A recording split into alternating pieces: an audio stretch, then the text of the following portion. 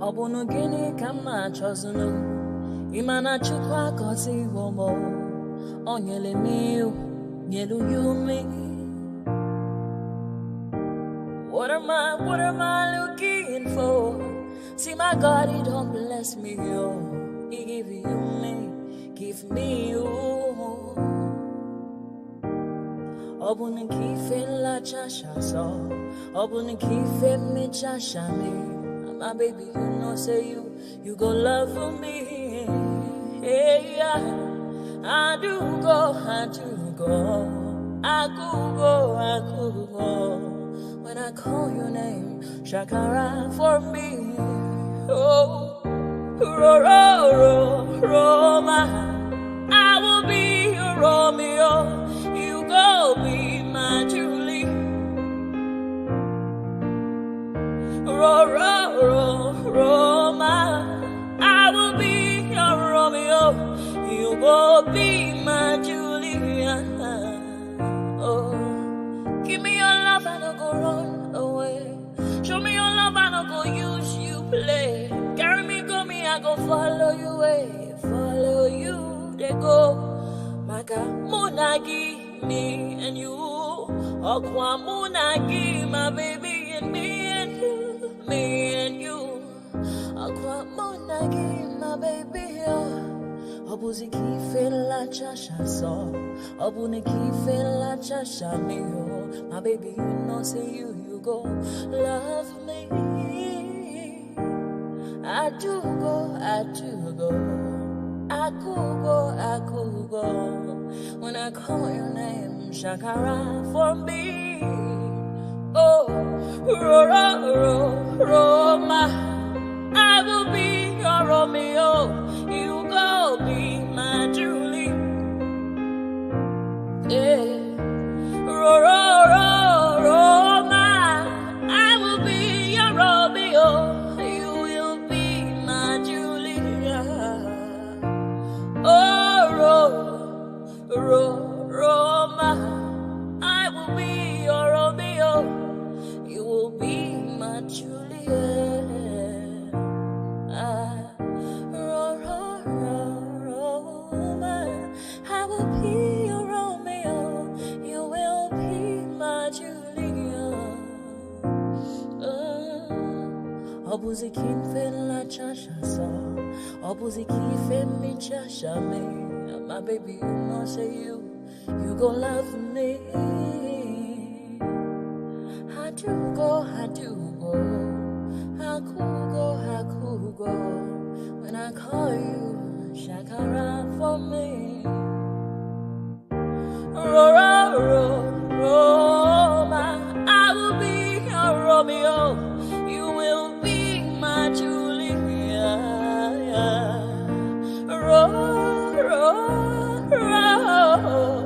I will be your Romeo.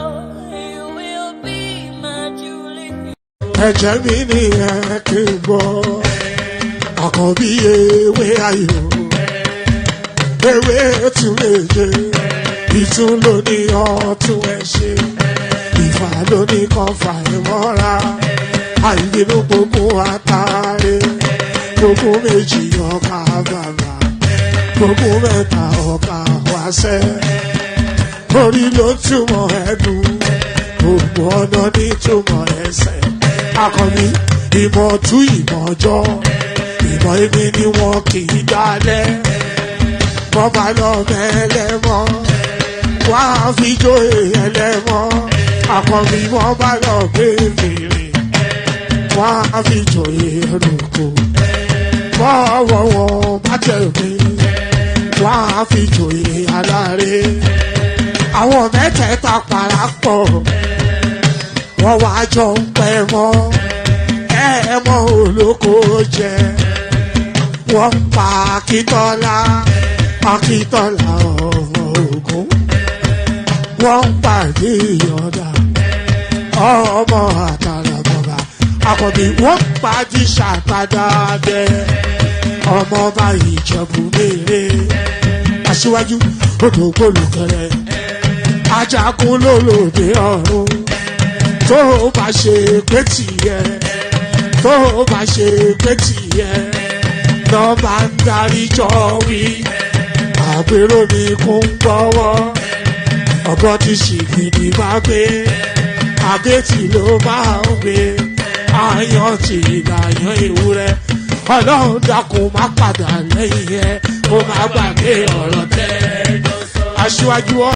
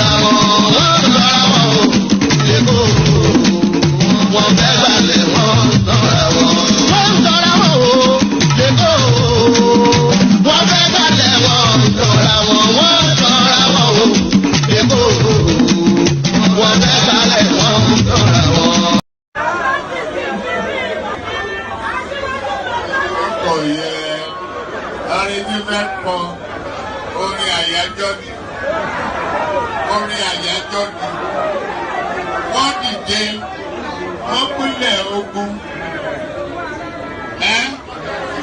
Oyin tí mo ní ká bá mi wá yẹn dà, ká ní kó bá mi wá.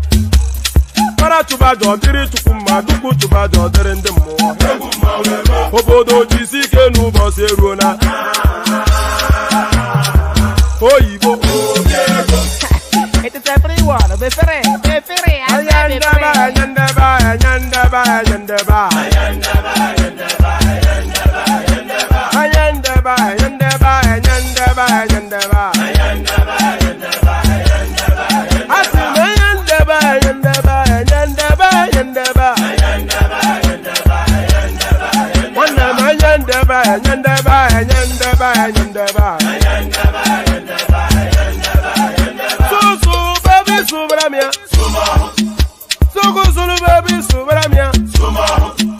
Soko sunu, baby, Subaramia. Soko sunu, baby, Subaramia. Ladies and gentlemen, sometimes you just have to act like you are drunk, like you are crazy. Confuse your enemies, confuse them. Oh, that's yeah, we mo. Yeah, we mo. Oh, that's yeah, we mo. No, but I got one to mo. Yeah, you get me. Oh, quit that, I mean, my amiga, boy, a baby mo.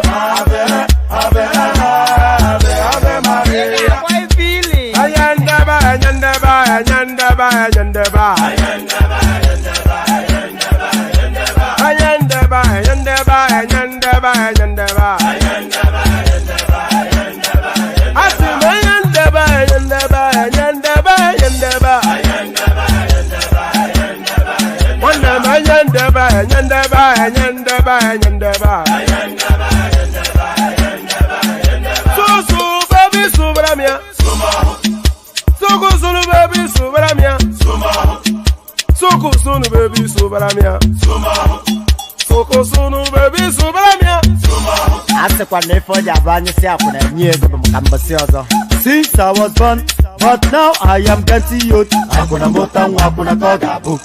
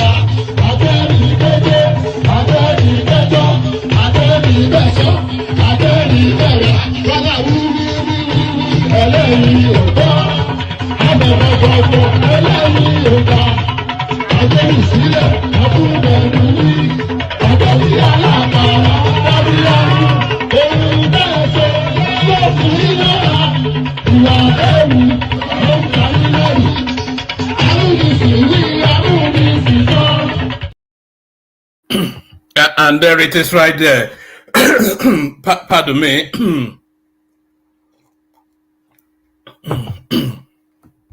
What better way to start a session than the first comment you see in the comment section is a super chat. So Ayo does as he always does. So thank you, Ayo, for that. And not once but twice. Ayo never does it once. So thank you, Ayo, for that. We want to see a lot more activity on that space. We don't get near enough super chats on this platform. So well done, Ayo, for kicking it off. But I don't want Ayo to be alone. That $sign at the bottom of your screen is there for a purpose. So click on it and empty the content of your wallet in there. That's not even the best way to start. I should have started with a greeting, shouldn't I, really? This is it now. A capitalist. I guess that's what I am, a capitalist. So, pardon me. So good day to you all. Good to have your company. I'm just awash with excitement. The next few days, we're going to have a series of big name guests. So the next few days, we're going to have a series of big name guests. So we're in various stages of talks with those guests. One is already bagged and tagged. One is already agreed, and I'll announce that in a moment. We're already agreed that the other one, which is a really very, very, very big name. And when I say very, very big name, I mean very, very big name. So I've had conversations with him earlier on today, and we've agreed that he will come on, but we're now trying to coordinate exactly when. So that's that. And then the third one, we're in the tentative stages of our conversations, but no, exciting times to come. So yes, a good day to you. Good to be in your company. The usual protocol: click on the like button as soon as you're coming in. Subscribe if you haven't done that, or you have to subscribe now. Don't you really? Just with the quality. I don't want to announce the ones that we've not finalized yet, but I will announce the one that we have finalized. Click on the like button just as soon as you're coming in. Subscribe if you haven't done that already. Hyperlink that says StreamYard invites you into the studio. So let me just show you this. Let me remove. Let me show you this. Let me remove that and put this on the screen. So we have Dr. Abayomi Arabambi coming to join us on Sunday. So he's coming to join us on Sunday, 10 p.m. UK time. So he's already confirmed. In fact, um, just before I came live now, I was again in contact with him, and he again affirmed that he's excited to come on. So we have Dr. Abayomi Arabambi, Publicity Secretary of the Labour Party, joining us on Sunday, 10 p.m. UK time. It's of course it's off the moment. It's an off the moment politician, as you know, because the news cycle revolves around his space at the moment, and he's been doing a tour of the media houses. So along that tour, he is going to make a pit stop with us on Sunday. So bookmark that. Let me send the link for that in the comment section so you can bookmark it. So yes. Let me. Where is that bookmark? So I'll send the bookmark in a moment. So Dr. Abayomi Arabambi, as I said, bookmark that for Sunday. I'm just going to send it now. So as soon as I send it, go and put on the bell notification so it flashes up on your screen just as soon as the time is coming up. So there it is right there. Labour Party Publicity Secretary Dr. Abayomi Arabambi joins us on Sunday. So that's the link to that session. Go bookmark that. But stay on alert though, because there's still more to come. Stay on the ready, still more to come. Yes, so have I done the click on likes and whatnot? Click on like, click on subscribe. Hyperlink that says StreamYard invites you to come and join us on the screen. So all that. Let me just kick it off. Because I've been so busy trying to organize this guest, I'm all over the place. But I've got names. Yeah. Anyway, you wait and see. Then you see.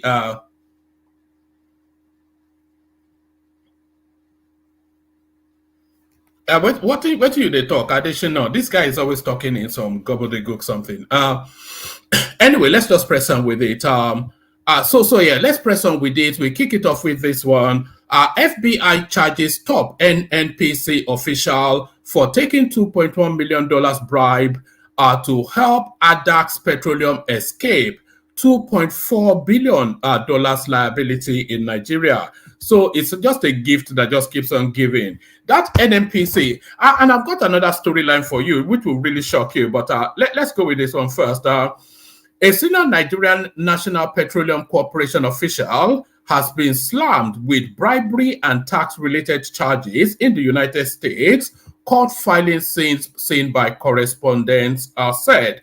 A jury recently returned a 3-count indictment against Polinius Ahinacho Okoronkwo after the Federal Bureau of Investigation found that he used his position as a general manager in NNPC's upstream department to obtain at least $2.5 billion in bribes. The alleged bribe was to assist Adex Petroleum escape its liability of $2.4 billion to Nigeria as part of an oil lifting contract that began in 2001. I'm not quite sure. Let me start that from top again. Right, a senior Nigerian National Petroleum Corporation official has been slammed with bribery and tax-related charges in the United States. Court filings are seen by correspondents said. A jury recently returned a 3-count indictment against Polinius Ohanacho Okoronkwo after the Federal Bureau of Investigation found that he used his position as general manager in NNPC's upstream department to obtain at least $2.1 million in bribes. The alleged bribe was to assist Adex Petroleum escape its $2.4 billion liability to Nigeria as part of an oil lifting contract that began in 2001. The grand jury indictment said before the United States District Court of Central District of California. Mr. Okoronkwo, 67, a dual citizen of Nigeria and the United States, has practiced immigration and personal injury law in California for nearly 30 years. On May the 25th, 2015, just days before President Goodluck Jonathan was due to exit office on May the 29th, Mr. Okoronkwo and other NNPC officials all hurriedly entered into an agreement that will see Adex Petroleum return to developing Nigeria's crude and gas reserves after a protracted pause due to a year-long dispute over the 2001 deal between Nigeria and the Chinese company. So, yes, let me just give you the fullness. Let me give you a couple more paragraphs. I'm not quite liking how this reads. Adex Petroleum, based in Switzerland but owned by Sinopec, bribed Mr. Okoronkwo with $5.2 million, including an immediate payment of $2.1 million in October 2015, after the new administration of Muhammadu Buhari threatened the May 2015 contract. So anyway, that's that. NNPC official. I can't speak. Maybe I need water. Right. NNPC officials up to their usual shenanigans. So that's what that tells us. NNPC officials up to their usual shenanigans. So Senate considers 6-year single term for CBN governors. So this single term narrative is something that's been circulated around the Nigerian space. A lot of discussion around if the Nigerian presidency should be a single 6-year term as well.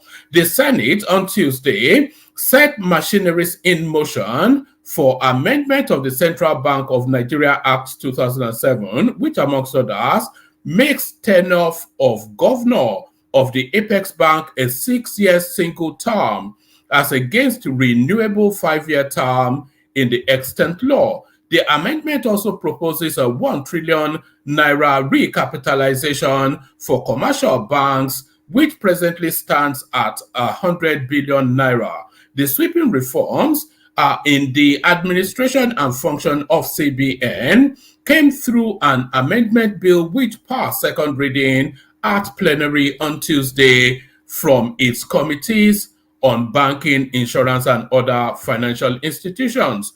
Proposal for 6-year single term for CBN governor, deputy governor, and members of board of directors was contained in a bill seeking for amendment of CBN Act 2007, sponsored by Adetokunbo Abiru, Lagos East, in his capacity chairman, Senate Committee on Banking.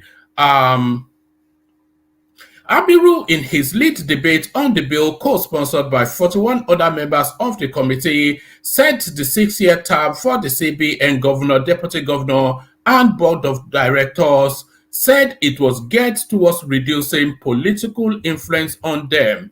This is the practice adopted by many independent banks, such as the US Federal Reserve and the European Central Bank, where their chief executive officers only serve one non-renewable term. Empirical evidence shows that a single term for the members of the executive and board members of the central banks help to reduce political on monetary policy decisions, politics that should say, helps to reduce politics on monetary policy decisions and the time inconsistency problem associated with non-independent central banks. 1 trillion naira recapitalization. Abiru in the bill said the proposal seeks to provide that the paid up capital of the bank shall be 1 trillion naira and may be increased from time to time by such amount as the government may approve, either by way of transfers from the General Reserve Fund or by other means as the government in the constitution as the government in consultation with the board may approve. So essentially a single term for the CBN governor and a ratcheting up from 100 billion naira capitalization to 1 trillion naira capitalization for banks. So is that in line with inflation or the dollar to naira value? I'm not quite sure what's leading that space, but that seems so. Plenty of room in the room, by the way. Plenty of space in the room, by the way. Anybody that wants to jump on. Let me send the hyperlink again. If nobody jumps on, very difficult for a conversation to take place. So let me send the link, then hopefully somebody will jump on. So that's the link. Anybody that wants to jump on. All right, let's go on to this one. Says breaking, it is now evident federal government reacts to report on alleged plot to overthrow Tinubu. So this is a story that's been circulating within the media space over the last few days. I've deliberately ignored it because there doesn't seem to be particularly any substance to it, but it's a story that refuses to go away. The federal government of Nigeria on Tuesday, February the 27th, said a media report of a possible coup attempt was fake news. As reported by a Vanguard newspaper, the Minister of Information and National Orientation, Mohammed Idris, in a statement said the report is unequivocally false and a heinous act of disinformation. The platform had reported the platform, that being Vanguard, the platform had reported that recent suspicions prompted emergency meetings involving the commander of the Presidential Guards Brigade, Colonel Adebisi Onosoya, President Bola Tinubu, and the Chief of Staff, Femi Gbadabe-Amila. However, in a statement by Rabiu Ibrahim, Idris's media aide, the federal government urged the public to ignore the report.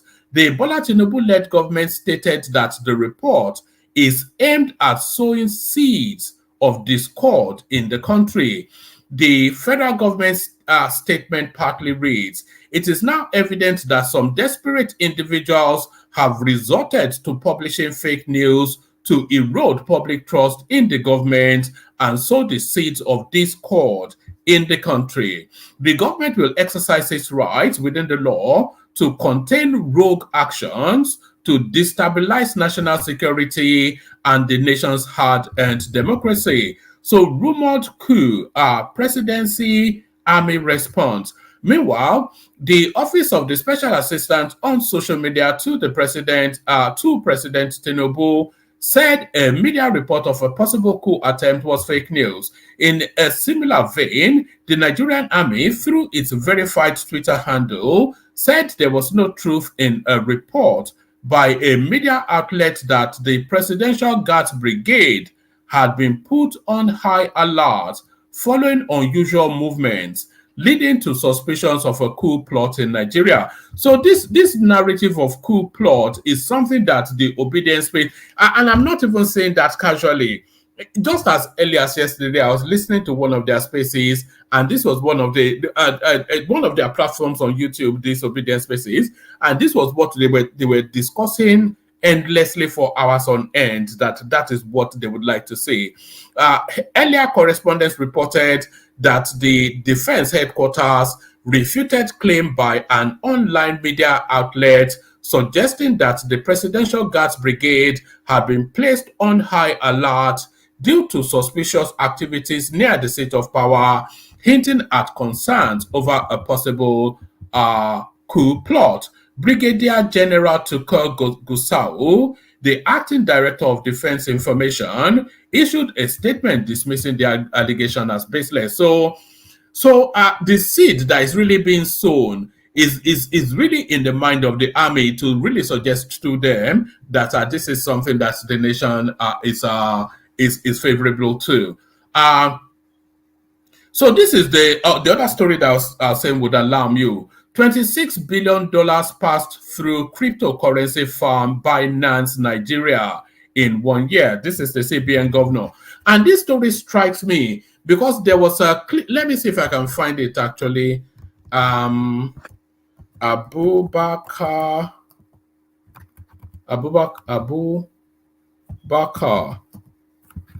Malami, crypto wallet. There was a time that an image of Abubakar Malami was captured where he was trading cryptocurrency on his phone, even though that practice was banned within the Nigerian space. So let me see if we can. I'm just going to see if I can get that. Let's see. Is this it?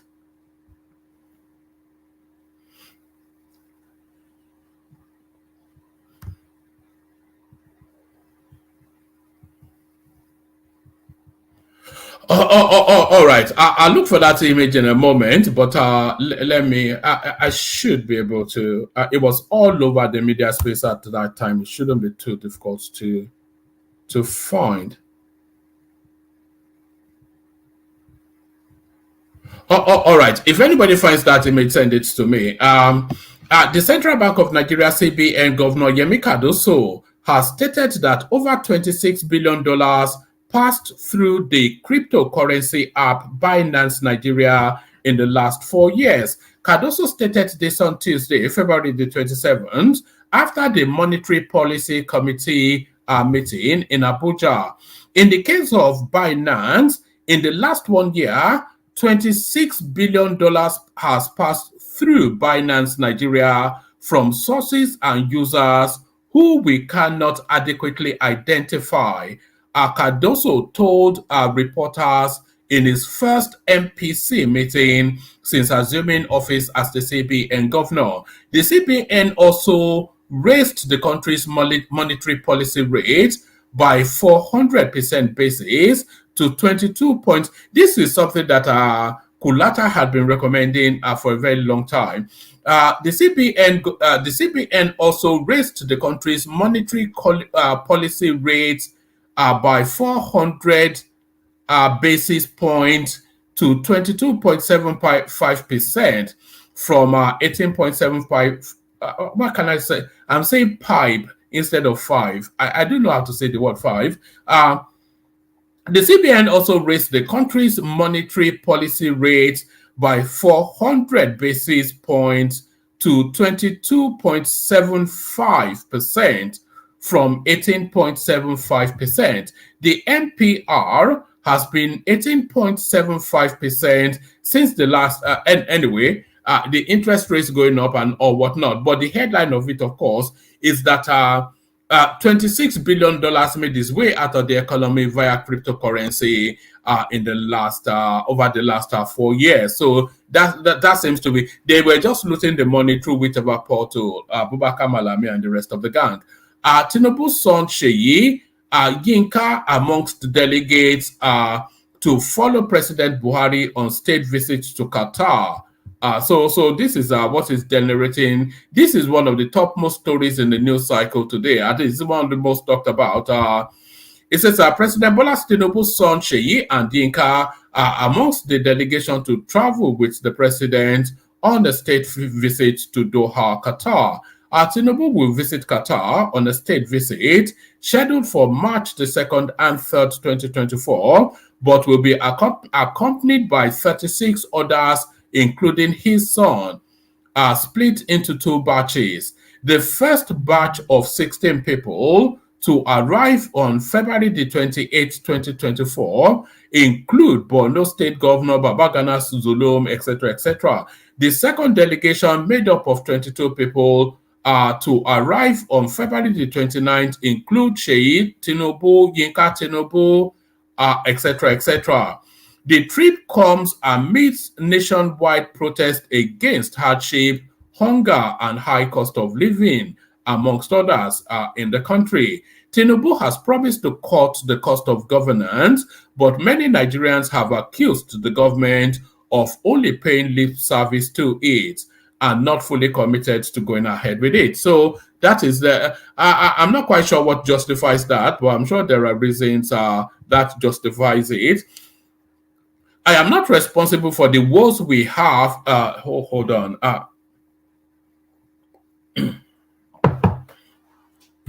My voice just doesn't seem to have the courage that it usually has. I am not responsible for the woes we have today. CBN Governor Cardoso. Governor of the Central Bank of Nigeria, CBN, Olayemi Cardoso has said he's not responsible for the economic challenges facing the country. Cardoso said this at the first Monetary Policy Committee meeting under his leadership on Tuesday, February the 27th. He also said the CBN is taking necessary steps to get the country's fiscal and monetary health back to normal. He said, I laugh at that question, but it is not a laughing matter. And I think it's very important for Nigerians to understand that the central bank governor, I and my team are not responsible for the woes that we have today. We are part of the solution. We are determined to ensure that we work hard to get out of the mess that Nigeria is in. We assume responsibility in a time of crisis of confidence. There was a crisis of confidence, and you may all want to go to bed and wish that crisis of confidence was not there, but it was, and we can't turn back the clock. All we can do is do the difficult things to make a bad situation better. I do believe that the efforts that we are making are beginning to bring back confidence, because to be frank, without confidence in your business, you are not going very far. So this is Yemi Cardoso essentially giving you the reminder that he's only been there for 2 minutes and this problem long standing. So let's and by the way, some of you may be listening on iPhone, and you may be experiencing that as the session goes on, suddenly your the stream loops back to the start of it. That's an iPhone issue. It's not anything I can do. So you just maybe go on the laptop or just move it back forward again. We carry on. APC must tell Nigerians what happened to pyramid of rice launched by Buhari government, PDP. So this is that now infamous pyramid of rice. That is Malam Buhari and his fellow bandit, Godwin Emefiele. So they are in that picture right there where my cursor is. The People's Democratic Party, PDP, has asked the ruling All Progressive Congress, APC, to tell Nigerians what happened to the rice pyramids launched by former President Muhammadu Buhari in 2022. Adebo Ologunagba, PDP National Publicity Secretary, who spoke in a chat with correspondents on Monday, said the demand for such an explanation was necessary owing to the biting hunger and harsh economic conditions in the country. Last week, 7 persons were reportedly killed.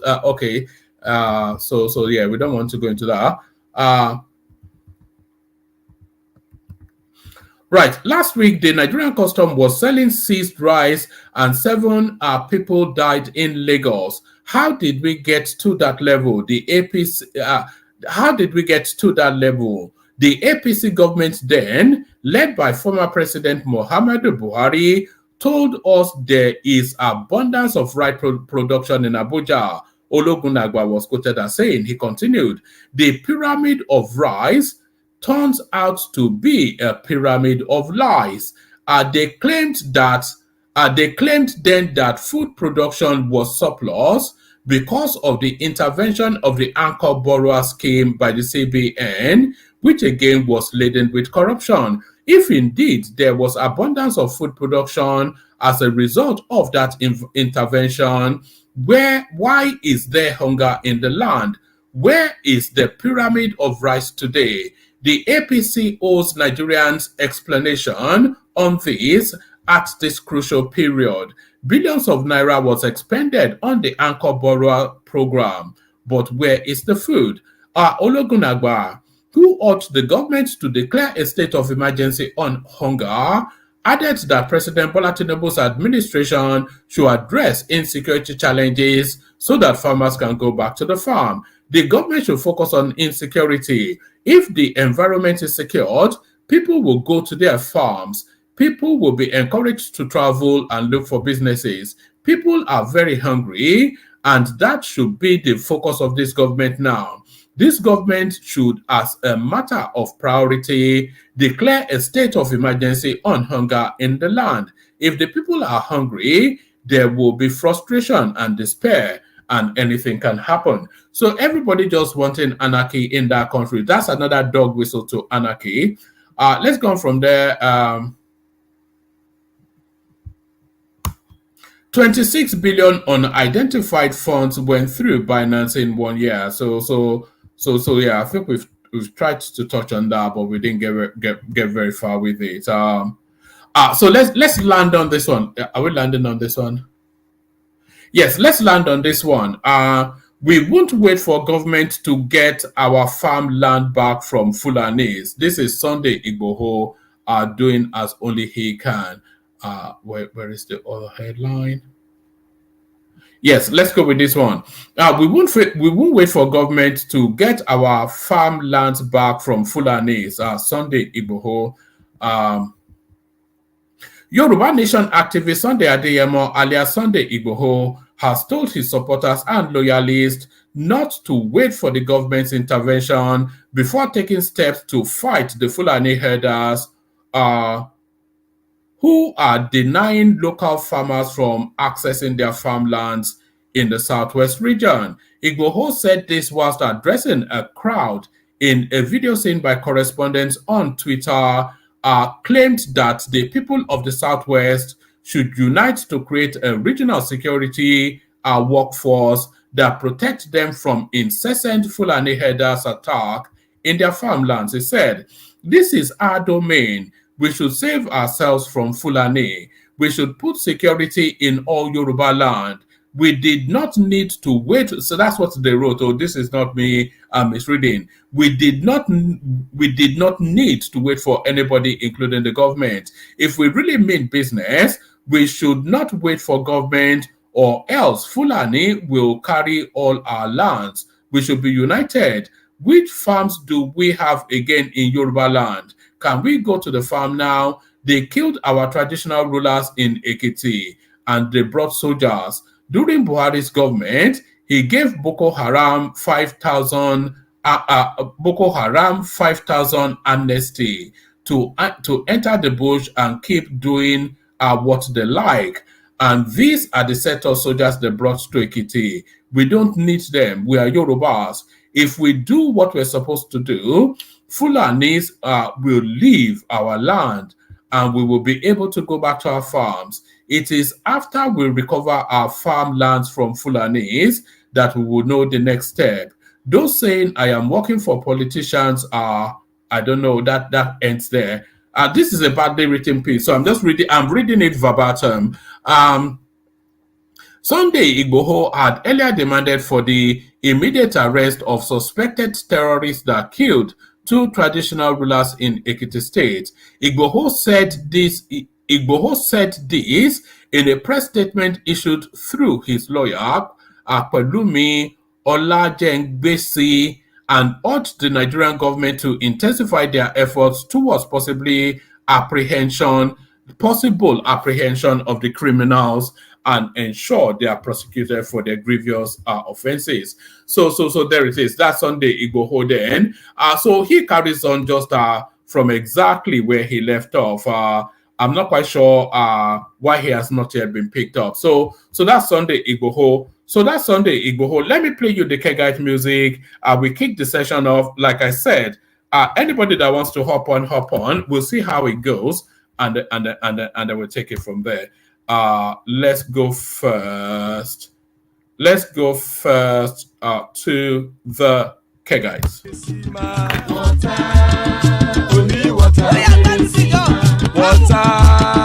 Only water, where they see my water. Oh yes,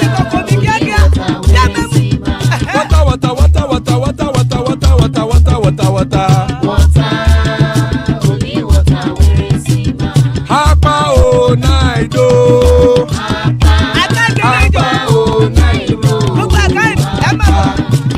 Papa, you don't come. Oh.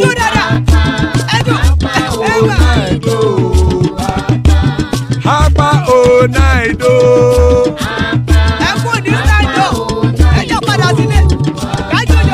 Oro kẹ̀kẹ́ ẹlẹ́mù yé o. Ilé sọ́dí àkẹ́kẹ́ rẹ̀ ẹlẹ́mù rẹ̀ o. Bobby master kẹ̀kẹ́ rẹ̀ ẹlẹ́mù rẹ̀ o. Chifu Faila ti kẹ̀kẹ́ rẹ̀ ẹlẹ́mù rẹ̀ o. Eruku lẹ̀lẹ̀ ẹlẹ́mù dé. Eruku lẹ̀lẹ̀ ẹgbẹ́ ẹlẹ́mù dòdò jàre o.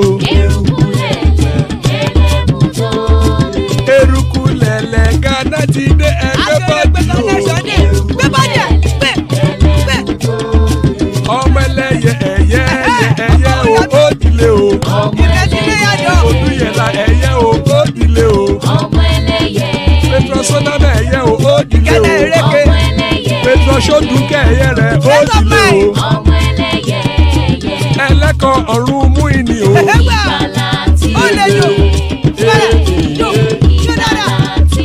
Àkùkọ ọ̀run mẹ́kọ̀.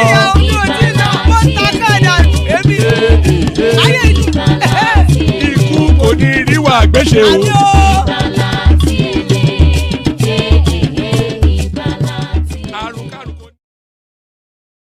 And there it is right there. Iku Koniru Agbeche, may death have nothing to do with us. So amen to that on behalf of myself and you, my friends. So amen to that on behalf of myself and you, my friends. Joining us, Ajanle Koko. Good to have you, Ajanle Koko. Darati, after a long hiatus, joins us as well. Mike joins us unusually early. We don't usually see Mike at this time of the day. So let's kick it off with you, Mike. Mike, how far? Mike. All right, let's kick it off. Yeah, I was muted. What are you doing this time? I thought you only came at night. I thought you were a night walker. Yeah, I was like, yeah, I usually want to come in the middle of it. I know if I come in, I mean, I just be there. I want you the way you do your session, you go to one person and you speak with that person for hours. Yes. Well, you are that person today. And by the way, to the people listening to us on iPhones, there seems to be a bug with iPhone, nothing to do with the platform. It seems to be so you just have to keep on moving the thing back forward. I'm not quite sure what's going on there. But Mike, Sunday Igboho are telling us then that is is back to flush the Fulanis out of Yoruba land. Why is it allowed to continue in that track line when they nearly killed a person exactly the same thing not that long ago? Is he really saying that, or you're just making it up?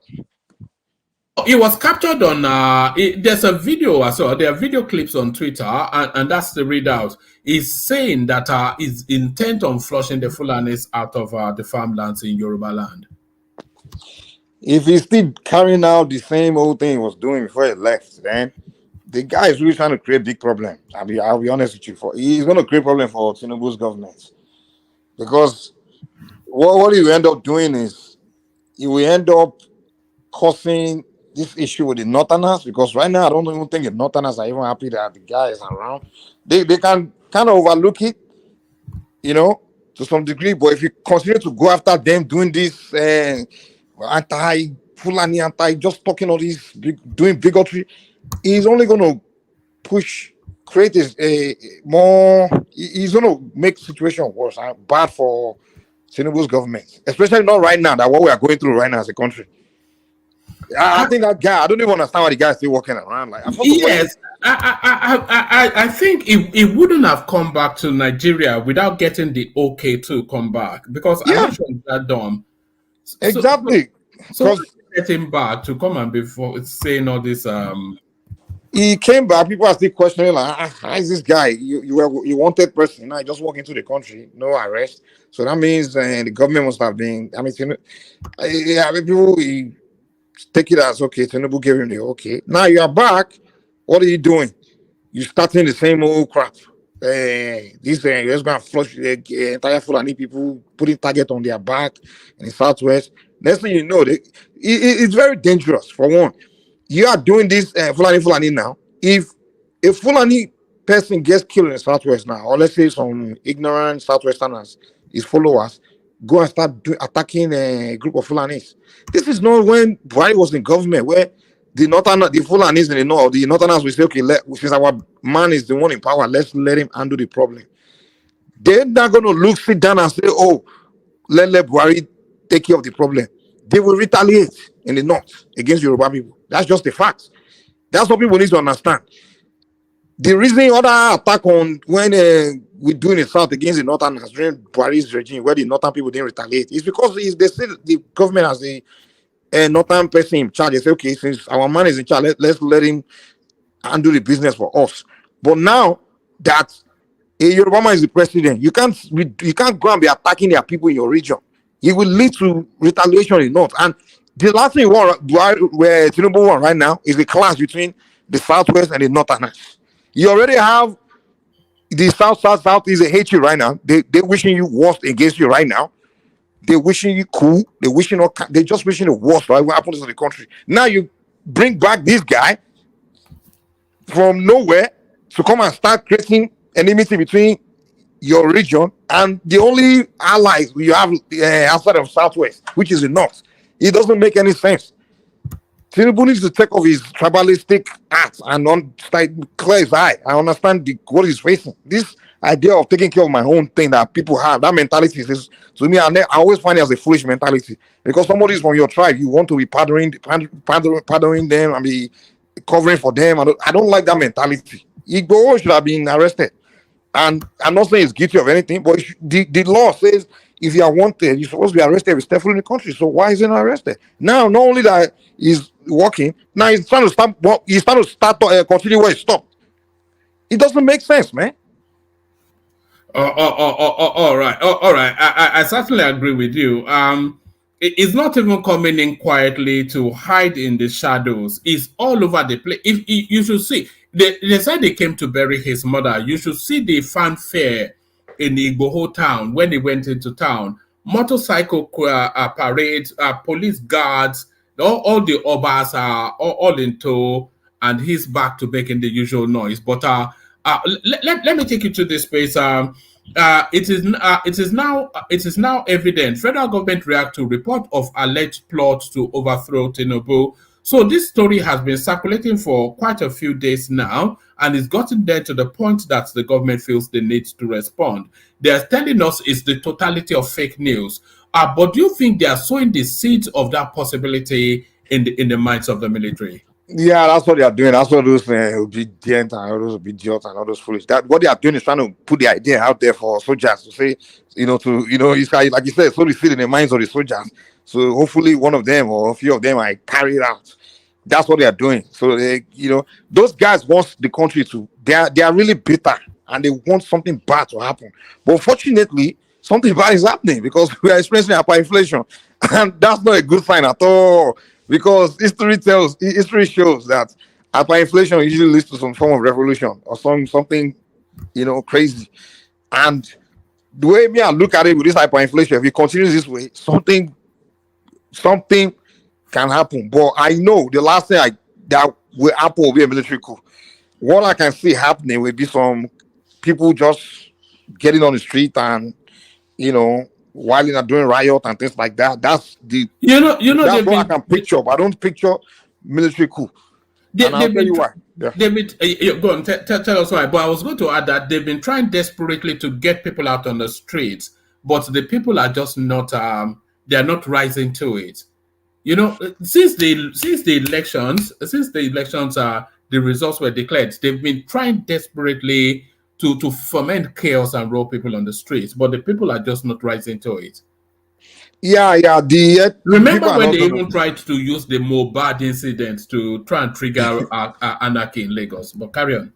Okay, so I will tell you the reason why people are not coming out yet, and people are reluctant to come out, and that's because honestly, if you take away the obedient elements out of the picture, people would have came out. The Northerners, the Yoruba, they would have came out like, oh, this is rubbish. Why is price going on?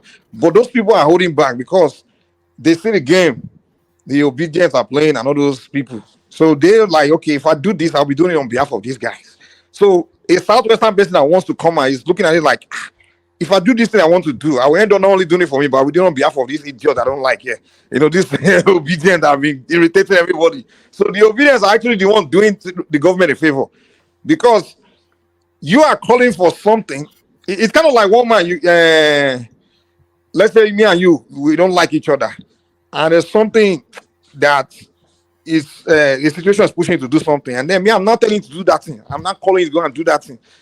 Now, what I'm doing there is kind of like you begin to give. It's like I'm giving you a reason not to do what you wanted to do. You understand? Because you're not going to look at it as, if I go out and do this thing, there's going to appear that this guy here is going to make me do it. That kind of thing. Now, so a typical southwestern person or not, they're reluctant to come out and don't blow, maybe riot and things, because they know at the end of the day they'll be fulfilling the wish of these obedient people. They are so annoying. They have been so irritating, so the obedience are doing the government a favor. That's one. On the military side, the reason why I would say there's not going to be a military coup is the same reason there hasn't been a military coup.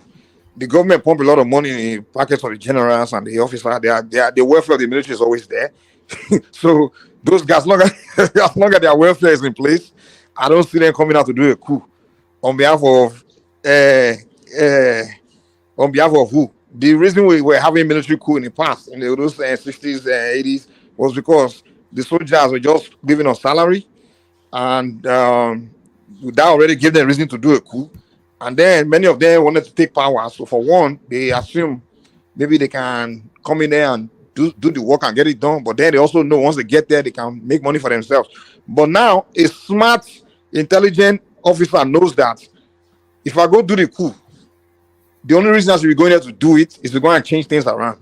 But he would know that the situation is not something he can turn around because everybody can see that this thing is very complicated. It's a sophisticated issue. You understand? It's very complex. It's not like you come in, you do a coup over to the government, and then you turn everything. You fix the problem. You fix the economic problem. When you see all these intellectuals, these professionals struggling trying to find solution, they can't find it. So what are you doing a coup for? To go and fix the problem, or to go and make yourself rich? But as a general, your package is already good. Because in Nigeria, generals, they are packaged, their retirement package, everything is good already. So the military is well taken care of. So they're not going to come out and do a coup. And of course, they know doing a coup, that means the history already shows that everyone that did coup, they likely, the counter coup, they ended up getting killed. It's like your life is in more danger. You have so much to worry about. You can't live normal again because you have to be watching your back. You have to. So these guys are smart enough. The other thing is, if we just look at the ethnic dynamics of the Nigerian space, the coups are usually done by the northerners. So they cannot not have done a coup under Buhari's administration, which was the worst we've ever had. And then suddenly you have a Southwesterner in charge, and then they do a coup. It will be too obvious that as an ethnic move. Yeah, that would look very like an ethnic move. And even they themselves, these guys, they know the history. They themselves, first of all, average Northerner.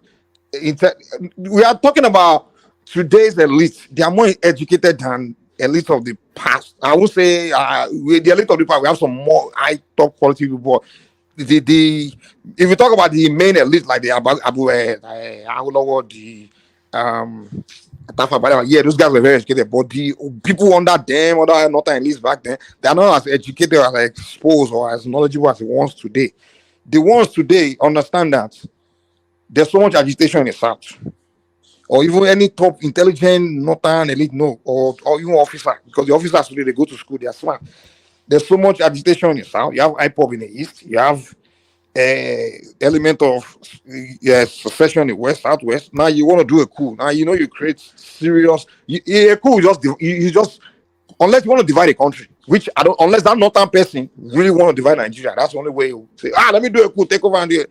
You will mess everything up. You take us from £5 to fire, because a coup by a northern person, even by anybody, will take the situation from £5 to fire. Nigeria is goodbye. A military coup just kills Nigeria, whether it's goodbye or some disaster that will take us back 30 years, 40 years.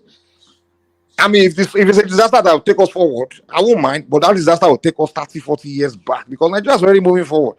But the coup will be a bad idea, and these guys are educated enough to know. And the fact that we've had history that's taught us so much lesson about how coup cannot solve any problem.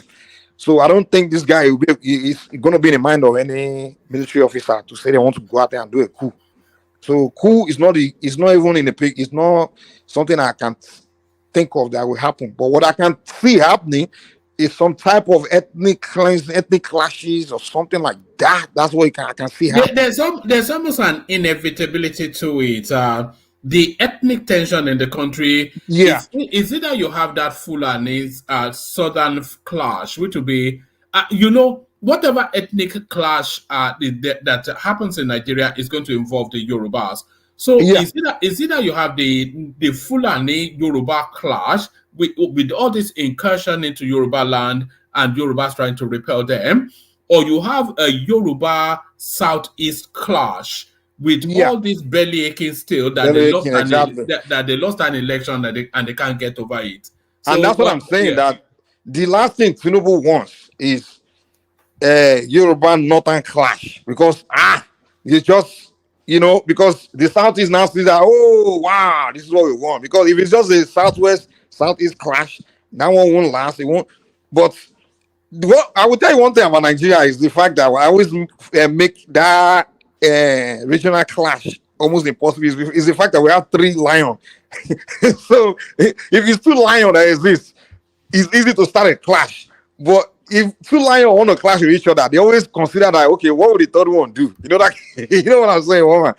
So let's say the Southeast want to clash with the Southwest, they will be considering, okay, what would the North do? Where would they stand? Where do they stand? Where would they stand in this matter? Because you know that it's North, whichever side the North will pick, we side with, that means the other one is in a mess. So what has always caused all these major region to kind of hesitate in clashing with another region is because they always kind of consider like, okay, what would the third one do? Or can I clash with both of them at the same time, battle both of them? No, you can't. The Southwest right now, you can't say you want to take on the clash with the North and the Southeast at the same time. That's disaster for you, and that's what Igbo is trying to create for Tinubu right now. Because you are trying to create a situation where you clash with the North and you also clash with the Southeast and South at the same time.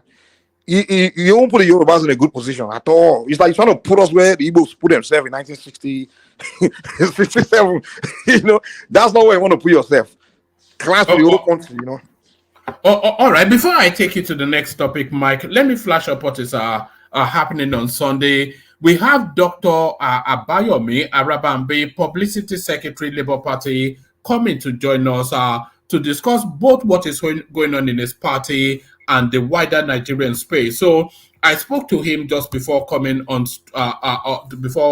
in fact, we exchanged text, I should say, really, just before me coming on stream now, and he's telling me just how excited he is to join us on Sunday. So we have Abayomi Arabambe joining us on Sunday. I've sent the link to the comment section, bookmark it, so you're ready. Get your questions ready. His relationship with Peter Obi, the Lamidi Papa narrative, Julius Abure, all of that. Is Tinubu their sponsor? All of these things that we've been discussing endlessly. Now you get to put it to him and hear from the horse's mouth. So hear from the horse's mouth. Mike, let me take you to this space. Tinubu's son Seyi Yinka amongst delegates to follow president on state visit to Qatar. So, what is their role in that visit? This is the thing now. They just seem to be feeding people things to launch at them. Right. You already been accused of nepotism, and you see, what I say about Tinubu is on one end I can say, okay, I like the attitude of not giving a damn, but then at the same time, the way he's presenting is I don't give a damn. It's like in a way where it's just not very profitable, if you want to show that I don't give a damn, then do things that other leaders have been hesitating to do, like maybe do some restructuring and say to hell, or do some things like that. But don't be doing things like the obvious nepotism and obvious tribalism. Just allowing go enter country. They accuse you of giving what's that Indian lady, the journalist that said presented the news that he allowed his nephew or something. They got a home. Is it Anka Paul or something like that? No. That you didn't throw that. I thought he covered the story here where they accuse him of nepotism. That he allowed his nephew's company. I got his nephew's company. That oil company now, Ando. Oh, yes, I know. Yeah. No, not his daughter's husband, Ojo. He made him something about housing. And he made him on Friday. On Monday, we releasing 180 billion to him to fix housing project. So it was really funny. And that one and the other one that he allowed his oil company to, I guess, buy that. From ENI, jeep, yes. Exactly. So this I don't care attitude is not towards something that really benefits his region and his people. You know, this nepotistic thing. If you are doing when he first came into office, appointing Lagos Cabal in positions, things like that. At least that one I can look at it as almost okay. At least you're doing that one you were for your region. Then. You were applauding him then. No. I didn't applaud. I just say, well, it's funny, but at the same time, I can't really. I can excuse him for, in a sense that okay, you want to put people you trust, and also, at least it's something that if it's for your region, because those guys will perform well for your region. That kind of nepotism benefits your region. But if you are doing nepotism that's only for you, that doesn't make sense, man. And you are making it so obvious. I mean, where you taking your son? Why are you taking your son there? I mean, you favoring your in-law, your nephew. That doesn't make that kind of. I can't defend that kind of stuff because it doesn't benefit me. I can't go and defend you if you're doing something for your own pocket. If you're doing it for your region, I can say, hey, while you are there, Yoruba people supported you, so do something for us. I don't care what anybody thinks, especially those that hated you, like regions that are swearing for you. I don't care what they think. I don't give a shit. I can buy that one. Like we do so for your region. But if you're doing for your family, I can't defend you now. If you're doing that kind of nepotism, I can't defend you. Just taking, I mean, it needs to chill out, man. Listen, you go. I can't defend that one now. All right, let me take you to one more space, Mike, and then move the conversation on to Aizon. Senate considers 6 year single term for CBN governor. So is the narrative of tenure durations for Nigerian politicians. So I think it was actually Goodluck Jonathan that muted the idea that the presidency should be a single 6 year term, so that any and everything that you want to do, you should be able to do it within that 6 years. So they've taken that idea now and they've moved it on to the CBN space. But with the CBN, they are propelling it through the parliament to make it an act of law. So what are you making of this single tenure narrative for Nigerian politicians? For the presidency, I would say on one hand, it will really make the president just like hit the ground running and getting things done the way he wants to do it, and not think about anybody or considering anyone, because you're not thinking about, hey, let me be careful, let me not do this because I may lose the next election, because now you know you're in and you're going to do 6 years and you're going to be out. So I think that would be good in that regard, that okay, whoever will be president will just come in and start doing his job, do whatever is in his mind without compromise, without, I can say it that way. But then on the other hand, on the other hand too, like do you not feel that it makes for more effective let's use Tinubu as an example now. A lot of people feel that he will take the heavy weight of that restructuring on in his second term, but he dare not mention it in the first term. Exactly. Yeah, but if it's a single 6 year term, you do your 6 years and you go. So any and everything, as soon as you're president, you know that there's nothing else there's nothing else. Yeah, so you do what you need to do. Because that's kind of what happens with Jonathan, where when the first term, he was considering like, I have to appease this region. He was doing things for particularly North. He was maybe, and people are like, dude, focus on Niger Delta now. Your people have been oppressed for so long. If Jonathan would have practiced complete nepotism and just build the Niger Delta and ignore the rest of Nigeria, nobody can open mouth and criticize him or even say you are a regionalist or you're a tribalist. Who gives a shit? Dude, develop that place, turn that place to London and leave the rest of Nigeria to be dusty, But the guy was trying to, I want to win a second election. He's going to build Amajiri schools all over the North. He's doing things that I'm like, guy, dude, at the end of the day, he didn't win the second time. So I think if Yeah. So I think Hello. Baba Willie. Hello, Mr. Mike. Hello, Yeah, Mr. Mike. Can I introduce you? yeah, go ahead, Yes, sir. sir, Mr. Woman. What are you saying, Mr. Mike? I thought you were a Isheshe man. What do you Why are mean? you going against Sunday Igboho? No, I'm not going against Sunday Go. I'm just standing for the justice. No. You're wrong. They killed two of your harbors, and you talking like this. Okay, what did I And say that? Okay, tell me exactly. You have to quote me. hold on. No, you saying that you didn't allow him to come in like that and started showing himself off, something like that. This is time to show yourself off. That's a Yoruba man at the stake right now.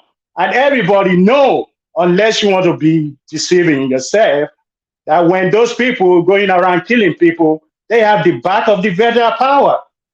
Unless you lying to yourself.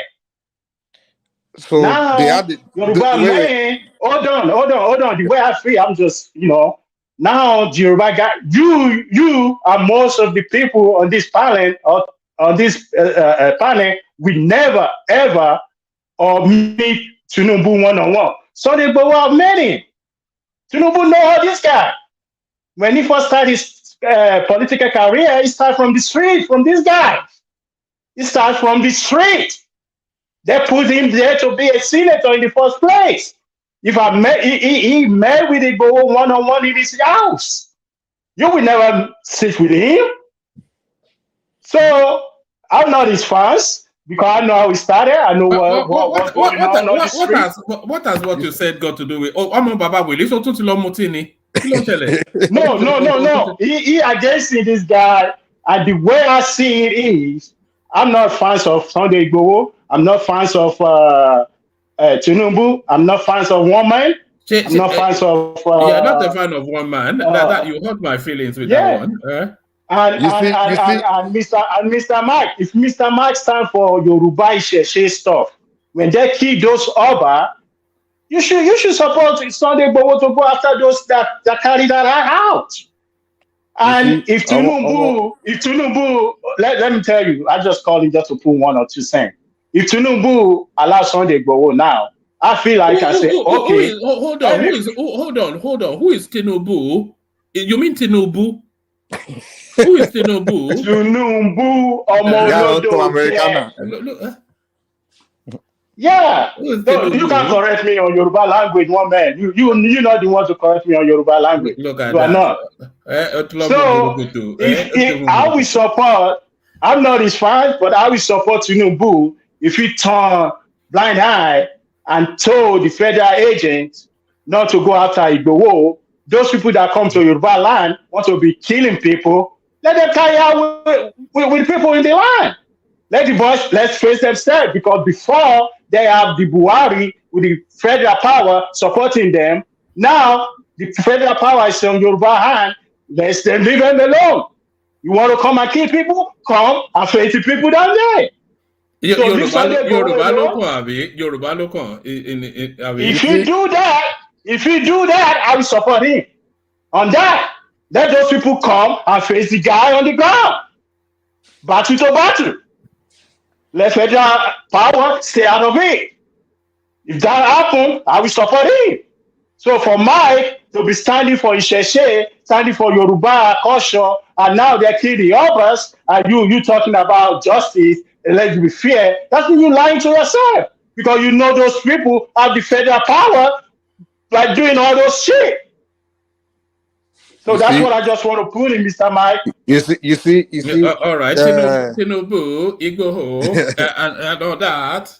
Okay, carry on. All right, Mr. Woman. Mr. Woman. It's kind of ironic. Excuse me, Baba Willie. I just come with love because I like fights. That's my job. I love fights. I like it. But now I just want to come in the midst of Yoruba people, Nigerian people, just to show love. I put my weapon down. But that's what I like. I like fight. And I just have a message for Mr. One man. The man that drive truck. I say you wait for your floor. Just wait for your floor, man. You're going too long. Time, but he don't drop no money. I thought truck driver make a This guy lot of really talk for money. them, man. Okay, don't hear you. Who don't drop no money? That guy that drive truck. You always sound angry all the time. My brother. It's not up there to drop from money. Have you ever dropped any money before you accuse anybody of dropping? Don't worry about who's not dropping money. Oh, you worry about that bet. Yeah. You full of it. Yeah, You full of it. Okay, Mr. Mike, what are you saying, Mr. Mike? That time ran away. You think we forgot it? I didn't. He ran away. $1,000 is chicken change. He's the one that ran away. What are you talking about? And okay, I give you put your mind where your money is. Super chat $1,000 right now, so we can know that you really mean what you're saying. Okay, me and you. Why do you have to use somebody else to run away from your claiming to be? You are the one calling it chicken change. How do you call it chicken change? Since it's the chicken change, prove to us that it's chicken change and super chat is right now. Hold on. Why I said that is you always come on this channel talking about having business, man. I'm this, I'm that. But you don't show it. That's why I don't mess with Nigerians. I never come to brag about $1,000 being chicken change. Where can I meet you? Where can I meet you? I'm in instant status. Where can I meet you? Where can we meet? Do you want to meet me for peace or for war? Which one? Anyhow it goes. Whatever energy you bring. Mike,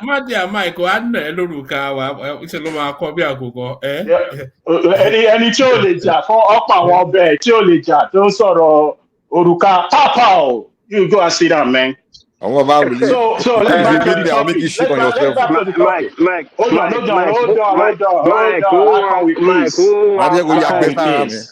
Mike, who wants fight not to speak English? Who wants fight not to speak English? Who wants fight not to speak English, Mike?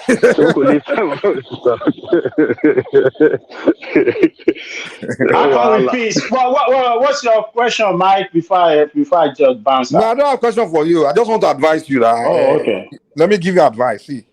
You mentioned it's ironic how you mentioned Sheshe, and then you are telling me that I'm standing. This is what Sheshe stands for. You understand? Me, I'm a student of Oromila. Oromila say you do the right thing, whether you always do the right thing, even if you're going to be attacked for it. You say the right thing. You speak the truth, even if you're going to be attacked for it. You will never fail or fall. Only Utito, if you die, you understand? And everything God creates in nature, don't lie. They will never compromise. The sun will never say because the people are not happy, I will come out at 10 p.m. The sun will come out when the sun will come out. Even if disaster they happen, they need the sun to come out. The sun will come out when the sun will not lie. Will never do against what? Everything in nature, they do things the way God tells them to do it. And what God told us, Olodumare told us is speak the truth, even when they will hang you. And stand for the right thing, even when they will hang you. Me, I'm telling you, when you do something right, I will say he did something right. I will stand behind him. If you do something wrong, I will say he did something wrong. I will not stand behind him because it's Yoruba. I don't do that. The fact of the matter is, I'm telling you that the law says if you are wanted, you flee. If you step in, the law says you should be arrested. I won't say because Igbo is my Yoruba brother, he should not be arrested. I won't say because I love you. I will go against the law. I'm telling you the law. I'm going by what the law said. Did the law say that you shouldn't arrest someone? No. The Buhari government follow the law. It's irrelevant. That's Buhari because Buhari doesn't follow the laws. Brother, listen to me. I am not Buhari. Hold on. You are wrong. You are lying. Tell me where I lie now. Keep your voice. All right. I'm telling this guy that I'm going by principle. Are you telling me that because Buhari? No. You don't know what you're talking about. You don't know what you're talking about. Mike, stop all this talk. There's nothing special about Igbo. There's nothing special about Igbo. He's back. He's not back. There's nothing special. He's not coming to change the tide of criminality in the Southwest or the Fulani Hesma. He's just a single man. When some military or SSS men came to his house, he ran to the Republic. Why did he stay? So what is the and I criticize that. They allow him. You don't know what's going on. You don't understand. One voice. This guy, This guy you supporting now. What's the hype about him? What's the hype about him in his back? The match is just simply saying the truth. The I'm office is just not saying what making it is. The thing the it's girl the did remote. right, I will be the first to come here to say, yeah, he did this thing right now, stand behind him. And things he did wrong, I'll Hold be the on. first to come here to say, Hold this on. thing he did it wrong, I have to all right. correct him. All right. Just let me just let me bounce out. Okay, That's bounce all down. Let this me drama you continue my talking flow. about. Now bounce to the comment section and let's see that chicken change reflect in the super chat because we've been coming here No, I often won't. enough. I won't. Yeah, I will not. Back I up. will not because All right. hold on, All right. one man. No, don't tell me because that was even. Don't worry about it. No, because Oh God. I'm in abroad. Most of you come on this chat live and you talk down. Most of the time, people that come from Nigeria, you talk them down like they ain't shit. But I know how it go on in abroad. Most people in abroad know all that. So that's why Who if is this you guy? So man, who is this One guy? man, you know, like some Nigerians, when they come to America, within 6 months, they that's start to it, want to change man. their accent. They I start to think force it's You American have to accent. put it down. I put it down. I think it's from South Central California, Ekiti, No, Kupa I decision. mean Houston, Texas. It's Let me, Mike, pull Texas, so you up. are laughing. Mike, One man know what's pull even up. worse, man. He's You want to trying pull to up? emulate the worst American accent, which is Southern accent, where nobody, even Americans, don't respect the Southern accent, and that's what this guy is trying to pick You up. always you always put people down. You always talk shit, putting people down. That's what you do. That's why I don't like you.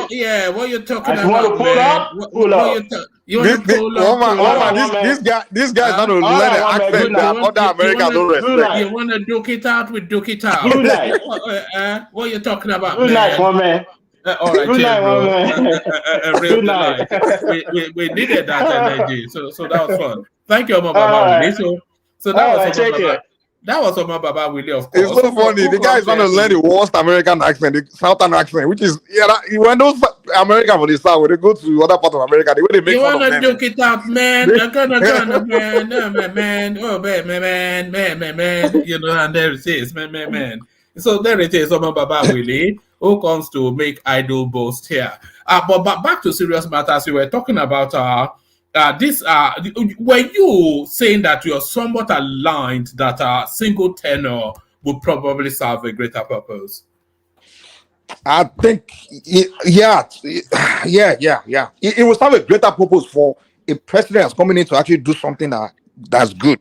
But if it's for a useless guy, it won't really help. If it's for maybe a guy that's not competent, and he will have reason to listen to somebody else, listen to advice and things like that, because he wants people to vote for him next time, so he will listen to advice. But for a competent person that doesn't need to listen to advice, I'll just come in and say, hey, I don't have anything to lose.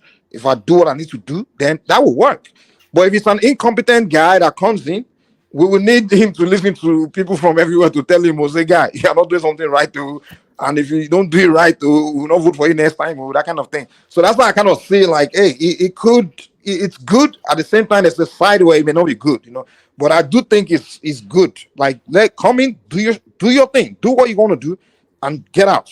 Let the next person come in. Because I think if Jonathan had came in knowing that I'm just coming to do 6 years and I'm out of here, the guy would have done a lot for this Niger Delta, man. He would have just developed that place, man. Like, done great. I don't think it's an idea that should be casually swept to one side with the whiff of a hand. Because Omachukwu also adding that let's say a 6-year tenure. I don't think 5 years is sufficient. So if you're 6 at least, 6, yes, if you say a 6-year tenure and then you institutionalize the rotation of the presidency, then that solves a lot of things. So you do your 6 years, you hand it over to the Southeast. They do their 6 years, you hand it over to the Southwest. So what you're saying is you do your 6 years, you fix your region, leave everybody else. You wait for your turn. When your turn comes, you fix your own region. If that's the way it works, that's the way. Is that not the way it's working now? Hey, for Nigeria, where we are not seeing anything happening now. So basically, we can do it like this. It will make sense because for your 6 years, other regions, you look to their governor to take care of them. And whoever is in charge, hey, you have your governors and the president, doing the federal project and everything for you. And then when it's other people's turn, when let's say it's no longer your turn, now don't go to another person's president to now you just focus on your governors and leave the president alone.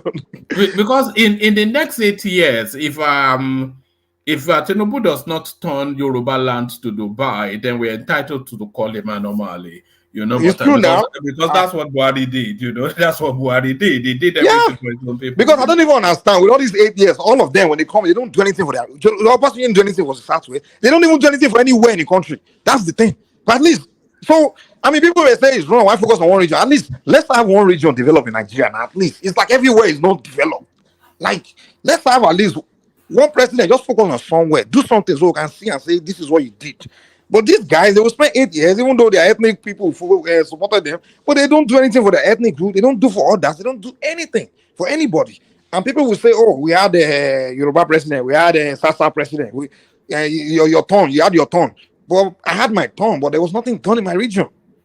So if we're going to be saying you have your turn, then if you call it our turn, let it be our turn completely now. Let it be our turn. Let's develop our region.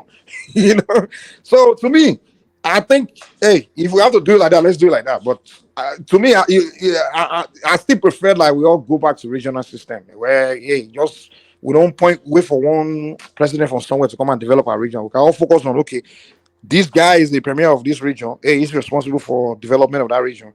And we don't have to look to another, because to be honest, I don't think Tinubu will develop the Southeast, man.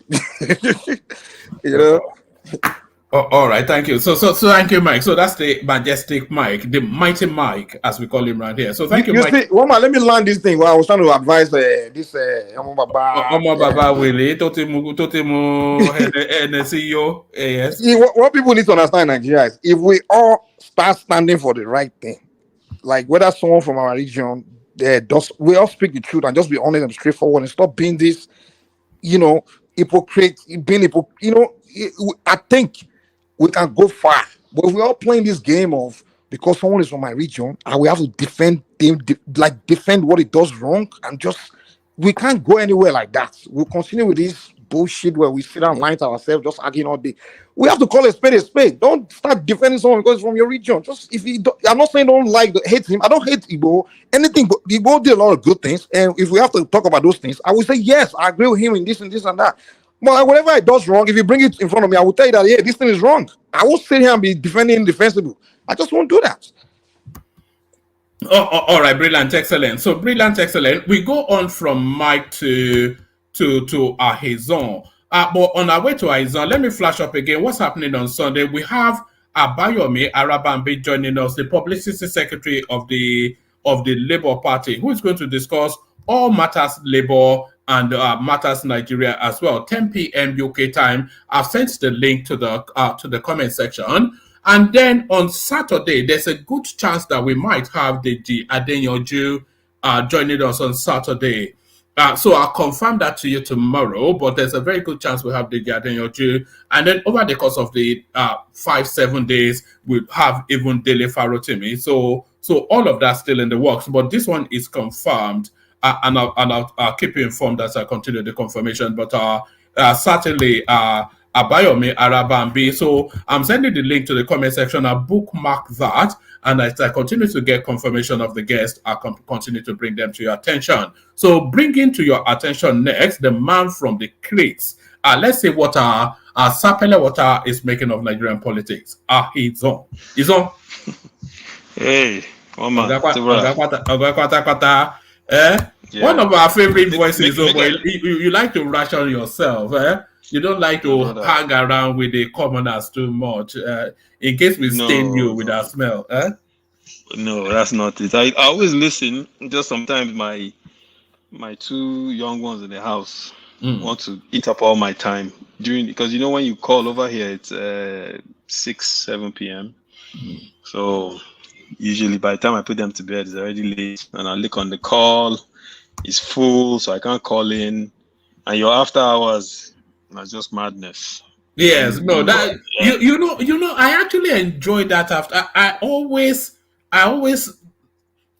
I pour myself a glass or something to listen. I especially enjoyed a mic session yesterday when they were talking about from rap music to all manners of things they don't know about, but they were pretending they knew about it. It was a real delight. Babate trying to orchestrate in a manner that it was always fun. But I know, what are you looking at in the news cycle today? Yeah. It's fun to listen to. It's entertaining to listen to. But if you're on and you want to have a serious conversation, forget it.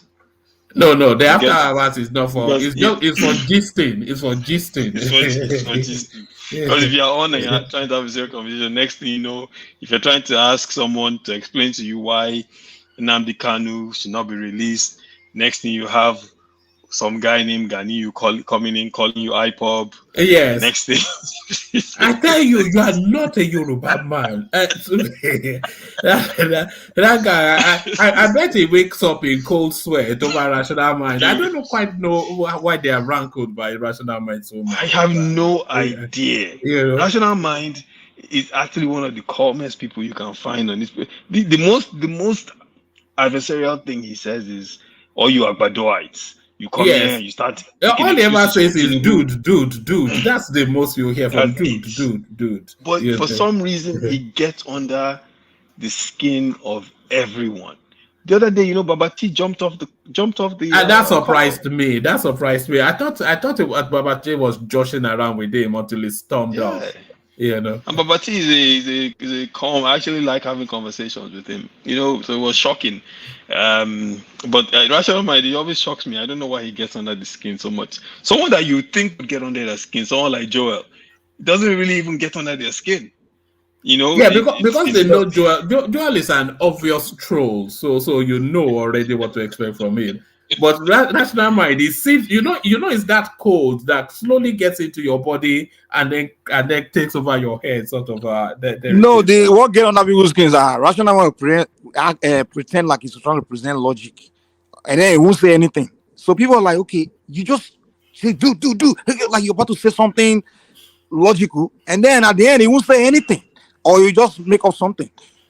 So that's what gets under people's skin. It's not because he has monopoly of insult or anything. Trust me, people can insult him better. That's what people are like. Okay, when for example, that one that pissed Babati and you, I think they were presenting logic. They were having very high IQ conversation. He jumped right in, and then what did he say? Absolutely nothing. So that's what pissed Babati off. Like, come, it's like high IQ people are talking. This low IQ guy just coming. So that's what got under his skin. So that I don't think he get on other people's skin because of what he says. It's just that what he doesn't say or what what he presents is just absolute nothing, like very low IQ. Oh, all right, brilliant. So I wouldn't call him low IQ. He's a clever man. But coming to the Nigerian politics, where are you looking at it from? Is it this Seyi Tinubu suddenly now a member of the government, So?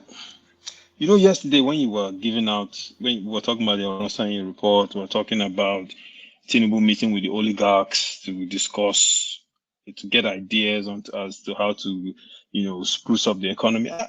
I looked at those two things. I said, okay, I don't know how this is going to turn out, but I give him credit for effort.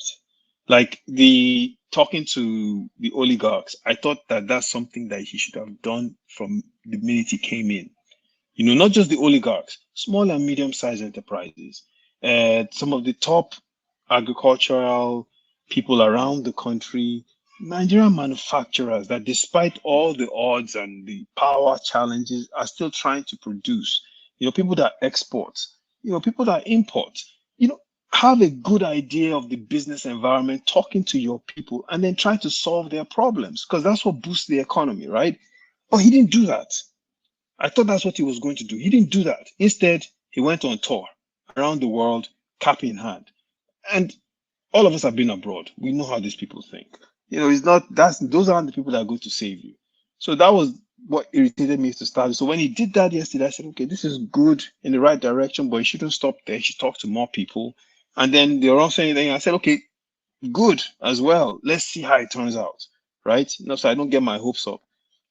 But then I turned on the news today and he has carried his son and his cousin to, and you look at it, not to mention that Owando got that contract, not to mention that people are already saying that he's filling the cabinet with Lagos boys.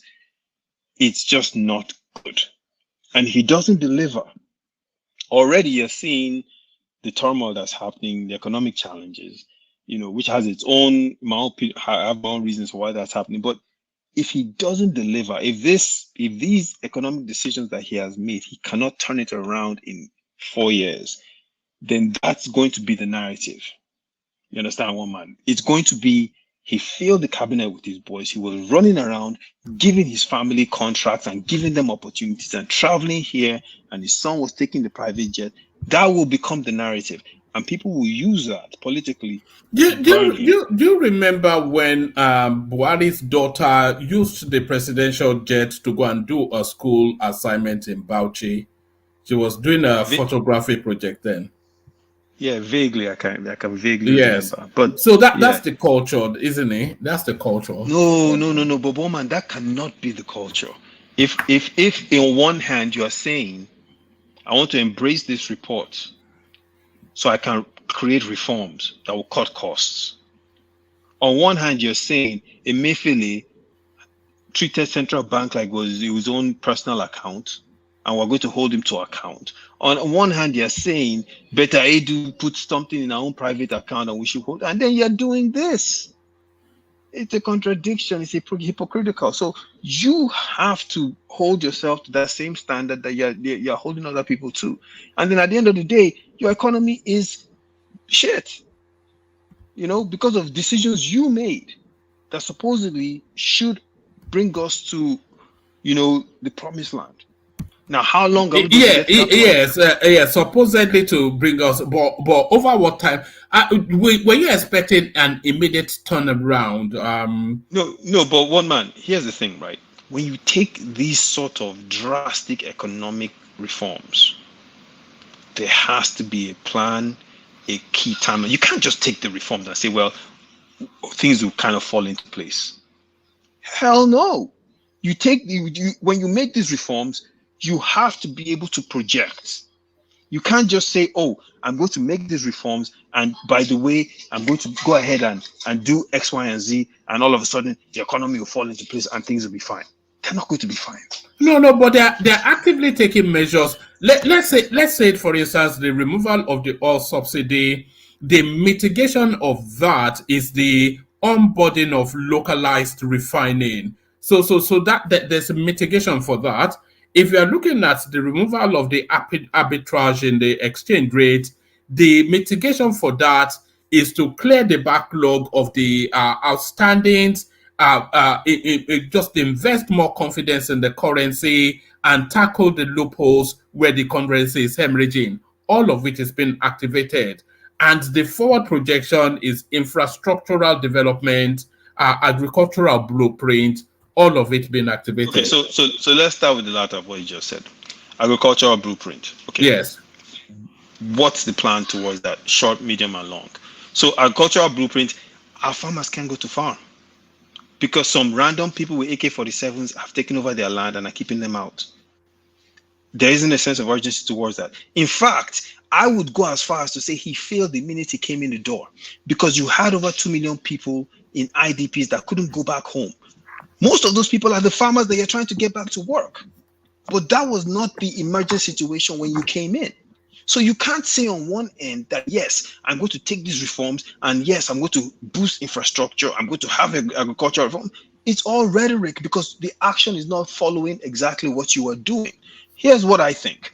I think, because you see this everywhere you go, I think he came in, and I discussed this with Kolada briefly on one of your sessions. He came in, he had taken money, he was beholden to IMF. They instructed him to go ahead and to institute the floating of the currency, and they have been pushing, not today, for the fuel subsidy removal. Now, the subsidy removal is a different matter, because everyone will tell you that thing was a fraud. It's not that he took it away, it's how he took it away. That's the issue. The floating of the currency, on the other hand, that is something you see, and I've when he first announced it, I took my time and I went to listen to economists out there. I went to listen to people like 805. Let me see. I went to listen to people like, Richard Wolff, Jeffrey Sachs, global economics, independent people. And people will tell you, if your economy isn't producing anything, if exporting anything out of your country is a chore, you don't float your currency, because your currency cannot be competitive in the remotest sense at all.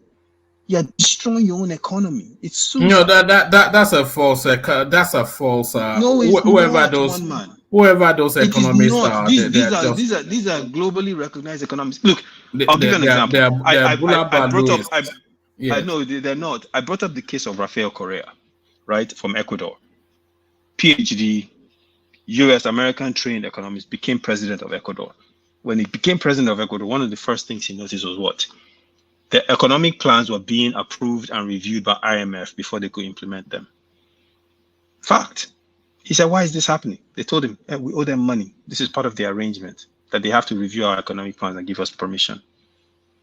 He said, first thing he did was to pay off their money so they can start creating policies for the country to develop. And he did, and immediately did it. Same thing with Lula da Silva. Not this tenure, but the first time he became president. He said the first thing he had to do was go give them their money back so they could take control of their economy.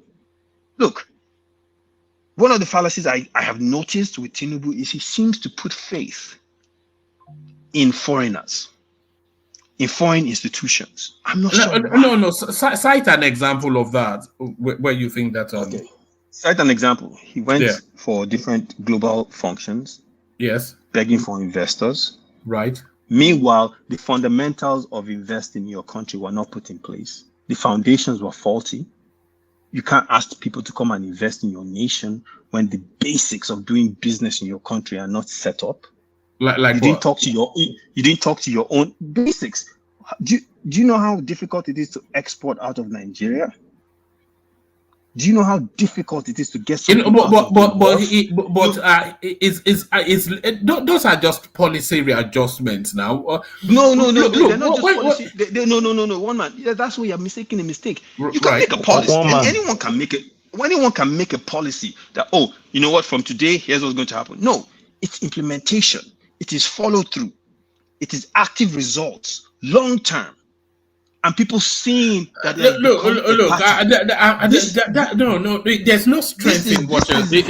There's no substance to it. There is. You cannot have people coming to your nation where they are not guaranteed that they can move from. Wait, let me finish, please. You cannot move from point A to B without armed security guards. You cannot have people. Listen, he should have been talking to his internal people. Yes, you can work and chew gum. They are not mutually exclusive. If you are running Nigeria first, in this case, they may not be mutually exclusive, but guess what? There's a series of preference. So you cannot say, I have become president today. I'm going to run to India. I'm going to run to Dubai and beg for money. Meanwhile, I have businessmen in my country grind hard every day despite the challenges, and I am not talking to them. I don't even know what they need. Well, what do you mean it's not talking to them? It's forever in conversation with them. With who? He just did it now. Who was the first person he visited? I just gave him credit. The first person he visited was Lumelu. I just gave him credit for when they declared him. I just gave him credit for talking to the oligarchs. But I said, remember, last man standing and all that. Yeah. Yeah, that's all them just clowning around. I'm talking about real conversations that lead to policy and implementation. I'm not talking about them joking around. Listen, there are small and medium-sized enterprises in Nigeria that manufacture with tremendous challenges, right? Those are the people that are going to save your economy. It's not some guy in India that's just looking to come and take what he can take and take it back to India to help the Indian economy. That's not the guy you talk to. You don't talk to the guy in Dubai who's thinking about how he's going to improve the UAE economy. You talk to your people and you find out exactly what you need to do to make their businesses function. What you need to do to make it so easy to export that you don't even need to leave your house. That's what he should be having conversations about. But he didn't, and that's where he failed. He came into office. No. He had That's too 2 feeble. million. That's I too saw. feeble an argument to. He had 2 million people living in internally displaced camps in your country, and you are not at war. And those people are part of the farmers that you supposedly want to create a future agricultural whatever for. Mama, Come on, dude. Why don't you ask him to tell you what he would have done if he was? No, it does. It's just what did. he would have done. Exactly. Exactly. All right. I just did. All right. Hold on. Not listening. Everybody, hold on. It's on. Hold on. Wait. Hold on. Let me. Is it his own or his own? His own. Take a question from Dahati. Let him insert something there. Dahati. Thank you, woman. I also want to talk about the it's been a long time. No, yeah, you still have the floor. Thank you. Go ahead. Yeah, he just wants to ask you a question. Yeah. I just want to put a question to you. It's all rosy talk. Everybody saying that this is what I watched a particular interview with Joy Okwe with Afrexim Bank chairman. Don't forget the biggest financial institutions right now in Africa are actually headed by Nigerians. And Oraima there was a question put to him that those two decisions that Tinubu took are they the right decisions? And the revelations Oraima gave, probably if you go and watch that interview, it will clear many people's doubt. Anybody might want to burn down Nigeria as their cup of tea, but that man he answered Atiku's allegation as regards the whatever, the cloud, the stuff around it. And he also mentioned it. He said, that subsidy that Nigeria has been paying, do you know that Afrexim Bank has been the one under Buhari that was financing that subsidy and so many other things? And he said, we got fed up at a point. And don't forget that it was even Adesina that did not allow Buhari to even remove it. Adesina even said, fine, IMF might say you should remove this. Do not remove it. This is not the right time for now. But I think probably when the right time comes, when Tinubu came in, that was where he removed it. Then my question is this. If Tinubu had not removed it, and we all saw what is happening right now, what would you think all other candidates, what would they have done differently, knowing fully that there is a $7.5 billion? It's fine. I think he gets that, but that wasn't where the conversation is. But address that and then carry on. Is all. Woman. So I want him to answer this. I think it's Duarte, let me stop you. Let me stop you right there, very quickly, please. It's important that when we're having conversations, right, you listen to the context and the conversation in itself. You understand what I'm saying? Because you're talking about subsidy. That, like one man just said, that was not the conversation, right? The conversation was not about whether or not you should take subsidy away, all right?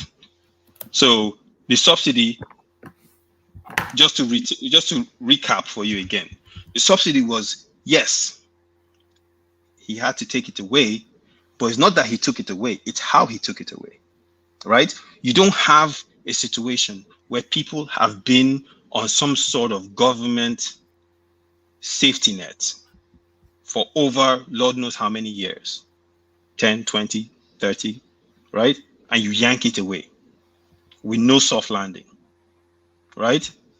You should have a plan on how it's strategically taken out. That was his issue. So I've mentioned that before, I'll mention it again.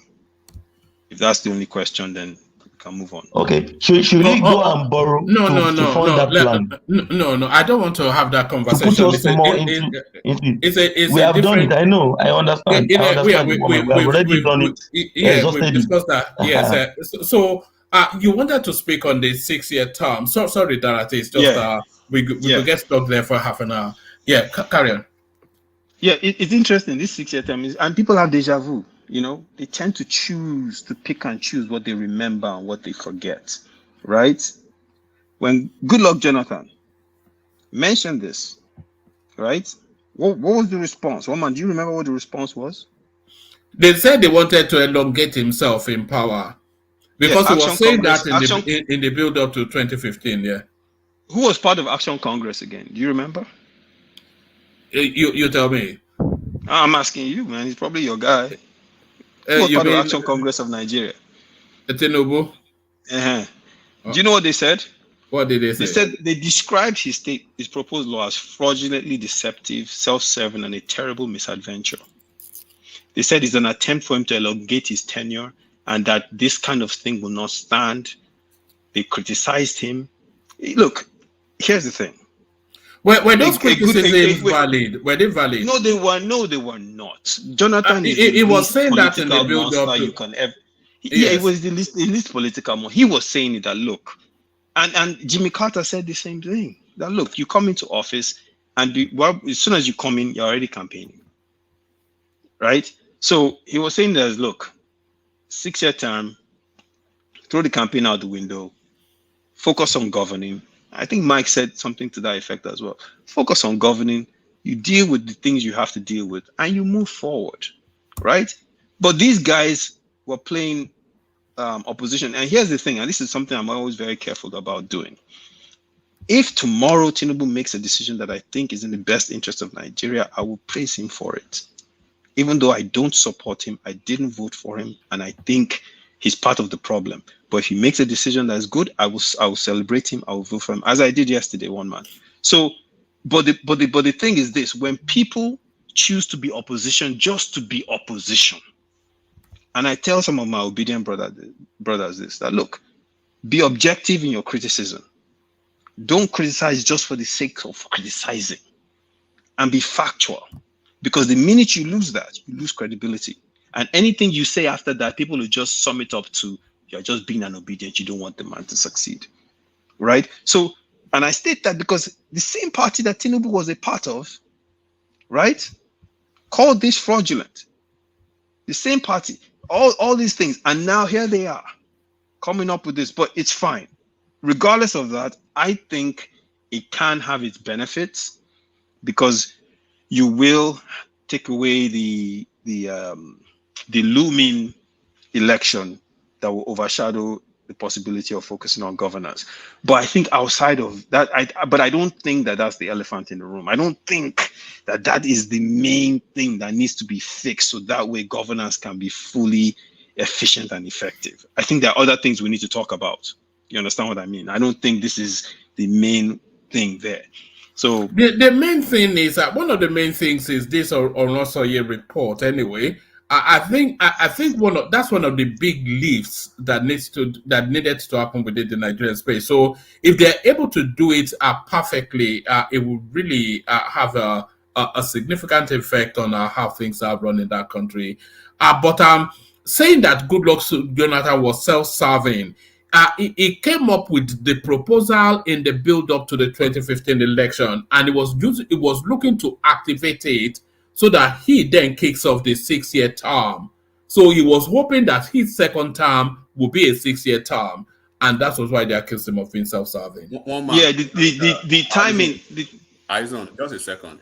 One man, let me say something real quick, maybe a second about Jonathan, right? And I know a lot of people who are still really mad today about Tinubu or his politics actually stems from maybe the role he played to oust Jonathan out of office. But people should always realize the fact that these guys are politicians, and then you have to understand how to be strategic when you find yourself in a certain situation. And they should be reminded of the fact that Tinubu had actually worked with him and they came out with a very sounding result. But when the opportunity presents itself to do otherwise, as a politician, he did. I really love Jonathan, but I don't love his his lack of confidence, right? He wasn't bold. He made a lot of errors. He played into the hands of the wolves who actually wanted him dead. He actually surrounded himself with people who buried him alive. And we can see it. Even this Orosanye report, he had an opportunity to do something about it. He chickened out. He's chickened out on a couple of things. Look, opposition will always be opposition. It behooves you as a man in the office. You have that authority in that office, right? To look at them as opposition doing their job as an opposition. The job you have as an opposition is always either to see something good in the incumbent party's agenda, policy, and then of course sometimes you have to probably make a demarcation, of the character in the office, right, and the political party that drives into the office. So at a point, I was frustrated with Jonathan, the way he was playing his politics. Where I actually gave up on Jonathan finally was when he went to make the party chairman.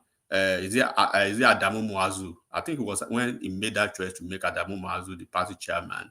And then when he had all the Sarakis around him, so he basically wished himself what came up upon him, and that was the reason he had no fighting spirit when it was over. So when them Erubebe and all of them were still yelling, he knew that he already made a big mistake. So look, good or bad, when you are a president, right, you make some tough calls. You already know the fact that APC, and they had a very solid team then. Look at the job, look at the role of an opposition in APC then. Are you seeing that same role? Right? Have you not even now? Have you seen that same role in PDP for the past 8 years that they've been in opposition or thereabouts? No, they don't have a team. So look, it will always happen. I felt so bad the way Jonathan had the chance, had the opportunity, and he just gave up. He was just chicken out. They would threaten him from the north. He would just chicken out. They would threaten him with second term ambition. Oh, yeah. So let me stop you right there. So it's not a function. It's not a function of him chickening out. Okay. You understand? Jonathan's because so let's put this in context. Jonathan had not held an executive position until he fell into his lap. He was always the backbench guy. He was always on the bench, right? Whether it's Alamesia or what's his name? The guy that passed away, that Yardua. So he was never the guy. But he found himself even as a matter of fact, when Yaradua died, he didn't want to run. I would never forget. Well, that's I was in. He didn't want to run. God forbid me, sure. Yeah, let me tell you a story. I was in South on holiday. I was there, and I know some people, and in fact, they were ready to burn that whole place down if he did not run. They were the ones that pushed him in there. If it was not for them, Jonathan would not have run. I can promise you everything under the sun. He was ready to just come back and say, no, let them sort it out. And they told him, if you do not run, do not come back here. Because an Izon person will never see that place ever again in the history of this country. So if you do not run, do not come back here. You're not welcome here again. And he had to run. I'm telling you inside story of what happened. INC, IYC, everybody, Pandev, they told him do not come back. And so he stayed and he fought through, and they told him either they let you become president or let you compete for presidency, or we'll have another issue in this country. And that's what happened. And when he got in, he surrounded himself with some very intelligent people like Oronto Douglas and some other people, but he still lacked. There's some things you can't teach, right? He still lacked that incisive or decisive ability and that ruthlessness that you need in politics to deal with some people. He tried to be everyone's friend, and that was his undoing, and look, oppositions do what they do, but what name did they not call Jonathan when the opposition was running against him? They insulted him, they insulted his wife, they insulted everybody. His undoing really was throwing the Yorubas under the bus. The one thing in Nigerian politics is you must never throw the Yorubas under the bus. No, he didn't throw the Yorubas under the bus. In my opinion, I think the Southwestern expectations were too high because they supported him. Southwestern supported him into office. I think he didn't play his politics right. I think he could have maybe done a little bit more to reach out, but I don't think he willingly ignored them. I think he was trying too hard to appease the North. Hence the Al-Majiri piece, and look, politics are played in different ways. You know, Southwesterners have shown us one formula for becoming president. Tinubu has done it. Okay, get the Northwest, seal the seal the Southwest, get a few states in North Central, get Northeast, and you become president, right? But there's another way to it. If you can secure the North Central, Southeast, South, and Southwest, you don't need Northwest. You can still become president. But that has never really been. What's his name came close. Obi came close, but he lost some states due to some wrangling, you know, but he came close. But I think, you know, Jonathan, he had some good ideas. I think he has some really good ideas. You know, even till today, people criticize him in South because, like Mike said, he didn't do anything for South. You know, the road between Port Harcourt and Yenagoa, it's a terrible road. It's a federal road. That was one of the issues that Amechi criticized him for, that he came after Amechi. Because they were like, how do you have this federal road and you don't make it a top-notch road? But he was so worried about people saying that he was pandering to the South. Meanwhile, the South was freshly just coming off militancy with men. So he had a reason to develop, but he didn't want to do it. He was afraid, you know? So, enigmatic, you're right, to a certain degree in some things. I think, being an astute, ruthless politician is not something you can learn overnight. But woman, as it relates to this 6-year term, I think it can be a good thing, but I think we have bigger fish to fry. We have bigger fish to fry. The tenure of a governor, you know, and all these things. I believe the immunity thing that they have, let's be honest, the reason why some of them steal, especially in my region, why they steal the way they steal, is because they're untouchable while they're in office. And then when they finish, they become senators. That's the truth. So I think that's a bigger issue, but no one has the balls to face up to it or to try to fix it. This 6-year thing, my brother, no be him. It's not what's going to get us to the promised land. All right, let me take you to the Sunday Igboho space and still preening and peacocking as though nothing happened. Igboho, the Southwestern hero. You know, Igboho is the South. Listen, one man, if you have marauders running around your country with AK-47s and life is at stake, you have one of two options. You can run away from your land and go into an IDP. You can become a victim and be put into a box, or you can defend yourself. Abi? So, and Americans have a saying, it's better to be judged by 12 than carried by 6. That's a real saying. So if you take a gun and defend yourself, you'll be judged by 12, right? But if you don't, you'll be carried by 6 in a pine box. So you have to decide what you want to do. Igboho chose the latter. And for that, I cannot criticize him.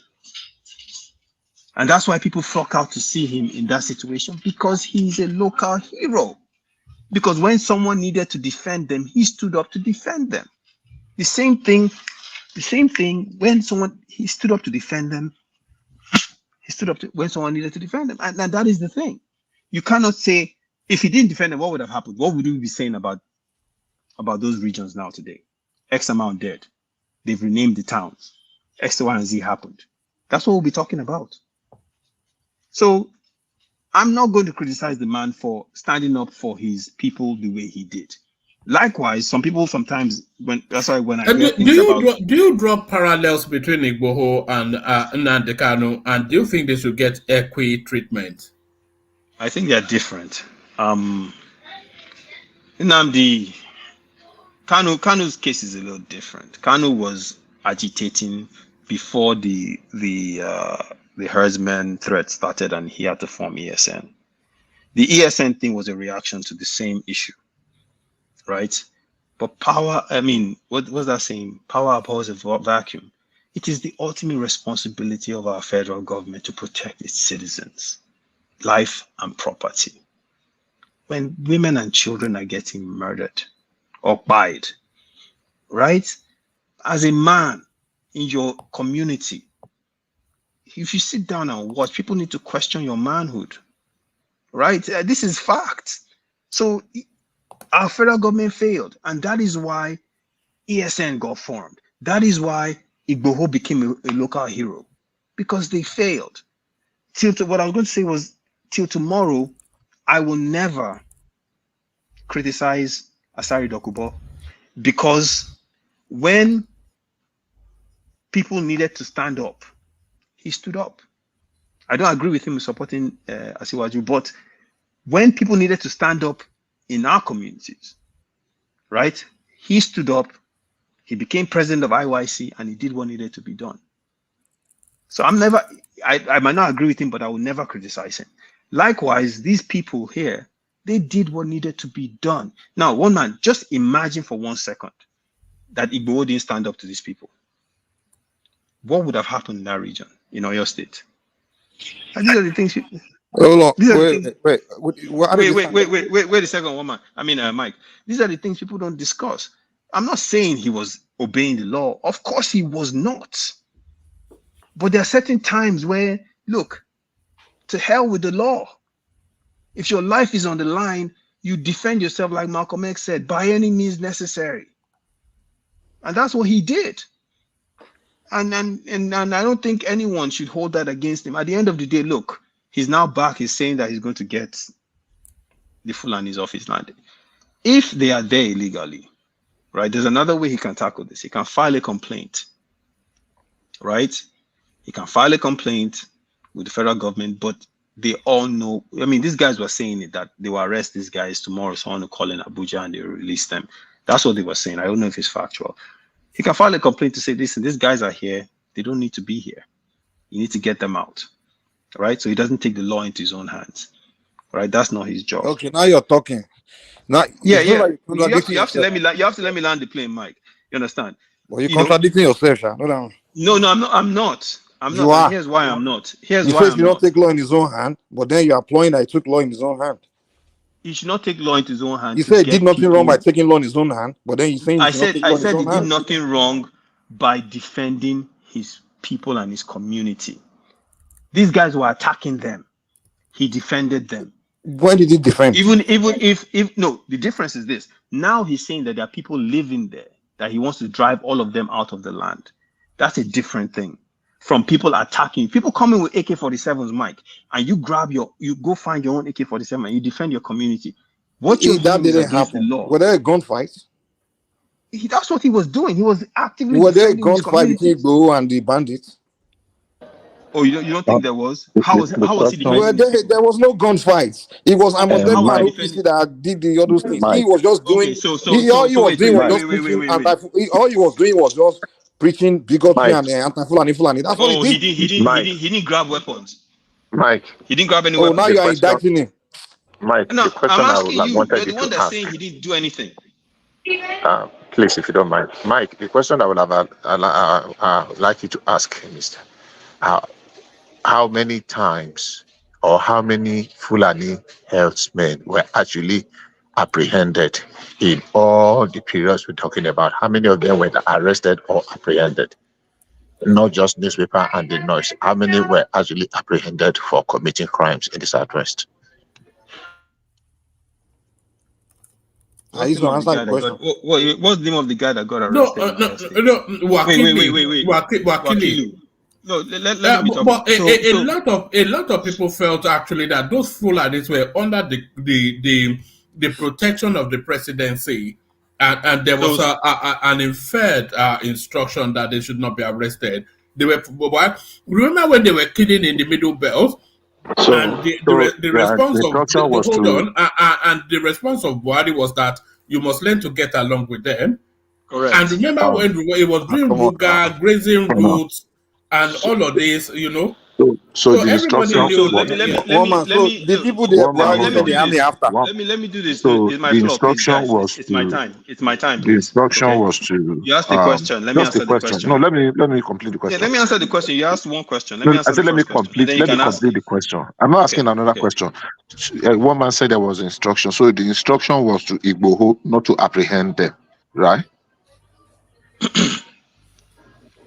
Is that to me? No, one man added to it that there was instruction from Buhari that they should not arrest it. So I'm not asking was the instruction to Igboho, because it's Igboho. I'm asking that how many did he arrest?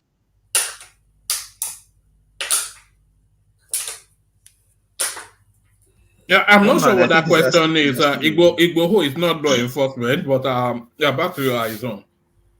Yeah, so to answer your question, right? You said who got arrested? In 2021, they arrested 47 armed herdsmen in Oyo State. 47 armed. All right. Then outside of that, right? I think the guy's name is Kilu Wakili, described as Fulani warlord. And just in case you don't know, the Fulani militia has been designated as one of the deadliest terrorist groups in all of Africa. This is a fact, right? So, and the final thing is this: Fulani militia. Fulani militia, yes, it's designated as a terrorist group. If you don't believe me, go and look at the incidents of Fulani militia in Burkina Faso, in Mali, exactly in Central. You are right. Fulani militia is one of the deadliest. No, even the Americans did the designation. Even where you live, they're considered the fourth deadliest. Mike, here's the thing. They call it Fulani militia. Mike. Well, whatever the name they even no, the name is what I'm asking. Militia. I'm not saying they're militia. They call them Fulani militia. And by the way, Wakilu was described as a Fulani warlord. Right? By who? He was described by a Fulani warlord. By you and I now on the internet. Not by you and I. OPC by described Nigerian him as such. Nigerian government described him as such. All right. So Nigerian government, OPC, yes. Which one? Is it Nigerian government or is it OPC? Which one? Both. Nigerian government. I named two, didn't I? Yes, I named two. Both of them. Yes, both of them. You are lying. I know you're lying. And that's what we do. Okay, I'm lying. Okay, I'm lying. I'm not making sense. Fulani militia doesn't exist either, right? I'm lying about that. Listen. Now one point. Why don't we start calling IPOB Igbo militia? Maybe Igbo people will come here and like you. One point I need to make to you is this: just because you want the world to be one, do this. I will respect if you do this. Go and look. Wait. I will respect you. I will respect you if you can do this. Sorry, give me a second. I will respect you. If I was doing if you can call IPOB, go on the internet, start calling IPOB Igbo militia. I will present to you facts and figures of actual numbers of the places they've attacked, the people they've murdered across. No, that's not the point. That's not the point. What I'm telling you is that. Wait. You want to come here and speak in abstract. But you have no. No one is speaking in abstract. What I'm telling you, do tribal bigotry. That's what I'm trying to. This has nothing to do with bigotry. You are doing tribal bigotry. That's what you are doing. All right, it's spiraling somewhat. Let me interject, Mike. Adecom, give me 1 second. Give me 1 second. This guy, I'm talking about Oyo State. Am I from Oyo State? What does bigotry have to do with this? You are the one. You are being a bigot, and I'm asking you. You are the one always saying derogatory things about your fellow citizens. Who's the bigot? I respond to whoever attack me. I respond to that person. You had your turn. Be quiet. You had your turn. Just accept that you are doing tribal bigotry. That's just quiet. Keep your mouth shut. No, you keep your stupid mouth shut. You dumbass. Be quiet. You're the dumbass. Who are you giving all that? All right. No, you say it to my face now. I will bash your head in. Say it to my face, my brother. The slap I will give you. I will bash your face in, man. What's going on here? Is it a full moon? Mike is okay now. Mike is okay. Hold on. Everybody settle down. It's all back to you. Thank you. Like I was saying, Fulani militia is recognized as one of the deadliest terrorist groups in all of Nigeria. 47 armed herdsmen were arrested in Oyo in 2021. This is before Igboho took up arms to defend his community. On top of that, they arrested the Wakilu guy, all in Oyo State. Now imagine if he never took action, if all those herdsmen that were fully armed continued to operate in that area. This was not the federal government. This was an individual that stood up and said, no, this will not happen. So one man is not a surprise that all of a sudden he's a hero and a celebrity figure in his community. And another thing is this: why do we do this thing so much? if people in Edo State tomorrow wake up and say we're being attacked by a certain group of people, you see some Nigerians come out and say they are lying. How can you tell people that are being victimized by something that they are lying? The people in Plateau said that was what happened to them. Some people woke up out of their sleep with no facts, no evidence, nothing, just woke up and said, you are lying. How do you know they are lying? Because you want it to fit your narrative, which is a false narrative. You have no basis, none whatsoever. Asking questions about Fulani militia when everyone in the world knows exactly who they are. Go and ask them in Burkina Faso and Mali whether they. No, let's start calling Joe people bunch of terrorists. Let's see how happy you will be. Mute this clown. I beg, make I interject you. Sorry. Mike, sorry, Mike. Listen, I beg, hold on. I beg. No, I beg. What is I'm making points here. He had his turn. I don't interrupt him. You don't talk finish. I don't follow and talk anything. Because I was making sense now. I don't follow. Listen, do you think I agree with everything? Because you couldn't engage me now. Because I will watch you in any debates. You know? Watch what in the debate. You that you even know. I was making sense, so you couldn't come in to challenge anything I said. You that you didn't know what Fulani. But you are talking absolute nonsense. My brother, keep quiet. One man, please, can you mute him so I can continue making my one thing you never accept is somebody calling your ethnic group bunch of militias or your terrorists. You never accept it. One thing I will never accept. You are attacking an entire ethnic group. You are calling an entire ethnic group militia. A charlatan and a clown opening his mouth when real serious people are talking. You call yourself serious? You call yourself serious? When serious people are talking with facts, you know what you sound like a buffoon. You're talking about you are talking facts. All right. You nonsense about Igbos. You should be embracing them as your people. My people. You have to remember that Mike is my co-host, so I don't know. The disadvantage he has right now is he can't kick me off, and I can call him whatever I want to call him, and I'll call him exactly what he is. And I will call you back. And I will make you cry to your mother. All right. He hates Igbos. He's a bigot. He has no facts. I hate no knowledge. Yes, I hate those that hate me. He didn't even know what I was talking about, but he wants to interject for the sake listen to what you said. Now you didn't make any fucking sense. Isn't that a dumbass? All right. Let me take you. Woman, please. I haven't finished dealing with him. Let me finish dealing with him. In fact, let's deal with each other. You know. All right. I'm going to. Please. Put me and him one-on-one. Let's go. Let's go now. Let's deal with it. All right. We're not going there tonight. I beg. Make it. Come on. I think it's don't have the right. I will watch your ancestors here tonight. Thank you. I was talking. Put us one-on-one now. You want to do insult with me? Let's go. Calling me names. By the time I start insulting your ethnic group, I swear to God, your people will kill you for stepping on my toe. If you want to do ethnic bigotry with me tonight, by the time I'm done insulting you and your tribe will hate you for life for even stepping on ring with me. If you want to do ethnic bigotry with me, let's go now. Let's go. Let's go now. You okay? Let's go. No, you are a bastard. You are a son of a gun. You are a faggot. You are an idiot. You have no sense. You are a bloody asshole, man. You are a son of a bitch. You are the worst of the worst. All right, gentlemen. I was expecting. Calling an entire group militia. If they call your own ethnic group militia, how will you feel? They say bunch of Ijo terrorists. How will you feel? If somebody starts saying Ijo terrorists, how will you feel? Okay, I'm going to put both of you to the back for a microsecond, just to yes. No, let's Adani Koko. I don't have the right to dish out his own fact. And everything that Aizon is saying, they are all factual. Really? All Fulanis are terrorists. Let Adani Koko speak. No, I'm not shouting. We are just chatting now. Let him land and then come after him. Adani Koko. All what Aizon has been saying are, fact, hard truth, and nothing but the truth. Now all Fulanis are terrorists. Hold on now. Let him land. For God's sake. That's what he said. Yes, what he said. He didn't say that. He said Fulani militia. It was quite Fulani militia. All Fulani are. He didn't say that. Fulani people. No, that's what he said. Okay, Mike, you did not say that. He said Fulani militia. In the mic in Sogo. He said Fulani militia. He did not say that. No, he said Fulani militia. He also said the Fulani. No, he said to watch out the Fulani.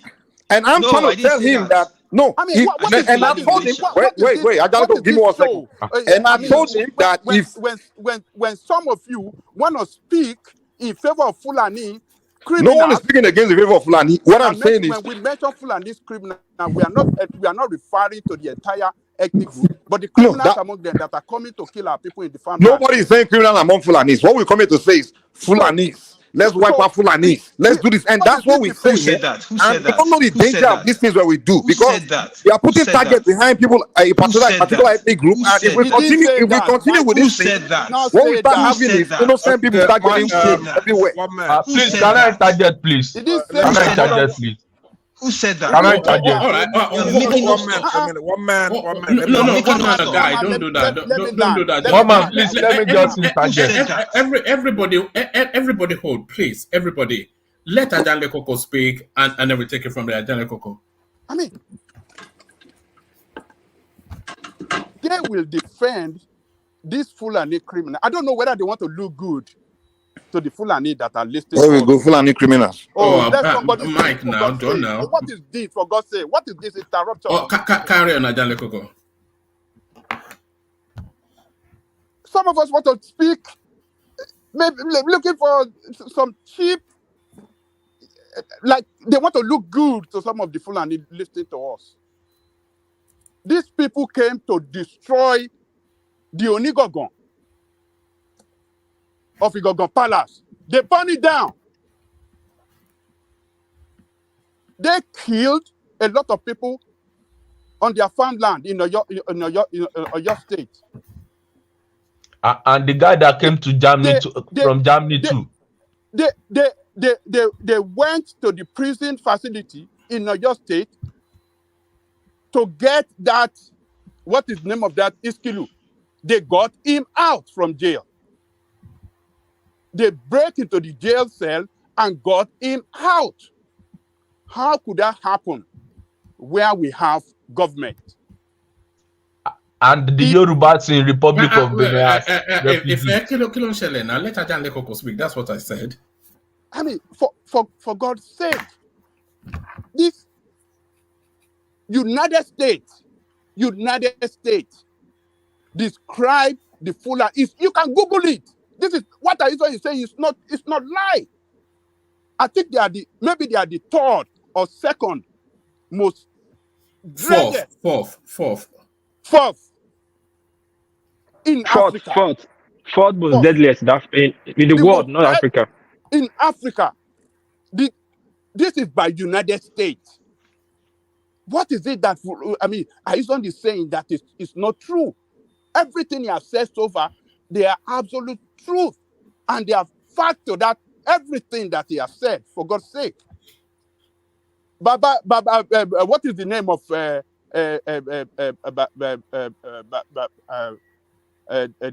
leader of Fendi Ferry that the daughter was killed? Fashion Rotti. The people that are arrested, are they not Fulani? The two kings that were killed recently. The vice chairman of Metiala was the one arrested in Ondo for that case, and all Fulani. Vice chairman of Metiala. Carry on, Ajanle Koko. The two kings that were recently killed, they've arrested some of these guys. They are Fulani. The guy confessed.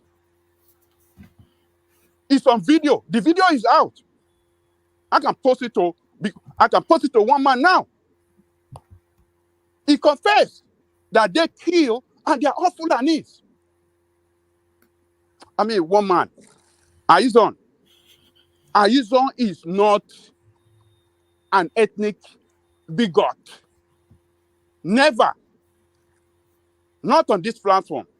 I have never seen him speaking in any bigotry direction whatsoever. Never. Not Aizon. We need people like Aizon to come and speak to us all the time here. It's always on point and factual all the time. It doesn't play. Don't give him a big head. His head is big enough as it is. Let us call spade a spade. That is Aizon for you. It's always balanced. So I don't know this. Sometimes some of us here want to say, oh, Fulani are not, they are not doing this. Ajande Coco, can I mitigate for Mike for a moment? Because as you reflect on Aizon, we can reflect on Mike too, because we've known them for a very long time. The one thing I find with Mike is that he doesn't like sweeping generalization that colors an entire ethnic group.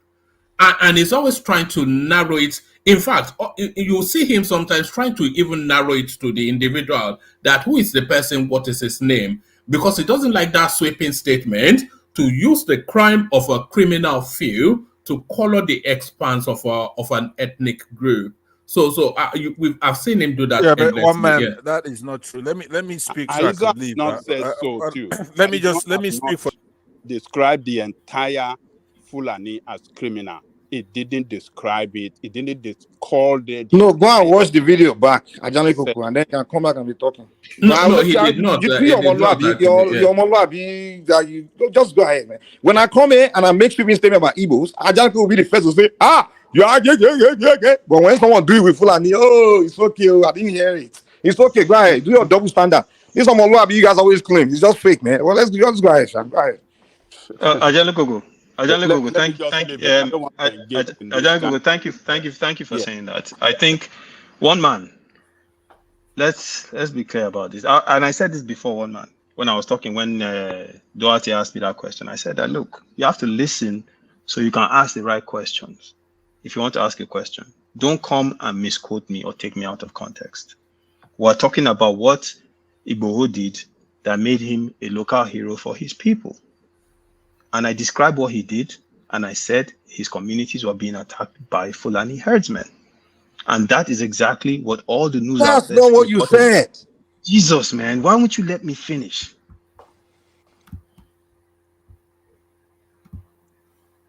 All right? Listen, I came here to have a conversation. I didn't come here to exchange words like a little child in front of anyone. You said his community was being attacked by Fulani. That's what you said. And I said, no. Listen, I want to speak for just 1 minute. Give me one man, please. One man, please. If I'm trying to have a statement here. Please ask your co-host to behave himself. Okay? All right, back to you. The floor is yours. Carry on. Yeah. I would rather have a conversation about someone telling me that the source, if I say it's Premium Times Nigeria or Punch newspaper or Arise or whatever, if you're telling me my source is incorrect and here's why my source is incorrect, I will listen to that conversation. But I will not have someone jumping out that doesn't even understand the scope of the real issue coming to misquote me and what I said. I was talking about why Igboho was being celebrated and what would have happened if Igboho didn't stand up to those people. What would have happened to his communities? That was the conversation we were having, one man. Okay? And next thing, someone's jumping in, calling me names. All right, back to that conversation. Let me just say this. Hold on 1 second. I just want to say this to you. It's very important. I think it was a misheard. Yeah, I think you misheard. Yeah. Woman, it's fine if someone misheard me. If someone says this is what you said, and I said no, you misheard me. This is what I said. Rational situation right there, you say, oh, I must have misheard you. I'm sorry. That's what you do. No, I heard you correct. I heard you precisely. You said, okay, you see, so they were being attacked by Fulani, and I was trying to tell you to repeat it, put that Fulani, take that word. Hold on. This is what I'm trying to do. This is what I'm trying to do. I said exactly what you said at that moment. Take Fulani out and put another tribe name there and see what they will do to you. No. I said that statement you made. Okay. Take Fulani out and put people there. I said, I gave you an example. Let me do that. Let me do what you just claimed. Take Fulani out of it and put Igbo there. Let me do what you just claimed. Let me do what you just claimed. Or put it. Let me make a statement like that. Put it there. One man. Let me do what you just claimed. This is my flaw. You put a target in the back of an entire ethnic group, and that's what I'm against. All right. No, hold on. It's still your space, but all right. Aizon, permit me to pull rank and move you to this topic. Because that space, I'm not responsible for. One man, I understand why you want to move past this, and I get it. Honestly, I do. But you cannot move past this without addressing the root cause of this issue, because guess what? It might not be me tomorrow. The root cause of the issue is you are trying to paint the Yoruba people. You see what I'm saying? What you are trying to do, one man. Let me say this. Let me interject real quick. This is what these guys are trying to do, one man. This South and Southeast guys. What they want is to push Yoruba people to start killing Fulani people in Yoruba land. Why don't you talk about this? No. Where are you getting this information from? Wait. Do this. Let me learn. You're an irrational Do person. this. You don't even have. Okay. Hold on. You take your medication. No, God. One man, please let me say this. Very important. One man, let me say this. It's very important. I don't want to. I don't want to put the two of you in the back again. So what about the back? So I could talk. Why don't you want me to talk? No, guy. What's going on? So is on. Let Mike put whatever it is that he wants to put, and then you counter it. But let's do it in a one man. I couldn't even finish my sentence without him interrupting. Yes. So let him. So that is the problem. Yeah, let him finish my sentence. Let me finish the point I was making. And I have the floor, by the way. I have the floor. What is our place now? And by the way, I have the right to say I don't want him to interject me. Yes, you do. But now I wanted to move on. You said let's iron it out. So let's iron it out. No, I wanted to make a point. Let's iron it out, man. I wanted to make. You see what I'm saying? This is what is going to make us But one man. To be fair, Mike is disrupting this guy. No, one man. I don't go. Please mind your business now. Mike is disrupting this guy. He doesn't like. He doesn't want this guy to speak, and that's what. No. Everybody settle down. So let's do it in the order that I've just fleshed out. Is on.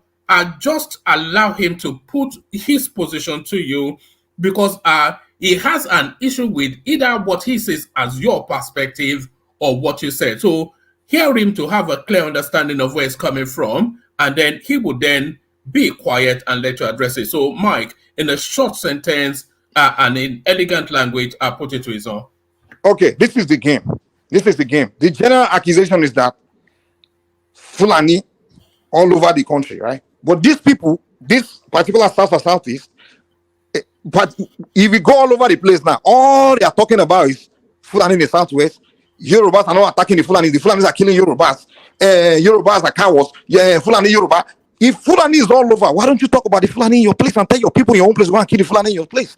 I would never hear them, whether it's guys in Edo from anywhere in the South, telling their own people like, oh, let's go and kill the Fulanis in the South. He's not going to preach to his Ijaw people to go and kill Fulani in his own state. He will not do that. He will not incite the Ijaw people in Delta State to go and be killing the Fulani people that exist there, but they will come online and be inciting Yorubas to go and be killing Fulanis in Yoruba land. And when they talk about it, they don't differentiate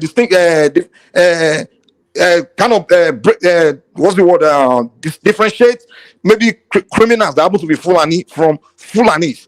The way they paint it is, the Fulani people, the Fulanis, we need to drive Fulanis out of the Southwest. The Fulanis are killing Yorubas. That's the propaganda you're preaching, and I know the danger of this thing, one man. What if this thing continue? It's something that goes in the psyche. It's a matter of time before the Yoruba, ignorant people among us, uneducated Yorubas in Yoruba land, will start killing innocent Fulani people in that place. And guess what? They will achieve what they want.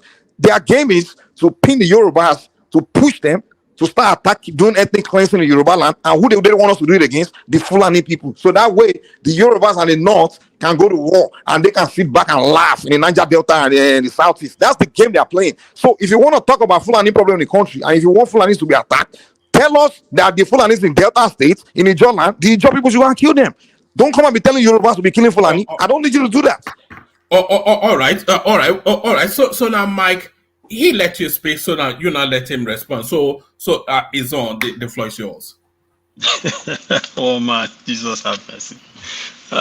Conspiracy theories. So supposedly, one man, I am this person that's trying to create an internal genocide between Yorubas and Fulanis. Now, wow. Look, let me say this. Okay, I'm going to give you. While he was talking, I just looked up some stuff online very quickly. Okay, this is the cable news channel. Cable newspaper. Wakili, Fulani leader, arrested after gun battle in Oyo. Mama, you see where this guy right now. Premium times. Obedas. Hello, no. Oh, all right. No. We're in here now. But carry on. Carry on, his own. Thank you. Premium. Guy, how far now? Come on, man. Show some respect. Premium Times Nigeria. Controversy as soldiers arrest 47 armed Fulani herdsmen. Punch newspaper. Notorious Fulani warlord Iskilu Wakili arrested. Notorious Fulani warlord arrested. Notorious Fulani herdsmen. Sahara Reporters. Police probe 47 armed Fulani men arrested in Oyo. Right? So those are just a handful of news outlets that have highlighted and described the problem as is. But some people have an issue with me saying Igboho was fighting Fulani herdsmen in Ibarapa, right, in Oyo State. That is the issue. And all of a sudden, it's, why don't I go and tell the Zon people to go? Now, look, I didn't say anything about Yoruba people. I didn't say a word about Yoruba people. All right?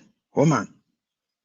You know, I think I've talked to you before about my social, even family ties with Yorubas. Right? And I'm not going to do that. I'm not going to take Mike's bait. But Mike, let me say this to you right now. Okay? And I don't want to, obviously this conversation is not going to go anywhere. There's no way on God's green earth you will stand in front of me and say it's your people. And you won't see the wrath of God. I promise you that. You understand me?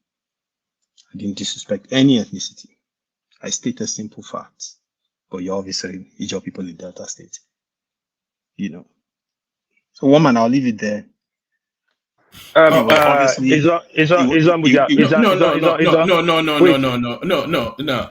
I want that place to.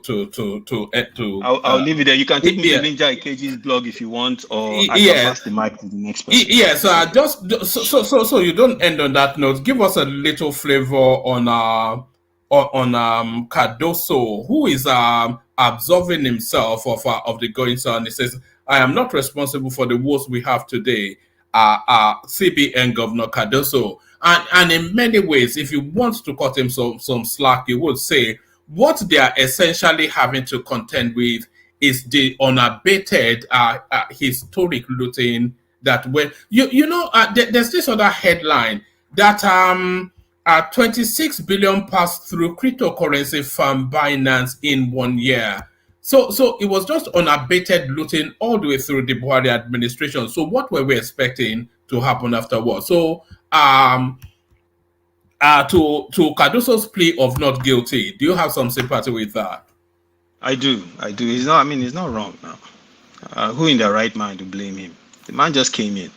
You know, he didn't announce fuel subsidy is gone. You know, now I don't know whether or not he was the one behind the scenes that gave Tinubu the information to float the currency, because I don't agree with that. So if he did that, then yes, he's partly responsible. If that was strictly IMF, then he has nothing to do with that. But you can't blame him. He's actually trying to fix the problem. I mean, anyone that is going to point the finger at him, you should get their head examined. He has nothing to do with the issue now. The man just came in, and obviously they've pointed out all the issues that their predecessor had. You know, so he's trying to fix it. Now, what we should judge him on a year from now or whatever is whatever he's putting in place. If he doesn't try to get results in the short term, then yes, we can hold him responsible. You know, so those are the things that we need to hold him to. Okay, fine, you're not responsible now, but what are you doing to fix this short, medium, long? Let's know. How are we going to get ourselves out of this mess? Is there a timeline for getting ourselves out of this mess? You know, this currency floating thing, I'm totally against it because I've seen other countries get destroyed by it. And if the CBN is not going to intervene, right, what is the plan to continually prevent the Naira from dropping and dropping and dropping and dropping? You know, what are we going to do? What can we do? You know, because right now some people are predicting that it's going to be over 2,000, you know, in a couple of months, if it's not there already. So, so I agree with you. You know, I don't think he's to blame, but he will be to blame if he doesn't fix it. All right, brilliant. So that's the excellent Izon, one of Yes. Adanle Koko's favorite voices and mine. So stay with us, Izon. There's still other topics I want to go No, through with Allah. you. I'll be in the background. I'll just hear. All right. The most sense we hear is actually from your little boy in the background. All we hear from you is gobbledygook. Maybe we'll have him on next time, and then we get more sense from. But that's the majestic Izon. So thank you. Thank you, Izon. So let's go from Izon to let's go to enigmatic on D. Hello, one man. Yeah, Yeah, can you hear me? I can hear you. Yes, yeah. One man, I am not here for peace this night. Not about Ezon or Mike. They can handle themselves. You have handled it in a good direction. One man, why are we condoning this lunatic Pansat on this platform? I don't know why you are still condoling him. I don't know. Maybe I will talk to you in secret off the platform to tell me. Maybe, I don't know. Go and check the comment section, the private comment section. Go and see what this lunatic pastor wrote there. And you are still keeping me on the page, on the, I don't know where you, I don't know, one man. I'm not happy with you. I don't know. Yes, that's what I want to say. No, it's fine. I see all his comments, but that's Pansat. Pansat comes with a particular sort of flavor. I will bring him back on, but let him go and calm himself down. Pansat is Pansat now. When I say that Pansat is on a special diet, that's just who he is, isn't it? Really, that's But just. one man, you try, I can't condone. I can't. No, it's no skin of my nose, Pansat is. I've handled bigger personalities than Pansat. If I cannot handle Pansat, then I have no business doing this. But enigmatic, you're up next. Okay, Omar, thank you. Well, I would just say. Gal, you didn't expect to come into a war zone, did you? How did they? Forget Afghanistan. Come to one man's platform instead. People should just. They need to chill and stop taking all these political banters personal. I don't know why. I mean, life is too good, man. Life is good. Well, life is good, but it looks as though life is better for the Tinubu family, who have now turned the Nigerian governance into a personal family business. Tinubu's son, Seyi, yes. You see personal fiefdom. Yeah, they are personal fiefdom. So what are you... Why... I mean, this is what I don't get about the Nigerian space. So why would you put your son, not even one, but both your son? Is it a holiday that they're going to do in Qatar? Or is it some economic genius that is there to rescue the country through trade deals? What role is Seyi and Yinka having to play on that entourage? And they invoice this to the Nigerian state, and then they tell you that you should be going to queue for custom rice and get stampeded to death. What are you making of this own goal headline that seems to be regurgitating under this Tinubu space? Well, it may sound like home goal to you, but Tinubu doesn't. He cares less a hint about those cries, because I'm not trying to. Of course, I will not say if it is justified. I'm not trying to justify, but when you look around, of course, I know he's the number one person. They always the fingers will be pointing to him, but particularly Seyi, I know why Seyi travel with him every time, and it's for personal reasons. For people may not understand it, but from a different perspective, it's for personal reasons why Seyi will always travel with him. And I don't see that stopping anytime soon.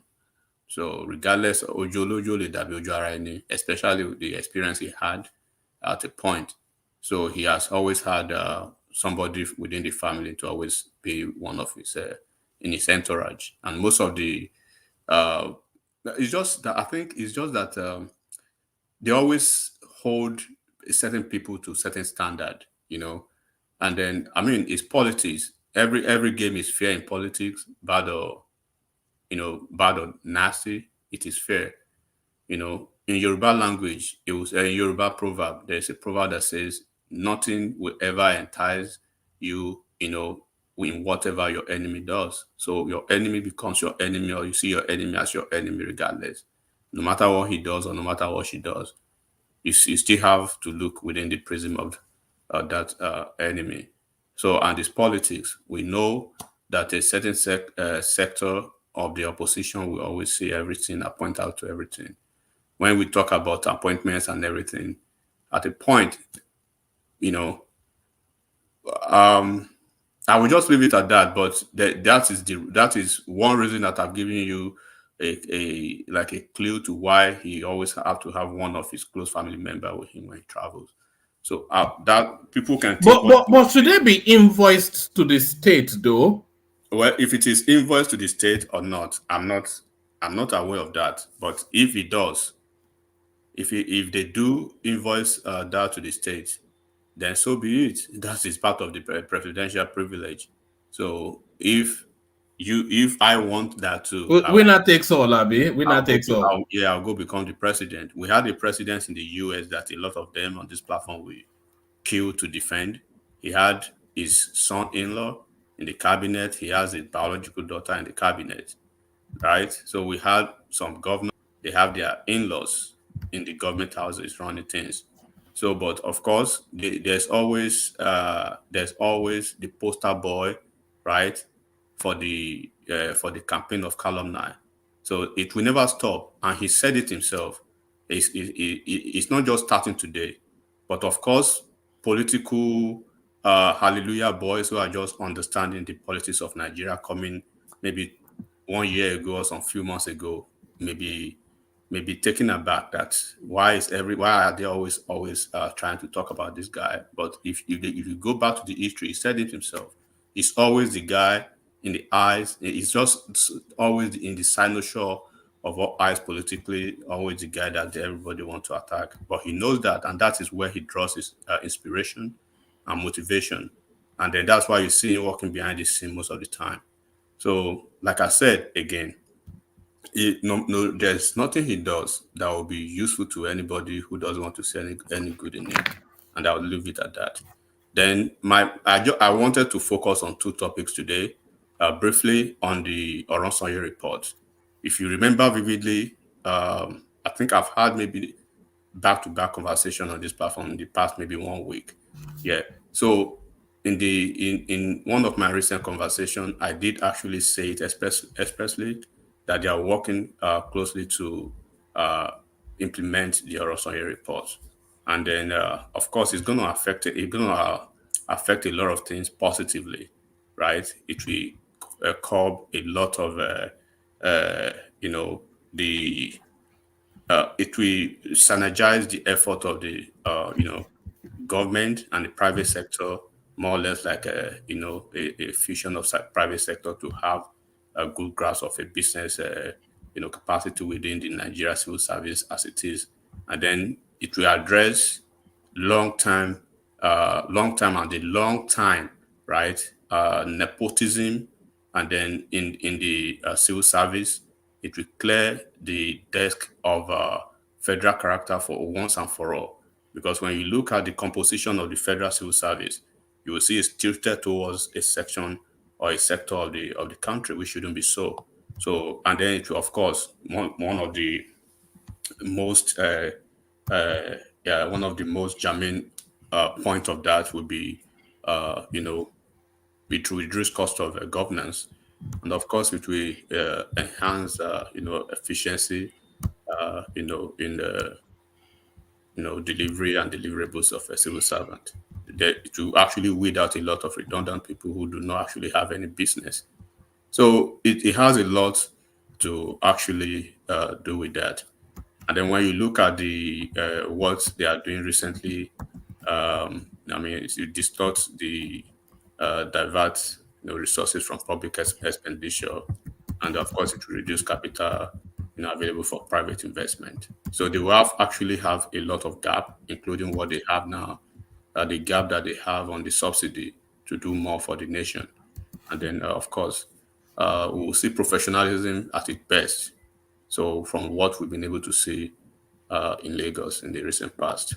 So now I want to give a shout out to somebody today in Nigeria. It's been a long time that I've actually reported from that state. Alex Oti, regardless of his checkered history in the banking industry, how he messed up and everything, but he's in the state house now as a governor. So this is what we are talking about when we say people who come to office and they are leaving a legacy. Is this man, people who do not know, when especially, particularly myself, when I speak on this platform, I speak from a point of fact and I speak from a realistic point of view that I know what I'm talking about, because I'm not speaking from a point of propaganda or hearsay, right? I was in the Southeast. I lived here as an adult. So it's always a travesty, of a let me say, of ideas when you want to share ideas with people who probably, when some governors who are basically pontificating and huffing and puffing within the political circle of Nigeria now, when they were governors, maybe they were in there, maybe JSS2 or JSS3, right? At most, maybe they were maybe in JSS1. And then come to 2023, 2022, they want to talk to you about those governors that you knew, right? about their antecedents in office as an adult. Not just as an adult undergraduate then. So it means you know everything. Nobody can tell you the stories. Nobody can cook anything for you in the normal Niger parlance. Nobody can actually, play some propaganda, or you don't dwell on hearsays. These are facts. Look at what Alex Oti is doing for now. Do you know Alex Oti, even when he was in the private sector as a private citizen, he's been involved from day one with this project.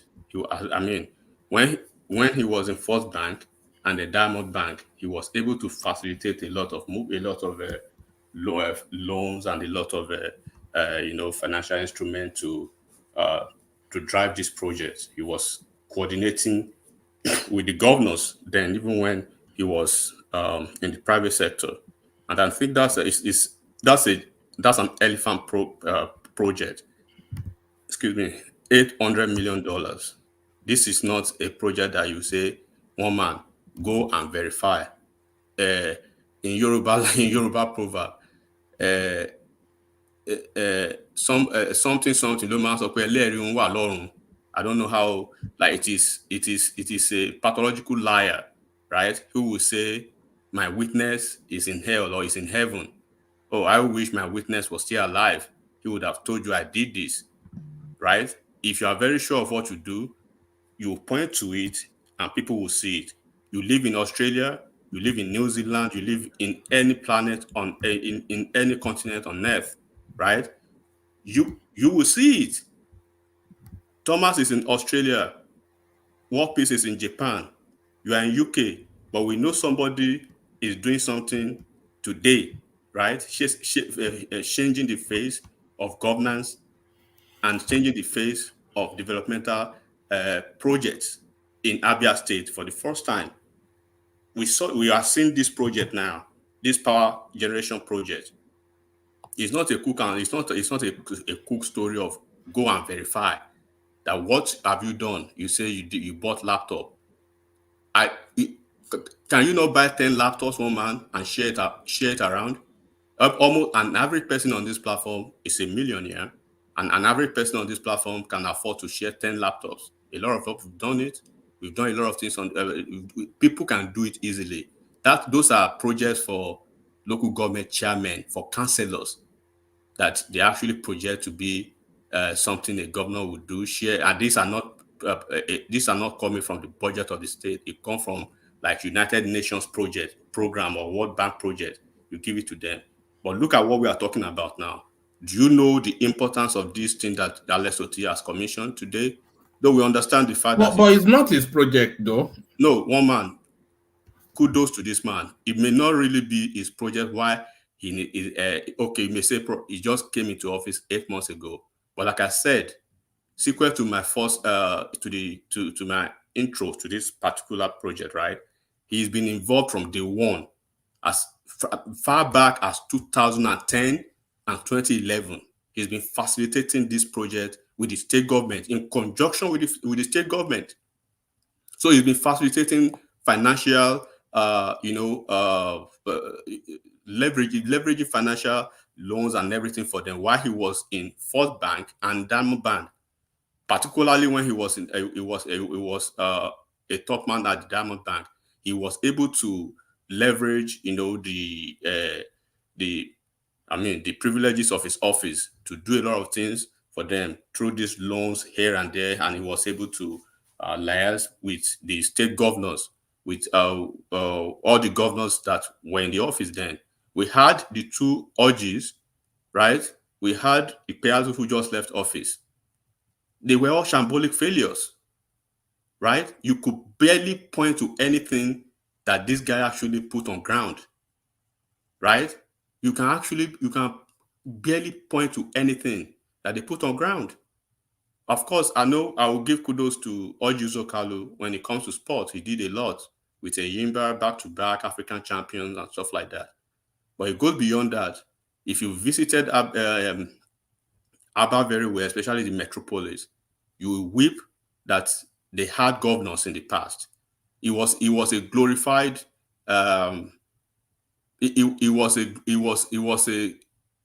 glorified slum. It's like a lunatic asylum. That's the way it looks. They had the resources. The Ariara market alone will generate tons of millions for that state. But they never tap into that. They never leverage the potentials of Ariara market.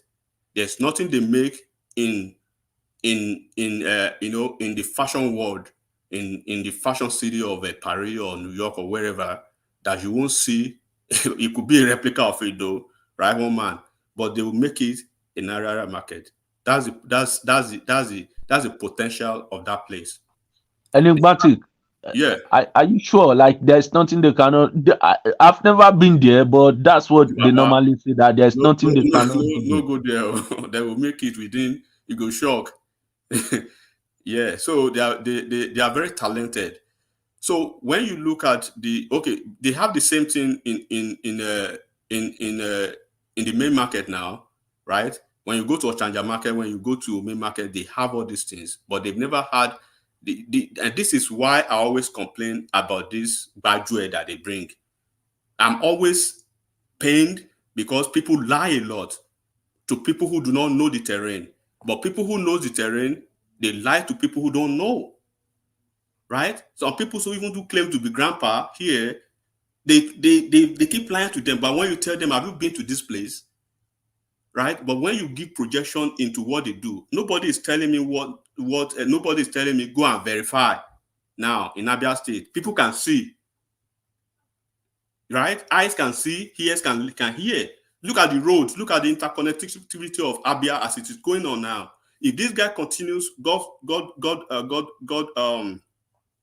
help him, in the next 4 years, then probably he's able to win the second term. Then this man would have laid a sound foundation, a roadmap, a template for the next governor coming to Abia State. Imagine if the next governor continues this same tempo, this same way, following the same template for the next 8 years.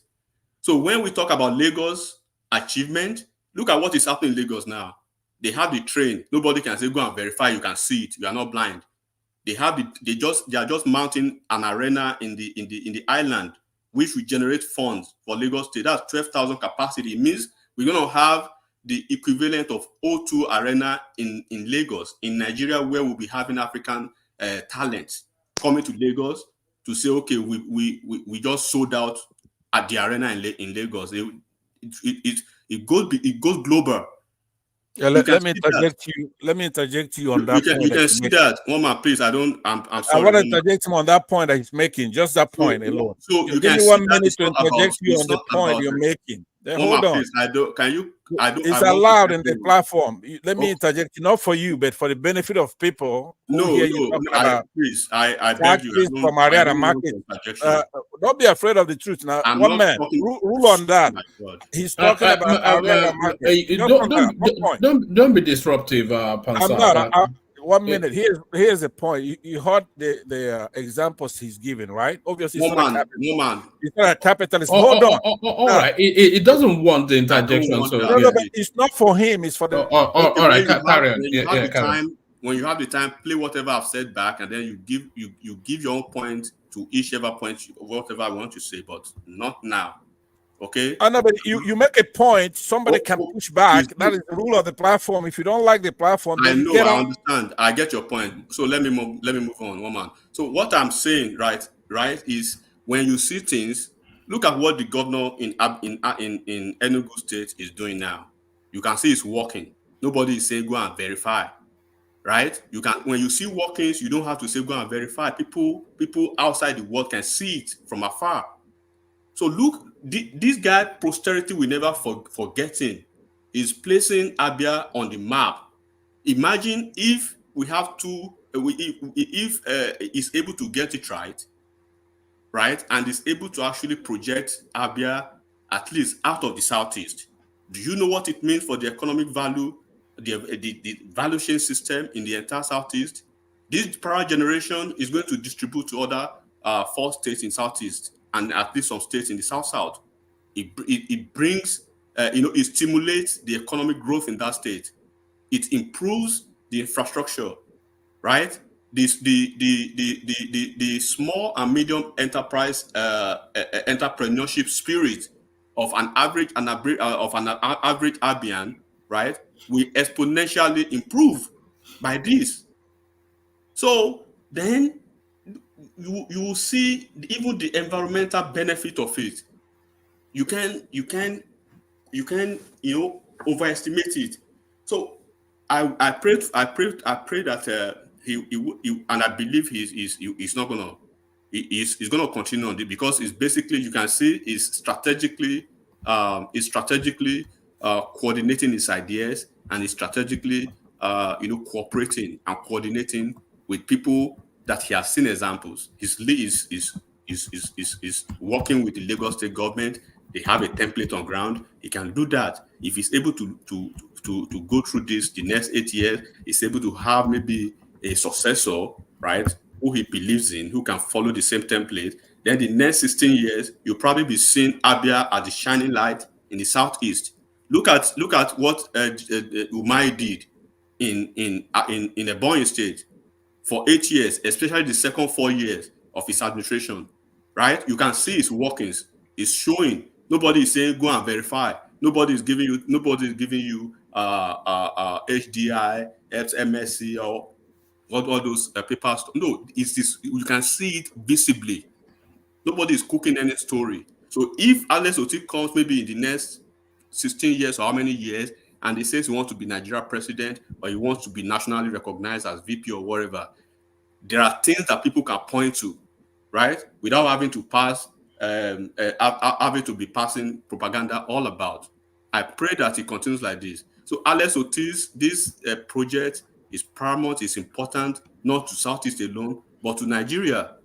Nobody will say Nigeria does not have power again. At least Abia is the part of Nigeria. We say we have an $800 million power project in Abia State, and it will show up even the financial potential of the entire Southeast, at least even almost to the South.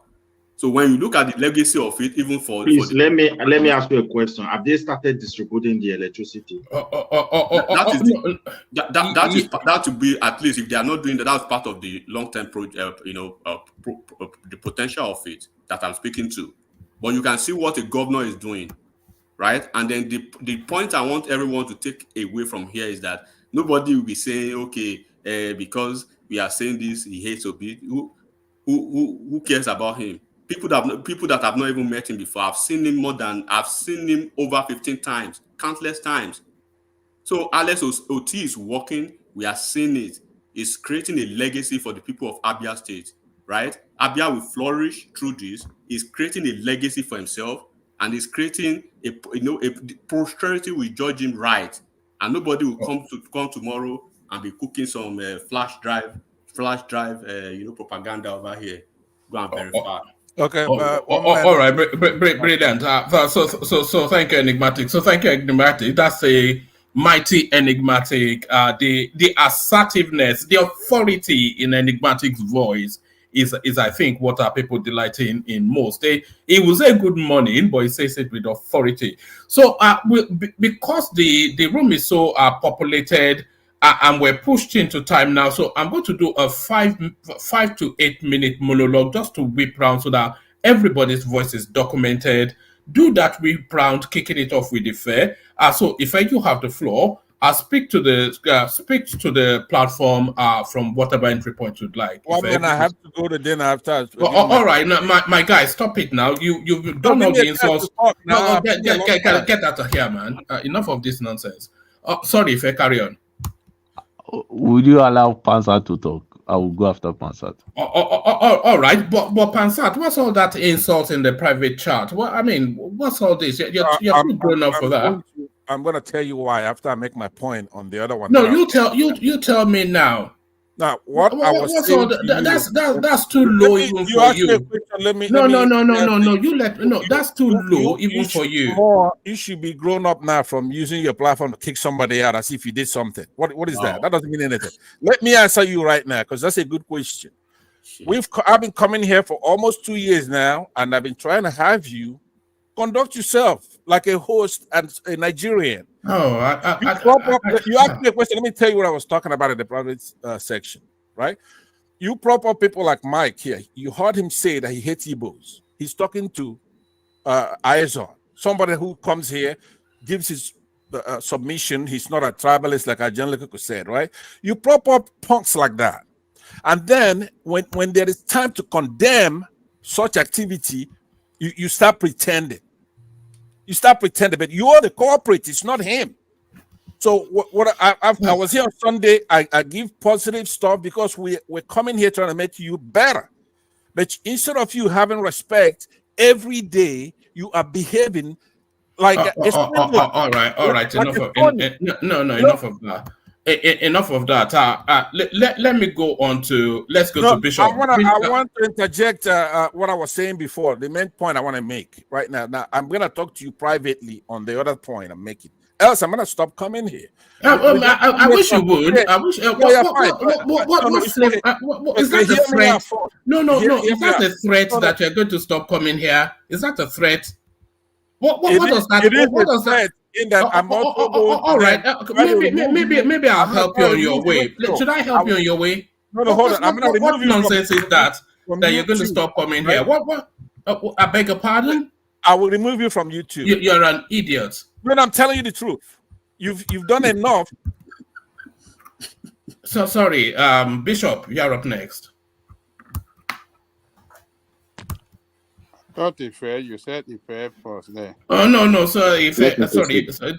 Sorry, Ife, you're next. Yeah, Ife, you're it. Yeah, I just want to talk on the issue of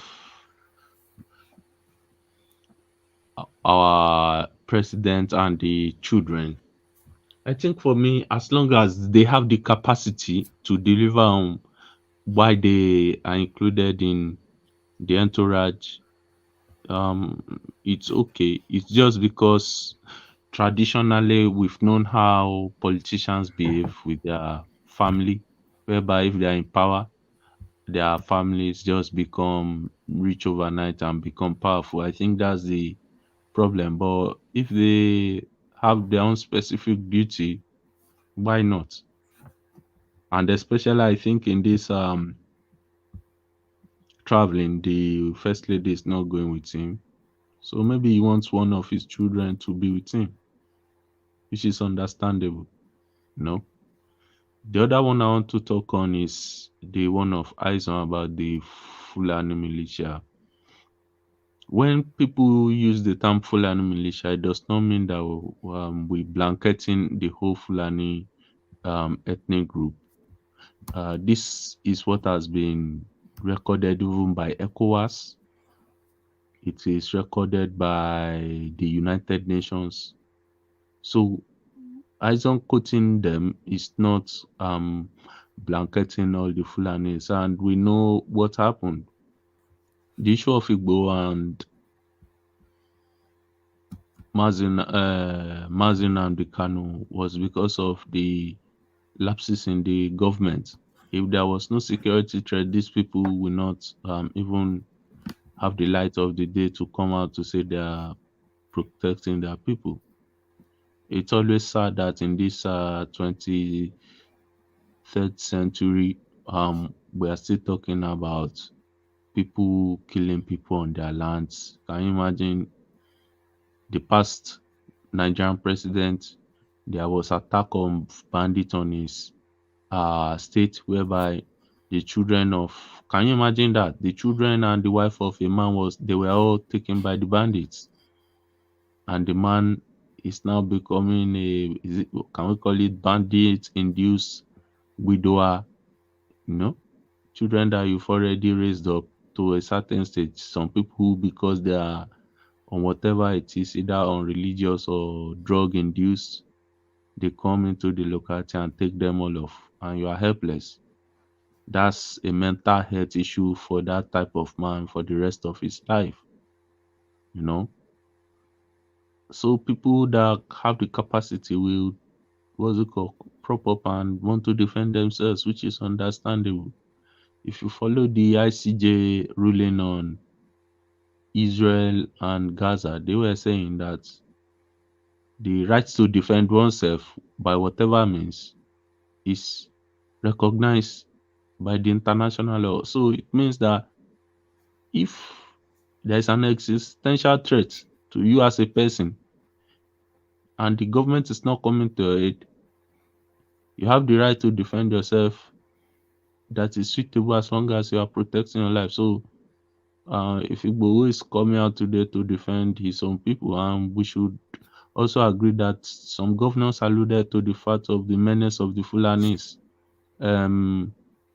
Fayoshe spoke about when he was the governor. Ooni of Ife even spoke about it too. Iba Gani Adams spoke about it. And that was why they brought up part of the problem that Olóyè Sunday Igboho became popular was why they had to expedite the Amotekun, and they wanted to get gun license for Amotekun, but because of the Buhari mentality, they couldn't give them. They messed up the image of Nigeria, and that image is part of what Tinubu is working on today. Hopefully everything is gotten right. My own fear is this, and I will always say it, and I know Adanle Koko knows my stand on this, is Tinubu does his best to fix some things. In the next 7 years, this set of people, and I will categorically say this set of people from the north again takes us back by another 60 years again. Because now we are talking about the Orosai report, everything. Obviously, there will be mechanisms to get the country, I'm not saying running, they will not go to get it 100%, at least to some certain, level, booster level. Somebody comes there again, takes us back. And that's why I'm always more of either the regional system or a system whereby everybody controls their space, than one stupid person becomes the president in the next 8 years and everything goes back to ground zero. Also, I want to talk on the power generation. For me, as much as I'm a Lagosian and they are working on transportation, I believe that power generation is the most important thing for us in the Southwest. most of our children are now becoming jobless. Not everybody will be hopping on train and railway all the time. Not everybody will be going from one bus station to another. But if you have light in your compound, you can still be productive in your locality. So if our Southwest governors and think tanks are listening, they should try as much as possible develop our energy generation. Let's have our own independent energy generation so that the Yalata, Iya Onigbegiri, all our farmers can start getting machines. If they cannot even get what's it called, their farm produce to the consumer level, they can have a semi-processed what's it called raw material to empower everybody. When I was young, we had people who went into trades, what's it called, welders, tailors, and every other type of handworks that's very dependent on what's it called, electricity. Countless number of them. Is there even any job that does not need electricity? Our carpenters, everybody needs electricity, and that's why, because they killed electricity, people now go to buy foreign furnitures to decorate their houses. But assuming there's electricity, the guy that have learned how to do carpentry will be the next person that you give your job to, and it will help innovation. So everybody can be working from the comfort of their house, develop themselves. But my fear is this: most of our politicians in the Southwest are also what's it called, benefiting from subsidy. So my fear is the regions whose politicians are not generally benefiting from subsidy will be pushing to have more of energy generation, while those regions that their politicians are benefiting from subsidy and proceeds from petroleum and diesel sale would either prefer transportation, because we know transportation consumes more of hydrocarbon. So All right, that's my fear.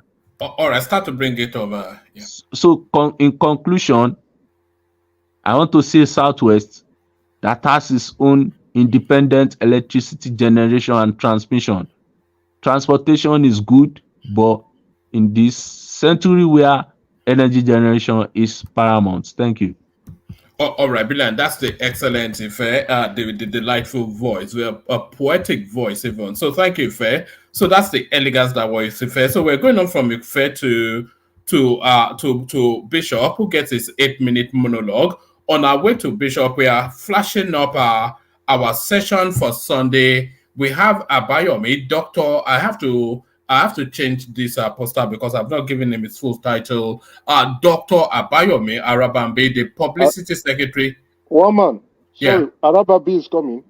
Yes, on Sunday. Excellent. Thank you. Do you know who is coming on Saturday? Who is coming on Saturday? Let me show you. Wonderful. So that's who's coming on Saturday. And we might even have somebody coming on Friday, but we will see how that goes. Back to back, obedient, non-sleep. Yeah, so Dr. Abayomi Arababi, to tell us then what exactly is happening in the Labour Party, how Peter Obi got to seize hold of that party, and why Julius Abure is not sharing the dollars with him. So all of that. Please, sorry to interject you, one man. Can you, on the back end, right? The document it was given to Abati. If he can make copy for you so you can show it on the screen. It's not like what Aburi was doing, playing us while you're the other time. Let him make copies of those judgments that they have, as well as some of the evidences they have. So you can just have a copy and, to put it on the screen for everyone to see for themselves. You understand? He's open to that. That would be very good. All right, brilliant. Excellent idea. I'll text him just as soon as I come off the stream. So excellent idea by Emeka. Of course, everything about Emeka always excellent. So another excellent gentleman, Bishop. Bishop, you are up next. Your 8-minute monologue. Bishop. I hope I will have a stable internet connection and no interruption. Yeah, I'll try and make it within 8 minutes or at most 10 minutes. Thank you very much. Good evening, fellow Nigerians. Please click on the like buttons and do like and share. And if you have not subscribed, please kindly do so. But it's very important that you click on the like button. Thank you very much. And if I can just remember very quickly the topics. Basically, I was really looking forward to us really dissecting the communique of the what do you call it, MPC today, the meeting, monetary policy. What's the name now? The CBN governor. Oh my God. Cardoso. His brief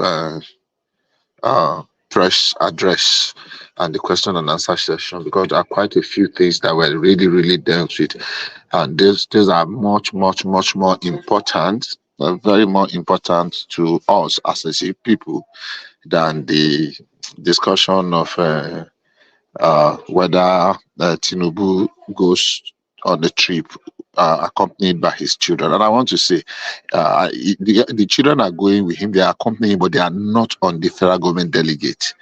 They are not part of the official delegation. Bishop, if the Cardoso interview, if that interests you the most, then speak to that. You don't have to speak to the talking points. Speak to what interests you. I choose to speak to it. I choose to speak to it. No problem. I mean, I felt that was what I was really looking forward to. So I can speak to anything. I'll make mention of anything I want to mention. We've had presidents before, at least on 2 occasions. President Jonathan's wife was with him to the United Nations General Assembly. And on one of the occasions, there were more than 4 relations of both president and the wife on that entourage. I mean, there was no as much as one as this. But yeah, it is allowed. They can be accompanied by their relation, whether spouse or children of their choice. Sorry for the interruption. So I was hoping that I would hear Kulata and probably Enigmatic speak about that, because there are quite a few things that excite me in particular. One thing that is very prominent for saying that the man admitted as much that it's going to be tough. It's going to be a tough journey, but there is a light at the end of the tunnel. On the Igboho conversation, I don't really think I want to go into that because it's been overflowed. Unfortunately, we seem to be forgetting something, that the Fulani narrative started post 2015 election. And when it first started was that when Islamization agenda, they say, oh, Islamization. Fulanization came. Now, if you keep recycling something and the media lapped into it, and we were stereotyping a particular people, well, sometimes you even push people that are not doing something to the wall, and they start doing it. The amount of attack. When people do things, we don't address them by their tribe until the Fulani narrative came, and it did not start until a certain Jonathan and the German lost an election to a certain Buhari, who is a Fulani man, and everybody started with Fulanization agenda, Islamization agenda, When Islamization agenda was not sticking, they turned it to Fulanization. Oh, Fulani are taking over our land. Fulani are taking over our land, and it's unfortunately, it has come to stay, and that's the narrative everybody is pushing now. So it's okay. I mean, that's what we want to be. It's just that at some point there will always be a payback. Every seat that we sow, maybe someday, somehow, the people at the giving end will now be at the receiving end. Then let nobody cry, like we always do. That it is some people that are what do you call it? So that's why Igboho is not a hero, at least not in Yoruba land. Maybe in his village in Igboho, I know hundreds and thousands of people that did not support Igboho. They did not support his approach, because I can tell you how Igboho started. Igboho started as a smuggler, fire war. Inspire Wall, whatever. Kutonu, Benin, Shaki, Sabe, and the rest. What's the name of this other place? It was before he used the opportunity of the Ife Bodakeke crisis to push himself. And after that, he joined politics. He was a PDP, and he was a very confirmed. You say he's a confirmed member. No, he was a confirmed thug of the PDP. Very confirmed thug of the PDP. Then when the opportunity of, he gained his notoriety by always boasting of charms. That he has charms, he can disappear, he can turn to cards, he can turn to this. He used to say it in different forums, not strongly social media then. So when all that happened, and when all of a sudden Igbo now became the subordinate that was championing a Yoruba nation and people were keen, I just laughed. I said, what are you talking about? Is it the person that will win Yoruba nation for us? And have you ever seen where anybody win a fight and win what do you call it, and will not hand over to say, oh, when he wins it, he will hand over it? It's never going to happen. Nobody will go and fight and win and not come and look for somebody say, okay, you come and rule. Nobody does that. The man that win, we want to, you see now, Igbo that will not be our what do you call it now, our sorry about that. Somebody is doing this business. So is Igbo that will not be our standard bearer in Yoruba land? God forbid. So a lot of people actually spoke against him. They spoke against the things he was doing, and some of the things they did were just unnecessary orchestration. But yeah, people are bought into it. People that have reason to want to believe, because that is where their bias goes. So that's it. So no problem. I mean, all we want in the Southwest is peace. All we want in the Southwest is progress. But Igbo is not in the narrative of the people that will bring us peace. It's not the narrative of the people that will defend Yoruba land. Igbo is not defending my own Yoruba land. Maybe it's defending or you are laughing. And Akimori, as the case may be, where Wajowa Deni. But it's definitely not defending, and it's not a standard in my own Yoruba land. I'm a Yoruba too, full-blooded Yoruba. So it is not, but it is what it is. He has used Fulani herdsmen to gain notoriety and popularity. Capital of Yoruba land now. So to you, not to me. So, but Yalafin is the capital of Yoruba land. So that's to you. Are you contradicting yourself, Bishop? That's right. No, Life is not the capital of Yoruba land, but I said to you, Tell me the capital of Yoruba land. Tell me the capital of Yoruba land. The capital of Yoruba land today is Ibadan. So don't tell me you're laughing. If anybody wants to claim credit, if I will claim credit. Or your people are originally known Yoruba people. You know that. The other people are not. The other people. When you are talking of the real, the capital, the head capital, the headquarter of Yoruba land is Oyo.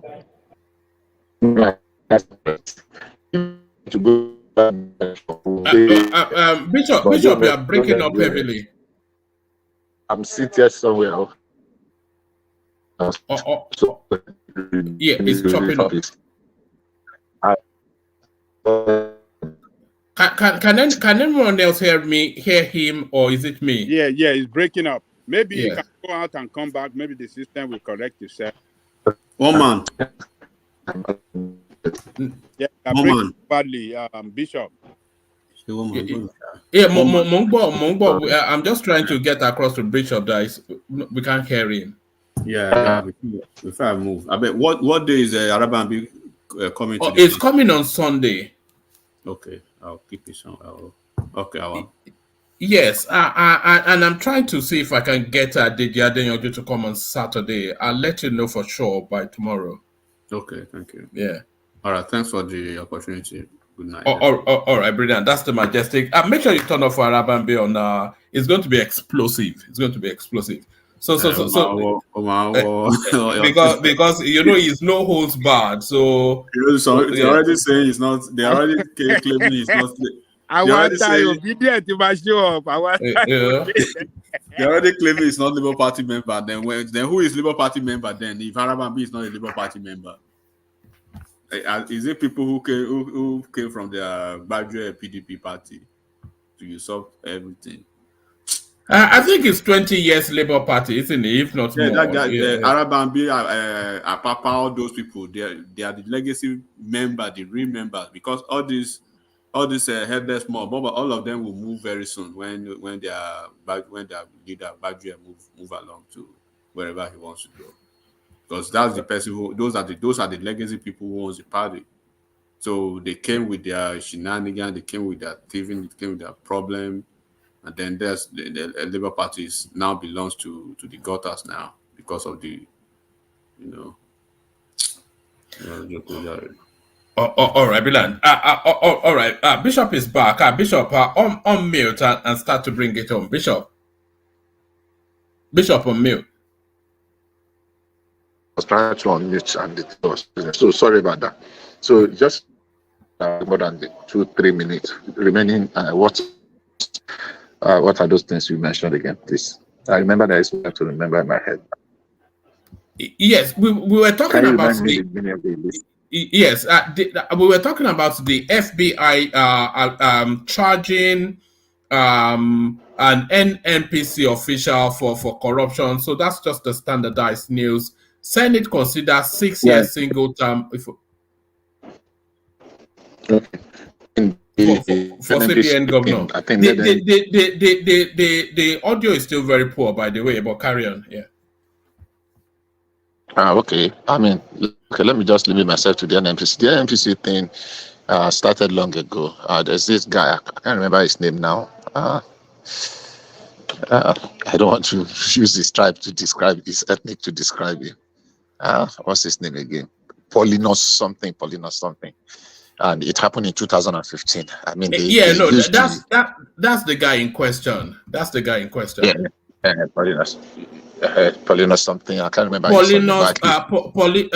Hold on. Polinos Iheanacho Okoronkwo. Polinos Okoronkwo.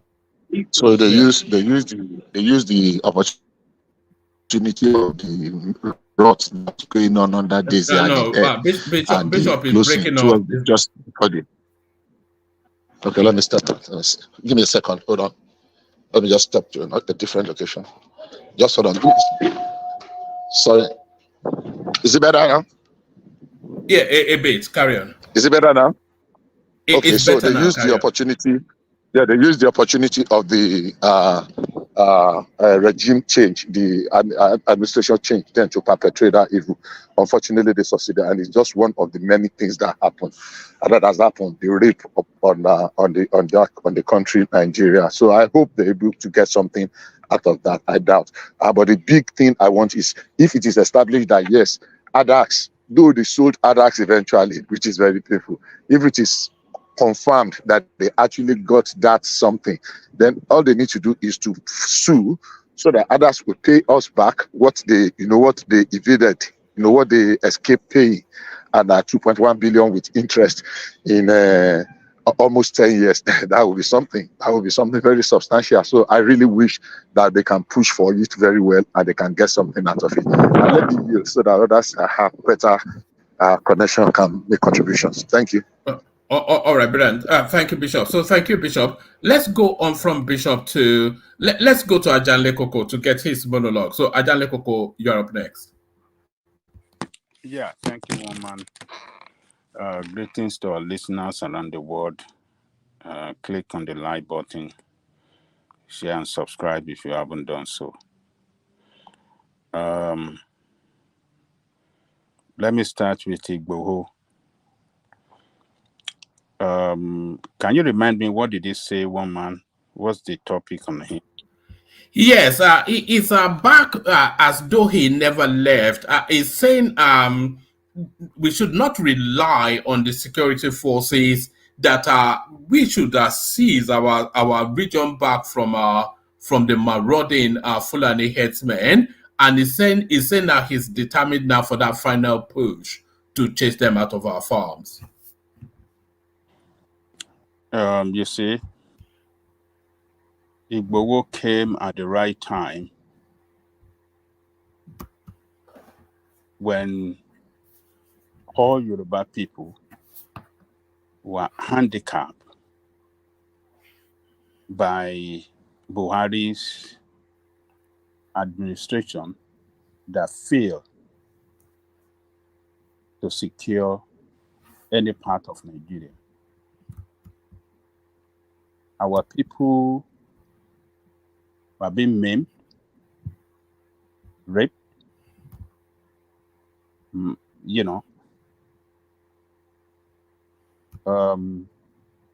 killed on their farmland. People were scared to death in that Ibarapa, Igangan area of Oyo State, in Ogun State, everywhere. People were not living with peace of mind in their homeland. And they look up to the government, and government failed to secure them. So when Igboho came to stand up for Yoruba people, some people can say, oh, you didn't do anything for Yoruba. Go and ask the people of Igangan, Ibarapa area. They will tell you that Igboho is their hero.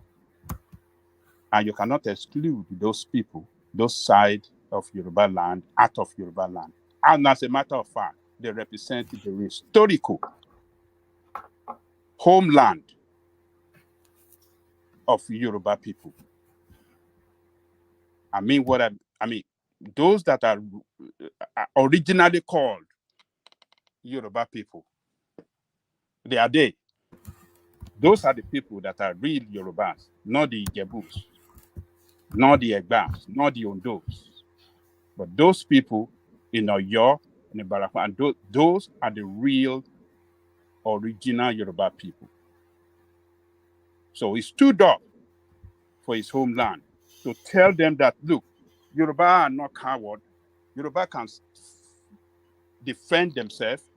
Yoruba can fight for themselves. Yoruba can secure their homeland.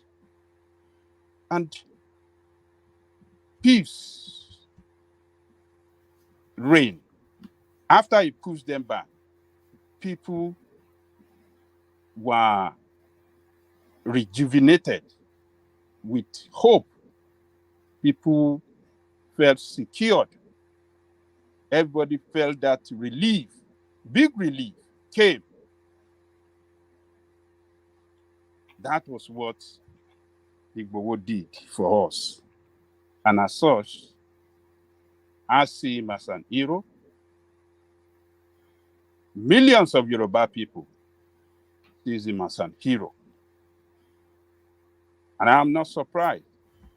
I was not surprised when he informed us far back in December that I will come back home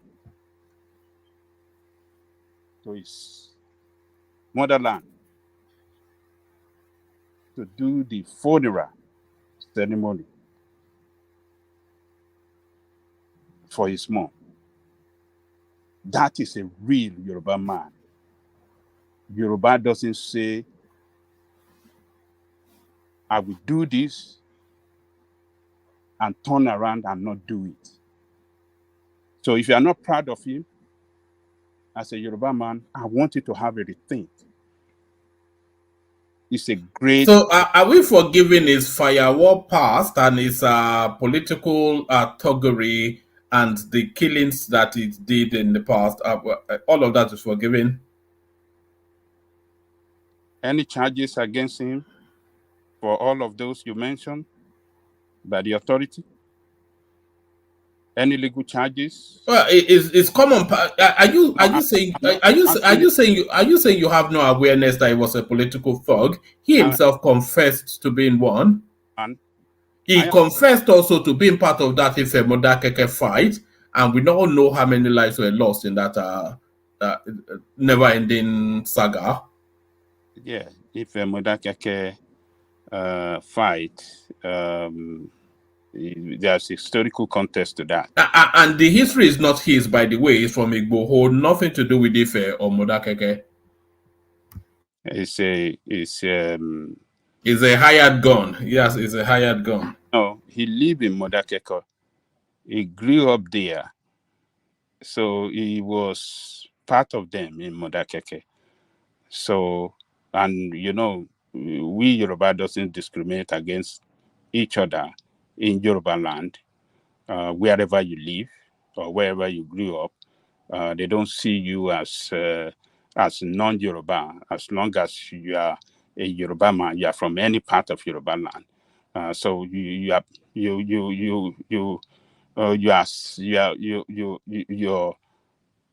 Yorubaness we cannot be taken away from you in any part of Yoruba land. I mean, so look, one man. There is no charges whatsoever against Igboho as of today. And Ogbeni came the other day to explain, to tell us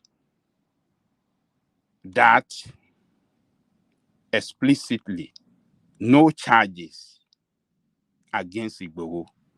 But some were still knocking their head down. Oh, there are these people that doesn't know nothing. So let me tell you, this guy is a real Yoruba man. He has acted as a real Yoruba man, fearless people, upright people, stable people, people that are not afraid to defend their homeland and fight for their right anytime. You understand? That is what he did. Everybody was cowed by the Yoruba, by Buhari's administration. The leadership, the political leader, all of them were cowed. They cannot talk. The traditional leaders were cowed. They cannot talk. But an ordinary man with that spirit of Yorubanism, stood up and said, enough is enough. We are not taking this nonsense. And what did you see? Thousands of people stood by him. What am I saying? Am I saying thousands? Millions of Yoruba people stood with him, both home and abroad, that yes, enough is enough. And that was when the traditional leaders, the political leaders, stood up and then started fighting for Amotekun. So a lot of you have to put this thing in. Look at Igboho. Don't look at Igboho as a pay. He might not be a university graduate. He might not be well educated, but the fact that he was able to stand in the front at the time that everybody was scared to death, that he stood up and said, no, enough is enough. We are not going to accept this. We are going to push back. We are not going to send out criminals out of our land. And he achieved it. He sent those criminals out of our land. So, to me, it's an hero. I will honor him anytime, any day. And I believe that history will write his name. We honor him. His name will be written in gold in Yoruba history, whether you like it or not. You might hate him, but in Yoruba history, when we are talking about history of Yoruba, there's no way that Igboho's name will not enter the history book of Yoruba as a man that when it was so tough for Yoruba people, when Fulani herdsmen, criminals came on Yoruba land and destroy our farmland, kill our people, rape one man as in the name of Chief Sunday Igboho, stood up and fought back, defeated them, and restored peace in Yoruba land. So it's people on some other people for not being objective or for one reason that they don't like him from one set, might say a lot of bad things about him. Fine. But for people like us that are very, very objective, we will only call spade a spade. This guy is an hero, and we have no other choice but to stand up and protect our homeland. You can't allow we don't do it to them. We don't gather ourselves off to go and destroy other people's land. Why must we allow them to come and destroy our homeland? We cannot do it. So this time, this guy, for standing up, is an hero. And I think every right-thinking Yoruba person, if you have the blood of Yoruba person, of Yoruba in you, you are not, and person like him should be supported. The ideology that is fighting for should be supported, and it is. Can I take 1 second or 1 minute? All right.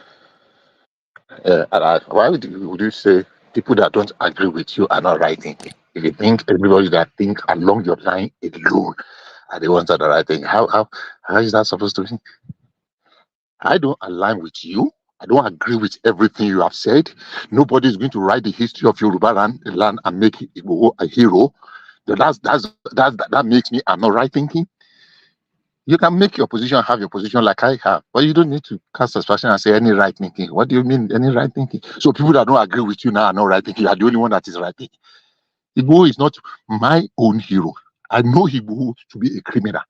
So the opportunity about they call it that came and you people are celebrating your own way, but don't say any right thinking.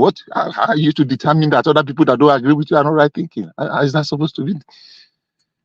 That's not fair on other people. There are many people, millions, majority of the people that don't agree with what you are saying. If you people agree with him, that's fine. He's your hero. That's fine. You can celebrate him. But saying that other people that don't agree with you are not right thinking, I think you are stretching it a little bit too far. Thank you for your time. Well, as long as you call him criminal, I think I will go after you. You call other people criminals, thieves, and nobody comes after you. We only have debates. So if you want to go after me, that's fine. But if I'm part of the people that you are saying right thinking that are not right thinking, then I will answer you very well. So if I say I call Igbo criminal, you call people names here. You guys call people all manner of names, and nobody calls anybody's head because of that. So if you are saying because of what I said, well, Bishop, question for you quickly. Quick question for you, Bishop. Let me ask you a question. Do you dispute the fact that Igboho saved hundreds or maybe thousands of lives and property by protecting these people? Blatant lie. Blatant. I won't let don't even finish it. Why is it a blatant lie? Why is it a blatant lie? What did you say? Blatant lie. I don't believe you. Ask me a question and I've answered you. So don't say. Okay, why? I'm asking you, why is it a blatant lie? Why? Support your argument. You say it's a blatant lie. Can you please support that? Because it simply did not happen. That's just. He just wrote on the back of what. How did you know that it happened? How did you know that it happened? From him, so from people in Ibarakwa that said it. No, local people that the media interviewed said that he came to their aid. Okay? So if you want me to discount eyewitness testimony, that's fine. But I'm asking you, how do you know it's a lie? The same eyewitness testimony that came here that said that Igboho went to revenge the killing of Aborode. And after investigation, it shows that Fulani has zero hand in the death of Aborode. But they are still latching onto that lie because it suits their narrative. Is that the same people you want me? The same one you want me to tell? No, but it's a fact. That's why DSS went after him. That he was having weapons because they knew he was brandishing himself. For God's sakes, thousands of people showed up in the crowd in the Barapa to celebrate him when he forced these people out. It was on TV. Was that a lie too? Any madman that play Name or Robin Hood today, thousands of jobless people would trump after him. Oh, so he was giving out arms, is what you're saying. Are you saying he was giving out arms? I did not say that. So they were celebrating him for pushing out those criminals. They were celebrating him for pushing out those herders. That's what they were celebrating for. Thousands of people showed up. I can still see the video like it was yesterday. Are you saying that was orchestrated?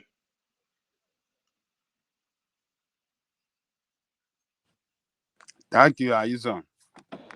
I've returned the floor to Ajani Koko. Not Ajani Koko have this floor.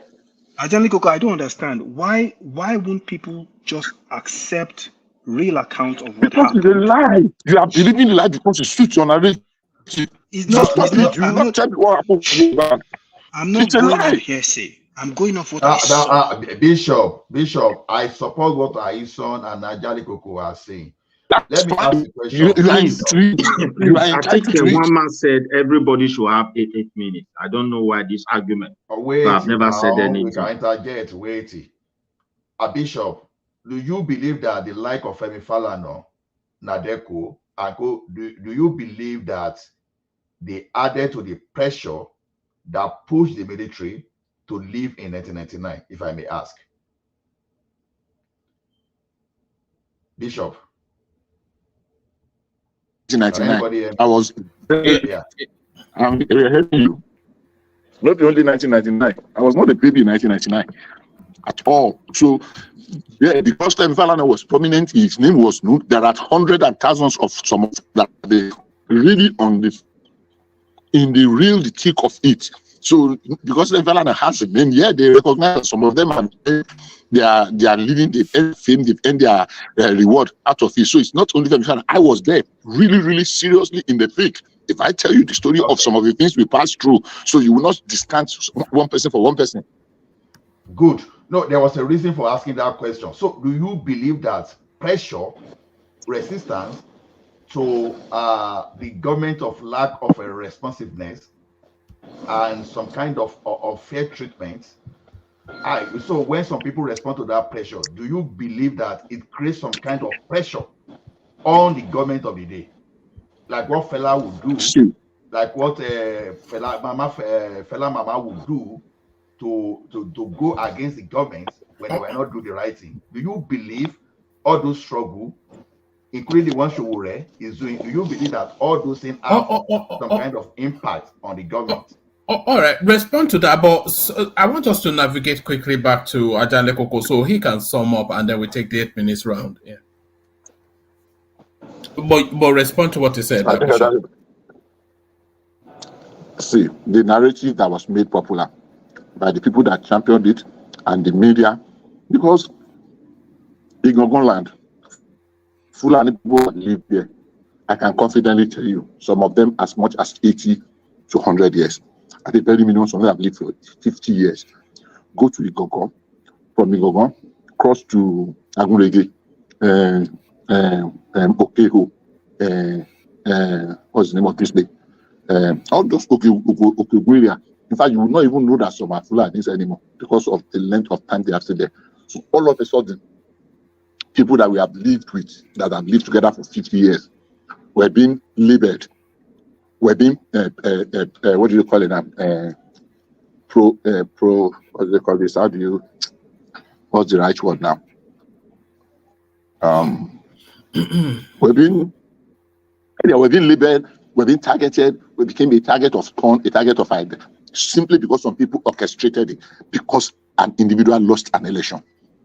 All of a sudden, Fulani men became everything that happened in Nigeria. I've never said there are no Fulani criminals. I've never said that. All of a sudden, they now went and do meeting that they want to come and take over Yoruba land and eliminate over 50 million Yorubas, and people that were supposed to know, that are educated enough to be able to question some of these things. Governor of Ekiti State, there was an attack. He said he told him, he said it on national and international TV, They told him that it is Bororo people. When they arrested those 8 people that carried out that attack, there was no single Fulani among them. I'm not saying Fulani had not carried out some attack, but why do you just jump to it is Fulani, even when nobody has any proof to that? That one that Fayemi said that day, were there when eventually they arrested them, was there any Fulani single one among them? All right. All right. Thank you, Bishop. Back to Ajani Koko.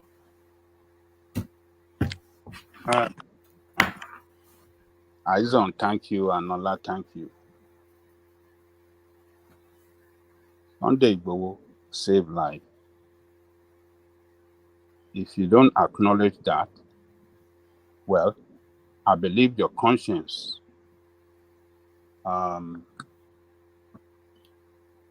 you know the truth, but you don't want to say it. And I don't know what we're going to lose from saying the truth. When this guy went to Igogon, before he drove at that Fulani Seriki in the Igogon area, he went to all the kings, and all the kings confirmed that they are living miserable life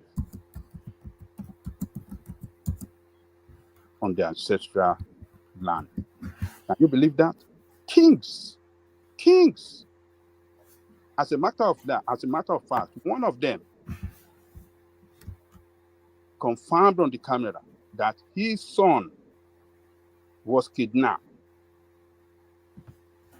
and the Seriki, that Fulani Seriki in the Gogan, was the intermediary between him and the kidnapper. They have to give him money to secure, to get his son back from the kidnapper. So how can the Seriki of Fulani be an intermediary between the king who own the land and the kidnappers? Is that not enough to tell you that something that is not right is happening there? And all the effort made by them, reported to the police, nothing was done. Nothing was done to it. So, and this guy came, he went to all those kings and they said, sir, they give him permission. It is time for these people to leave. We are not comfortable with them living among us. They are traitors. That is what they were called. Àwọn tó ń gbàbọ̀dè fún ilẹ̀ wọn ni wọ́n. And when he visited the Seriki, he told us what he went through, the security. How that Seriki was well fortified by his own armed men. How can Seriki be well fortified with security and nobody can get access to him on a land that does not belong to him? That is not his ancestral homeland. And right there, when Igboho visited him, his men, some of his boys attempted to kill Igboho. They shot at him. But what we call the Yoruba, the real Yoruba, the gunshot did not penetrate nowhere. Yes, that is that is the Yorubaness that we are talking about. So if you don't know it, if you don't have it, it is time for you to start searching for it. If you don't have it in you, if that Yorubaness does not exist in your blood. So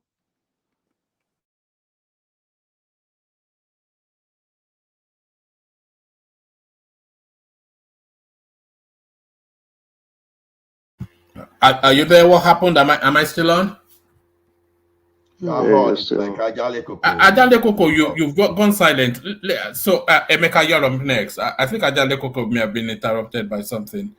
Thank you very much, one man. Good evening, everyone. It was interrupted. Okay, now take it. Okay. Good evening, one man, and fellow panelists and those viewers at home. I hope we're enjoying the session. And good evening to you. Let me just provide highlight on the MPC Monetary Policy Committee meeting held by the You CBN. watched the interview. Did you watch his interaction with the...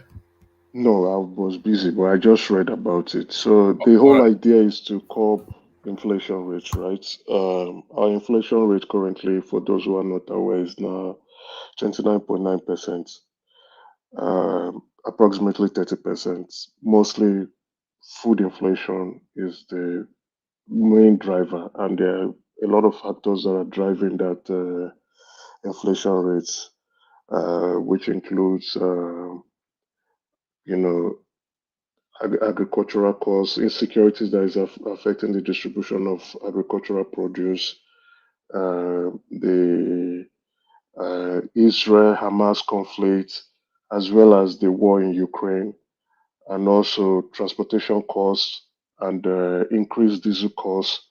So those are the few factors that are driving, and then the insecurity that is affecting the north, right? Those are the factors driving the increase in prices of food, and our food inflation has jacked up to 35%.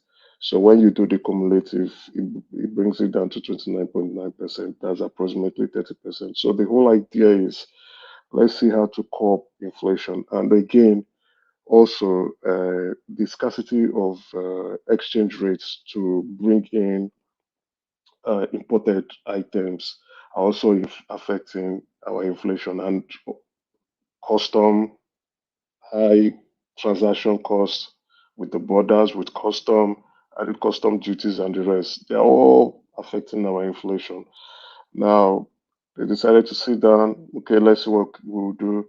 They raised the rate by 400 basis points from 18.75 to 22.75. That means they increased it by 4% percentile, decimal points, percentile. So just if you count 18, 19, 20, 22, that's 4%. But if you do a percentage increase, right, you get about 22% increase. So the 400 basis point means just 4% when you're counting in percentile range.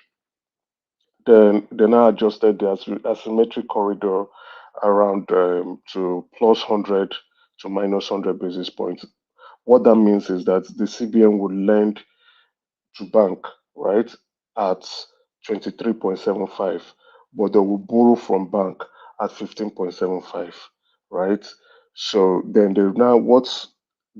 another huge impact is increasing the cash reserve ratio to 45%.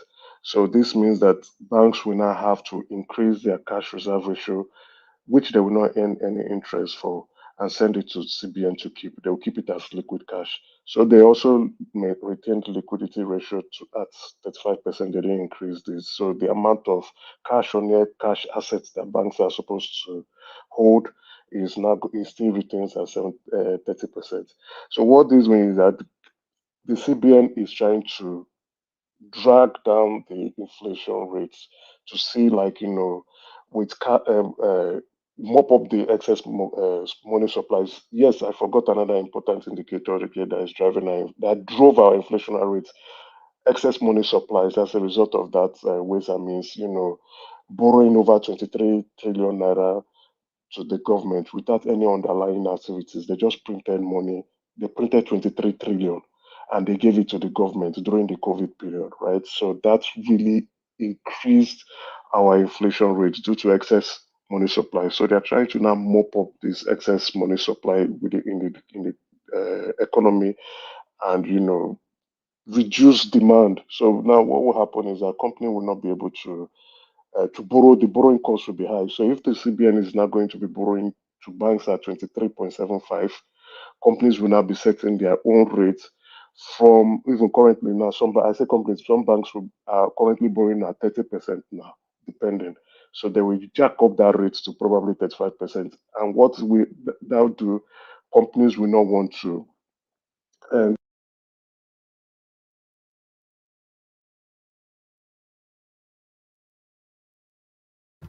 Have we lost you as well? What's going on? What's going on today, Emeka?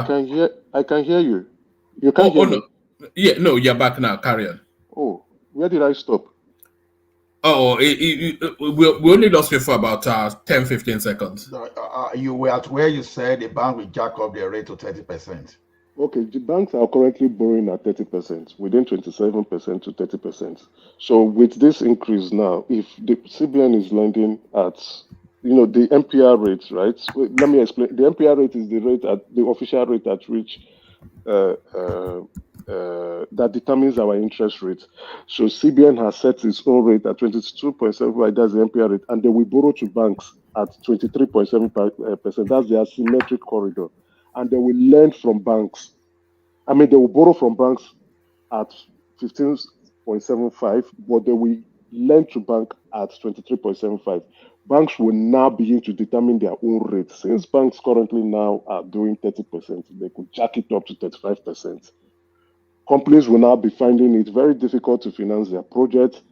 They will either have the choice of looking at alternative, cheaper options from international market if they have access to international market. If they don't have access to international market, that project they want to finance, they will have to stop that project because it's expensive. Now is to slow down any growth, reduce demand, and see how they will bring down the inflation rate to manageable rates. But again, our inflation is not interest sensitive. I've given some of the indicators, right? So you have scarcity of exchange rates that can support business to import raw materials or even import goods, either finished goods. Then you now have other external factors that are also contributing, like the Ukraine war and the Israel-Hamas war. You have the high cost of diesel now, transportation costs. That high cost of diesel is affecting and also affecting supply chain. There's also a global supply chain issue going on due to the Ukraine and the Hamas war conflict currently ongoing in the world. Then you now have security issues that is impacting agricultural products. So the inflationary rate in Nigeria is not still interest sensitive. They raising the interest rate would address that money supply aspect of things, but the other factors that are impacting on our inflation has not been looked into. How about the custom duties? If the government can still look into that, I know the government is currently looking at. They've done the BDC aspect, trying to regulate that aspect, and they have now started issuing $20,000 as they used to do in the past. And now we can now say somehow, the CBN is now fixing the exchange rate for BDCs. So they sell to BDCs at 1,301, and a spread BDCs will only sell at a spread of 1%. That is $1 to 1,310.01. So the CBN is now fixing the rate for them and seeing how those price speculators and the wicked people in Nigeria will not try to jack up the price and cause more chaos. But again, within the Nigerian foreign exchange market, they can float the naira and sell. Then the next day, CBN would take the closing rate and sell to the BDC while also implementing the regulatory guidelines for BDCs and thereabouts. So BDCs are supposed to merge. So, a lot of people are saying the government is not doing anything. We can see that the CBN governor is not sleeping. There's something I also missed out. With the MPR rate now at 22.75, that means this is our official rate. International investors would see it as very juicy to bring in their funds to come in. So because the rate is now high, they can gain enough interest from borrowing us or investing in any of our portfolios or even in the Nigerian Stock Exchange, because that is our pricing. That's our pricing for funds. So the CBN governor is also going to be having a portfolio call tomorrow at 4 p.m. Nigerian time. He's going to be discussing with JP Morgan, Standard Chartered Bank, Citibank, Standard Bank in South Africa, and what's the last one? A group of foreign investors, who will want to, the portfolio investors. That what that would do now is, encouraging them, telling them about the MPR rate. That will now make them bring in funds, okay, to support, what is going on within the FX issues, right? So, and that's, the FX issues we can try to address it with more dollar supply coming into the country, try to address the scarcity going on. The CBN is currently has paid off some of the outstanding FX issues that we have that are pending. They've paid up extra. So the government, those who are going on public spaces and lying that the government is not doing anything, that is not true. I have some form of sympathy and empathy for Cardoso, who is not sleeping and with his team, and they are looking at ways to try to resolve the problem. What I will encourage the government to do is, yes, they are doing the monetary policy aspect of things.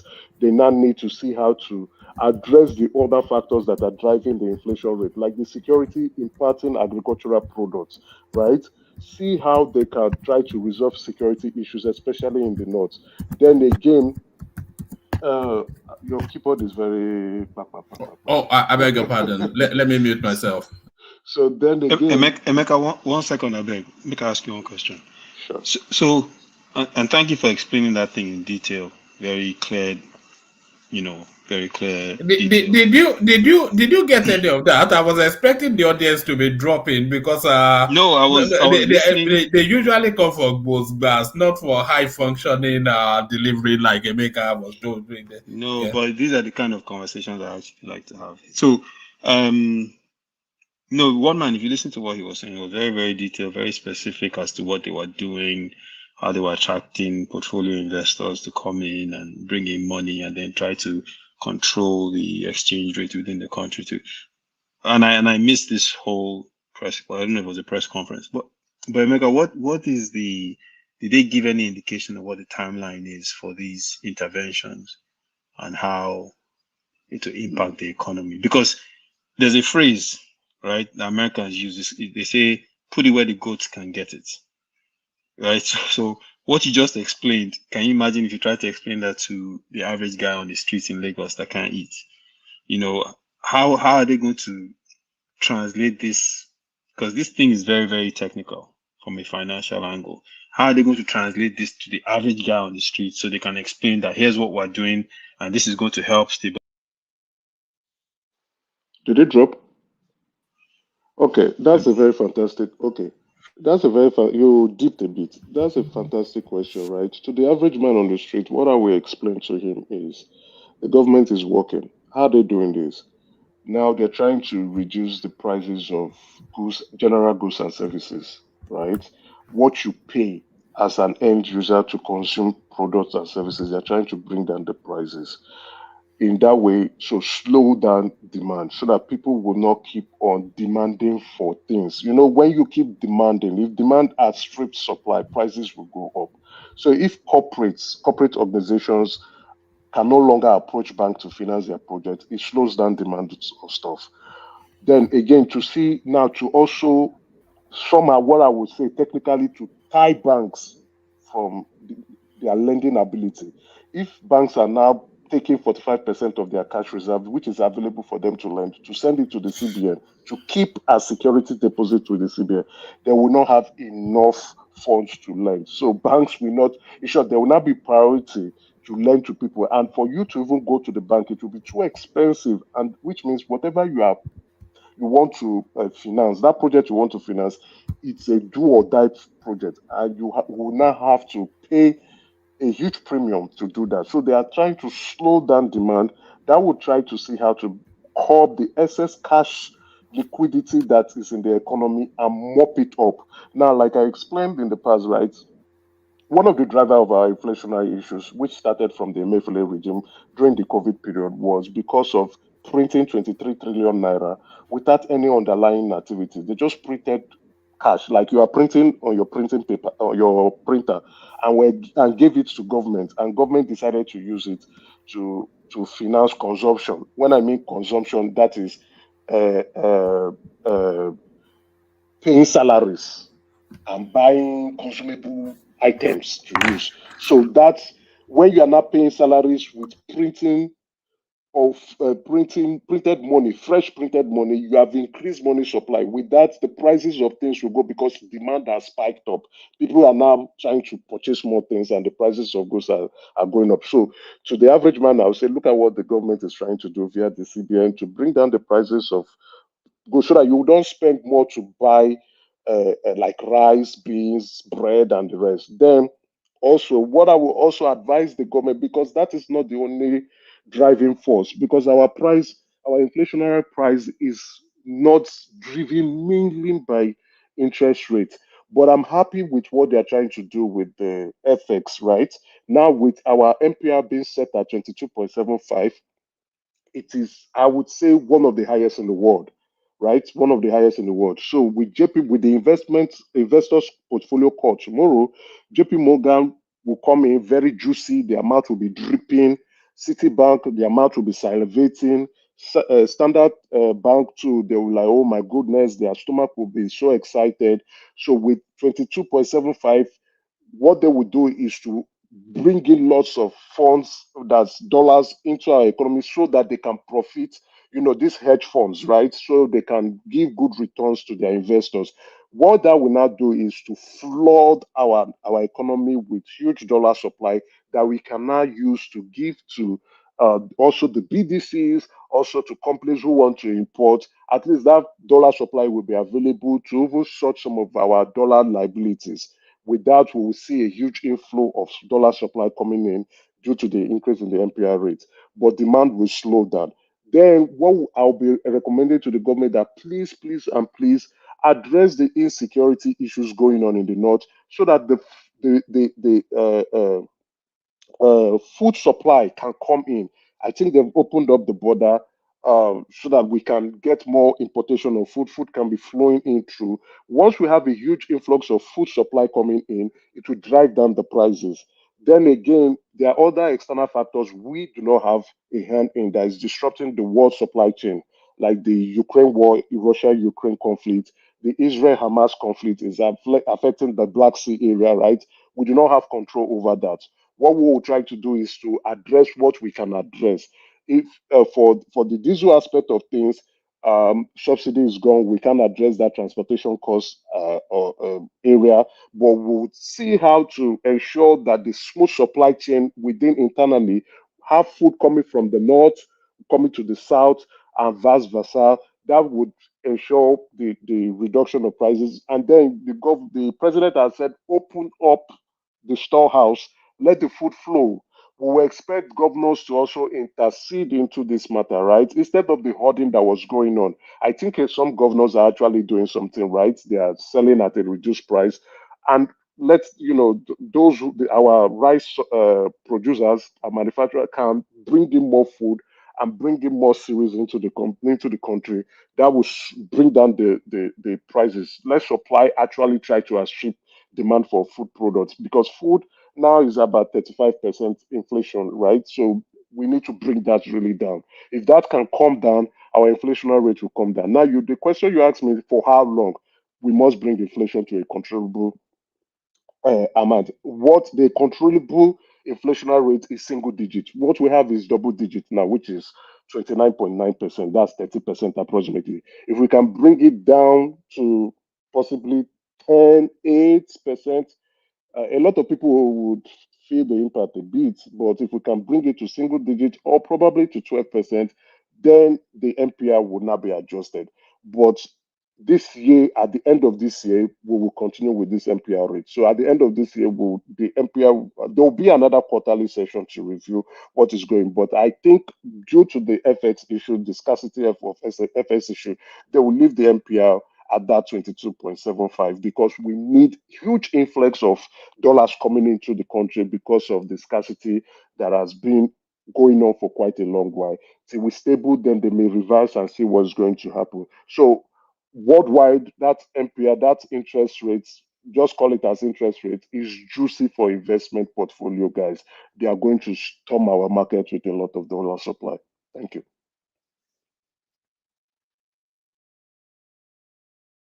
All right, so that is our in-house Rotus. I forget Rotus, so come to one man and get the real juice of the. Maybe we have to designate Emeka as our economic reporter. So Emeka, in fact, that's your designation now. You are tasked now with that. So every day you just get a 5-minute monologue just to speak to the economic matters of the day. So that was an excellent, of course, always an excellent delivery by Emeka. When is it never not an excellent delivery by Emeka? So for those of you who understood that, I'm sure that was excellent. For the rest of us, we were just nodding along like we understood. But yeah, thank you, Emeka. Please, I still want to be attacking Obi too. Don't forget. Don't worry, there'll be plenty of that on Sunday, I'm sure. I can't wait. I sent you a text, by the way. Have a look at it. So yes, as I just mentioned Sunday, I think Ola wanted to interject, but Ola, so you can interject against the backdrop of this. This is what's coming up on Sunday. We have the privilege of having Dr. Abayomi Arabambi, the publicity secretary of the Labour Party, joining us 10 p.m. UK time. So bookmark that and prepare your questions. So he's going to talk, of course, all matters Peter Obi. He's, of course, going to talk all matters Julius Abure. He's going to tell us how much Tinubu actually gave him, because we're being told he's on Tinubu's payroll and all that. He will tell us then who the legitimate drivers of the Labour Party is and all of those matters. So come prepared, because he will. At 10 p.m. UK time, I'll send the link in the comment section now, so go bookmark it. Do you want to insert something? Actually, Ola, maybe insert what you wanted to say and have your 8-minute monologue, and then we go on from you to Ekene. Ola, good to have you. Yeah, thank you, everyone. Emeka, you really you did the bankers proud, and with your corporate finance and the way you just explained everything. Even though I know some people are in doubt, for those people that don't know Emeka, you are saying somebody is saying that bank is blind. See, let me tell you one thing. If you know Access Bank, you won't be saying that. Everyone that went through Access Bank, you must pass credit course. No, if you fail, the bank will send you out. Forget. They will give you time to pass. If you try over and over and you failed, they will show you the exit. So, for those of us that even had that opportunity to work, even though when the bank came over to take over our bank, a person like me, I protested, I resigned, and collected my own the gratitude due to me and left. So, Emeka, well done. But even though next time I know that, like they say, people will like you to come to their level, because I know many people did not really understand. Let's just take it that way. So on Sunday, and I think we Nigerians, we really need to be able to separate issues. We know that Sunday as is past. We know it's a participation in the Modakeke, if a crime, war, that you can give that one, okay. If the government want to go after him, maybe he's going to be found guilty. We know that. We know his activities around the political thuggery. We know if the government want to go after him, yeah, he can be convicted about that. So he did a lot of things that, if you want to look at it ordinarily, if the government should pick him up, yeah, he can be convicted. But the Attorney General of the Federation and those people responsible for prosecution, what do they call them in the state? They are the one that can bring charges against Igboho. As long as this guy is not standing in for any criminal charges in the court, I think it may be unfair just because of our political correctness to tag in a criminal. Having said that, I know many of us here, it is very easy for us to condemn. Oh, the guy is not serious. He's creating problem. The question you ask yourself is this: when your people are facing existential threat, what you accusers, what did you do? You sat down in your sitting room, you were watching a nice movie, probably you put you put your cognac, your wine beside, and you were enjoying. Very find it convenient to criticize. Why some people were suffering, some people were shouting insecurity against them. You were not doing anything. You didn't even come online to talk against the insecurity. But when the like of Sunday Igboho now went there, that they knew the implication, not that they only knew, up to now they still know the implication of the activism, that this thing can cost them their life. They went out to fight, to stick their neck, and what we find easy for us is just to condemn. That is why they say Ijailu Oshorogbe. That what we're saying, that you cannot fight for the town. Now, for people saying, oh, they are just saying some people want to dominate, some people want to do this. Please, let me tell you something. Hausa land is an example where jihad happened. The traditional rulers of Hausa land, they were pied.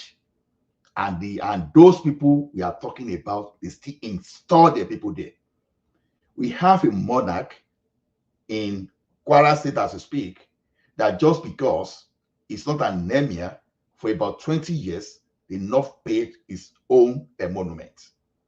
And we are here within our sitting room, living room, we just justify this has never happened before.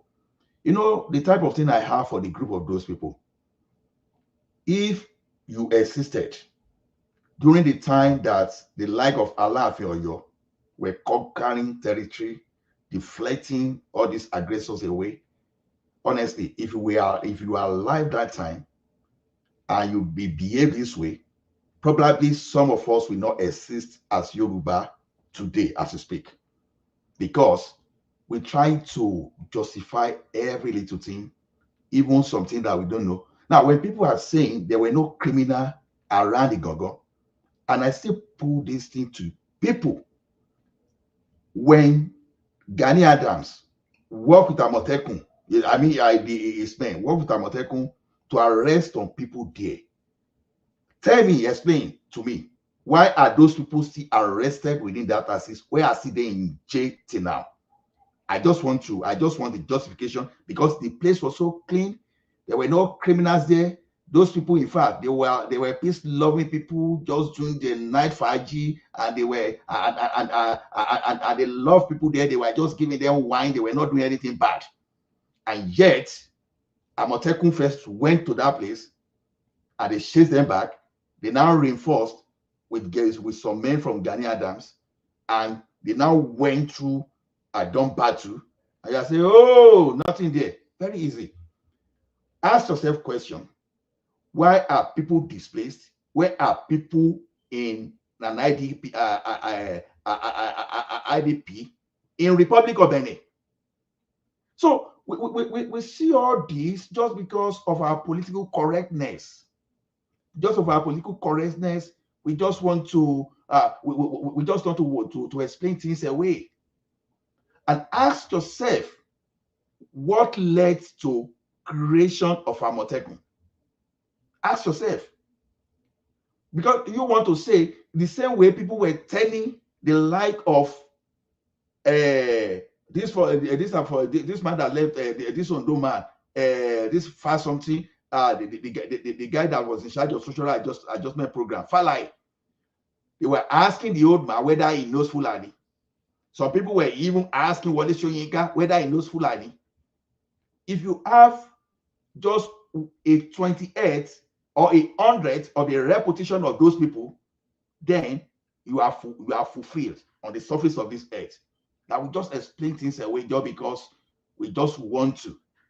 This is sad. Look at it this way.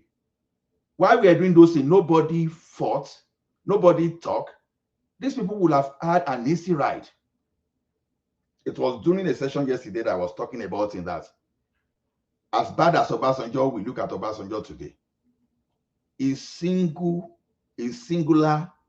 this thing that he did on Land Use Act, saved that country when every region of that country was to some people a land for Ruga, because cattle business is the only business in the entire of Nigeria. Not cement, not tomato value chain, not cassava.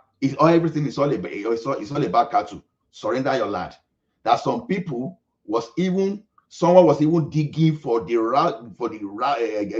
grazing route that never existed. We saw everything pointing to the state ganging up with some ethnic group to do some kind of ethnic reconfiguration or to displace you from your land, and you were too so liberal, politically correct to just keep justifying everything. This is bad. Nobody builds the country for the future generation. Even Saraki, Bukola Saraki, that happened to even have blood of Fulani on himself, stood against every attempt to reconstitute, to use the constitution of the Federal Republic of Nigeria to bring this thing in. And we want to claim to know more than Saraki. We want to claim to know more than Danjuma. We want to claim to know more than Obasanjo for inside our city room. That's so sad. We are just too liberal. And Yoruba will say, Pansa Ofunra, Pansa Jana, Aja Ofunra, Ajaji. Only tí ò bá fúnra, ó lè ló màmá kúlé náà lọ. You understand? You see, you are looking at your ceiling. Maybe you see some termite. It's beginning to eat deep into your ceiling. You say, oh, there's nothing. You leave it until everything got so rotten, I think fell upon you. And you are saying, oh, just leave that thing. We have Sauda Kaduna as a prototype, and we are still denying the obvious. We see Benue as a prototype, we are still denying. What has happened in Sub-Saharan Africa, United States of America predicted it a long time ago, and when something happened, and we are still denying. Where did we get our own data? Where did we get our own competence that we now talk against everybody that knows anything about security, and yet we don't know what our daily hustle? Probably some of us just to go to work and collect our salary. Nothing. And we are arguing with those people that are the pure strategists, that they know about international politics, and they know about the security situation in one country. Abba, we are not helping ourselves. So if the like of Sunday Igboho did not agitate, because people will believe that, oh, we should have allowed the peace to reign. You don't understand. You don't understand. If the activities of activists are not having some kind of impact on the government, they won't be after you. If the activities of the like of Nadeko and the like of Tinubu, then if those activities were not impacting the military, they will not chase them out of the country. So having been they sat down, nobody was even fighting the military for the military to return to the democracy. Probably Abacha will still be alive today. I will still be ruling us. Let's all be very careful. What you cannot do when you see others doing that thing, don't just, because the best way to prove to me, when you are saying, oh, this thing is not happening, carry your load, relocate to that place and live in the midst. And no show up your picture. Yeah, I'm here. Nothing is happening to me. I remember someone saying that on Facebook. All this kidnapping they are talking about is not like this.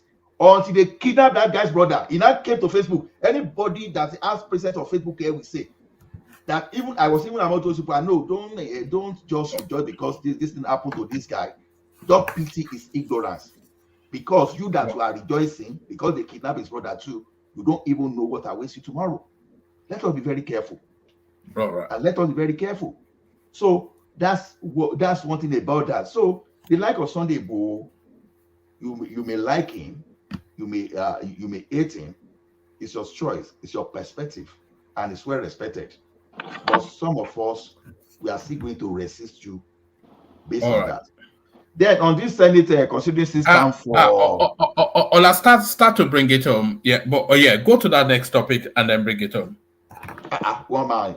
So now I see you here now give people like 12 minutes, 15 minutes, and some people which kind of we are falling asleep now. We are falling asleep, you know? No, we're not falling asleep, but okay, carry on.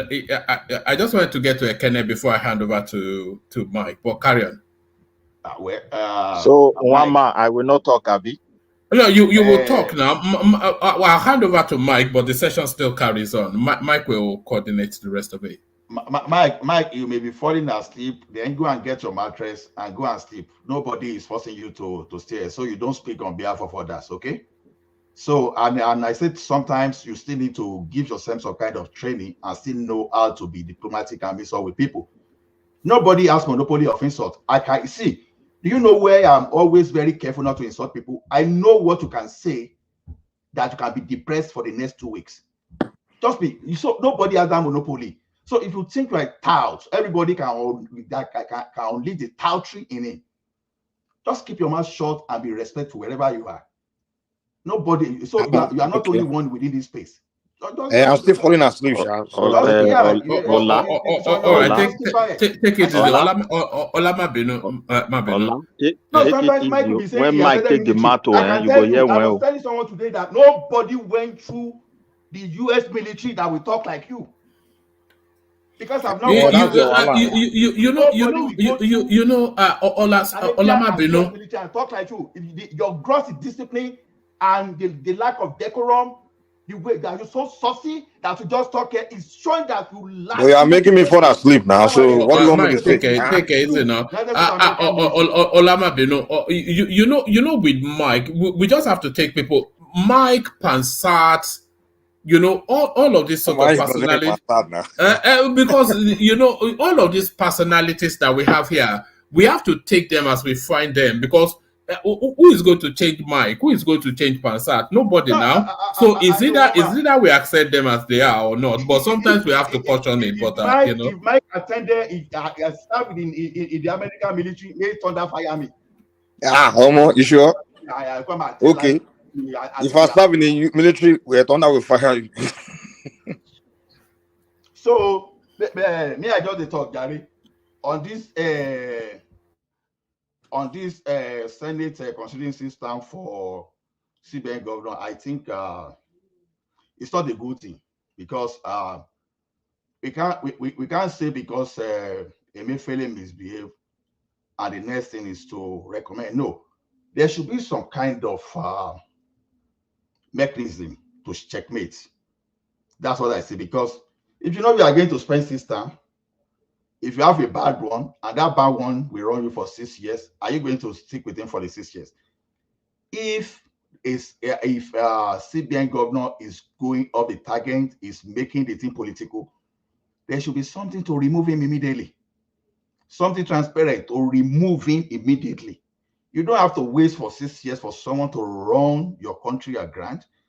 It's not good enough. So to me, they should find other ways. So to me, this thing is not innovative, having a 6 year single term for CBN governor. No. So I don't subscribe to it. So they should find a creative way. So it doesn't make sense to me. So that's all I have to say there. Because if someone is brilliant, for example, now, if we have a very brilliant one that change our economy, that we are improving now. So after system, please go and you bring another one that will bring us backward. No, it's not a good economy. It's not a good situation the way I see. Well, I agree with you completely on that, right? We can't be playing tenor with CBN governors. It's not good for our country. I see Cardoso is more serious about being a CBN Apologies, governor. but sorry, Emeka, is that not the practice in America and the European Union? Because that was what was referenced when I read it out. They have good institution there that is already running. We don't have that operating. We have seen the removal of a CBN governor from Soludo to Sanusi, they were doing well, removed him and put someone who was just out to make money for himself, right? And that has created a lot of damage. Now we now have someone who is serious trying to repair the damages that has been created for over 12 years. I hope we have hope. Anyway, that's with what he's doing the right thing. But the level of destruction is what is we are going to tell in the future. Let's see what the repairs, how fast the repairs can fix the level of destruction for 12 years. It's a long time. Emefiele really did a lot of things that is impacting us and creating this poverty that we are experiencing in Nigeria at the moment. But having a say, for me, I want Cardoso. As long as Cardoso keeps doing what he's doing and is serious, he seems to be very serious minded. As long as he continues what he's doing, we will get there gradually. Then we have Wale Edo supporting him. We also have a president who also understands that we need to get out of this mess. I think Nigeria is up for a positive outlook, if you ask me. Things may be rough, but we are getting there, and I'm hopeful. Emeka, please, I have a question for you. And good thing that Ola is here too, because we had a very hot conversation on this about a month ago. Cardoso also said in his speech that the foreign reserve of Nigeria today, as of today, starts at 34 point something billion. Did you hear that? Yes. I forgot that completely. Good. Yes, he said Now, so. he said it grew from 33 point something billion to 34 point something billion Correct. in January. We were here a couple of weeks, about a month ago. Ola is here. Ola was one of those that stood against me. I was practically, I don't know what to call it, when I said that our foreign reserve as at that last month stood at 33 billion plus, and everybody just told me to pieces here when they don't even have the fact. I have the fact as people. I just let go that day because there's no point. The CBN have said it today. Some people will still say probably is lying, but that he said it openly to the media and people that know that our foreign reserve is not 3,000. The rubbish that was published. 3 billion. Yeah, the people that published that it was 3 billion that time. The rubbish that was sponsored and was published. Yes. The 33 is from January, right? No, you said 34 billion. 34. The 34, sorry, from January and has grown to 30. No, 33. It was 33 point something in January. It has grown to 34 in February. Exactly, but the debate we were having then was that they said our foreign reserve was 3 billion, 1, 2, 3. And we had almost everybody on the platform on that day was against me when I said no. But guess what? Well, it was JP Morgan that actually said it was 3 billion. And that was after Emefiele left office. JP Morgan was the one that said your foreign reserve is 3 billion. That was sponsored nonsense. It was said by JP. It was actually published in what do they call this? Bloomberg, and they quoted JP Morgan because there was no real source for it. Our foreign reserve was not 3 billion. But people ran with it. I asked people within 2 persons within the CBN, and I can give you privately the contacts of these individuals. And I said, it was very laughable that our foreign reserve was 3 billion, and our letter of credit has still been respected. What do you call it?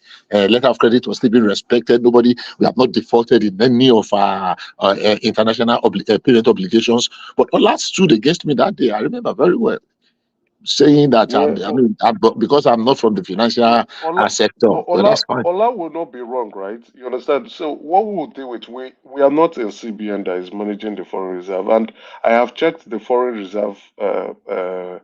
That's the volume of it on which should be reported on CBN website. It's usually used to be there, but for some reason it was never there. They never updated. For some reason, maybe they don't want people to panic.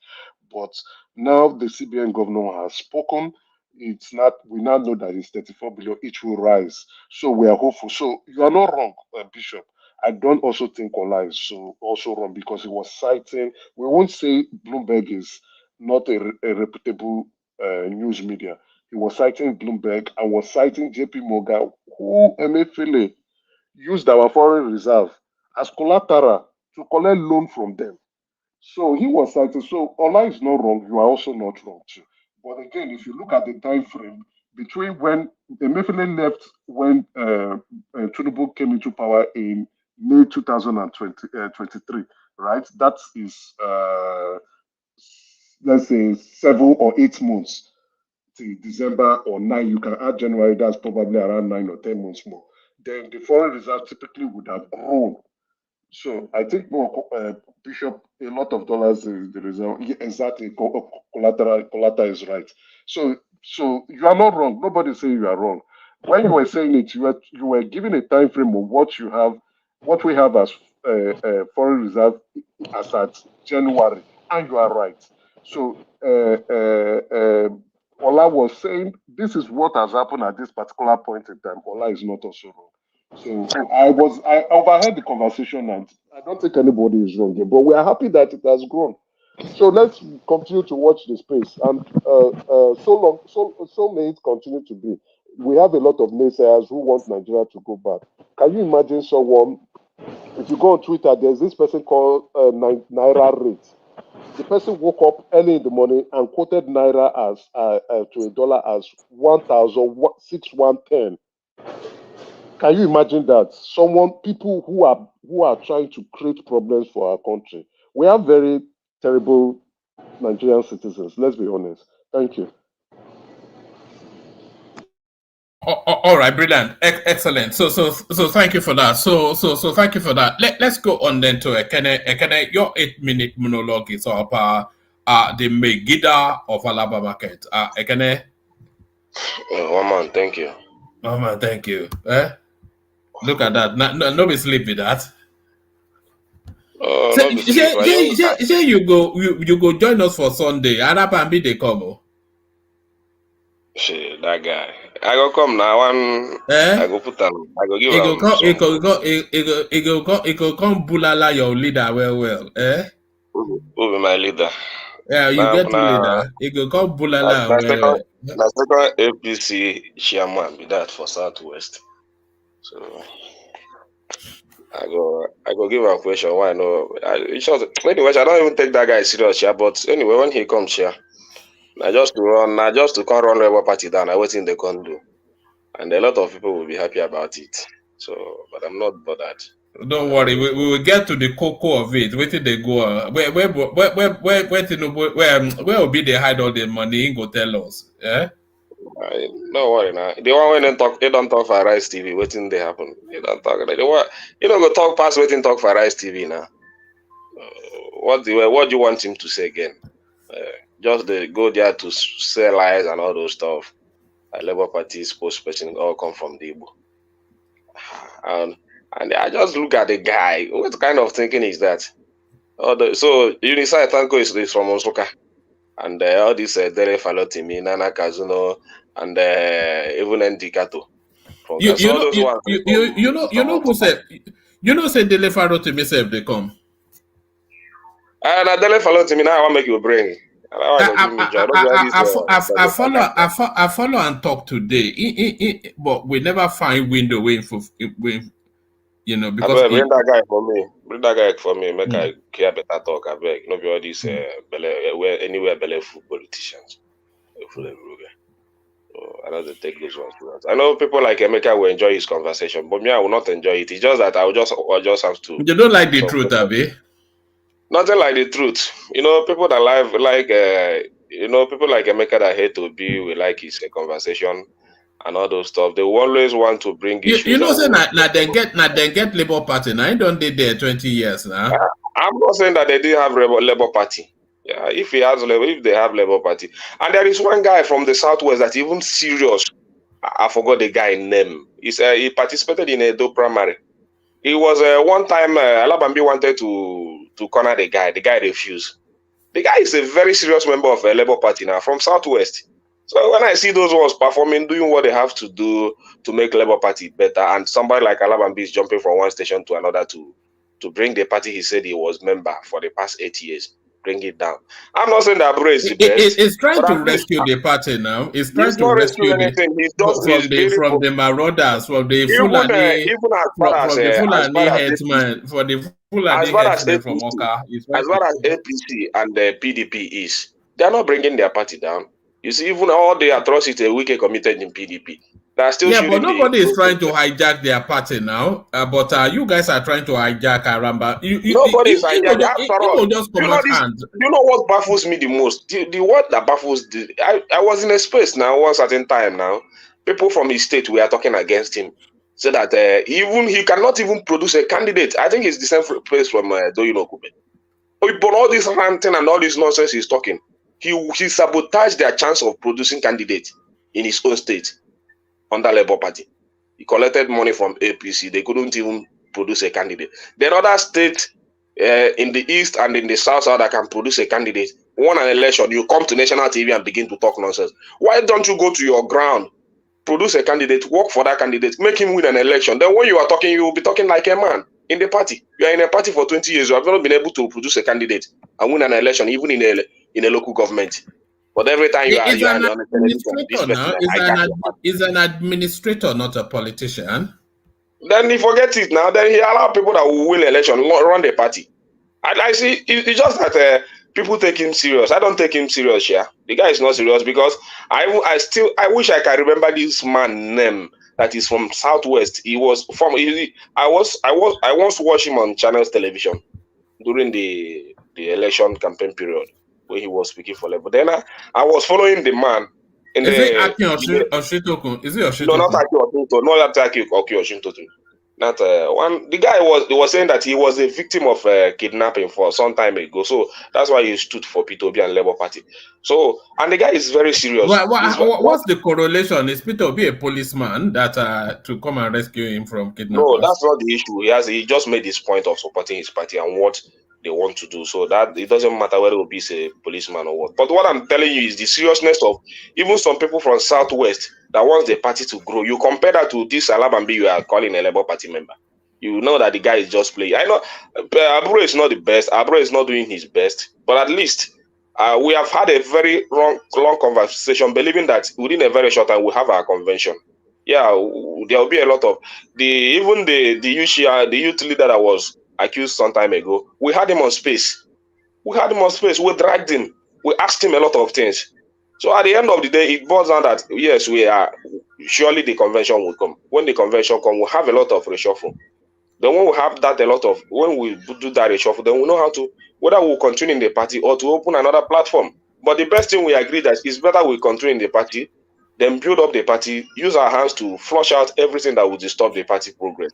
So these ones are here coming to you accuse this one, if you're a party member for 20 years, is it better that you come to national TV, bring your party down? As bad as APC and PDP is, I've not seen anybody bringing the party down. From there, it's not bringing the party down, though. They criticize Labour Party na the Abure faction where they hijack the party. If they criticize Labour, but Labour Party start to criticize. If you want to make Labour Party a regional party. But when I begin to look, even to be spokesperson and the support base, how many stars? Yeah. Hold on, Ekene. You know that Arababe is not the only person accusing that obedience base of trying to even Wole Soyinka said they are trying to turn it into a regional party. Wole Soyinka can say anything he wants to say. Me, I don't care. He's an elder man. So if an elder can sit down and say like that, I don't know what makes him think like that. But I know that trying to make Labour Party a regional party is the height of it. Because the only spokesperson that comes from the Southeast Labour Party is Kenneth Okonkwo. Others are from South, Southwest, North. Many of them, even our women leader, is from the North. So what are they talking about? We have we have about 3 or 4 spokespersons from the North. Then we have 2 from the Southwest. Even Akin Shotun, Doyin Okupe resign, we'll replace him with another Southwest. So the only thing is that he's not happy that he's not getting what he wants to get. He wants the leadership of the Southwest to be given to him so that he will be controlling the affairs of the Labour Party into the benefit of APC. That's what I see about the guy. So, but I don't want to talk. The guy, don't take him serious. You see, whenever he talks on national TV, people don't take him serious. You say something that you are not sure of. Labour Party is a regional party, or the spokesperson is from the southeast. People don't take him serious. He's one of the leading political figures in Nigeria. Let him go now. We'll go and win an election. That's what makes sure it's serious. Even me, I can win an election past that guy in my own region, in my own polling unit. I can win an election there. I'm not a brag. So you can now, but me, I don't talk about Labour Party the way they used to talk about it. But nothing concerns me. When it's the time of election, I will do my. If I tell you I will give Obi 100 votes, I will do it. Or Labour Party, I will give them 100 votes. I will do it. If I tell you I will give them 200 votes, I will do it. Not just to come and be talking rubbish. He never boasts of anything he has won in Labour Party or how many votes he has given to Labour Party. It's only to come on Labour Party, on national TV and be bringing the party down. I beg, I don't take that guy serious. You just, if you want to bring him. I don't care. But I know that people like Emeka and some other people will like him. You know, because it's an opposition. They want to run the party down. But the party will not go down. It's good to join Emeka in cooking that soup that Emeka likes to cook very well. Now let them cook very well. To cook soup. Emeka is happy now. Emeka is very happy now. Otele na money now. Don't cube chicken. I'll buy the pack to come with salt. You see? Emeka, your bum then don't they hop up now? Don't they dance your bum? You don't they shake your bum now. Because you don't see it go talk. I'll go draft question when go talk, when go make the only reason why we be there is just to condemn some propaganda that will be coming out there. I'll just try my best. Because I know the guy is just coming. You cannot go anywhere. You're a serious platform member. You must be there. Don't worry. I will just be there so that whenever you guys raise an issue, I will just make sure that it doesn't get out of hand because you guys are very dangerous. But God. So, and they go African store, go buy don't cube chicken. That one. The only person I blame now, Abure, because we they try to bring Abure they try to bring him for space, but he never come. And when we don't see him, we'll still tackle him. Not that we are not fighting we are fighting our inside. We are doing our work inside. Even in my destiny, in my ward, nobody they escape. In my ward, they chop money. We sack the chairman. Don't sack him. Replace him with another person. So all those stuff they go on. But when you see people like Arab and beat the bro trumpet, you just ask yourself, what's in this guy they chop from the opposition? You never win. I never see that guy talk about.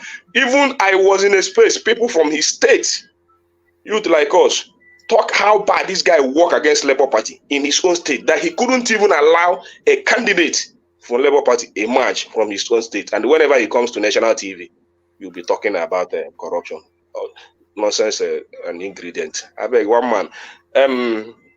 I want to say something before I go because this my brother, I like him so much. The reason I like him is that the guy is very intelligent, but it's just that people like him only knows how to address issue in a theoretical way, but when it comes to practical, you see them begin to fumble. You understand? I love his theoretical way of addressing issue, especially when it comes to economy. Because even though he's an opposition, I will never hate Emeka for anything or hate him for. He cannot be bad in every area. So at least he's somehow useful to us in this platform, being one of the brightest from Southeast that can give good analysis when it comes to economy. The way he addresses it shows that at least when it comes to economy, Southeast is still the best. So I give that to Emeka, even though it's all about theory, because when it comes to practical, he don't do well in practical. He will use the. What do you mean he doesn't do well in practical? Do you know that Emeka? Let me expose him to a little bit. Do you know that Emeka has 5 Ferraris? I know. I know. Eh? I That's know. what What when that's you what don't I know that, well in France? He had 5 that, Ferraris. Eh? No. Eh? that's not No. the No. that's not the issue. That's having 5 Ferraris doesn't make you a good economist. Doesn't make you a good practical economist. If you're a good practical economist, you know that Ferraris is not a great achievement for to build an economy. So to measure an economy. Yes, So, but Ekene, are you not happy with the geometrics power supply, the limited, what they've done in about why won't Yeah, I we be were happy? discussing that I'm speaking so yesterday. much about We it thought now. you would come and crow about it, Emeka. We Yeah, discussed it No, I don't yesterday. have to be. We don't have to be bouncing. We don't have to I'm be very bouncing proud. every time, jumping every time. Our For result will the very always first time, I speak feel for us. so proud. I feel so proud to be from Mapia State. I'm extremely proud You know, and excited. when the last time you came, you say you don't have light. I wish though it's not in every local government. It's just about 7 local government or so. But it's a very Nine great local achievement. government. Yeah, it's a 9 very local great government. achievement. So the other local government that never had, they should be working on how to. It could transform that space into an industrial hub. Oh, Do you know completely, how many completely, investment that is going to Abia State completely, today? Do you know how completely. many It's investment that is going to you Abia State see, today? Even myself, as I'm sitting down here, if I reach this east, I dey go Abia. I want to go whether I go free space. Where they accommodate even me. to even add, the current governor was one of those who financed that project when he was the CEO in Diamondback, right? Yeah, So people it's were bashing the guy that he wants to take credit of what he never did. But when he was speaking, he narrated how he sponsored the project, yeah, how he yeah, helped the guy, even when he was a bank, he was he with lent the him bank and money. all this So stuff. Then it's the achievement he brought when he became a governor, because I think the thing was going some political issue, the pipeline, gas, and all those stuff. Then now that he became a governor, he was able to settle that and make it to work. That's why I they think were I able to think commission. what other governors should also be looking at, like Nudge. Sure, we lost. I don't know what had just happened during Jonathan's time because of that conflict of interest, right? It started with Obasanjo when he got the license for geometrics, right? That was why Bat Naji was forced to resign, but we lost him.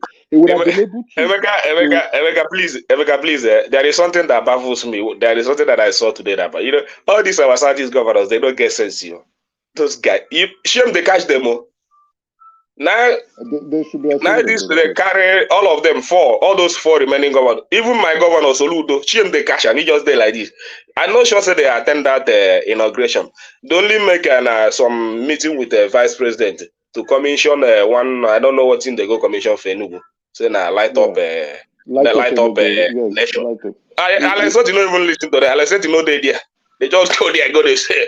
All these people that speak too much grammar. That's why I hate them so much. They go there, Yeah, Soludo, and that's why I call them out. I'm really Emeka, proud. I'm really very, very proud. If what other governors, what they can do, Bat Naji is experience in that field. Bring your money and let him start building power stations. If you watch Alex Oti, how many times does Alex Oti comes to news? How many times does he have to bring papers, write down stuff, begin to speak to national television? This is what we are trying to do. Call a lot of meetings and all those stuff. The guy he will just walk silently. Even when you are criticizing him, yeah, he has some criticism going around him, but he still come out to address it when necessary. But all these governors, look at Soludo, that was a CBN governor. You know what it means to be a CBN governor? Today, you cannot attract any foreign direct investment in your own state. What makes you a former CBN governor? Then you use that. Yeah? How you doing? Are they fine? My brother, make an interject real quick. Emeka, okay, eyes on. Were you not the one saying that? Were you the one criticizing the Abia State governor when he first got elected that he embezzled money from a bank? No, I didn't say he embezzled money. No, now enigmatic. Now what is okay, they talk saying he don't chop money from bank finish. He can't carry enter governor. Say nothing they good at. Today everybody don't forget. See them talk that thing. Can't talk say. The man. My only happiness is that all the 4 governors in the Southeast, They are now running kitty kitty bata bata. What are we going to do to please our people now? That is what I see in them now. They are just running kitty kitty bata bata now. You put them to shame, right? You put them in shame. They begin to run around. What you are doing, you put them to shame. Then other residents They will be will wake looking up. at Abia State and say, "Look at your fellow governor. What are you doing for us?" Because our governors are the problem. I keep saying That it. is Our the governors are problem. the problem. So I was just looking at Soludo when they were having that meeting, just so as in hold because now my own governor I go to talk about. Now my own governor now I go to talk about all the project that all the road he demolished in Anambra State. Nothing, no one has gotten to 20%. No one has getting 20% attention. Just break this one, go. Break this one, go. Break this one, go. I'm talking from experience, not that person tell me. Some self water done the food the excavation and all those stuff. Then if you know you cannot do the stuff, leave the road the way it is. Don't go scatter everywhere. Because of a global flyover, you destroy almost how many buildings that area. Till today, it's just few pillars. You will be jumping from one place to another. I don't know whether it's an APC member or an APOGA member.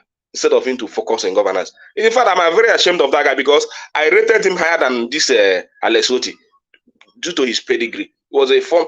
The guy cannot even just check the record in the past 9 months, apart from Lagos State and the one other state also. The only state that attracted foreign direct investment is Abia State, about $150 million.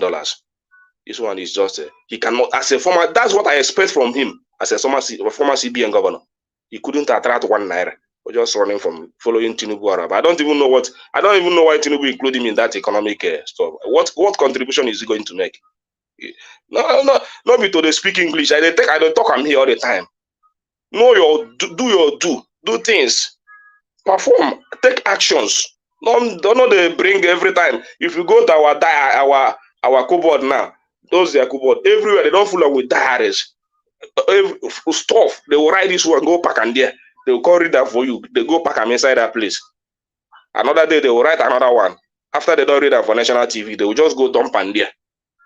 They will not even bring it the next time. The next time they will want to come, they will write another speech. After they don't read that one finish, they'll go put them inside that drawer. Nothing. They will not act on it. Oh, this is the problem we have in this country. But people are not understanding it. But when we begin to understand it, we begin to solve it. It's not that we don't have law, we don't have policies. We have good policies, we have good laws that can guide this nation. But it's the implementation is what we are lacking. Just check, for instance, the current president. All the things he said that he would do, if he has done half of it since he became the president, nobody will be criticizing him, honestly speaking. Especially the ones he rolled out by himself when he came out on national TV. So 75 billion to be given to manufacturers. So very nice things to do that. I think that if he has implemented half of it, at least by now we'll be growing our investment and all those stuff. Because all this are before you even attract a foreign direct investors in your state. How many of we have indigenes that can invest in our economy? How many of them have invested before they go India, they go Qatar, they go this place? You first of all they build the confidence of your own home manufacturers before they go India, they find them. Those ones will be doing fine. Then you will attract more from outside. Your economy will boost. Just today, jump here, they speak English, organize this summit. These politicians, they just make me vex every day by day because nowadays I don't listen to all these. They are gathering, they gather here, they discuss this policy, discuss this. I know they listen to all those stuff. Now when I see them, they perform. Now they put my ear for news. If I don't see them, they perform. All those things where they read, I know they take them serious. No, they take them serious. Even these days, I don't watch them in television. Once they begin to speak, the one that is a minister of labor, I just see them for television. Sharing with the interview. I mean, just they read. I just off my TV, just leave and they come out. They're not serious. They're there to deceive the people. Something we just put in place. Every time you come on television, go they talk nonsense. Deceive the people. Can you not say hope day for this government? Yeah. Which hope? Even this there was this news I watched a Uni of FIFA. I know they forget that clip. I forget to send that to one man. That man's talk him. He say there is little or nothing to achieve in this system we are operating now. In talk him. And I believe him. The way things are going. There is only little or nothing to achieve. How many years? You know, people they talk say we know they give them time. It's only 1 year. Let me tell you, after this year, how many months remain? 1 year. Then nothing to achieve. Then you go another 2 years. 2025, don't finish. The next one. No, Can I ask you a question? No. Let me finish. Then you can ask your question. Then in the next highest 2020, because our next election of Anambra State is 2025. Once they finish that Anambra State election, the next thing is national campaign for 2027 election. When will he walk? He's already working now. I beg, make I hear word. That time he will be busy packing money to share people in the world that will rig election for him. No, nothing to do for the people. At least a very sound government by now that would have been clear time. Why are we going in this nation? If I ask you now, economically, where are we going? You don't know. You only say that the Cardoso is working. He's trying to bring inflation down. And bringing inflation down, what are we expecting in the next 5 years? Our GDP, what are we expecting in the next 2 years? Our human capital development, what are we expecting in the next 10 years? Our foreign reserve, what are we expecting? Other countries does that. There must be an expectation. As an economist, there will be hope. You give people hope that in the next 2 years, these things we will build it up to this percent. This one we are going to build it up to this percent in the next few years. You don't hear those things from our politicians. So give Tinubu time, he will perform. This one will come. Give Tinubu time. I know he built the Lagos. Give him time, he will perform. He's a magician. Give Tinubu. Now this thing will now go to chop. We don't say don't perform for Lagos now. Perform for us here. Put those policies down. So that let me just ask you a simple question now. How do you measure the success of the administration? What's your benchmark? That's my question for you. What's your benchmark? How do you measure the success? How I measure success? Yeah, how do you measure I measure success based on your growth in the life of the people, how people feel about you. In fact, you don't even need to, you know when we come here to say this one grow, you go to the street. Nothing is happening. You understand? Because the kind of confidence you impart in people like me that in the next 3 years that things will be good, and I'm seeing you working directly towards that. That's what builds hope and growth. Yes, I don't want you to go and kill yourself as a president. I don't want you to solve all Nigerian problems. Sorry, Ola, put that question. But let me bail out. Acknowledge. One man, I want to say something before you bail out, please. Because let me acknowledge the super chatters first. So acknowledge your XYZ Akulata whenever it's not on the screen. He often does that. As Majek, one Nigeria, Prince Daddy passed by. Majek, Kulata continues still. That's Majek as well. Kulata still and AB runs it off. So yes. Thank you all. Report card. Let me just say one thing before you, because I don't have a mega strength, please. Because honestly speaking, I don't have a mega strength. Because it's just a few words to go, please. It don't beat you down, Abi. All I wanted to put you a question, but no, let me finish here. Then if Ola can talk during a mega time. Mike, you mean not a mega? Mike, yeah, Mike. Yes, I don't have Mike strength. Honestly, are you afraid of Mike? I'm not afraid of him, but sometimes he's a fair and balanced man now. It's just a no-nonsense. When Mike come here now, he will be talking like one of the panelists. So he will not give people more. Again, you that give more floor than anybody else. Now you are this guy, man. You're ungrateful, man. Mike Glover, it's just I must speak my mind, though. Whether you be my guy or not, I go speak my mind. You be my guy, but sometimes I know they get straight to converse most of the issue with you, but everything though okay. But there is one thing that one statement that Kulata made here. That's why I like Kulata so much most of the time. When Emeka was speaking all this English, he was speaking. He just made a point. He said the greatest monetary policy in Nigeria is the rule of law. But we can play a lot of all these things in our system. rule of law is very important. But when my principal was talking about it, that's one of the greatest contribution of economic growth is rule of law. Thank God Kulata pointed it out. But when if Obi is the person that said it now, a lot of people will bounce on him. What does rule of law have to do with economy? What does rule of law We have don't to want do to with hear economy? it from Obi. It We shows will hear how it from Kulata, not from Obi, because Obi you had it from Kulata, but is a if you too go towards sensitive Obi interviews and all those stuff, you would have had it a lot from him. You had it countless time from him. You understand? So it's not about speaking grammars. It's your rule of law contribute so much, if not 50%, in your economic growth, because it's the way other countries perceive you, what you do, the characters you build around you. Look at our characters. Look at our what if that man went there for economic thing? What Matalawi or what? All those criminals, former criminals, thief, and the Panjampai full our ministry. Then when country sees you, they see this one don't steal money. Even your senior president, this one don't steal money. You think those countries don't see. I beg, make we stop to deceive ourselves in this country.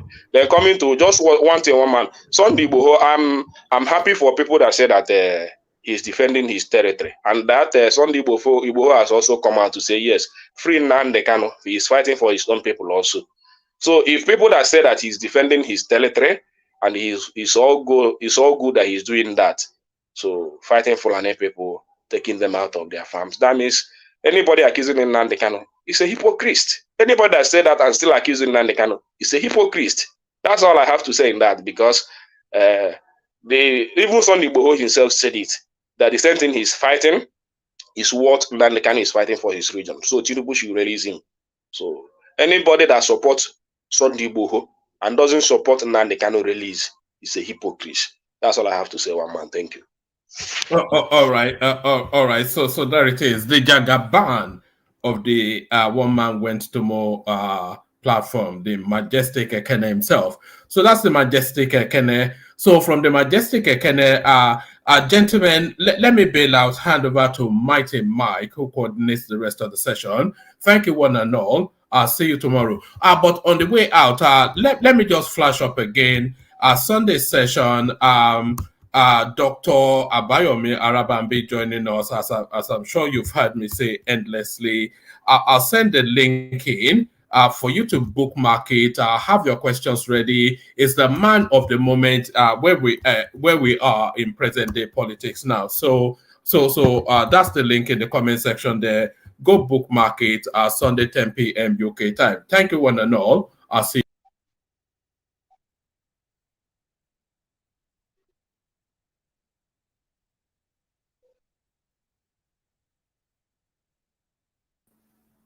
Mike. Yeah, I'm here.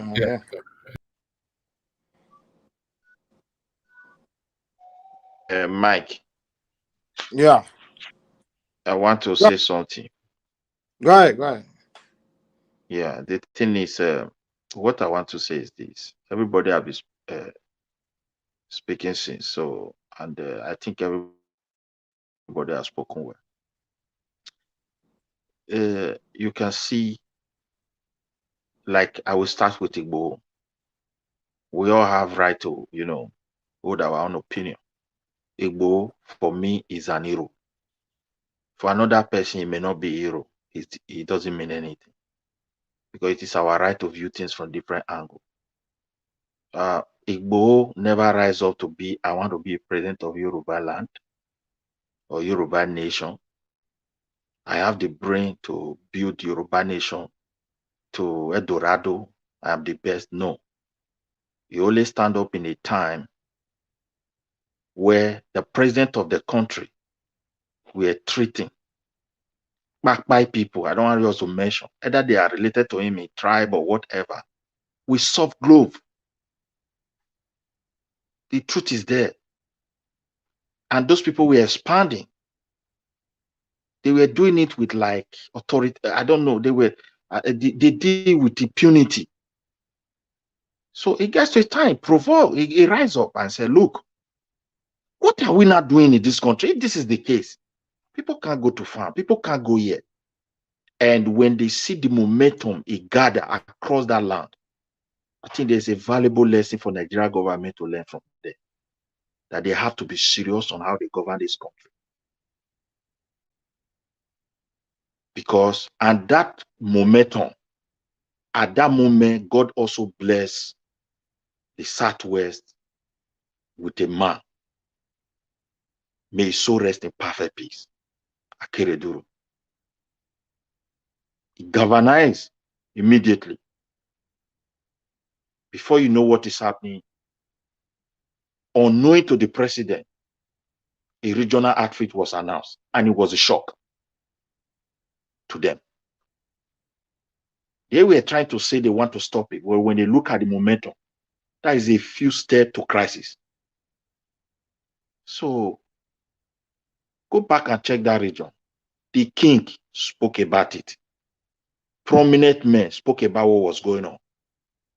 Beside the region, ECOWAS spoke about this set of people. Even the United States labeled this set of people. They don't care whether it's president relative or whether they are connected. So what are we talking about here? What is an hero? He did not stand against even those guys, but it was the authority of the president he stand against for turning blind eyes at that moment, which people were not willing to stand into. So for me, I give him that kudos. And whether Akereduru chop money or be Nigeria, I don't care, because I don't trust anybody. But his legacy will be remembered forever. If that man were to be alive and healthy today, he would have played a vital role. He did not even stop there in the West. He tried to come to Middle Belt, South, galvanize the people. Let's get solution over this issue. So we can't kick Igboho out, because his rising up was not for, I'm the best man in Yoruba land. He understands that there are a lot of professors there. There are a lot of chiefs, kings he must humble to. He didn't come out to say, I'm not the owner of Yoruba land. I'm better than everybody. No, he didn't say so. He just rise up on his own to say, no, it can't be like this. If, for example, the government were serious, we would have been in this mess today. Look at what happened. December, Christmas 24, I'll be whatever. Those ones now 200 something, I'll be more than 300. It cannot take it maybe up to 500 self. Those ones, they are in peace today. May their soul rest in perfect peace. Now the ones who are there alive, now they worry about them. So I rest that one there. Look at the state of the economy today. This country for years has been on a decline. It's like a drifting boat, and nobody wants to rescue it. Now you have a president who said, oh, for me, this subsidy, there's no way we can sustain it. But here come economy that will be totally destroyed or bastardized. He said, so stop the subsidy. Stopping it become a crisis. Here come the currency of a country. We don't even know the value. They have even used the reserve to borrow extra money. Somehow, some according to the recent revelation, that even the reserve service is no longer our own, just to be pegging money. He kicked it aside and said, no, we can't continue. There's no way we can run an economy like this. But here come the truth. When you are trying to fix something, in most cases, there is possibility for other things to start collapsing, particularly when those things are no longer in good shape. So that's the problem we find ourselves. So now they are working hard. Nigerians are, we can see the hardship is real. The currency is losing value. They're trying to sustain it. Now, by the grace of God, the president managed to achieve anything with all this thing.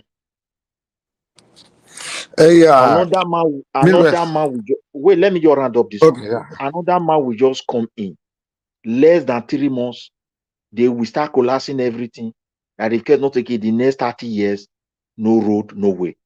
That is why I said, my brother, if Tinubu failed to restructure Nigeria, history will remember him.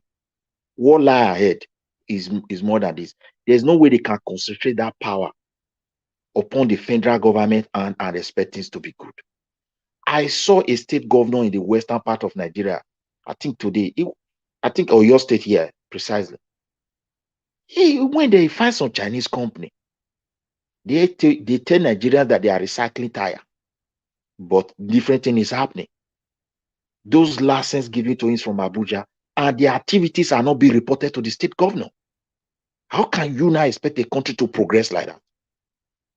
It's totally impossible. We have to be sincere.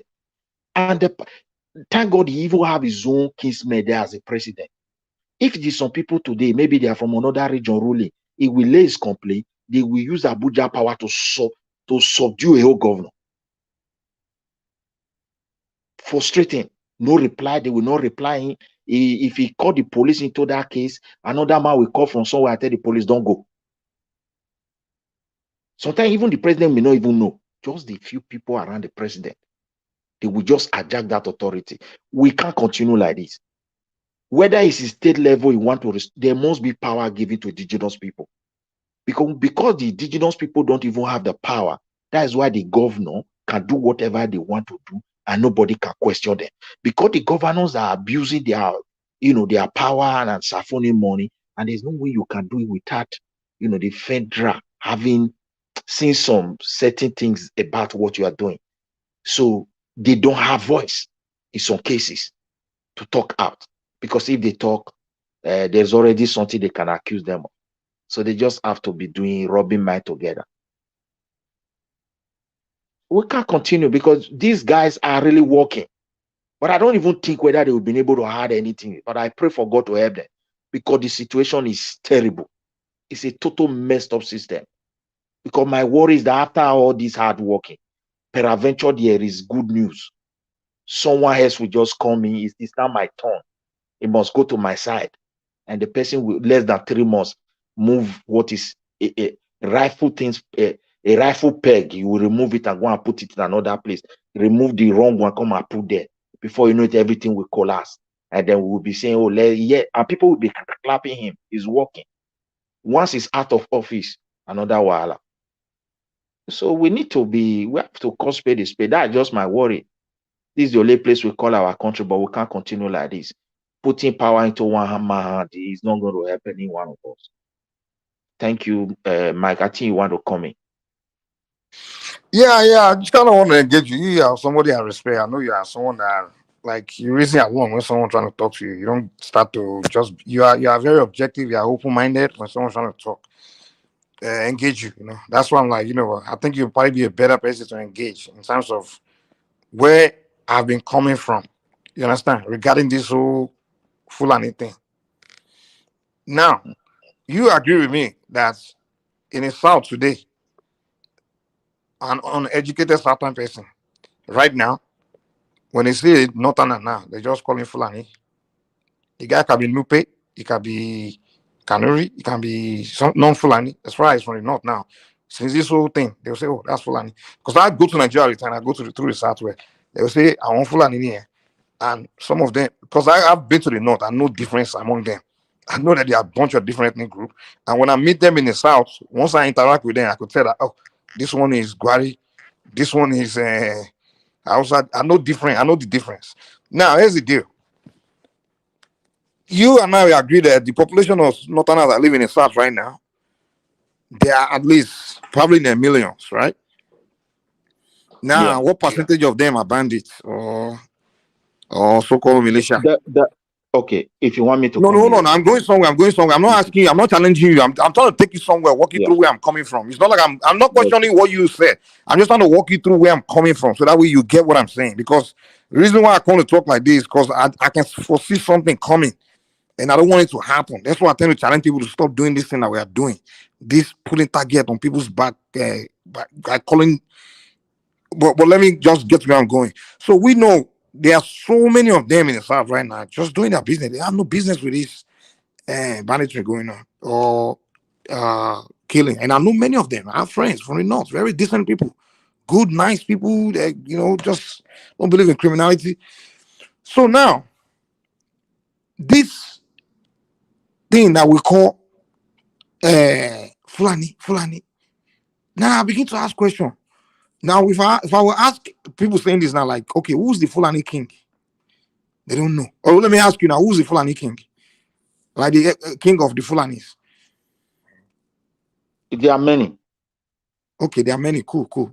Has there been one of them that came out to say, I'm in control of the Fulani army? There's a Fulani army or ethnic army. None. As some group that are all Fulani and form a Fulani army came out and say, we, all of us, these militias, we are all Fulanis, and our name is Fulani Army. We are carrying out this Fulani terrorism to be just as Fulanis, and we want to terrorize everybody. We are Fulanis. Has there been one? No. So, am I here saying that there's no militia group out there? There are no terrorist group out there? Of course they are. They are there. They are out there. They are terrorist group, militia group, bandits. We all know Boko Haram, of course. They are there. But to just say the bandit group that's out there or the terrorist group that's out there, they are all Fulanis. That's very dangerous, man. That's an entire ethnic group you're putting target on your back right there. And right now, we are just saying it, it's nothing. But this reputation of saying Fulani, or anything that happens, soon as somebody die now, Midwest, if I right now sneak to Yoruba land right now, somewhere in the south, or anywhere in Yoruba land now, God forbid, I will never do anything like that. I just say maybe someone I didn't like, I just buy the person and sneak out. You know what they will come out and say tomorrow morning? They'll say the Fulanis have killed somebody. With no evidence or anything. So it's almost like anything that just happened now, it's just Fulani. And I'm like, and it's getting to the point where I'm interacting with people and they are beginning to have this hatred for the Fulani people. And there's so many, you know what I'm saying? So I'm like, we have to stop this rubbish. Call banditry. Call criminality. Call terrorism. And let's investigate who is who. Let's find the faces. Let's dig deep and find out who is doing this. Who you understand? And go after it. We cannot just be saying Fulani, and anything Fulani.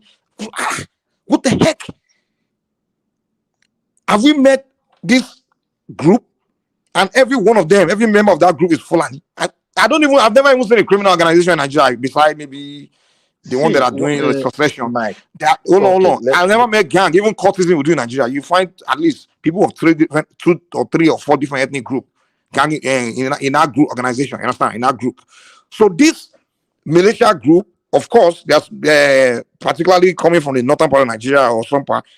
How do we know they're not a mixture of many ethnic groups together? It's just criminals. They came together to be criminals. Why do we have to single out one ethnic group and be saying Fulani?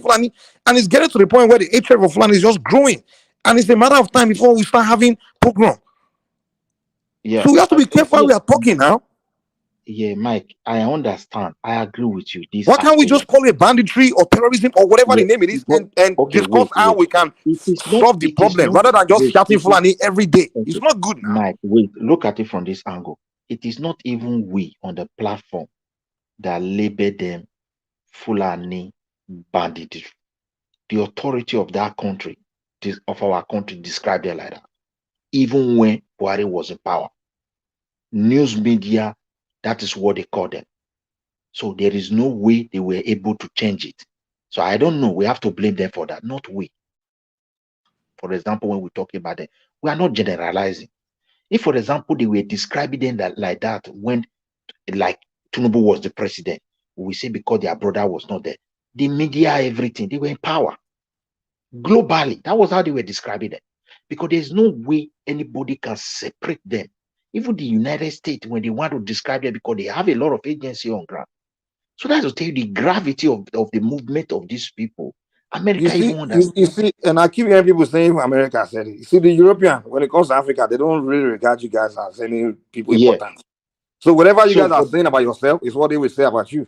So if the Europeans are they are looking at you guys, European journalists. Wait now.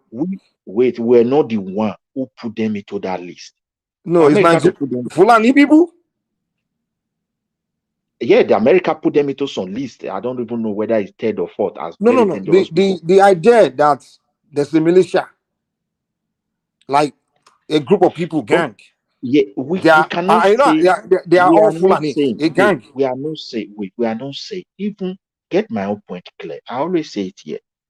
There are so many innocent Fulani women who have fought victim in the hand of these people. There are Which people? innocent Fulani, these Kpakpai people among the Fulani, among these like among these we say we call them big details. I don't want to mention those things, bandits or those kinds of a lot of all nocturnal citizens, being whether you belong to one region, doesn't save anybody there when they want to operate. A lot of people are being a victim of these people. They don't even respect So you that. agree with me that we should just call it Yeah, banditry and terrorism and whatever, and just the real and dig it problem. out and investigate and dig them out and find out, and just go See after them.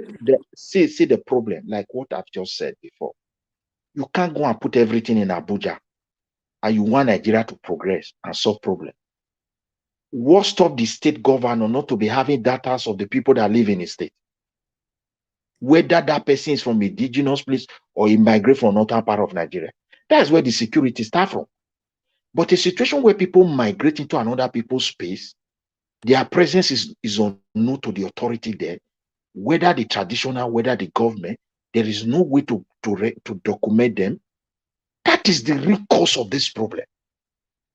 Why we need power, either to the state or to the region. But is that not what we should be discussing? Instead of saying let's go and flush out Fulani people.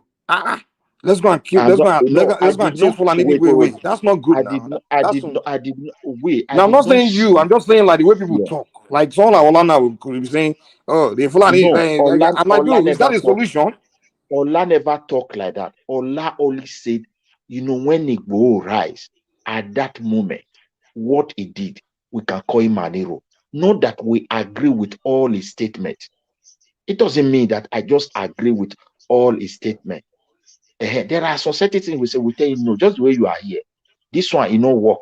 We not support this one. Even all the traditional leaders, where they stand with them, there are things where go there, call and say, my son, that's not what we want. Because this country we are into, a lot of wahala is coming over this free movement. You live in America today. If you live wherever state you are, you go to another state for employment in America, it will still show. If your old address is still in your old place, you will still go to show either in the Ministry of Labor, Mike is not working here. Partially, your presence will be know that as far as you are there, though your address is somewhere else, but this is where you work.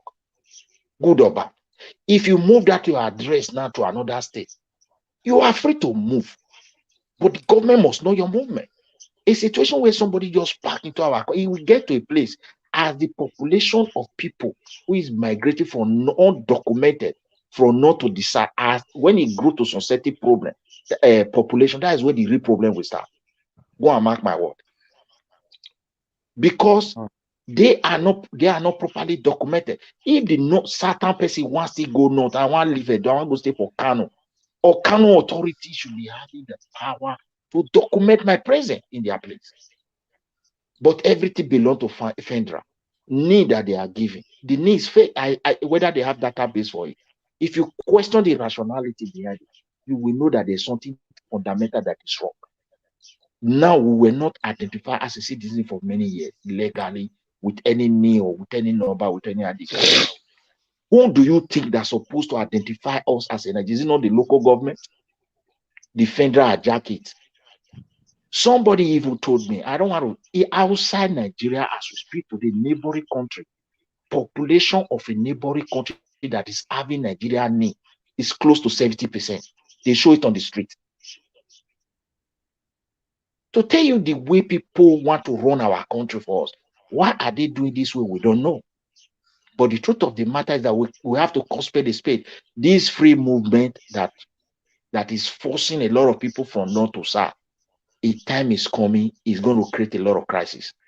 If these people are not documented, there should be power from the federal to the state to do some important things. We can't just, it's like we don't have a say in our country. Some few people have decided everybody must accept it.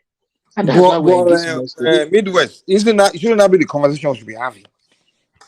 It should be. Exactly, but that's not what we are doing. You see, you know what we're supposed to say about Nigerians, right? They will know what the issue is rather than talking to the core of the issue. Like, okay, we are having migration. How can we control this? That's what the conversation should be. But they will make it about something very foolish and just myopic and just like has nothing to do with solving anything, but except creating more problems. How about we say, okay, so I'm getting myself back. Who's that? Someone need to mute. So how about we say, okay, what we are seeing here, we're seeing mass migration from the north coming down to the south, and that's a problem. We don't know who are criminals among these people migrating, and we have to control it. And how can we do this? How can we let's discuss how we can carry out plans, and that should be the conversation. But because we see we don't like it, and we begin to create some kind of propaganda, thinking that propaganda will create something that will stop it.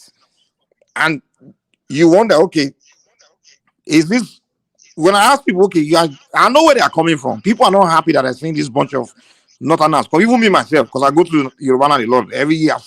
It's like more. One time I was in, I think sometime last year, I was in one of those. I think was I in Kwara or somewhere. That's why a truck, bunch of women. I was on Northerners just migrating from the north in the back of a truck, and they all jumped down, women carrying children. I begin to ask them. They say, where they moved from the north, they just migrated here. No money, nothing. I'm like, just migrate down here like that. I mean, come on, man. What's going on? So there's no control in these people migrating. Of course, people are looking for opportunities. There's more opportunities in the south now because the economy is growing more in the south. But we should be having conversation on how can we control this. Those are really constructive, way to go about things. But we'll just sit down, just trying to do propaganda to paint some group of people as this and that, just talking rubbish. And I'm like, dude, Mike, come on, man. Mike, I agree with you. You see, when people start pushing propaganda and the propaganda now becoming the reality, like all this Fulani, Fulani, Fulani, Fulani, and some people, they are not Yorubas and they are calling Sunday Igboho hero of Yoruba land. That thing really make me go crazy.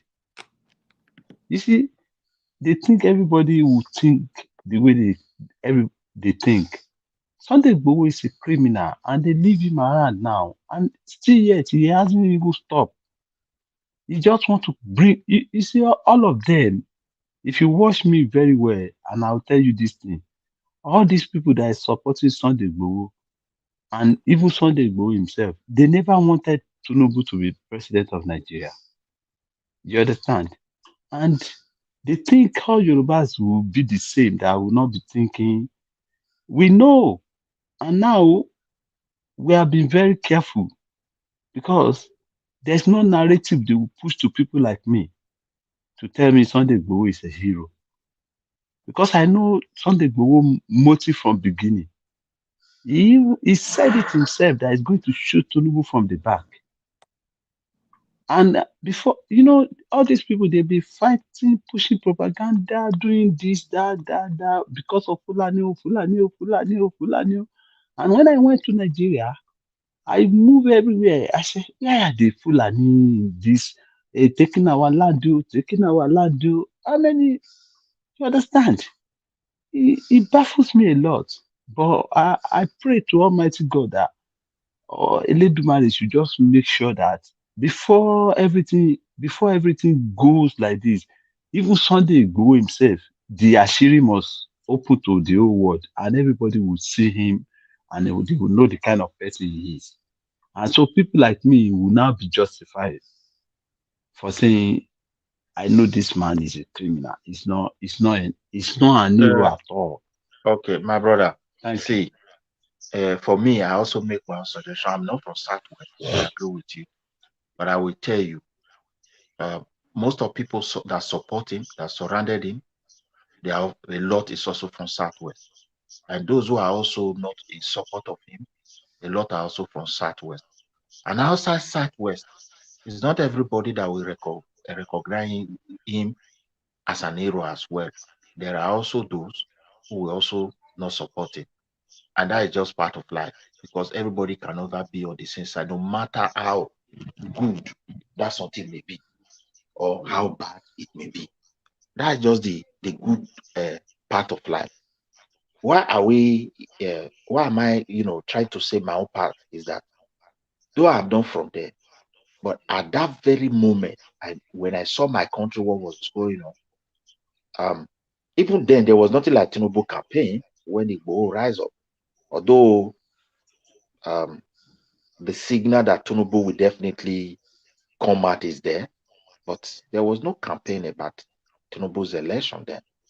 So when those incidents happen, it's not Yeah, about but can you remember? maybe. Can you remember that Sunday Igboho himself? He said when Tinubu come out to start campaigning, he's going to shoot Tinubu from the back. See, wait. When he said that word, he believed this is the time we must find solution. And as I said before, people, he never said he's the leader. And again, whatever people make, let me just go to one point I want to call it. Somebody can be a criminal today. It can be an evil today. It can be the worst today.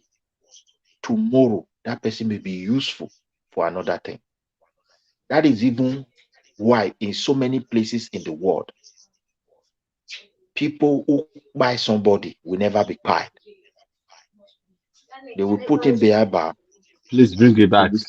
In some I want part to of the do world, mine. they will still send the person to school. He will study inside that place because of tomorrow. So whatever his attitude may be, whatever he might have done wrong, he might have been a good person.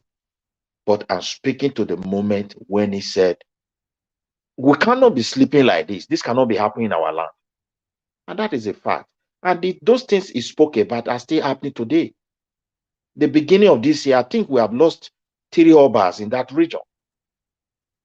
So Can't we really be?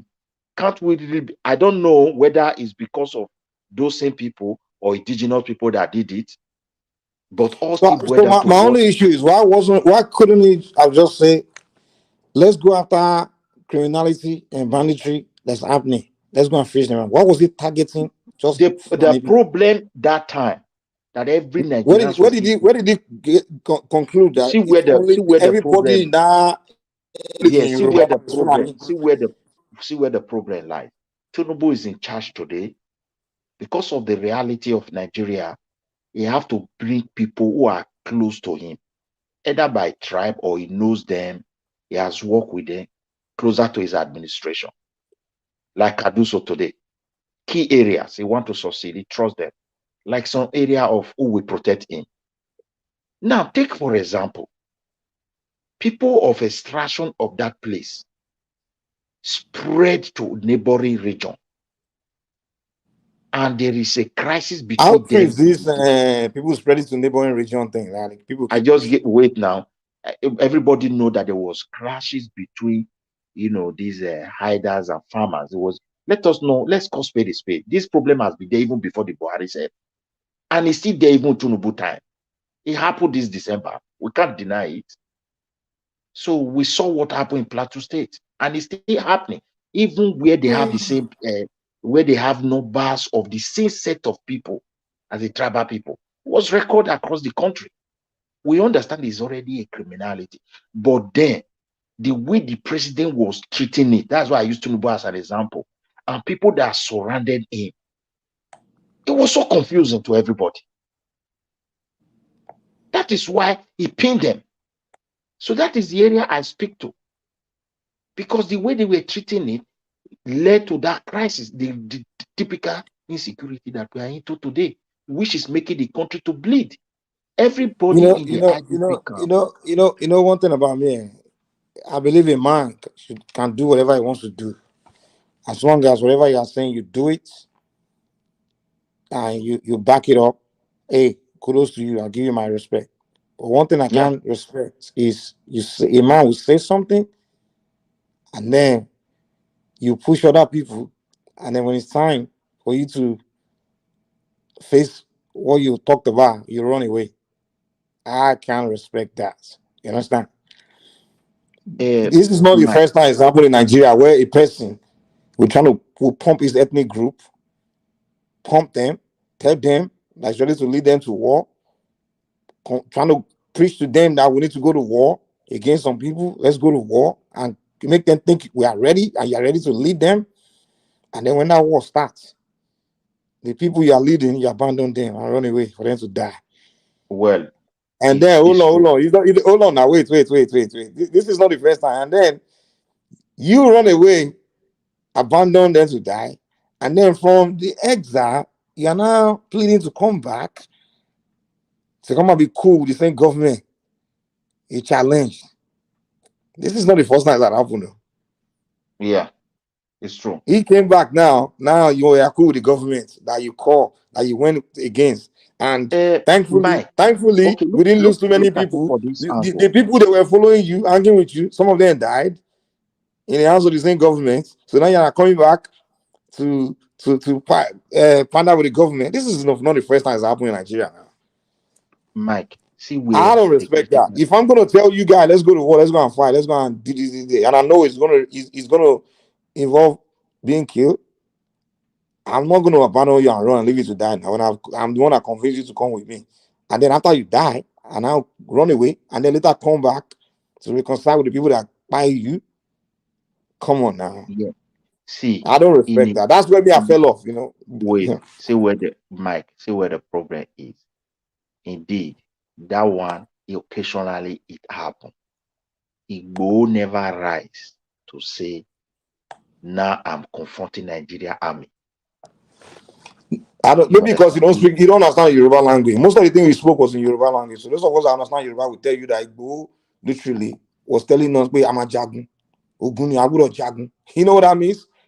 We must fight war. We Yorubas, let's fight war. We are ready. He was telling us we should all go Okay, and start Mike, getting our but chant ready. that problem, He's do you ready. think That's what he was do telling you us, think man. Maybe you don't know that because you don't understand our language. That's why he was yeah, popping even to the point where I thought, even means I'm like, this guy must have a because me I know about charm a lot. I'm like, this guy must have a charm I don't know about though. Hey, to the point he say, man, if 1,000 Nigerian soldiers come to his house, say, man, if one of them, how many of them say if 10 of them escape, say, man, they use some kind of something we know about. The amount we make, we say, man, it was almost convincing a bunch of people that this guy has a jazz to wipe out the Nigerian army. I'm telling you, man, he literally was to the point we say many the Yoruba were like, this guy is about to lead, he's about to help us conquer. The things he was saying, like he was trying to convince us he has the jazz, the juju. We say, man, I never even hear about before in my life. Me said he won. I say, hey, yeah. juju. Like I'm like, I mean, I know about juju well now. Which special juju this guy get? I don't know. Like this, we say, man, ordinary youth, you just take on a whole nation like that. If you see the way my guy they talk, he was convincing a bunch of us, like literally go with him and let's go and start war and just go to war. And at the end, what did he do, man? He just abandoned Yoruba land, man. Imagine say he kind of had that situation where he was able to import arms and form a rebel group like Ojukwu was able to do that time and just start a civil war. And then millions of Yorubas kind of like lose their lives, women, children. We just kind of end up expressing that Biafra situation where Yeah. millions of people just lose their lives. So that's the same way we would have run away and abandoned those people. Abi. Yeah, Mike, That's the same. You would have, if when they not get close to you, you not jack. You will no, jack back. Mike, And then see, let me and let then me later put this on, one. wait now. And then later on, you now be begging the Nigerian government that want to come back to your fatherland. How would you go do the same thing now? So it's not new. So that's what me I saw. That I'm like, okay, this guy should just sit down somewhere. Just stop No, talking, man. Mike, if you believe in Igbo having something to stand against Nigeria government, with the way the Southwest is structured, I don't think you have to believe that because everybody understand that Igbo doesn't have anything to stand against the Nigeria government. Now, for If they example, say you understand Yoruba, this guy see, mouth sweet too. no, Hey, that is if you know oh I no no go no. mouth You sweet don't have rich. to Hey, follow even me that. say I'm the You first don't have one to saying, follow. Let me quickly land this point. Let me quickly land this point. The Yoruba land have a very structured, highly civilized from ancient time to modern time. So when one person is speaking of such a high level of something that I don't know what to call it, a special heavy momentum to be able to move into to go and do such a thing, then you have you can't do anything outside of there. It's not going to work. What's your other man and other kings there? Everybody understand this. That's why I told you that kind of thing will never happen. Now, even the Tinubu that he said he will do this from his back. If you want to fear somebody from Southwest, I keep telling you, is this Tinubu or someone like him? That will now say enough is enough, and you will know that enough is enough means something. Because these are men that cut across the border. You don't know the man is strong. I never campaign for him. I'm not a supporter, you know. But when you come to someone that you have to fear, are people of this Okay, place. let me ask you this question. Well, I'm just telling you. before you continue, let me ask you this question. Not just all these noise maker. But let me ask you this question. So the boys that when we go, they have lost their life now. So what about them?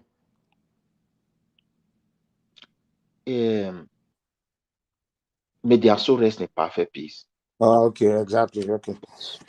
I will Their life doesn't matter. Say that And that's where we are in Look at it. Nigeria. You know? Wait now. I never land my point. Don't, Mike. I don't like when you ask such a sensitive question. You don't allow person to land. It's not a good thing. Okay, go ahead. Now, sorry. I pray for their soul. Yeah, I pray for their soul. Now, those guys, at a moment in life, we need to be careful when someone is drawing a line. What exactly does it really mean? But however, you should also look at people who went to church that never returned. I think they were close to 70. Because that was when that thing happened. That was when this guy rise up. I think within that space, you should also consider it. Just look at that innocent woman that went to farm and she never returned back. I'm not saying, indeed, those people did, but they never did, they are not the one that did everything. We still have our own eternal people who are very, very bad. You understand me? Issues of the land, or even your own community or within the family. But these guys did a lot. So you should also relate to it. Now, these people you point to, they have done their own, they have gone. We should be worried, we that are alive today, because the measures to prevent the one that is worse than that, the government are not doing it. Just as I mentioned. So what we should be doing is just shouting Fulani every day. I mean, propaganda is what we should be doing. Come out that one. No, I know why you are very upset. Because there are some people who have been preaching this Fulani in a very negative way. It's like from the genesis of this country to date, they've never said anything good about them. Many people are not happy. Even me, I'm not happy when they try to describe all those kind of things. You understand me? Even labeling these guys as Fulani, I hate it. I don't know why the government did not just be specific then. It's not we that give them that name. The federal government address that issue like that, and until today, they are still addressing it like that, and nobody want to talk about it, which is very bad, as you said, because the way hatred is growing, and the more of those people coming to serve and coming undocumented, Mike, we should prepare for something that is worse than that. It's just a matter of time. And most of these people coming are not our country people. They are not. I'm just telling you. So what else will be preparing? Is it by talking propaganda every day, or because that's the only thing Nigerians seem to be doing? We just come together on platform and just talk propaganda. The solution to it, to my own point of view, is for we to see beyond now and look at future and say, no, we don't forbid people, but there should be documentation. What are you doing here? When did you start to be living here? Even though na suya they said it should be documented. We should move beyond this. Everything is just open. Okay, by the way, when federal government release allocation for healthcare, where those people left to where they are today, are they bringing extra money to take care for healthcare of the people that live there? The answer is no. Place like Lagos, the stress of healthcare to Lagos state government, of people who just pack to that place that contribute nothing, is enough to break that healthcare. Like across many states that so many that open in that really welcome, it's so open for people to come in across that country. Where they are coming from, the money to take care for their health is being released to that place is with their governor. So the money remains so big because they don't employ much doctor. They building fancy hospital. Why the rest people are pumping their money, buy medicine, employing people, strangers that you don't even have their record. All these things are not proper. And these are some of the things. Now, as these people are migrating, the worst part is that, so okay, someone come to Edo land, he come to Yoruba land, and maybe the culture of the person and the indigenous people have some slight difference, and they may likely have some little similarity as well. But as they are coming, they just establish that their culture. Your home, sometimes they even see it as rubbish. And as their population is growing, crisis will start. So we need to prepare for many things. All this one we can justify. We can say whatever we want to say. We are not talking about even Tinubu I agree with administration you now. now. It's not even just even the northerners. Even we that are indigenous of Lagos. I mean, we the first receiving end of this issue of others might overpopulating your space. You know, we can't even. Some people will tell us that if our land is no man's land, and then if we tell them, my brother, this I've been here for centuries, so you just came. We are the indigenous. Okay, You know, somebody was telling me if I dare telling me Lagos that Lagos is no man's land, say Lagos is not no man's land, say he will slap me. Can you imagine? Because So we're all dealing with that problem. It's not new. Okay. So okay, now in Lagos, for example, we have Oba of Lagos, we have Oda King. There are some basic people are even traditions. insulting the Oba of Lagos from non-indigenous. Yes, and when you So see we have those already things, got to that point, you know. they are even my Benin has already gone. And when you trace, they are the non-indigenous. All their parents came and they welcomed them in. They've been there. Nobody disturbed them, but they are the one trying to generate problem.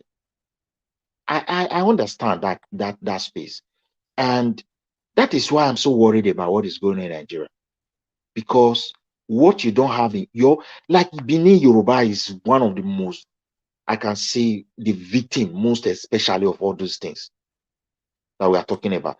So Libra, open everything, and you allow people to stay with you. Before you know it, they want to tell you you are nobody in your land. And when you talk, they engage in propaganda. It happens. I'm saying it. People should be, the governor themselves, they should start documenting people. It's not like I just have name. No. Okay, you have a name. Where are you coming from, or your state? I'm not in Benin. I'm a trader good. It should be documented. I don't know whether you get what I'm saying now. I'm a Benin person. Where am I now? I'm not in Ekiti state. Ekiti government should document me. I have a You know, shop where those I'm are the selling cement. conversations me I want to have Midwest. Like that kind of conversations where me I want to have when I come on platform. Like, okay, guys, what's the step to solving this issue we are discussing? But Nigeria will not go there. They just be talking about things that has nothing to do with solution. Some things like tribal division, you know, things that just doesn't add to anything. Like I just was framing like, why are Nigerians always doing this? You guys say we have a problem at hand. Why can't we just look at the problem, focus on the problem, and actually address the roots of it? Like we're having banditry, we're having mass migration. Why don't we just focus on banditry and focus on mass migration and say what are the ways to curb this thing? What are the ways to solve banditry? What has been historical way to solve it?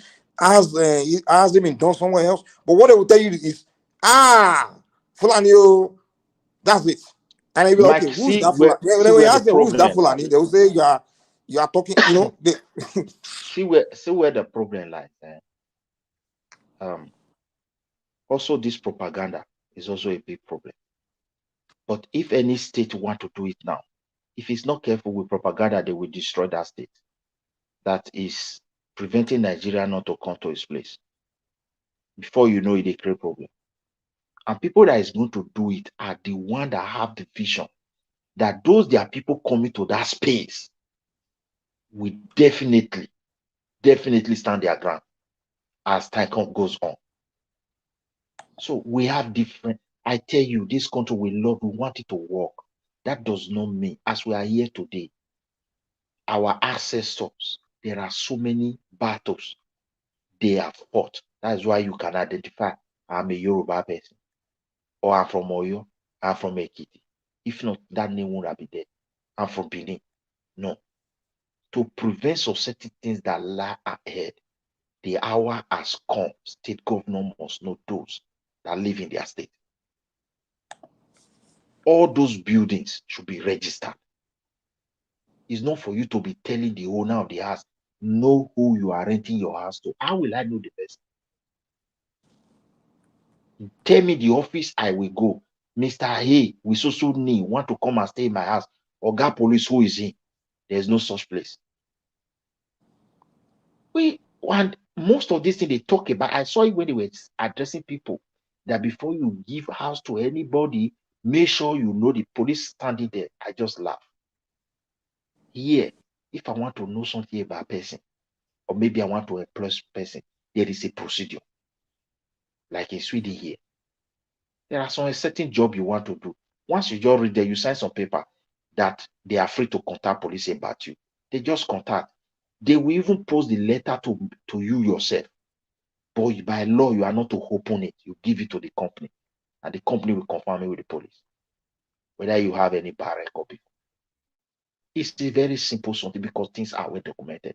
If someone is like, I live here now in the south, I want to go to north. My purpose of going to north is to go and work. My address is still in the south. There is some tasks that have to come to stars at my local government because they are responsible for tomorrow for some unemployment wahala if it happens. They are responsible. Some benefit, it is the local government. So there are tasks wherever I go in this country to work that I have to ask as far as my address is there. But however, that company that gave me the job is documented, they have address. So if something happened, they will know at the time I left my place and I was working in the north and so this period. It also helped the police to investigate something. Not just like one day they just show one place in Benin, see trailer land. People just they come out, they don't even know where they are going. Hebrew boys. I was so worried. They don't speak our language. They don't look like us. They don't reason like us. They are not from Southwest. When I say Yoruba person, oh, the way thing go do sometimes, we don't already know. Watching this man because it's close to us. These are people that you know that you and them are not the same. So I don't know. We need to look for proper way to govern our country. That's why I said all these things that they are doing today. Somebody that is saying Tinubu is the cause of what Nigerians are suffering. They are talking from ignorance. Or maybe they just want to be a remain arm opposition, must remain opposition. But everybody understand that these guys are cracking their brain to solve problem, trying their best to do things and achieve results that will be positive for the country. Here come a terrible situation, a terrible mess that they have to face. But if peradventure, after all this stress, they achieve anything, one person will pick the power tomorrow and be moving things anyhow, without even considering the effect, whether it's going to be negative. Sometimes 30 years will be stronger to get out of it, no way. Just a decision of 1 minute and activities of 3 months or 2 months. So this is my worry. What please? You know now, Buhari has come and gone. Tinubu is the president now. Why can't we people just stop this Fulani issue and let you see the people that is pushing this Fulani, we know them. Just let's go to governance. No anything like Fulani or Igbo, Hausa. Leave everybody. There are a lot of criminal in Yoruba land himself. There are a lot of criminal among us. We know that when we catch them, we know this is criminal, and you can face the law. But you see, when we still continue this Fulani narrative, we are not going nowhere. No matter what Tinubu is doing, and we continue, Fulani is coming, Fulani is coming, Fulani is taking our land. What land are they taking from you? That really pisses we me can't off. say that now. Tinubu have to deal with it. That's why it's a problem, president. Yeah, Insecurity but now. because we know, but because now we are pushing propaganda. You understand what I'm saying? This thing is not It's not really the issue. The issue is the country is not good for now. There's a lot of things that the president needs to do now to make the country work. But we start this Fulani again. Buhari is no more the president. Buhari has gone. So that now Fulani don't have power anymore. So why are we now pushing the narrative again, going back to Fulani again, Fulani, oh Fulani, oh Fulani? See the problem, eh? See where the problem lies, my Yes. brother. Nigeria army today have confirmed that it's like at a point, it's like let's call spade a spade. It's like we're at war. They said it recently. And when you look at the set of people that they are battling, beside the southeast, the core northwest, northeast, these are boundary that are related to that name you say me will not use army. Army can confirm, police can confirm. I'm telling the truth. Then in the southeast, we know those that they are also dealing with there. It's only the south and southwest that their dealings they are there, but it's a little bit the stress is not too much for them. We have to be sincere. So everybody understand that the past administration make these people, their exposure is not too, I don't know how to put it, like it's not like ours that are here today.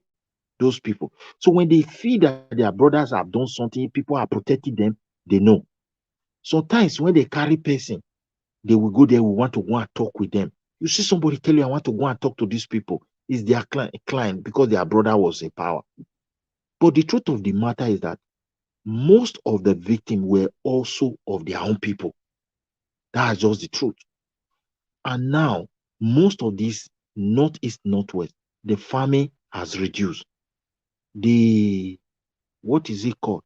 The middle belt, it has reduced. And so many areas.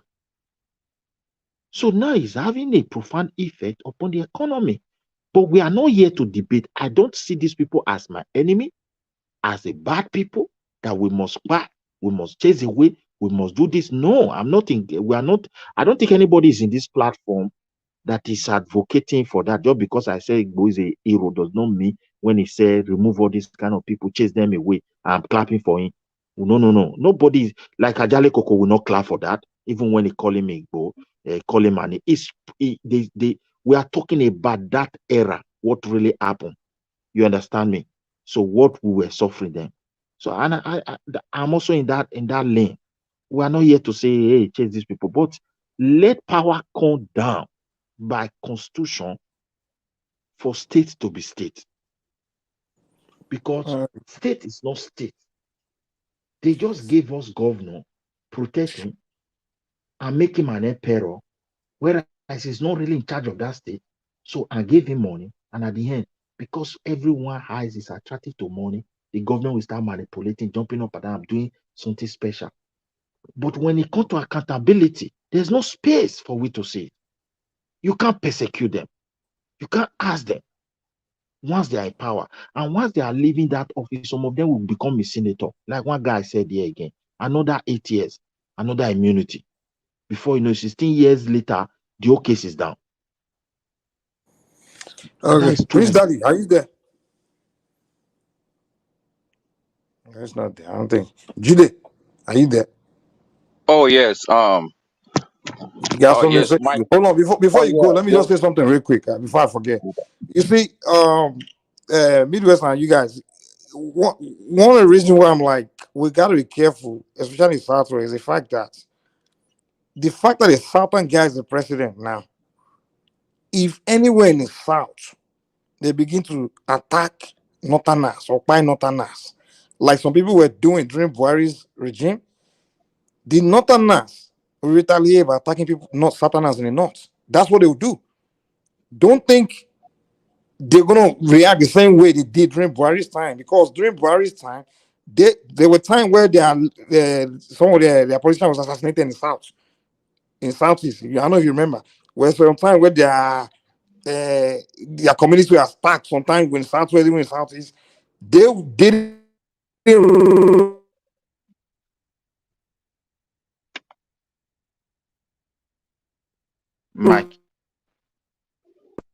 Is it Mike, your my network network? got a issue. So can you guys, so this one is they're not brother that's in power, so they put it in his hand to take care of it for them.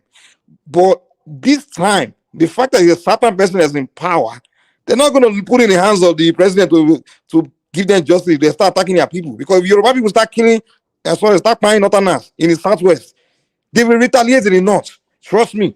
And you know how they do their own thing, and that's Yeah, what's going to happen. So that's why I'm like, we need to chill out. If you have a, let's say you have any problem, tell your brother that's in power to take care of the problem. What is your own to start pushing? yeah. People are going to talk to Igbo. Mike, don't be worried. Southwest, as I said, have structure or ground to tackle many things more than any other region, even their own people.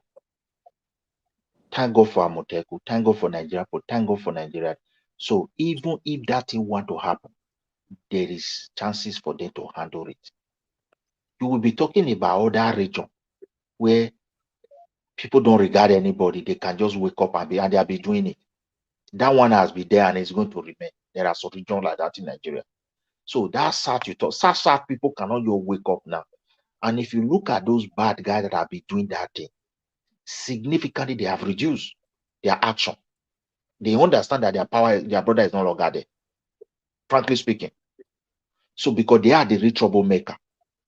A Yoruba people cannot just rise up and say, now it is time, let's go and attack these people. It's not in their culture. It's when something is happening in their place, they become provoked. To do I something. get you. Anything can happen, sir. But Yeah. let's Jude wanted to come in. Let him come in real quick. Oh yes, Mike, thanks for giving me the panel. I want to start by saying, look, it seems like you cannot, if you are living in the same country with a group of people, there is freedom of movement from anyone from north, west, east, and south. You cannot stop people from moving, even if they come in a truck.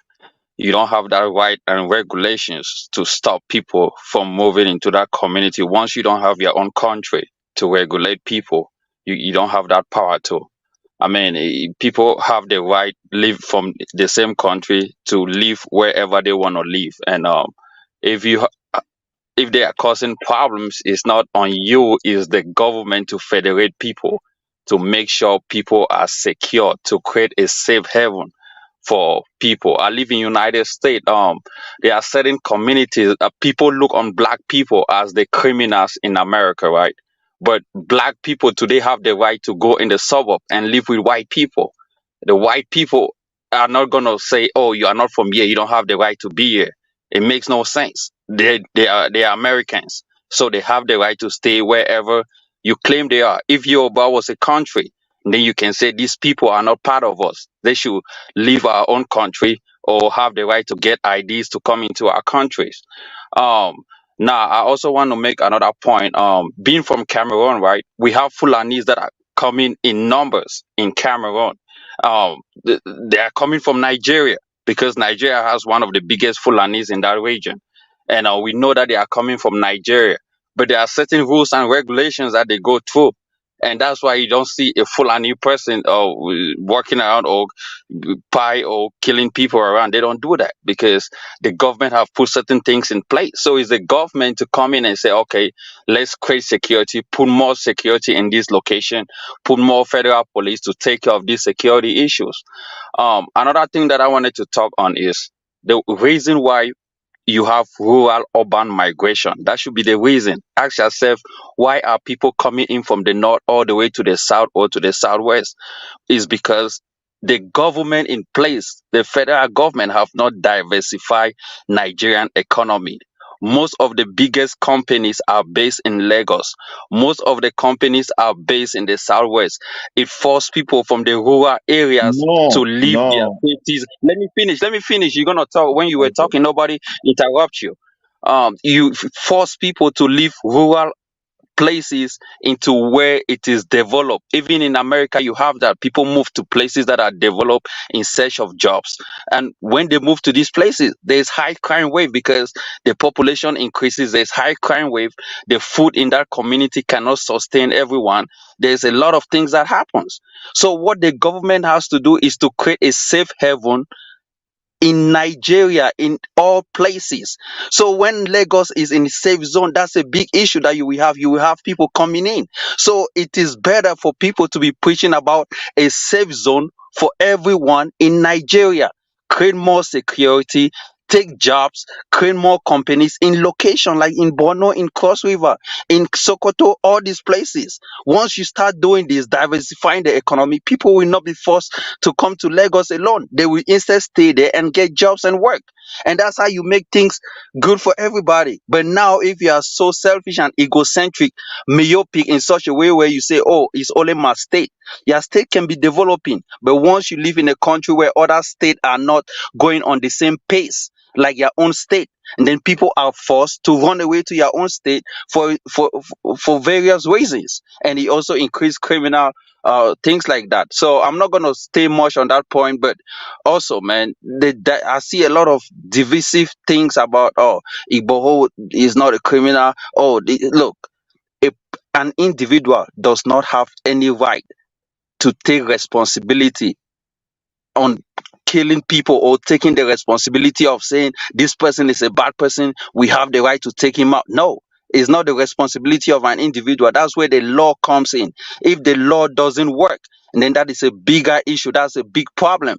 Igboho can be placed on the same pedestal like Namdi Kano because they are all doing the same thing. They are all committing the same atrocities. You might back him up and say he did good for his community, but in Nigeria as a country, this guy is not a good person.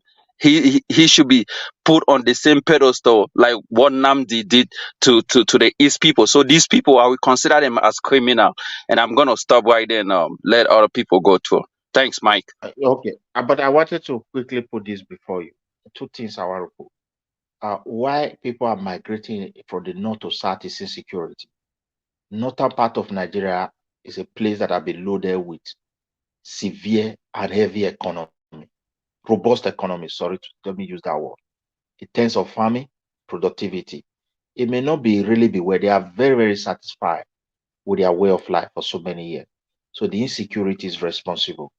And as they are pushing to south, we're supposed to, just the way it is, I don't know of United States, a European, wherever you move to, you want to go and live, it should be documented. So nobody will tell you not to move.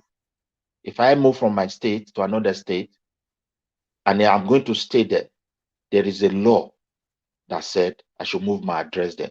Once I move my address, whether in some country you do it from the local government, in some country you go to tax office, that's where they have their national population. You just register your address there. Automatically, maybe a few hours, it will appear that you're already there. And the community where you live will start sending you all kind of letter. You are welcome, what you will enjoy in their place, and everything. That will also make the police to understand that person like you is present there. We don't have it in our place.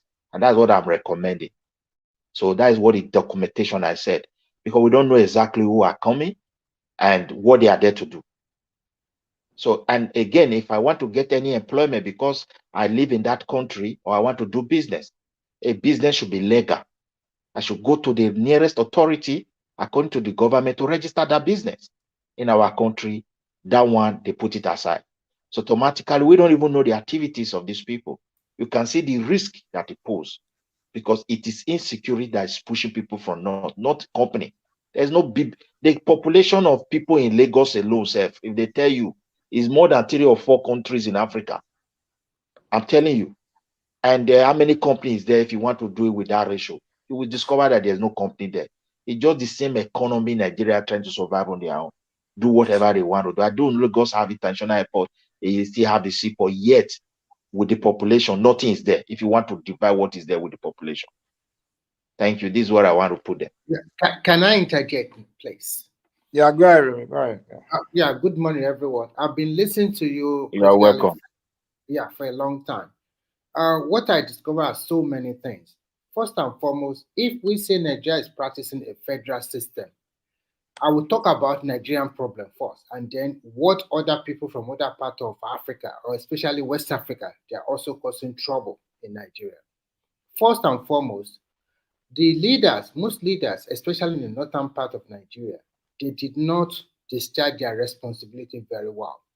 Because when you don't cater for majority of your people, when you don't send them to school, when you believe Yes. that you can marry many wives and have many children without taking And send them to responsibility. go and beg Yes. for And many, then you many years. use them, when it's politics, you use them to also foment trouble. And there's also this big rivalry between the Hausa and the Fulani. The Fulani are the minority in the north, but they are the richer one. The Hausas are the majority, but they are the poorer one.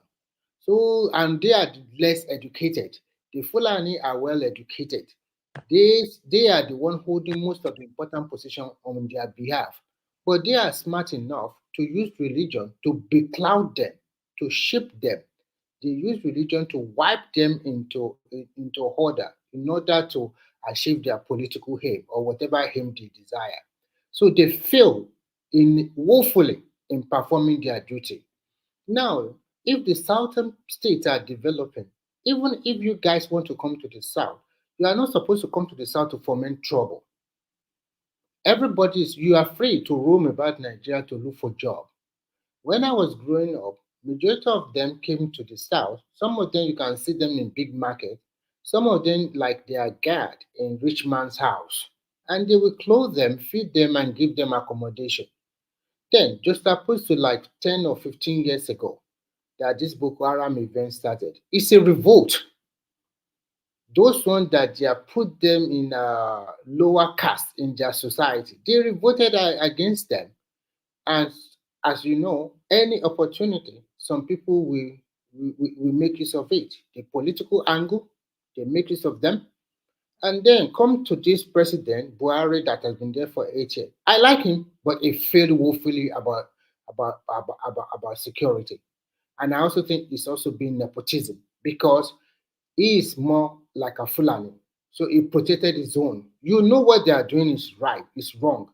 And of course, because of most West African states populated by, Burkina Faso, Mali, they have majority Hausa people.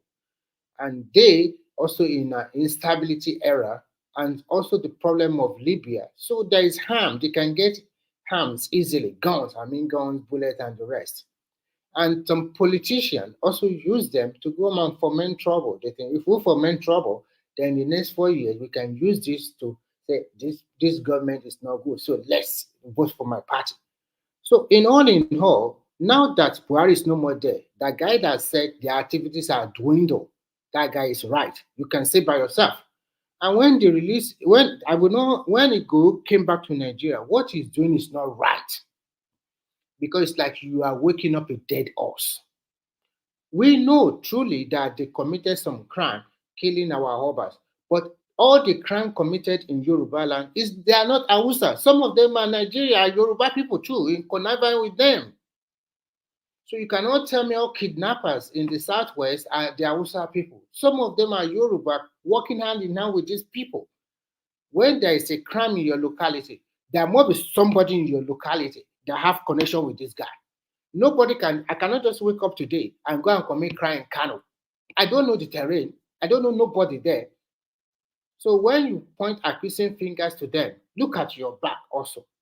So what I Let see me. is There was the time I was there one U.S. official that came to Nigeria to kind of find out what the hell is going on. And then later when he came, he said, "Man, he was surprised that killing was happening over and over and over and over." And he discovered that there was no single investigation carried out by the Nigerian government. no. What happened that during Buhari there were so many investigations, but they cannot prosecute these people because the No, president. hold on. I'm not even saying that. This was even way before Buhari said. Like during that, I think it was during that religious crisis, and the middle, it was happening a lot in that middle belt area. The guy said there was sectarian killing over and over and over. And he said he discovered that because he wanted to do the finding, because it's like the US government saying to go to Nigeria and go and do the finding of what is what, to go do is something called fact findings. Fact findings meaning to go get the facts of what is what, and then to check the record of investigation, investigation records and things. And the guy discovered that the government haven't done any single investigation from each of those killings. So, Hold on, this is wait. The guy was like, I found that the Nigerian government haven't investigated anything. But then he said, but then they've always present something like to the public, like in terms of how we come on the news, like, oh, there's an attack in this community and that community, and we hear in the news. But then he was like, okay, let me go check the record of investigation. He found out they haven't done any single investigation. And that's exactly why my frustration is like when Nigerians talk, it's almost like they're not talking from fact finding, like saying, okay, the police have done this investigation, they've done these traces, they've done this, they've get this and that and that and that. And then we can look and say, okay, what are the facts that they've discovered? But all we do is just speculate and just say, oh, somebody will tell me, how can you say it wasn't a full animal that killed that person? This person said it. I'm like, so the evidence that present to me is he say, she say, right? He say, she say. Mike, so in the long run, first and foremost, Nigerian government or Tinubu government should speed up that state police. Give the state some grant and let every state have their own police. When they have their own state police, let's see the criminality that will evolve. And then we can now point accusing finger to our governors. Because most of these governors, they are escaping a lot of things. And they are getting a lot of money every month. What are they using the money for? Like I said, if you ask me, yes. As far as that investigation goes, the people that should be coming to talk to us is the law enforcement, because that's their duty. But the law enforcement, you should remember, their hands are tied. What do you mean hands are tied? Is it not the job of wait? Is it not the job of the police to be investigating problems? I will tell you why. Hold on. Wait. Hold on. When crime happen in your neighborhood, whose duty is it to come and investigate what happened? Is it the governor or the police? You are right. It's the police. What I'm trying to say, in the last 8 years, when we have so many insecurity under Buhari, because when you have a CNC that is the box stop at his table, it is what he directs that all of them will do. But he didn't do that. He's trying to protect his own people. Let's say the truth. But what did he not do? Tell me. For example, there are so many farmers others clash all over the country, especially in the southern part of Nigeria. He knew what was happening, and when he talked, he was trying to say there were cattle route of almost 32 years ago, and these are things they are used to. But when you look at Nigeria, there were population explosion. But what was he supposed to do? What he's supposed to do is to find a way to reach out to his leaders, to reach out to the leaders of the northern part of the country. Find a way. Let me finish. Find a way to talk to them and create a ranch in the northern part. You don't have to force any state to have a ranch. Put it into your own domain, northwest, northeast, and north central. Let them have it and talk to these people. You send their children to school. While they come back, they can tend to the cow in the ranch. Build a new community, a new town for them. Stop this problem. And if he has done that one, at least it will be part of his legacy than forcing it to all over the country. If these certain people, they don't want it because they don't rear cattle, so leave it to them. Hold on. Now, if he said he should have built this for his people, build ranches and build it. Now, when he start doing that, what happens? Oh, he's building for his people. He's building for Fulani. He's spending Nigerian money to build it. It will now listen. It will now be justified if the certain people are shouting. Listen, cattle rearing is a private business now. If government start taking public money to be taking care of these private people. We know it's a private business, but sometimes when you have a national calamity in your hand, you must find a solution. It brought Mr. out a Remy, solution. please. I wanted to put this before Mike. Do you know how much that guy released to state governors just for them to accept the Ruga to go and build the places for his people? The money was there, and they were willing to spend it. So don't why say release money to them? Do you know how much he promised each state to accept that Ruga something? My state governor signed it into law, 20% of a land to be given to this guy because of that money. So it was later, it was when they want to pass it in the state as, sorry, Mr. Remy, please, the State House of Assembly with 10 members that we have instead of about 20 something, we're having like either 8 or 9, I can't remember, 11. That someone now questioned it and said 20% of Edo State land is too big. Where are we going to get this land? Why not we even try 5? That's when the old people heard about it. And they rushed out and started campaigning against it. And I will continue to thank Nigeria Watch Media for what they did that time. You understand me? So Remy, Tinubu this, I mean, sorry, why you do something there? So Mr. Remy, you can continue, sorry. The money was there. It was willing to suffer. So as I was saying, you said he didn't do anything, but Midway is telling you what he did. No. To solve the problem. Saying, that time he has that plan, but majority of the state, especially the South, they kick against it, which to me is fair to them because they are not traditionally cattle rearers.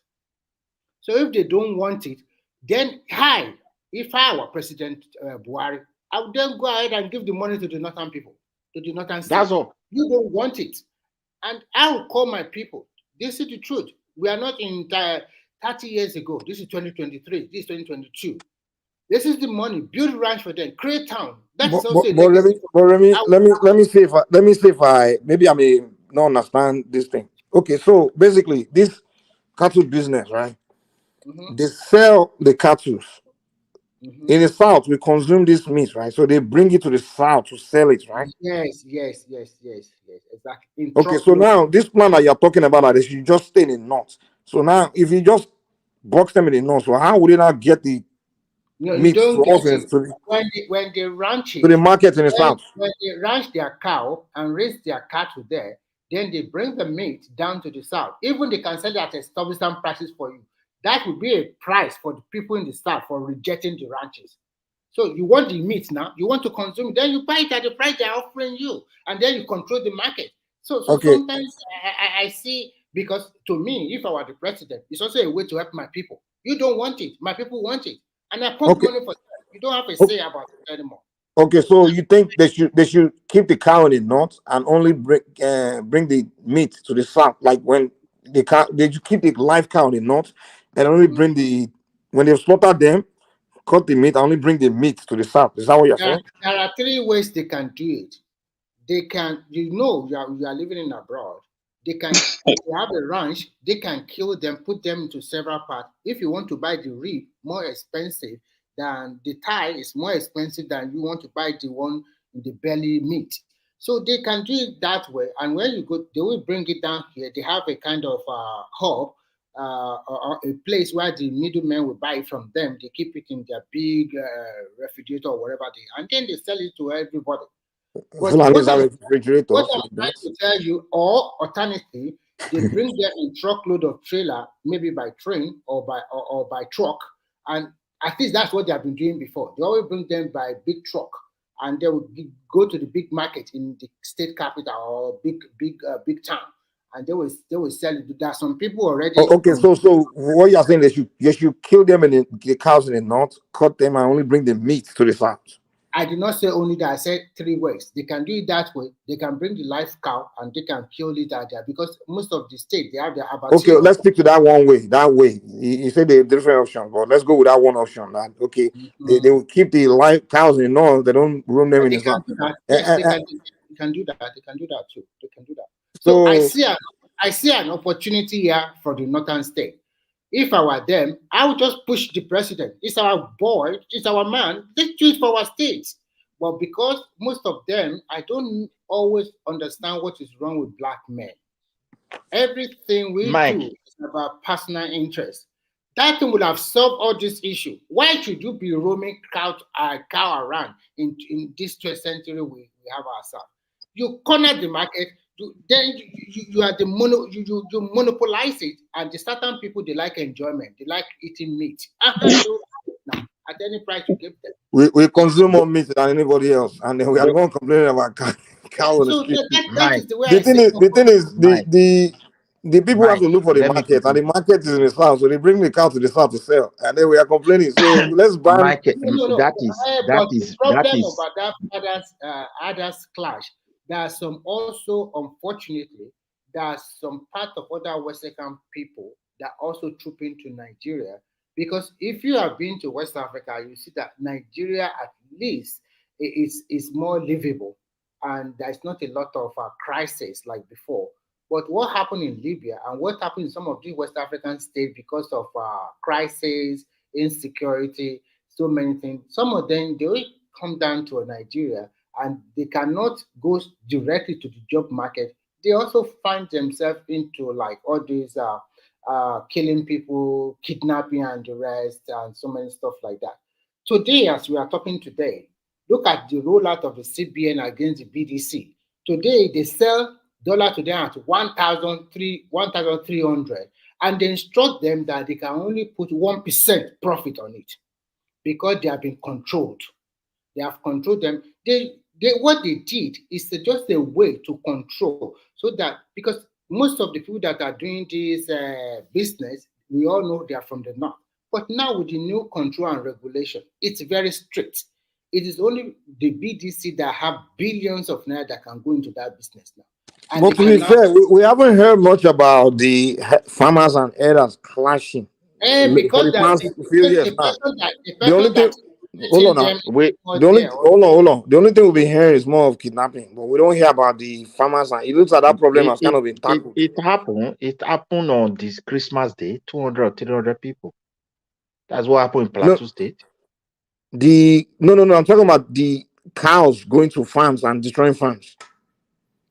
It has reduced. Even there's no farm Yeah, safe. yeah. I noticed that. Like it was something like about People 5, 6 years ago people that. people don't But then even we have haven't been that hearing much about farm that. again. But then what we're hearing about is just kidnapping. So now, Yeah, whenever kidnapping happen now, we'll say it's the cattle rearers that are kidnapping people. I don't know. And then Nobody is I saying don't know that. how that I, really makes sense. I'm sorry to say, because I don't understand how the guy that's pushing cow around is one out kidnapping people. So how does he do it? Does he pack the cows and kidnap somebody and uh, then Mike, put the people he So kidnap on Mike, top of the is cow and then just they go somewhere? I it don't is get that. real. hide that word. It Mike, They hide Mike, So, don't argue to no, justify it. wait, don't say It don't was argue. Now let's happened make and it's sense. That still you happening know what frustrates me about because Nigerians when you're trying to make sense let out me of make something. sense to you also. And Hold then, on now, hold Mike, on. let me also make sense to I'm you not saying too. it's Okay, what please Midwest. Calm down. I'm not okay, saying whether it is not or not. I'm just trying to make sense out of it. That's all. That's all. And I don't know why yes, Nigerians always just feel so sensitive when someone's trying to make logic out of something. What I'm trying to understand is the guy, okay, whenever Mike, someone's look at kidnapped, it from wait this way. now. The question I want to ask is when we say is a guy that's pushing cow, that guy that usually one guy will push about 20, 40 cow, directing them, they will following him. And whenever someone get kidnapped, they will say is that guy that kidnapped somebody. And my question is, if I'm an investigator, I want to ask, how did you do it? If I catch, let's say I catch one of them, and the one question I will ask him is, okay, when you went to kidnap those people, where were your cows? Where did you put them? And after you kidnap the Okay, people, how did you carry your cow along with the people you kidnap? So can somebody explain how they do that? Mike, look at the way it happened.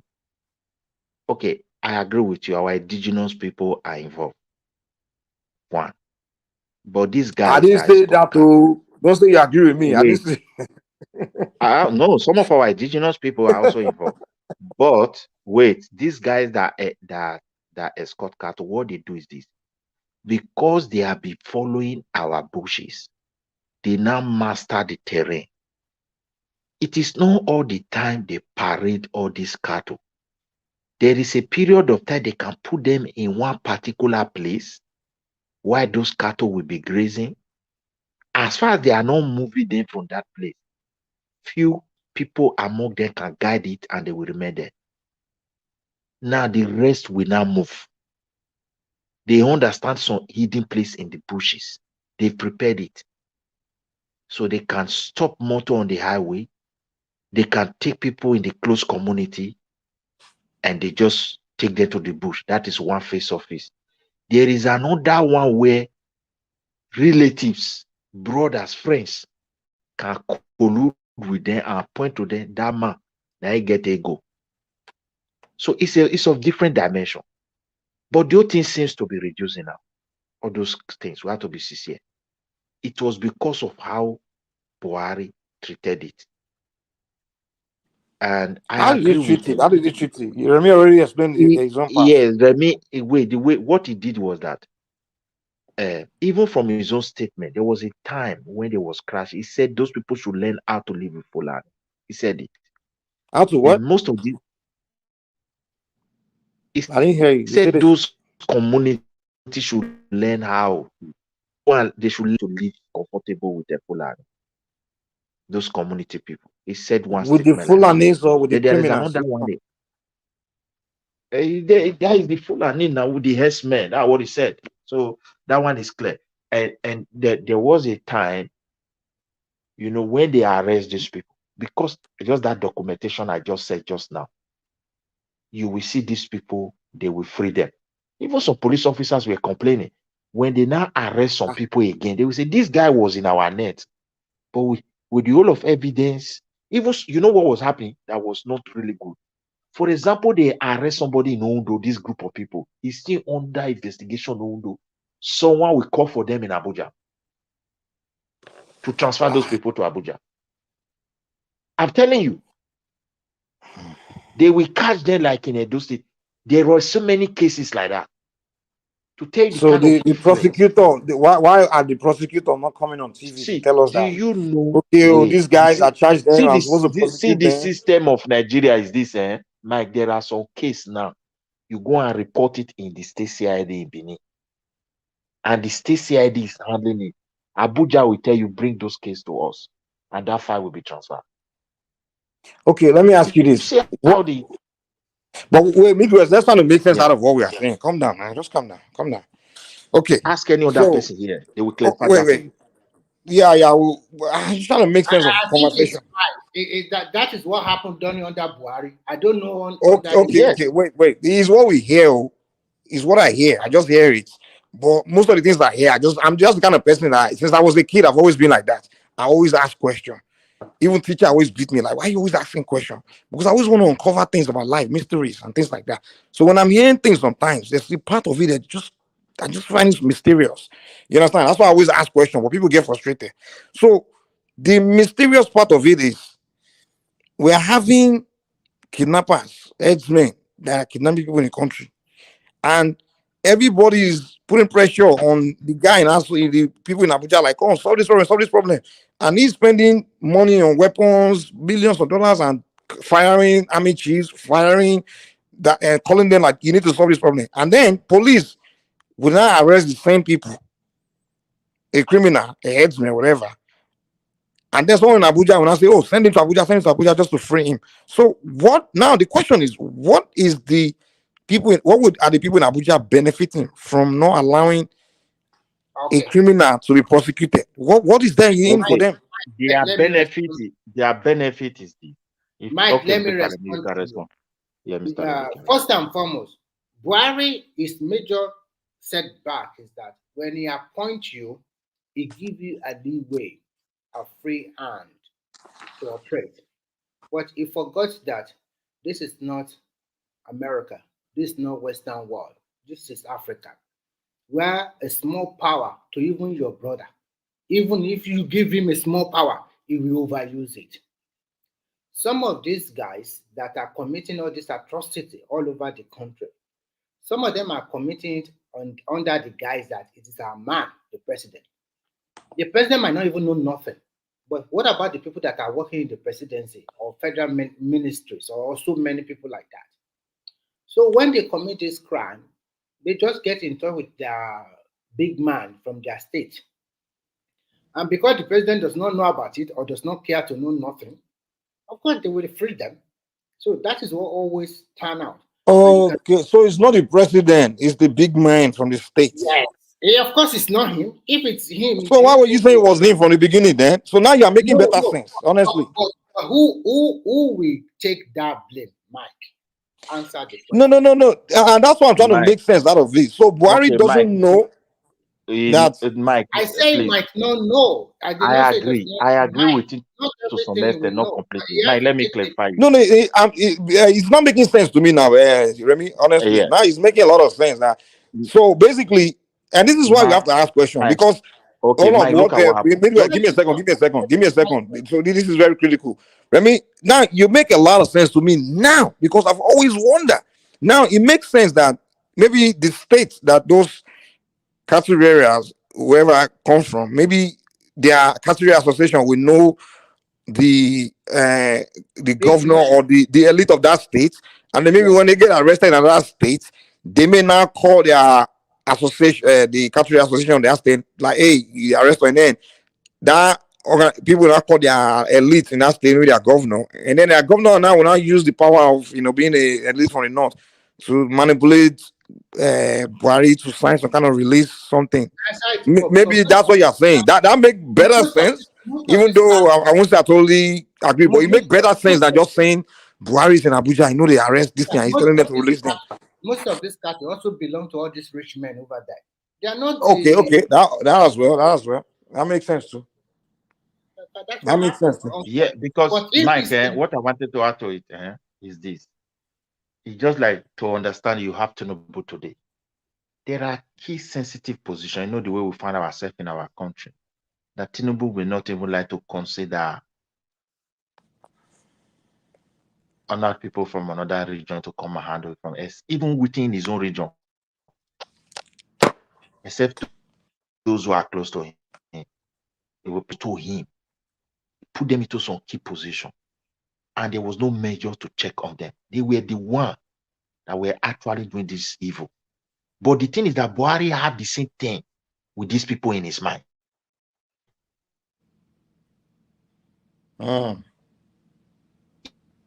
He was not ready to say. Your network, or is it me? Is it Midwest network or is it me? Come, can you hear me? They will maybe. Yeah, I can hear you. It is. Yes, I can hear you too. I can hear you. Is it Midwest network that's bad because I can't hear you? Yes, it is Midwest network. Maybe it's okay. Okay. Are you people hearing me? But what we are just okay now, you can go ahead. I think you need to go and fix your network. Is it? So, Mike, as we are saying, Steve, no, something is wrong. Midwest, this thing is bad, man. You have to go back and come in. Come back in. Go out and come back in. Maybe you'll be fine.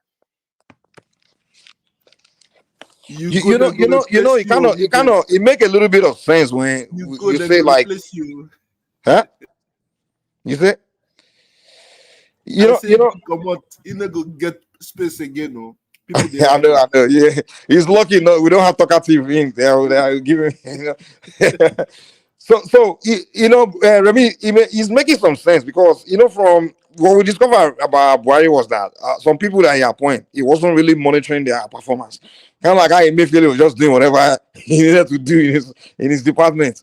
So it's possible that maybe some people he appointed through nepotism, maybe those guys just they have investment in the car business or something, and that is exactly what happened. And he's not paying attention to what they are doing. So that's possible. That's a better way to present the argument now. But not like people just come here and just tell me. He himself also practiced that nepotism too. He himself also do the same, practice it. But some of the atrocity of these people, he might not know everything. But in the long run, he didn't handle that security situation very well in Nigeria for the time he was the president for 8 years. And he allowed people too much room, too much freedom. The reason why now they are afraid that Tinubu can fire you anytime, he does not care. And the reason is because he has worked in corporate world. If he give you, look at what he still told the minister when they're having retreat. If you have any problem, there's this woman, Adisa, is the policy coordinator. Go to him, go to her, sorry. That means if this woman report any minister, this particular minister with all the program is not doing the right thing, it will fire him. Even wicked, it will fire him. He does not care. The advantage of Tinubu is because he has been in the private sector, he has also been in the public sector, and he knows the politics terrain very well. So you cannot just go to him as an economist and then be talking rubbish. Buhari does not know. So that is why Emefiele were able to do whatever they want. But somebody that is well learned in the in economic angle and the politics and everything, you cannot just go to stand in front of him and be talking rubbish. Just see what look within 1 month. Just see the activity of CBN. See the way they regulate the BDC, and I'm telling you, the dollar is coming down again.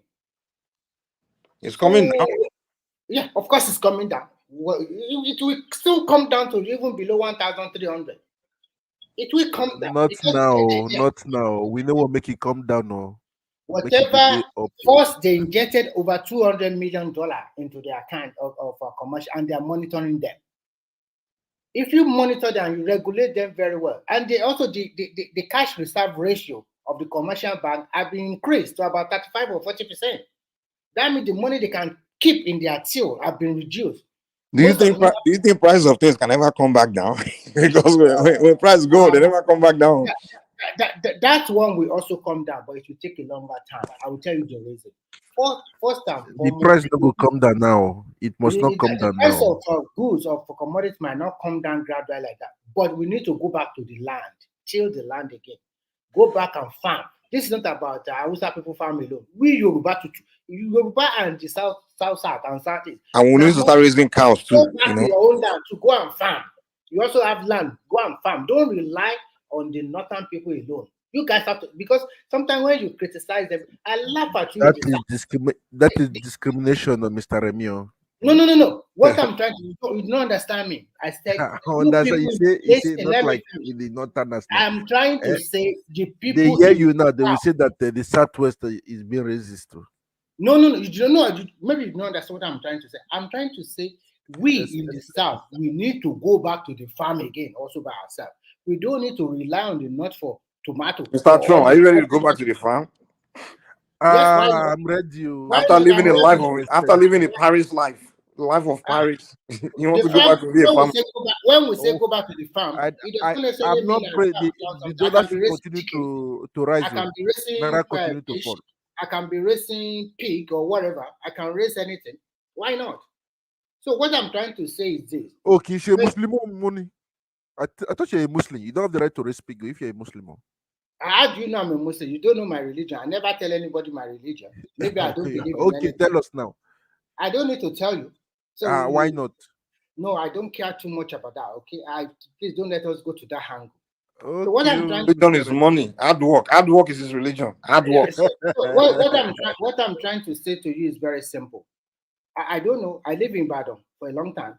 When I see how many truck of onion, how many truck of red pepper, how many truck of all of this green and everything come from the north to the Bodija market. The Bodija market is the main market. If you see how many truck come every day, now and then from the north, and because they are not coming like before because of insecurity, that is why they are not coming in big quantity like before. That is why we have a jack up in the price of food item. But immediately they go back to the farm, they control it, they feed the nation. So what I'm trying to say is that there is also a lot of land in the south, uncultivated. So we ourselves, we like to blame them for everything. We ourselves should also go back to the land and start to do our own farming by ourselves. You can't be blaming them for everything. We became so lazy in the south that the only thing we know is to criticize. And most people, they don't criticize objectively. They just criticize along tribal lines or criticize along, this is my big man I'm supporting. People, I see so many people, they won't tell the truth. So now you agree with me then with this criticizing along tribal line we've been doing. And some people, they just like to dance. I know some people in this platform, they dance to the left today and tomorrow they dance to the right. Come on, be objective. Let's see where you stand. If you are a real man, tell us exactly your position. Not today you dance to the left and then another day you dance. There's so many people do like that here. And to me, I just like, they are not being objective with their analysis. They know the truth and they won't say. Actually, I know that in Nigeria, for you to become a president of that country, you have a lot of work for you to do. How can you build that bridge across the Niger, everywhere in Nigeria? It's not an easy task. It's a very difficult task. And tell me anywhere in the world as a All we need politician. in Nigeria today is unity, Mr. Emil. Unity. Yeah, I'm not. Yeah, I like it. But, That's what I'm but Mr. against. Tran, how can you have that when we come here and we just Yeah, do this? I like the unity. I Fulani? like the, I mean, come on, man. Well, how would a Fulani person want to even like you? The way when they talk, when if Fulani person is watching and see the way every day we just generalize them, stereotype them, and you expect them to want to unite with you. It's not possible now. if you go to Yobe, you go to most of the northern states in the northeast, their roads were beautiful. They are looking for people to come and invest. They are also shooting themselves on the foot because when they don't send their children to school, people are afraid to go. It's also a good place to live. Not all the northern part of Nigeria are in big crisis. And see what the governor of Borno State is doing in a war-torn Borno. See what he's doing today. Compare it to our own state that is crisis-free, like Ogun, Oshun, Ekiti, and the rest. At least they don't have insecurity there. Compared to, he is better, far way better than. There is no security in Nigeria, Mr. Remy. All this one, you just the media, bro, just say no nonsense. Yeah, you can never, there is some newspaper in Nigeria that is the sensational they carry every day, like Daily Trust. It's all about negative. Today, 20 people bandits have been killed. I just ask myself when I go to this paper, why are foreigners trooping into Nigeria? That's what I'm telling people. Foreigners are coming in every day. Every day they have to. Mr. Tran, you know what's really funny? You know what's funny? Like when I'm in the US, like I'll be kind of like worried, like this Nigeria. But the moment I get to Nigeria, I start moving around. So I don't feel that same shit I feel about Nigeria when I'm not in Nigeria. Like the way they make you like think it's just so bad, and you know, once you step out like this, so everybody's a kidnapper. But then when I go there, I'm like, you know, the thing is this: like if in America, if you turn on the news every day, somebody is shot. Every day. I'm telling you, man. There's no day I turn on the. I stopped watching. I remember one Nigerian pastor said, "I don't watch local news again." Mike, even in addition This is. I'm talking about in one city. I'm not even talking about the whole country. Just in one city. addition to what you are saying, that I don't most have the right American to states are I not say safe. why? They told me that because of my color in America. Then arrest him in my hotel. There's no day I turn on the local news in America. Oh, three people have been shot in Northwest, this and that person have been shot in. I'm like, God, Lord. It's always about somebody getting every day. And statistics show that each year about 40,000 Americans get shot for every year. And that number is always every year. Look, it's always between 30,000, 40,000. That number doesn't. It's always between 35. The mark with 40,000 so now it raised to 41. Every year, thousands of Americans get shot. Mike. But Nigerians in America will tell you that I'm scared to go back to Nigeria. Mike, please, can I just add something? You see, I think there is a coordinated approach to all the bad news in Nigeria. Okay, if we talk about this Fulani herdsmen thing, it started from, naturally, when you have the dry season, the grasses are dry in the north. So these people normally would lead their cattle down to the south to feed their cattle. And the truth is, there is a grazing route actually from time immemorial. But along the line, something of 32 years, which they've even abandoned. When these people now come to the south, they found out that, okay, all year round, the south is always like green. So it's better to stay in the south and feed our cattle than be moving up north and down south. And this is how these Fulani issue started, having them settle now. They now settle, they have shanties, they have their own communities in the south. In the forest and everywhere, they are there. So now an issue came up, which is the issue of cattle rustlers. These guys would steal cattle from the Fulani guys, because these Fulani guys, most of them are not the owner of this the cattle. They are not. If for instance, I was listening to somebody say Atiku has more than 5,000 stuff of cattle. You understand? So these people have big men owning all these cattle. So they lead them from the north down to the south for this climate, whatever, just to feed their cattle. Now, along the line, when the issue of cattle rustlers came, these people started harming their herdsmen. And when you give arms to people, you understand? When you give hands to people, obviously people will misuse it. So this is what degenerated to all the clashes, Fulani killing people and things like that. And That also makes sense. we also have the influx of, because the higher you go up north, the drier it becomes. So even people from all the way from Niger lead their cattle down to the south. I lived among these people very well at a time, and they will even tell you this guy is not from Nigeria. The Fulanis themselves will tell you this one is not a Nigerian Fulani, he's a Nigerian Fulani.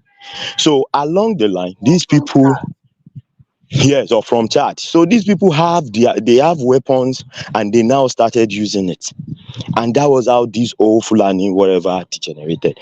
And when they are caught, they easily call the big guy that owns all the cattle. If you meet a Fulani on the road, tell anybody that I said it. A Fulani herdsman leading the cattle on the road, stop him and say, I want to buy a cow. They will tell you they can't sell it. They will tell you they can't sell it because they do not have the authority to sell it. No. They used to tell you, Mr. No. Those ones that are sold, I will now explain to you. Wait, those ones that are sold are in collaboration with our people, because I now know that some of our people too now own this cattle. Now give. Wait, some of our people now own these cattle. Can I please ask a question? Okay, talk, Mr. Now, okay, you said something about grazing routes. You understand? I want to know where those grazing routes are in the western region. Because why did I ask you? Mr. Lam. Why did I ask you? I know of Fashola farm. I know of Ikuderi farm. I know we have some kind of farms scattered around the western region that they later become part of Odua Investment Group. We have this type of cattle we imported from Argentina in Ekiti. We call it Erinla. They are big cow, very big, and like almost times 3 of what they have are these regular nomadic Fulani cattle. So we used to have those, and that's what we used to. But we used to supplement by importation from the north. So with due respect, sir, I ask you, where are those grazing routes in Ondo State, in Ekiti, in Osun State? Where exactly are they? And that'll be the route they take to their market now. Anyways, the reason why the issue of grazing route came up, when they were having this back and forth on this Fulani herdsmen thing, there was a gazette released that there was this grazing route that they established 32 years ago, which all governors now went against and said, now it's a grazing route, it doesn't mean you own the land.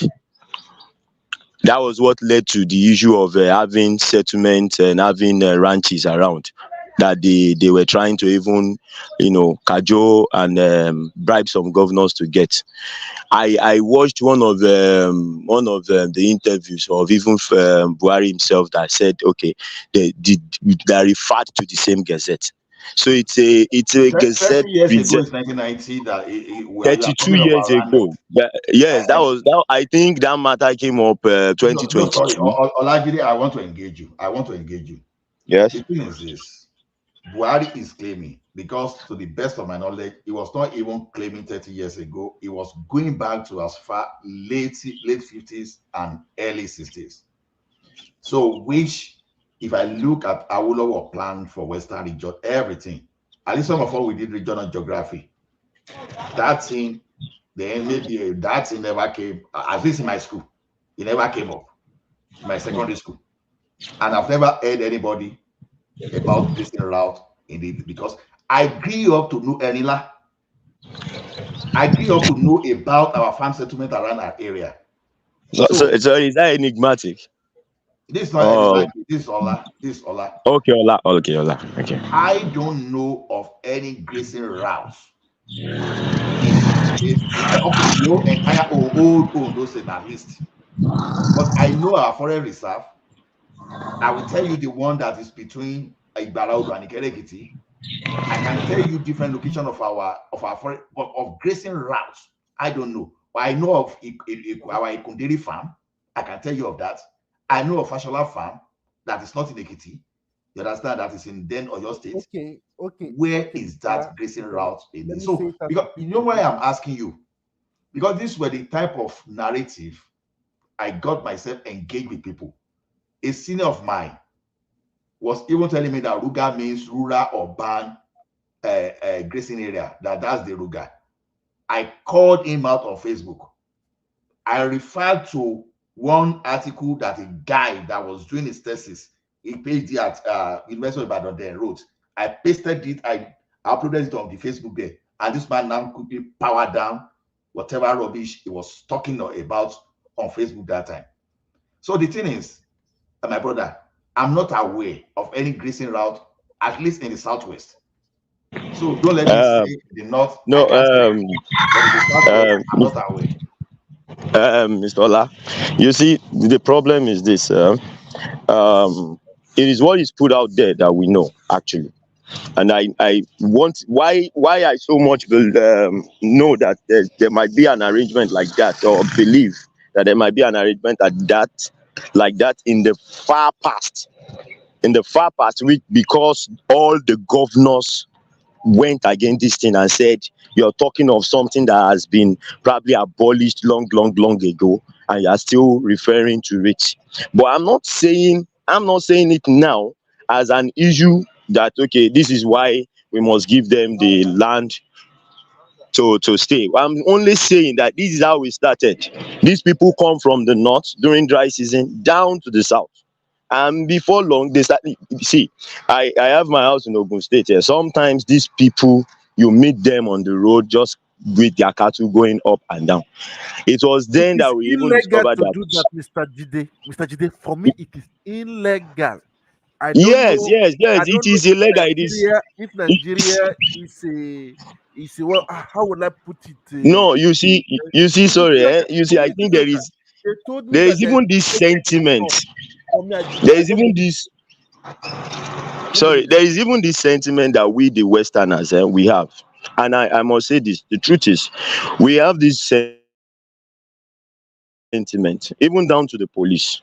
Yeah, they would say something like, "Ah, don't touch them, or they are government children, or if you do this, that." If you want to lay claim to something, that this is your land, you want to take control of it, you must take total responsibility and damn the consequences. But most times you will see people even be the one afraid of them. They gave them this power. Obviously, the truth of the matter is we gave them this power. When Wike as a Sorry, governor said he does not want to see anybody. I disagree with you a little bit. It's because they were being protected from Abuja. But now, why are they not doing like before? No, wait. When they were protected from Abuja, Akeredolu said they must all register. Anybody that is not with Miyetti Allah and this must leave his state. I have Yes, one and we question. saw that their activities came down. Wike said, "Gone," and I'm very sure if the governor of my state was Fayose, they would not do I that have one nonsense. question. I have one question. They You know, would not do it. It is the governors that gave them this power. That's the truth. okay, You have I have authority this over one. your land. I have one question. You know, in Nigeria, we have this culture where when we want to buy a cow or even ram, we buy them live. We like to slaughter them ourselves, especially maybe during some kind of festival or event. When maybe during they want to do one party, they'll say, oh, let's go and buy ram. Like in the Western world now, for example, if you want to do one event party, we want to buy meat in a store that's already been packaged, cut. So we don't witness where they are slaughtering animal here in in your backyard or things like that. But in Africa, our culture is we have to buy those animals live, and then we slaughter them in the backyard. We cut them in front of everybody, Yes, and And those of us that practice tradition, of course, we have to give them to the to the gods and things. So that if that's the way we do things, then it makes sense to understand why those guys have to move cattle around now. Because we have to, those cattle we have to buy live, we have to order it from somebody. Who are we ordering them from? We ordering them from Yoruba people, is it Calabar people? It's going to be not people that sell cow now. So the demand of what we for live cow is so high in the south that we are not even considering that. Hey, maybe that's the reason why we get cows coming down to the south, because the market, the demand is there. Mike, when you are growing up in the south or in Lagos, if you want to buy a cow around, where do you go? To where they are selling them live now. Thank you. So what? Now how did they get there? Did they disappear from the north and appear in that market? No, they always bring them down through truck or trailer. Or no. I'm telling you, that is the usual something. I'm not saying that all the way from the north. Listen, yes. They always do like that. Those ones okay, every day. Listen, it's not those ones. They don't normally sell that one like that. They graze them all around. Not that they'll just take them. No, this is the way it works. The guys, the cattle rearers, they move the cow around to feed them, and then the ones they are ready to sell, the guy will say, okay, that one we don't reach that size. Okay, now take it to that point where they'll pick it up and bring it to the market. Where are they taking it? Where? The selling point now. Where is their selling point? Where is their selling point? The selling point is usually one cow meat market. Where? In every state capital or what? Every state, every city have one. No, you are wrong. You are wrong totally. You are wrong. We'll go to the north. I will tell you the way to do it. The way they do it is that those ones that they are roaming around from north to south to east and west, when they are ready, when they are grown enough, when they've grown up very well, then they take them to, most times they always take them back to the north, and then they pull them together. Because not, for example, when you look at those ones they are racing around, the average is between 50 to 100 cows most time. It's not like 500 or 1,000. So those ones that are big enough, because they are not the same size, when they finish racing in the rainy season, they will take them back to the north. And those ones that are big enough, they form together as a community, and they put all their cow in one big truck. And they, okay, this truck is going to Enugu. This one is going to Ibadan. Everybody, just like 4 people or 5 people doing business together. And they already where is the location where they put them on the truck? Listen. Then when they take it to Enugu, there is another Mieti Allah that is in that market, Bodija market, or any other market, that Awusa or Fulani, that will buy it from them and then now sell to the local people. That's how they do the business. It's not that, except if you are a Yoruba man. No, is that not what I said? No, what you are telling is that the cattle riders, maybe they take it to Ibadan, and then maybe the owner just said, okay, this one is big, go and sell it to them in Bodija. That is the way you insinuate. No. No, I'm saying, no, this is what I'm saying. They have the rearers all over the place, but they have their owners, right? Mm-hmm. So their owners, they have locations in every state where they pick them up, where the truck, like you said, we pick them up to take them to the selling points. So their owners, they have they maybe a means, whether it's cell phone, whatever means of communicating with their owners, whereby when they are rearing them around, they are ones that have got to the size of selling to be sold, right? Mm-hmm. Now, the owners now, when they are ready to maybe they've ordered for them in the selling point. Now their owner will now call them to say, okay, move them to the car, to the truck. Wait, they will have a point where no now. There's got to be a pickup point. Meaning, when I say pickup point, where they pick them up and put them on the truck, and then there's also a selling point. So I don't know whether you live in Lagos. If you live in Lagos, well, Lagos is not the only place now. I mean, it's not over. I just want to give you an example. If you live in Lagos, I don't know whether it is My Chew is that big market for cattle.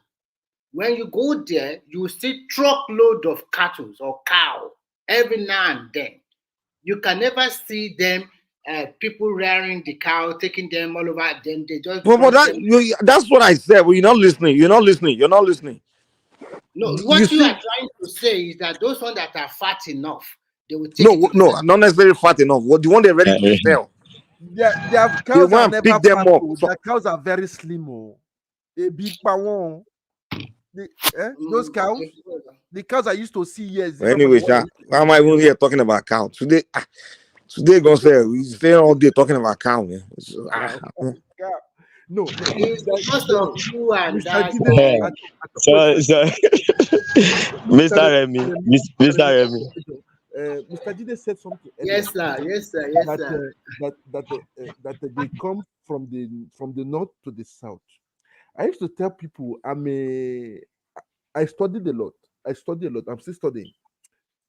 Wherever there is water, eh, and there is green, understand? There's plantation.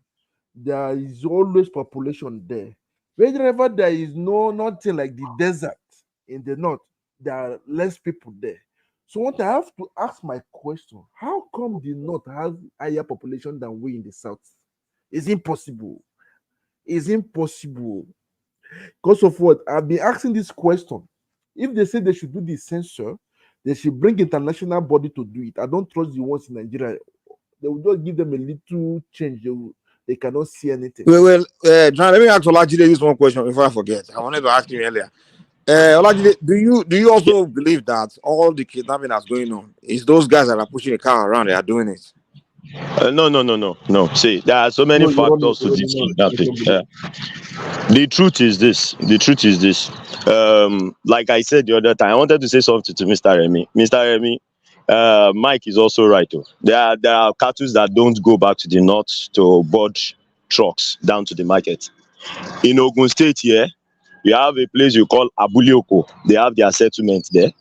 If you go there, you can buy cattle. There is a market there, cattle market. It's the ones that these guys rear around and they go back and take it to the market once they are grown enough. We have on Ilaro axis. There are there. In fact, they were all at Abulioko. It was when one Fulani guy stabbed a Yoruba guy with a knife in his face that the Oba or the leader of that place decided to cancel them, and they now went to buy land. They bought the land themselves and settled along Ilaro. So if you come there, you will see those cows. They don't go back to this thing. Some of the people in Lagos come here to buy because it is cheaper than going to my 12 or wherever they buy in Lagos. So Mike is also right. They can, from the one they are running around this thing, get settlement and start selling. This is what is happening in Nigeria. You understand? So for the kidnapping, yes, obviously we have criminal elements among us. There are kidnappers that are Yorubas. There are kidnappers that are Igbos. There are Who is us? kidnappers that are. I'm not a kidnapper. Oh. No. I'm not They saying. I'm say among saying we us. have among us. Obviously, we Among cannot us. say No, yes. Now, I mean, among no, every tribe. So we cannot stereotype a tribe and I make know. them carry You everything. say But the among truth us. of the matter is this. Let me point out something. Like all the most of the kidnappings that happen in the north, that you have 300 people, 200 people packed at once. It was this government now that now exposed that most of those things are done by illegal miners. These miners need workforce in their mines. They will not even ask for ransom. These ones don't ask for ransom. They take these people, take them to those mines and force them to work for them without getting paid. This is what is happening. So there are so many when you talk about kidnapping, That there are is so slavery many now. faces to That it. is slavery now. You know that I was doing my study this morning, Mr. Jude, and I understood why there is a legal mining in the north. I was doing my research this morning because of I understood that as long as there is demand, there must always be a supply. Understand? So now in the north, even I had here on this platform that the minister of mineral resources cannot say a word, that they have bigger men, entitlement, people that are entitled for those resources in Nigeria instead of for everyone. You understand? They are against the sharing of for everybody. So that's why I tell people that in Nigeria for now we are not united. We need the best of us from each region of the nation. Without it, we are wasting our time. I used to say it out too. I used to, my slogan is I used to say one Nigeria. I say now one united Nigeria. As long as some some people they know themselves, we know Mr. them. Trump. Yeah. Yes. Go ahead, finish. Yeah.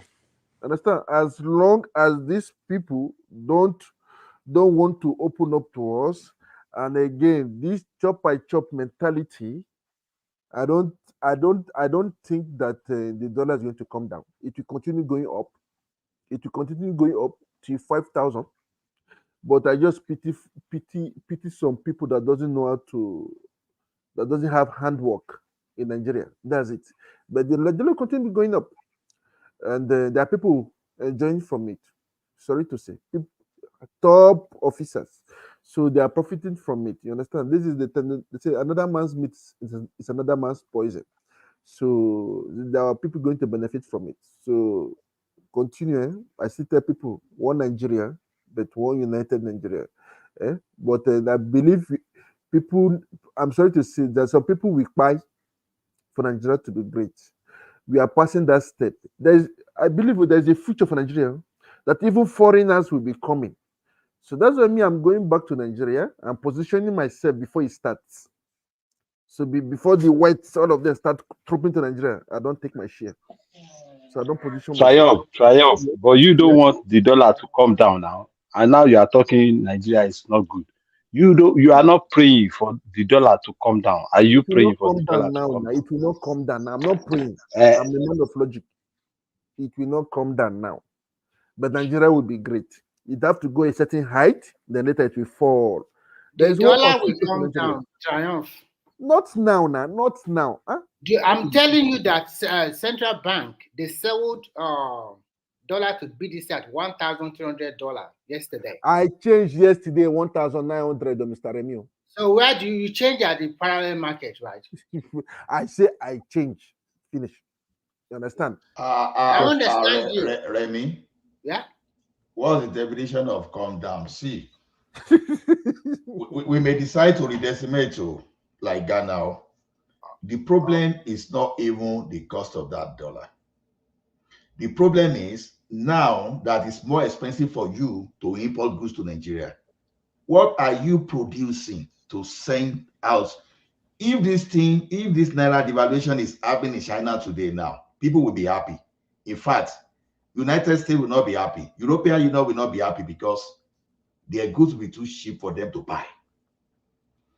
I think what we should concentrate our energy more is this. Mr. Triumph, how can you take a hide and skin processing machine to Nigeria? You buy cattle skin, you reprocess it to make leather for making shoes. Mm-hmm. And instead of importing shoes from Italy, we start making shoes in Nigeria. Mm-hmm. Shoes industry. Now, instead of you buying clothes from outside the country, you now just go and establish garments factory in Nigeria because you produce it. It's going to be cheaper for you to export. That's what we should be thinking of. Ola, I totally agree with you. But I look at something. I was looking at all those Lekki Free Trade Zone, and I saw a lot of company from China. I saw a tractor manufacturing plant.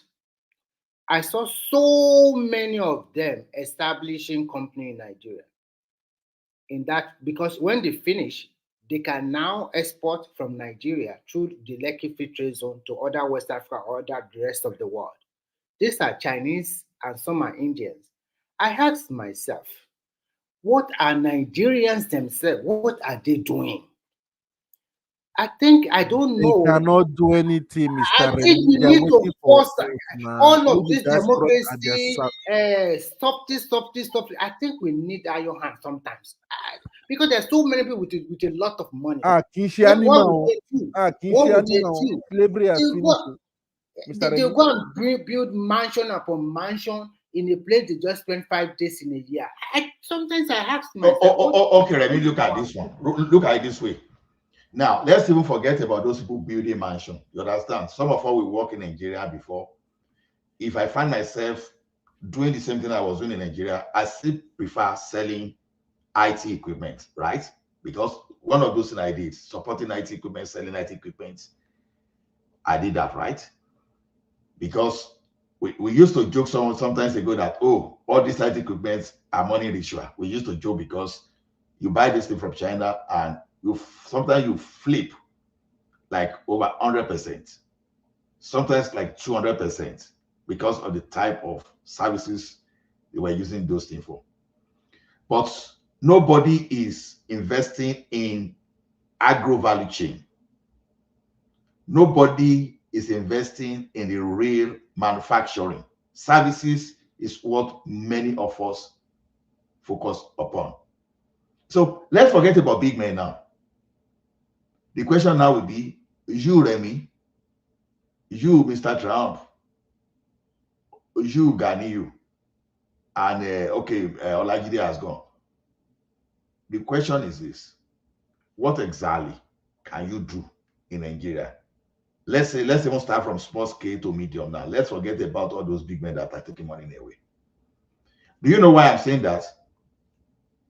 I want people to be more aware that now that things that are expensive to consume foreign goods, you can look towards local production. That's exactly what I'm preaching.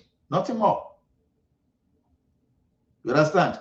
You know, while I was saying, no, as a time when Buhari came that time that we started going to the farm, what do you think? Even I didn't know how to farm that time, before that time, right? But we started farming. And I'm talking of the era of Uncle Benz, so that initially, before Buhari came that time, now Uncle Benz, no other type of rice. So the thing is, you local people, if you are not doing international trading, I bet more than 90% of Nigerians, they don't need dollars. They don't need dollars. But that's your banana you are producing is all cake overseas now. Because I speak here, we do import all this catfish. You know, the one they've already dried, the one they've already taught in the processed one. We get them here. We get beans here. We get yam here. We get crayfish here. And those things are coming from Nigeria. So it simply tells you that this is the time for creativity. Because anyhow, whether you use petrol, whether you use the diesel, production cost in Nigeria is going to be cheaper if it's meant for exports. So that's just my own logic to this thing. So I want to talk less of whether dollar will come down, will come to 500. If you think dollar will come to 500, then we are not being realistic. Except we want to do redestination. Pata, maybe dollar. I'm not sure, but I'm just guessing. Maybe dollar with pata find its equilibrium at 1,000.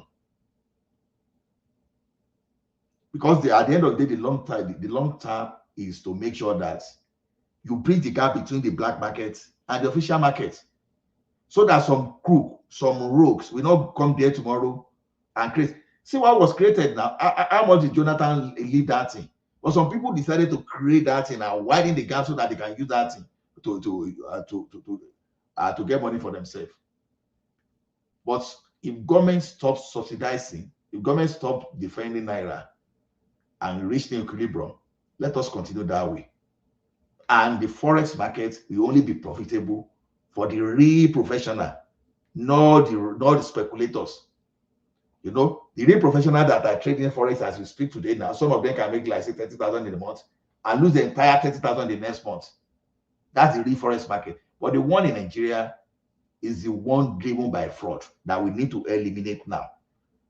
And when I say I believe that Tinubu will put that country right, well, we'll be here. Let everybody come and be blaming us. I so much believe that Tinubu will put the place right. So that's what I needed to say, Remy.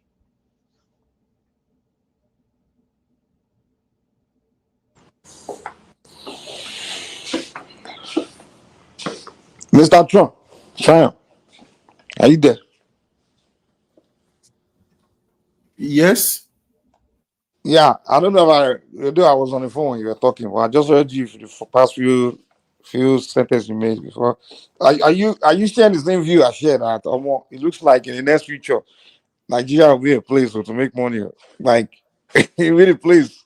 Because I talked to a lot of you know investors and people and those stuff. Nigeria will be great. They say Nigeria economy is going to be one of the. I see a great future for Nigeria. Yeah, that's the same thing with me. I Because see a great. Even people like Ola in Canada will run back to Nigeria. yeah, I see it like in the next. It's probably something for the next generation, like those that are. Within 15 to 20 years from now. That's what I'm saying. 15, 20 years from now. Yeah. Because we move to another industrial, The people like another Bala, economic. those other guys with that gun, we will enjoy it. Yeah, I see. Around the time I'll be getting old, I think that's when things will kind of shift. So those that invest now, their children will be the ones to reap it. Those that invest in the foundation now, their kids will be the ones to reap it. And one area I think, if anyone is smart, well, let me not share my secret, sha, but some areas me I know, like I'm putting things, but I know that I saw with my research, I saw a lot of opportunities in Nigeria, and people there's are so crying. many, man. There's so many. Like, yeah, like it's something where in the future, like the children that will inherit that thing, they'll be the big shot, they'll be the shot callers, man.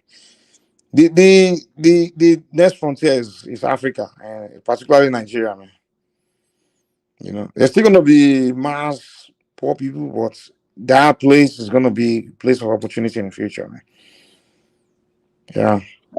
I want to be able to leave Cameroon and come and buy stuff from Mike and send it to Douala, drive back and forward. You see other West Cameroon and man, I'm telling you, next 20, 50 years, because Yeah, man. the new economic age is gonna shift in favor of Africa, dude. Like I'm telling Yeah, that's a good thing, man. it's so ripe. Hmm. I mean, we all hope for that one Africa, man. Take for instance, me and you have to drive from New York to another part of the state. What if one day you have a railway that is linking these countries, man? Then good road drive from Nigeria to South Africa and back. I mean, come on, nobody will want to move to South Africa or move to another country, especially when all the countries are moving up simultaneously, You, development you know, everywhere. you know, Things you are know, changing. Jude, like um we if you look at the history of every society that blew up, that became big, there's a phase they went through. Like it started with many of the population moving outside of that place, moving all Yep. over to different part of the world. That's how it started. And then those population went and acquire brain all over the place, right? And then when things begin to ripe, we begin to ripe, and a lot of those population, not all of them, part of them, those different from different parts of the world, started coming back to that center, and then it turned things around. Yep.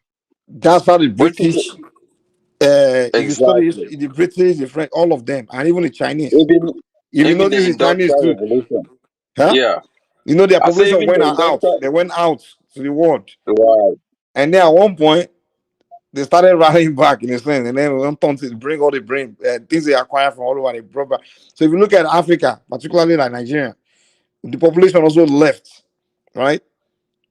They left in the Exactly. mass. They did that jackpot, right?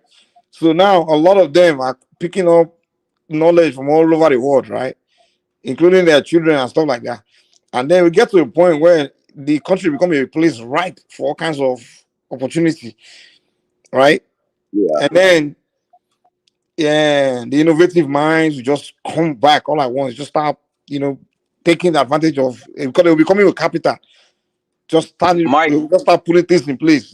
That's how it happened throughout history. That's why everybody's throughout predicting. even in Europe, yeah, if you think about the agrarian revolution in Europe, right? What was the agrarian revolution? This was when a lot of bread was scarce in Europe. People were having problems having bread, potatoes. I mean, potatoes that they were using for bread were becoming scared, and this, you know, it kicked out people. I mean, people mentality. Even the industrial revolution, when people were using hands to produce good, like we still do in Africa right now, right?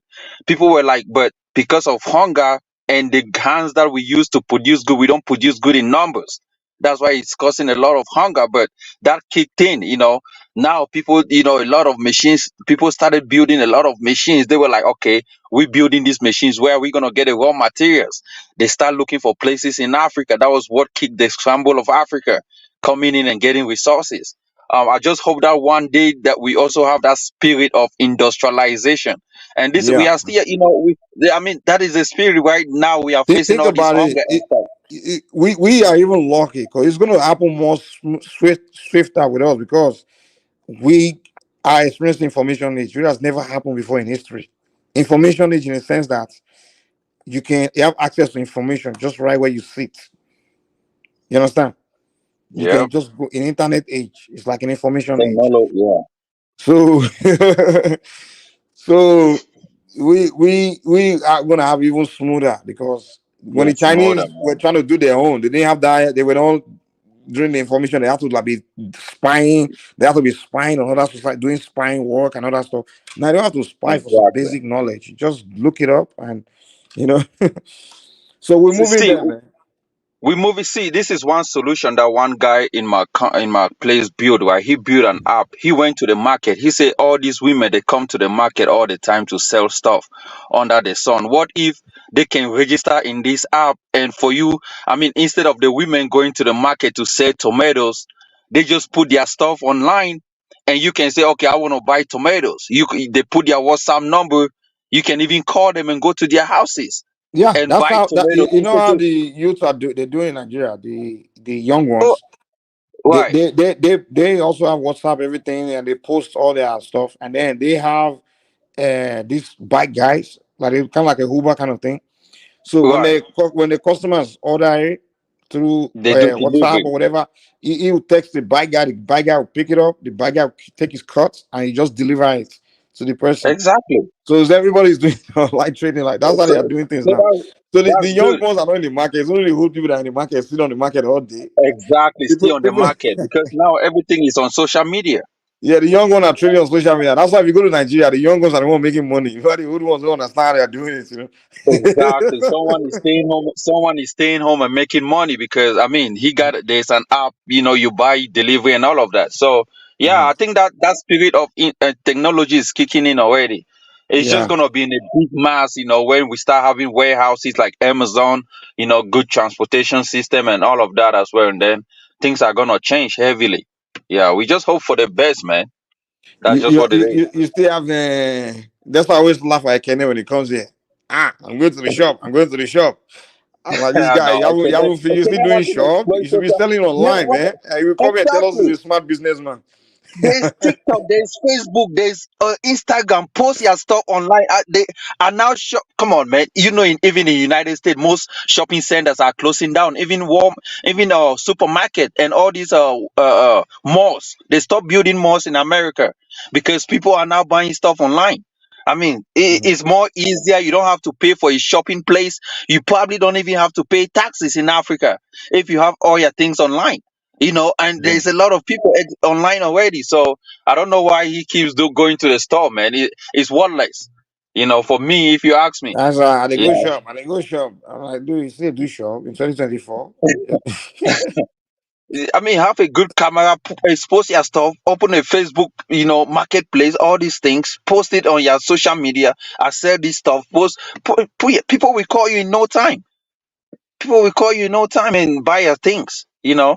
I do 99% of my work. I would say probably let me not be too. Let me say 90% so 95% of my work. I do it right where I stand, even on my phone. Wow. I'm Wow. telling you, like That's nice. I'm just here, man, just calling it. I just boom boom, just my phone. My phone is in my office. I don't even sometimes I use my laptop when I have to, maybe send a file or something like that. You Right. know, But I do my coordination, everything on my phone right there. I don't move, You, Just you see, you know. you see how the coronavirus still kind of kick in about these remote jobs, right? It kind of become now, a lot of remote jobs because of coronavirus. So a lot of, I mean, even offices are still closed. You stay home and work, and it opens doors for everybody. I My wish, my my yeah, my, ne- my next plan right now is to be working while I'm in Nigeria. Which I still do when I'm in Nigeria. I'm still working, making money. yeah, My you client just think need a I'm here. better The only, service. the only thing that just happened to me last time was, I couldn't use my room to receive calls in Nigeria. I guess it was the location I was in. Oh Yeah, my yeah, God, I was so pissed off, man.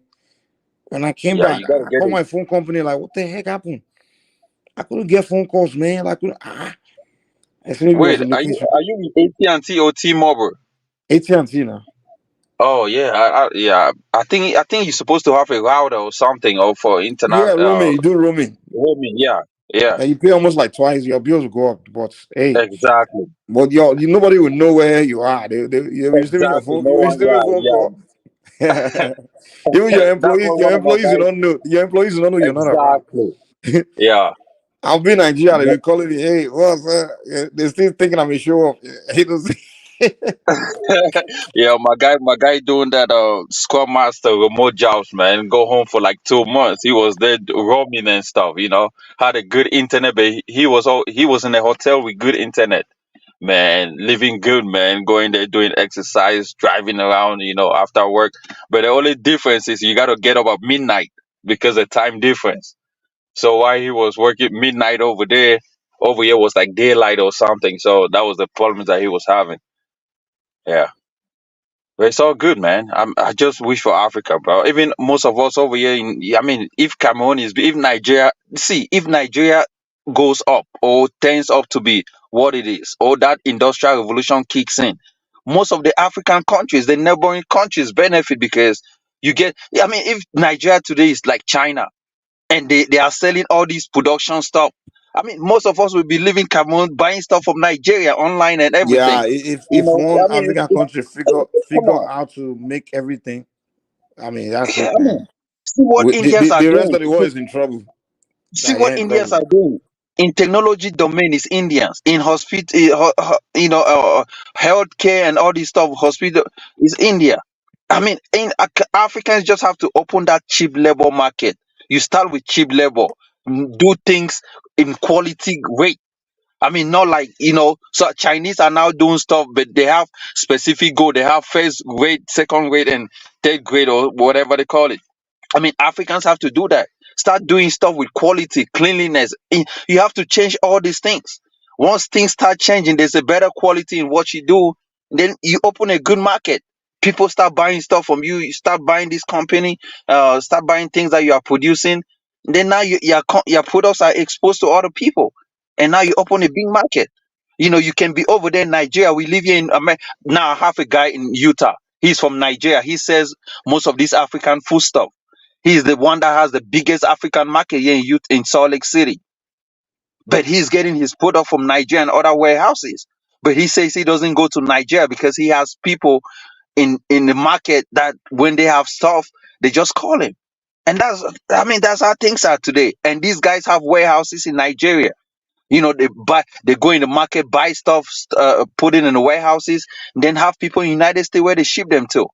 Those are how things, people that have intelligence, those are how things are going right now. It's not just about going to the store and then your store get broken down, you don't pay taxes, and then you call, oh man. With all these social media, cell phones and stuff, you shouldn't be going to the market. So, yeah, Mike, Mm. great man. You handling this life good, man. I appreciate what you do, man. You know. People will Yep. blame you for a lot of stuff, but I like when you talk about the unity, do not put blame on certain people. That's a good thing, man. Build that relationship, you know. That's what Nigerians do now. They don't want to solve any problem. They just be blaming people, blaming tribes. That's all they do. You will find Mike, some of them are so intelligent, but they won't use their brain at all. They just Mike, find an easy way. Oh, it's these people, Mike. that people. What the Let heck? me let me let me say this, Mike. Nigerians don't take responsibility, and even including some of us on this platform. The issue is that we normally blame other people for our own predicaments. Everybody will be talking about government should create job. Government should create job. Look at the rate at which the Nigerian population is growing. We are growing at the rate of 6 million per year. Which government can American government itself can they create 6 million job per year? Then the people that have brain that are supposed to even now use their brain to create employment, to look for certain things, everybody will japa. Then when they go abroad now, they'll be looking for all those odd jobs. They'll be doing odd job. Then they will be now be lambasting and be blaming everybody in Nigeria, claiming that they are the one feeding them. They are sending money. How much are they even hearing that they say that they are sending money home?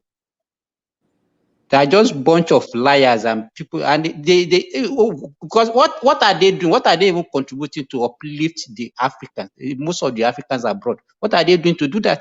The only thing they do is come online and start lambasting and start blaming the leaders. Who is a leader? You are a leader in your own way. So what have you contributed to the economy of your own country? The only thing you are there doing is just to be lambasting and then be making noise all over the media space. Anybody that cannot come here and tell me that this is what I've contributed to the development of our country does not have any right to blame anybody. Believe me, it doesn't have any right to blame anybody. You ran away, you are going to go and be doing security job, go and be doing factory job abroad. God bless you, Mr. Simba. God bless you. God bless you. Many of them are washing plates here. Our body won't. They will making noise. Abo. They clean ground. I know them. Simba, you are among those people that Simba they talk about now. What are you talking about? Did you not run away? Now plates, then they wash you. Now plate. Jude, you remember 2 days ago on Kaisora this thing? What is the name of this guy? This guy that usually I don't know whether I even get job that will be going from one platform to the other. What is it called? Who you talking? No, not too Niger. Oh yeah, I don't think it's too Niger. It's too Niger. Oh, but he's your fellow countryman now. Come on, Simba. Hey, guy is a stupid guy. He's a stupid guy. He will be jumping. I wonder whether he get job. Why does he have that time to be jumping from one place to the other? Every day he will be online. But I haven't seen him online that much anymore. Maybe he's now busy. Maybe he said he was in Nigeria now. That's what he told me. He should come out and tell us what he's doing in Nigeria now. How many employment has he created in Nigeria? How many people has he employed? Man. And one funny thing, although it may not apply to everyone, like a person like you now, you employ people in Nigeria, so you get them out. You know that some of those of my guys that were doing the same business before, that stayed in Nigeria, that they didn't go, you know, that they're still doing the same business. Do you know that in the real sense, you know, I was saying that thing yesterday, Mr. Trump, we were there, but people say, oh, if I convert my money, it's not about converting your money, but relative to Nigeria economy, I feel you are doing far better than me. I think so. So what am I saying? So I said something too again, that Nigeria is a place that you can easily become over a billionaire if you do the right thing. You understand? So to me, I see a lot of opportunity in Nigeria just because the way our economy is. And I think under this government is even a bigger thing. Like I said, I keep saying this thing. I know I could be wrong, because whatever I say is not meant for everybody. Tomato value chain is a big business in Nigeria as we speak today. If you can invest in tomato value chain, then if you can modernize local rice processing is a big thing as we speak today. You know what I'm saying by local rice processing is this. You know, I specifically mention Ire axis. Go towards those Igbemo axis, just because with some of my colleagues before we mustered about doing something there, as that was as far back as 2011, 2012. You know, So I was still in Nigeria that time. You know, when we're thinking of buying boiler and some that we separate the stone, all those stuff. Instead of you doing that in locally and putting the thing on the pavement for the thing to dry, where the thing will contact the stone. So this one simply means that in the boiler, you'll be able to just buy the rice pot directly from the farmer. You have some kind of arrangement, you boil. From there, you process everything straight away. That's why they call it parboiled rice now. Exactly. So you boil, you dehusk, and you polish. If you want to go that way, but you look at it, why will you even polish? Honestly, leaving it that way is better than polishing it, right? You do that. So what I'm saying is that Polishing it, by the time you are polishing rice, Ola, you are removing the nutritional value. You are reducing the exactly, nutritional value. exactly. So around Ire, Igbemo, Afawo, Ikere Ekiti, Ado Ekiti, all those, rice production around those places. I want Foley to be here so that it will confirm what I'm saying. If you can just get good processing facility for rice there, local rice, it's going to be better. Ola, what you are doing, what you are saying is technology that is available everywhere now. All those rice that we used to see in the olden days that will be filled with sand, there is no rice with sand again. Baba, everybody has modernized.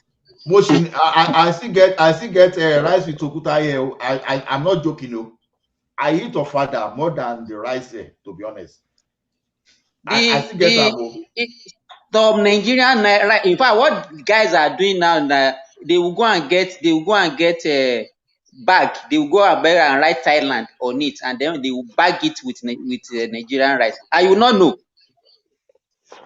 because they know our mentality that anything foreign we are craving for it. Yeah, I know, because I have a colleague too that we worked together before that produces oil now at Papa Land too, right? Because I mean vegetable oil. But the only problem I've experienced with this business is this. One day like that, maybe the guy didn't get to the factory very early. He used to go from Lagos to Papa Land too. So sometimes he would say, okay, let me not go. So he didn't go one day, and the next day he was going there like this. What did you those people that are working with him. So to me, and you can see what you said just now. That is the mentality of an average Nigeria, and they will be the one that will say being power. People will come and want to invest, employ them, but what will be in their head is to actually steal and ruin the person. I have a video here of somebody who left. They don't even know they are ruining themselves now. They don't even know they are ruining themselves. That's what I used to tell my workers. Bless That you, my Mr. life does Simba, not depend on my investment in Nigeria. Me. What's not chop this night? So we come with fire. Hold on, hold on. I actually came up to ask Dr. Simba a question in regards to what he said about Nigerians, the mentality. Do you think that is more of ignorance, not understanding? Like you said, you bring a business that the first thing they think is they want to chop and just, they don't care if the business go down. Just let me eat in the meantime before it goes down. Do you think it's more of ignorance, not knowing what to do, or just being lazy and not just wanting to be put? Meiji, see, one are ignorant of not wanting to. They are not ignorant. They are not ignorant. They are just thieves. Okay. Wow. Okay. Mike, they are just thieves. That's true, man. That's the best way to describe it. Nigeria, we just want to steal everything. No, Mike. I only asked the question. No, I only asked the question. Babati, let me give you an example. A woman left UK to go and invest in Nigeria in poultry farming. He bought day-old chicks, and there was a lady working for her. They caught her stealing, and that day that they caught her, she knew that they have already caught her, and she knew that they are going to sack her. You know what she did? She poisoned all those chicks before she left. You can see wickedness. And that is why I don't believe you can never get a good leader when the followers are bad. An average Nigeria is a thief. I'm saying it on a public on a public this thing. He's a thief. Then yeah, but let me tell you, all this cry. This Simba, are you a money. thief?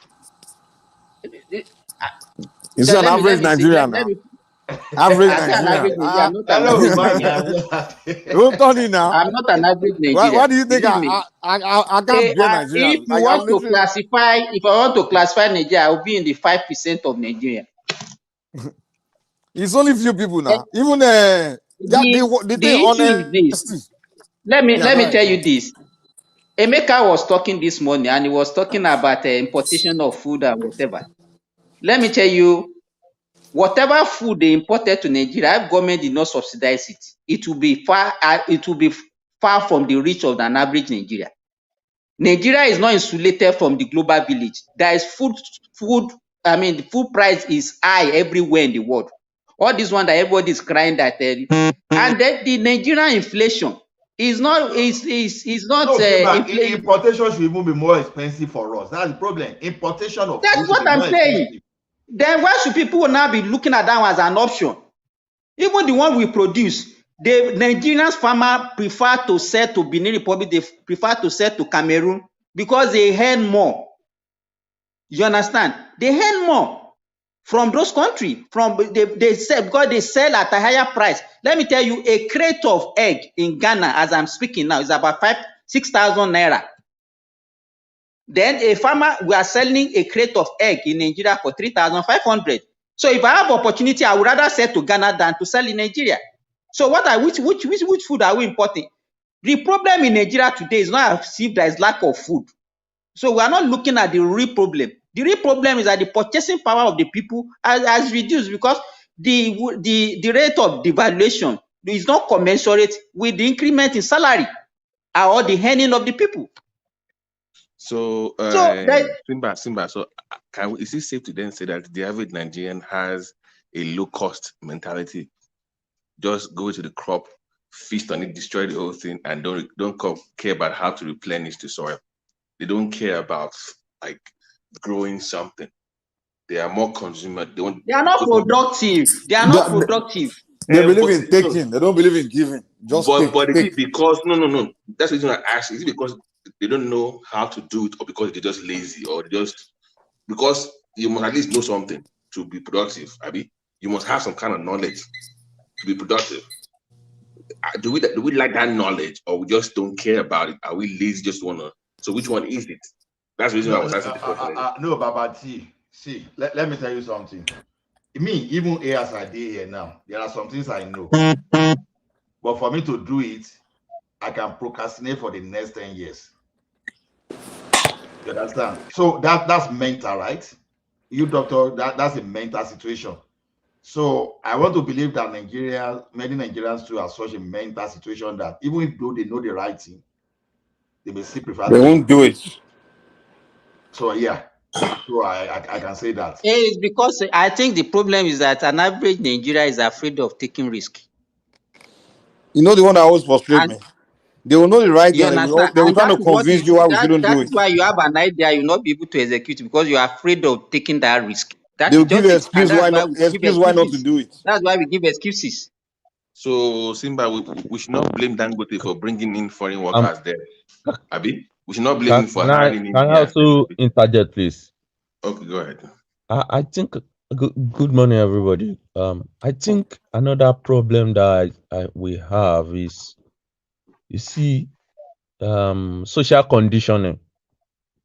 The idea that you won't work, but somebody is there to foot your bills. Motivational speaking. It's another, yes. That somebody is not working and they will go to. Oh gosh. Who dropped off? Then another thing is this sense of entitlement. You have a family member That's the number one that think problem. that you should take all the responsibility of his family just because you have. And then if you Simba. don't do it, they'll be blackmailing you. Simba, that thing is very rampant. That thing you just mentioned is very rampant. Eh? Kí ni bàbá tí sọ? Ó lọ́bà kan. Let me tell you something. So let me give you an example. There's this guy. He sponsor all his 4 siblings out of school. So the guy now japa to America. The guy didn't japa to America just because he didn't japa like that. The guy went from master's to PhD. The guy is now a professor in the United States. So his brother will say, bring me to America now, bring me to America. They carry that rich family matter. But this guy say, go and apply for school. And I bring you the same way. He say, some people are going there. You are not bringing me. Then the guy asked, if I bring you to America, what will you be doing? What exactly do you want? Just mention that thing. They carry the matter, go there, papa. You know the next thing the brother will go do for Facebook. He go right. We lift, we rise by lifting others. After your brother don't sponsor you for a whole bachelor degree, 5 years in FUTA. You went to FUTA for 5 years and you did electrical engineering. And you see having entitlement mentality. And this guy will be saying, but you are the leader now. One day the guy comes tell the brother, say, look. So he said, flip the position. If you were in my position and you are thinking this way, it simply means that all of you won't go to school. Mentality. That because his brother is in America, automatically you have to take him to America. After he don't sponsor you 5 years for school. No, we know what they are going to say. They will say, "Ṣé agbára rẹ wà ní ṣe bọ́lọ̀ Ọlọ́run ló fún ẹ ṣe." Oh my goodness. Simba. They will say, maybe you hire your brother and he steals your money. Say, one of the village, about Bure, no, you come 1 million, ben, no, about the knee, now. Babati, okay. It's like Mike is bringing fair. Okay. I was just asking who is not there. It's okay. Yeah, that's why I removed Prince Daddy because he hasn't said anything. Even I be Mike, if you hire a family member, they will say, how come 2 million ben on you just 2 million on No, if you are doing business, don't hire, don't put your family member. They will say, when the auntie or somebody wants to settle it, tell you to forgive the guy. They will say, come on now. In 1999, I'm speaking Yoruba. That man went to UK as far back as 1970. So he was now looking at settle back, coming back to Nigeria. So in 1999, the guy now imported some all those fairly used all those electronics from UK. Although we don't know, but that man said he borrowed £35,000 to bring all those stuff. If you see what this man brother did, half of what that man brought, he packed everything, goes take stock his shop for Ekiti. They are telling you, pay, do you know that I borrow money to do this thing? He say, I borrow, I eat it cookie now. I eat it cookie, big deal. That's the kind of our mentality. Hello, good morning, everyone. Good morning, Foley. No, please, Foley, you can wait for if I was speaking the other time. If you can just wait for him to finish. Yeah. Thank you very much. Sorry, I just lost connection. So, can you hear me? Yes, clearly. Oh, thank you. So that's social conditioning. The idea that, like you guys have said, because somebody is well off in the family or doing well financially, we have a social condition whereby every other person believes that that person has to help him. Also, I was talking about the religious institution whereby nobody is working, the person is not working, and they will be praying that this year will be the year of your breakthrough. What happens? That person gets a job. Instead of facing the job squarely, the mindset is this will be my year of breakthrough. Whatever he can do, whatever he can take to get that breakthrough at the expense of the job owner, the person does not even care. Now they even get this money and take part of the money to finance activities in the church, and it happens in the other in the mosque too. So I think our value system is not there again, such that people believe that I can go and steal, I can go and defraud, I will take part of the money to serve God. But unfortunately, God is not looking for those type of money. Like the doctor said earlier, you stole somebody's chicks, or you are stealing from a farm, you were caught, then the next thing you did was to poison the person's beds. I'm telling you, in some culture, that person will go home and just go and sleep forever, because one man love bogufuni, you know. But because maybe some of us are now Christians, some of us are Muslim, we'll be like, oh, doing those type of things is bad. I agree. ìfẹ́lẹ́ ayílála nìyẹn, ayílála la bá lò fún ayílála. Wọ́n máa ń ṣe lọ́dọ̀ wa náà, wọ́n máa ń ṣe lọ́dọ̀ àwọn Badagry náà. Tó bá lọ mo irú mọ̀ náà ló jẹ́ kí n táyé mention lára ni yẹn. àbí sàǹgbétọ́ èwo níbẹ̀. kéré náà máa tẹ̀ ṣe fún wọn, máa wọn heavy oṣù lọ́ máa ń lò lọ́dọ̀ wa. Wọ́n máa lọ bọ kíní fún, wọ́n máa lọ bọ àrá. Àrá máa sán pa ni níbi tó bá wà. So those are the things.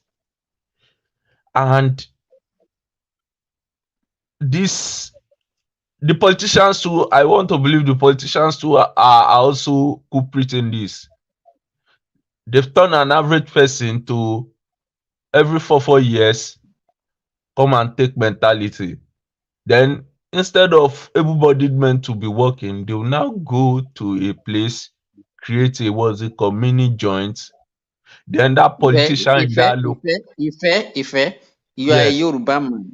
And as you said earlier about our value system, Yoruba man take pride in self-pride, that you don't feed me, you don't have control over me. You understand?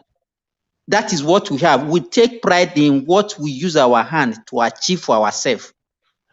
You understand? But I think that value is no longer there. Because it was a generation that had that self pride system. The new generation now, let me tell you what's happening in my area. People that can work, they will not work. They will gather themselves like 20, go and build what they call tarmac. In that tarmac, any car that passes. Explain what is tarmac. Tarmac is, let's say, a mini hut that they will be going there every day just to sit down and look at either cars, because my area, you have all these smugglers that pass. So because of that, they will be collecting maybe 50 naira, 100 naira. I don't know how much they collect now from each car that passes. These people that you are talking, some of them will have 2 wives, 3 wives. So 100%. You know. Then they have kids. Everyone. Hello, good morning. Have kids. Yes. And then they will be the one that will not be crying, being power. So now, hello, good morning, everyone. Good morning, Foley. Timber, you better stop all this nonsense you are doing here. You better stop it. Is it all Nigeria that coward? Is it all Nigeria that is lazy? Stop blaming the victims. This is rubbish here. All Nigerians are not lazy. Now. It is it or is it average not, now? And when you are talking about you are now making it look like all Nigerians is what you are talking about. A lot of people are here trying to do something good for themselves. And anytime you come here, come and stay in Nigeria and come and let me see what will come out of you. You are in Nigeria, you are behaving as if you are insulated to what is happening in your area, in the environment that you are living, Abi. I'm So in the person Nigerian. that is talking But I now, know the what person that these is guys are talking passing now through. is So Simba Abi. stop blaming them. Ife, just keep quiet, keep quiet. The You to Ife that is keep talking now quiet. is Simba. You are talking rubbish all the time you are here. I'm not talking rubbish. If you don't You are like talking what I will, rubbish. just Come keep back to quiet. Nigeria. Come and I hustle. Let know me what see what I'm they bring talking out. about. I Come know back to what I'm Nigeria. talking about. Come and And hustle. you feel Come some and people pass are through what man. Nigeria agreeing is with passing me. through. Foley, And let me So see what calm you want to down. come out of you. Let Come back people here. talk now. Come and be doing whatever you are doing here. And let me see what to come out of your life. Well, he's doing something in Nigeria now. It's not Let everybody him in come Nigeria back. that's not doing anything now. He has You backup. see He all has these backup. Showore people. Let him That's leave what they. Nigeria That's the alone. way they talk. Let him forget about what They he's come earning in on Saudi platform Arabia. and Let him come abuse to people. Nigeria. He And doesn't come and even be have spending sense, Nigerian and he will money, be the one telling working in somebody Nigeria, that spending all Nigerian these money, and let's Showore see what people. will They come are out of some. your I life. think they are mad.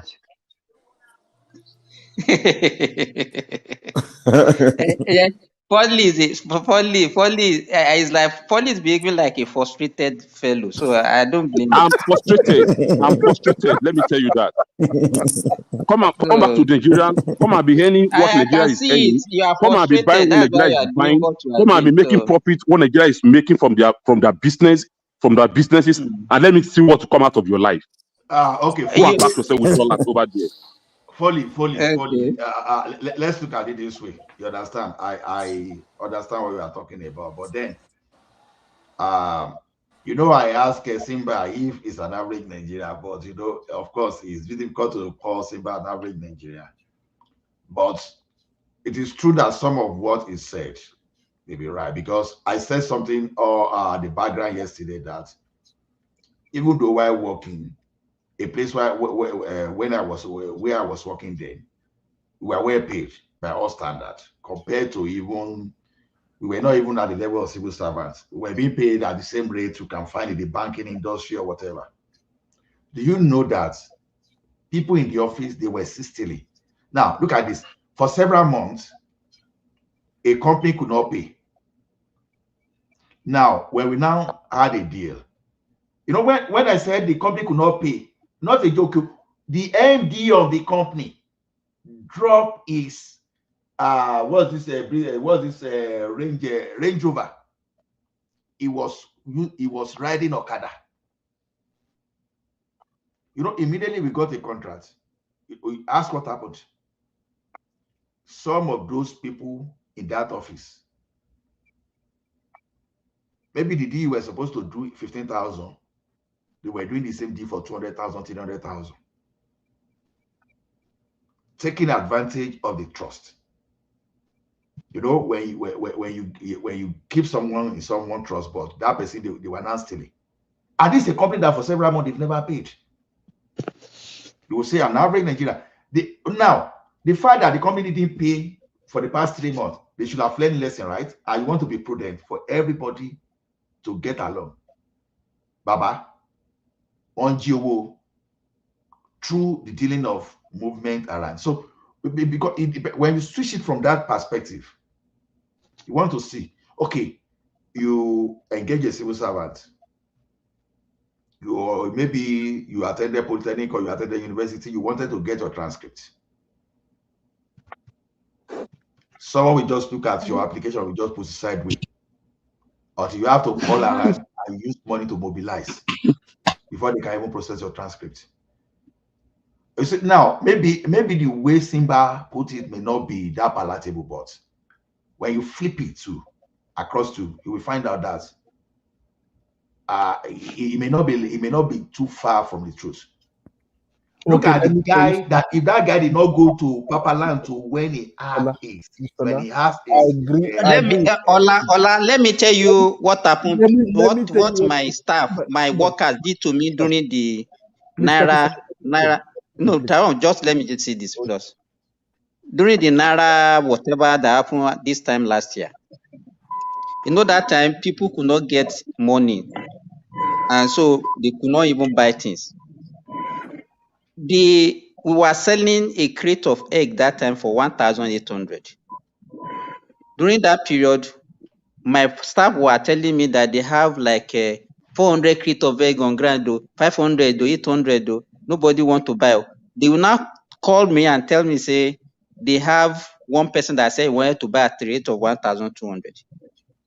from 1.8 to 1,200. They were looting me. You understand? Folly will just come here and just be say, as if we don't know what. Are those the people Foley is calling I've been victims? listening to you. I've been listening. So don't say that. Just come here. I've been listening to you. You never speak on. You never speak in behalf of the masses. Whatever you want to talk, you talk as if all I Nigerians are just here cannot without because doing anything. my Guys, experience. they Let are me here tell you. too. Wait, Let Timber, me say this. My experience. Let me talk. Let me tell you. I have a friend here. What are you telling me? I have a friend here. Now, whatever you see this guy, you think he's a lazy guy. But fortunately for him, he has air to travel now. And within 6 months, this guy life changed. Guys that will all be thinking that he's not ready to do anything. System made them to be lazy. It's the system that turned them to what they have. Most of them, you want to go out and somebody is offering you an interview, a job of 25,000, 30,000, a graduate. How do you want them to have energy to do the job? Okay, let These me people they are frustrated as well. We must stop making it look like all of us here we are not ready to work and we are lazy. You always think that most of us will get to this stage maybe by parental or whatever, or because we have the I know a lot of people run away from this system. But don't make it's not everybody that have the opportunity to run let away. me talk. Some are here too that doesn't have the opportunity. Which opportunity are you talking about? You can create opportunity for yourself. That's what we are telling you. You don't need to wait It's not for everybody that can create it. Let me now tell you that again. I can't. If you cannot, I think everybody has. If you don't, let me tell you. Maybe they don't have brain. So that's why he's saying that they cannot do you want to create opportunity for you then? If you can't create opportunity for yourself. And it's not everybody. It's not everybody. No, people will try to come and create opportunity for you. You are not serious. No, nobody's talking about Tinubu. It's not everybody. Not everyone. But we need enough people to create opportunity. Let me tell you, the people that have the opportunity, they have the wherewithal to create the opportunity. If they create it, they will employ those does not have. But in a situation whereby even both the people that have the mentality, they have the opportunity that supposed to create, they are not creating. Then everybody is now waiting for somebody else or for the government to do it. It's not going to work. Waiting for the government now. Wait, Remy, the country that you have, Timber, the country that you have, is their government. Wait, you and him had the same ideology and the same voice. That's why I'm seeing you guys as one.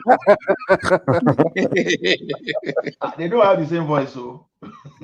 That's no the same way they talk, the same thing, the same thing is in their brain. Same belief, the same perspective of life. That's why I'm always seeing them and saying that they want to.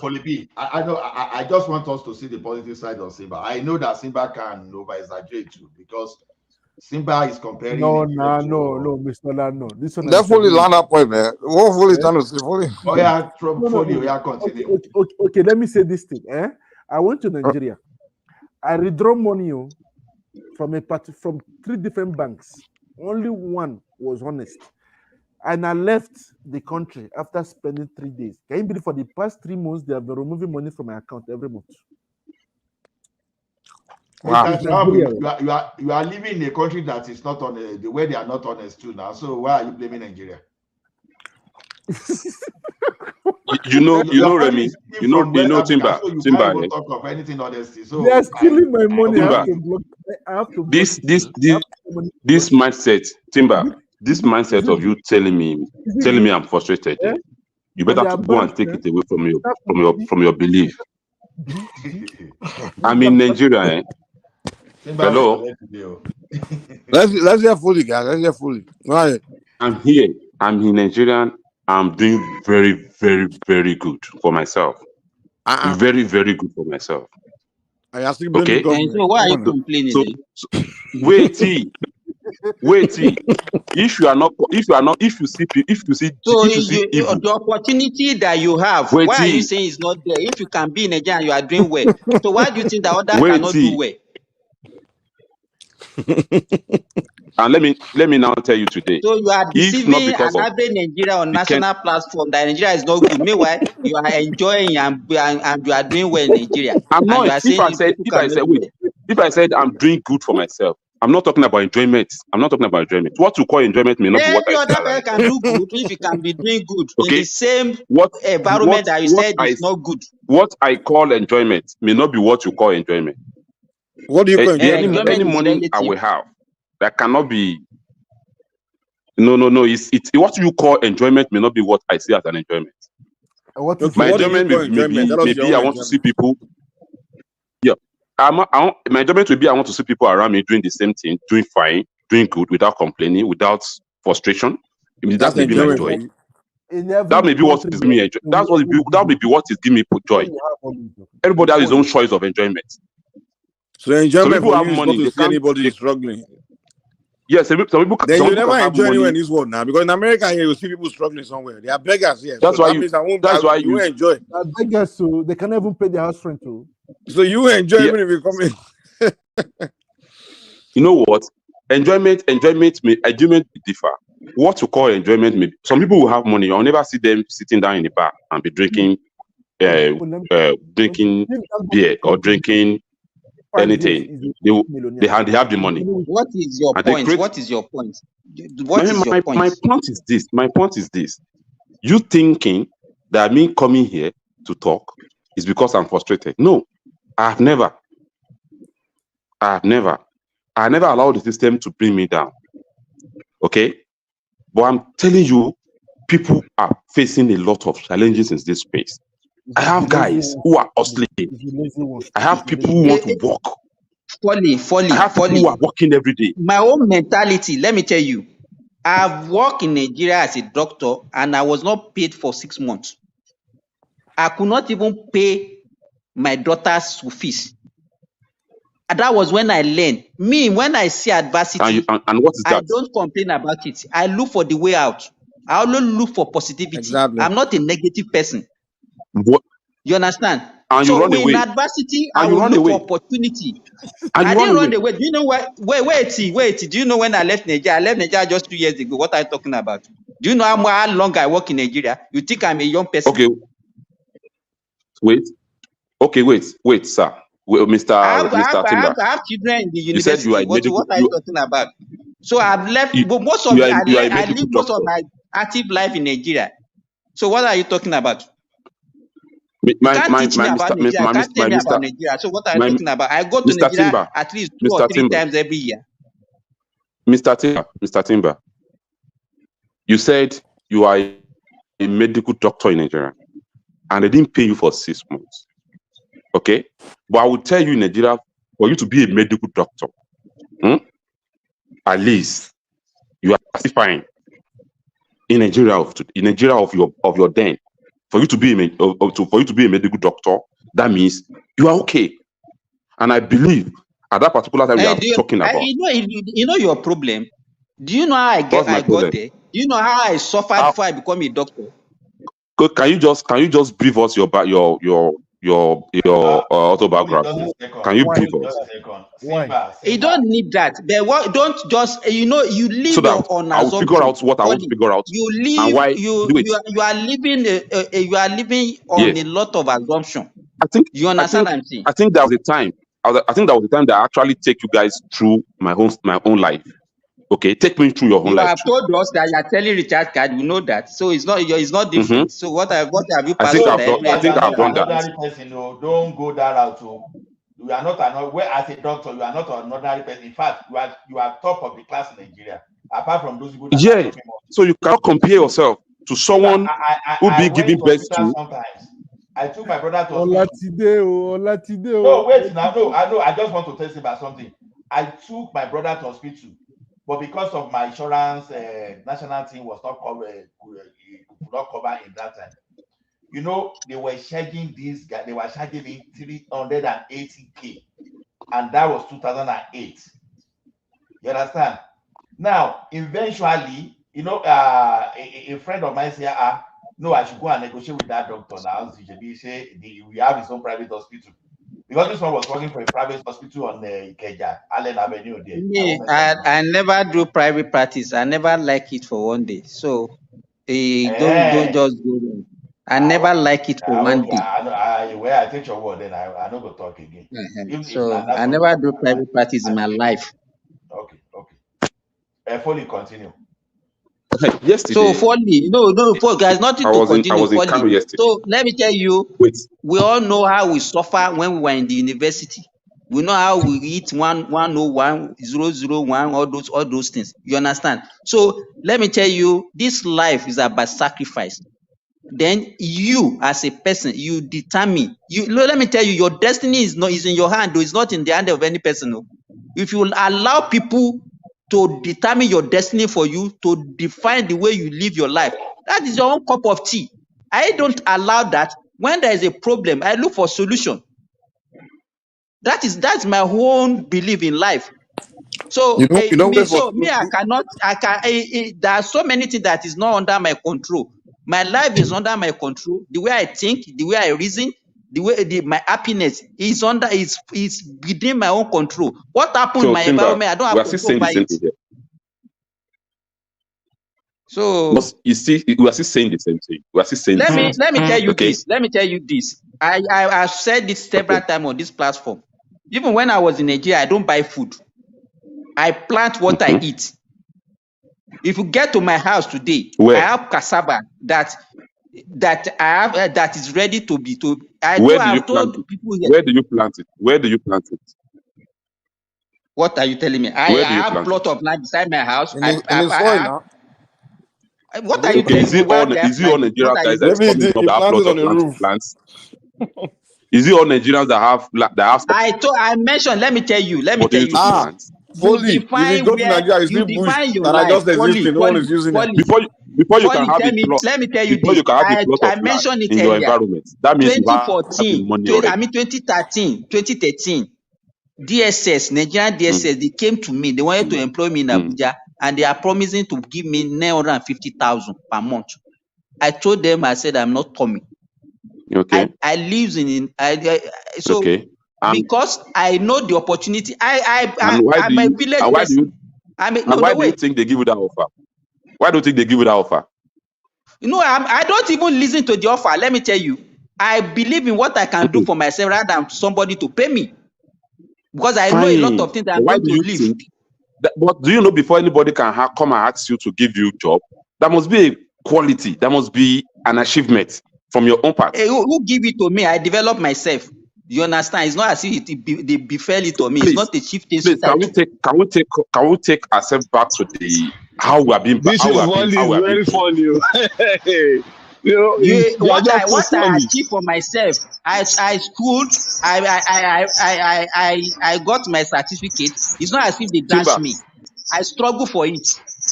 let me So what are you let me talking? bust your brain today. You don't do anything for yourself. See, you don't do anything for yourself. Your foundation starts from the environment, the parents that give birth to you. Your parents first. They are the first people that make you to whatever you are. Your parents first. Whatever they lay on ground for you as a starting point, it's where you start from. You don't do anything for yourself. Parents make it first. But some people don't have that opportunity as well that you have. So don't stop. When we are talking here, don't make I it don't look even like know no. what do you say the opportunity. Let What's me this tell guy? you, Folly. What Which is this opportunity are Paul you is talking talking about? about? Which opportunity are you What are talking you about? talking about?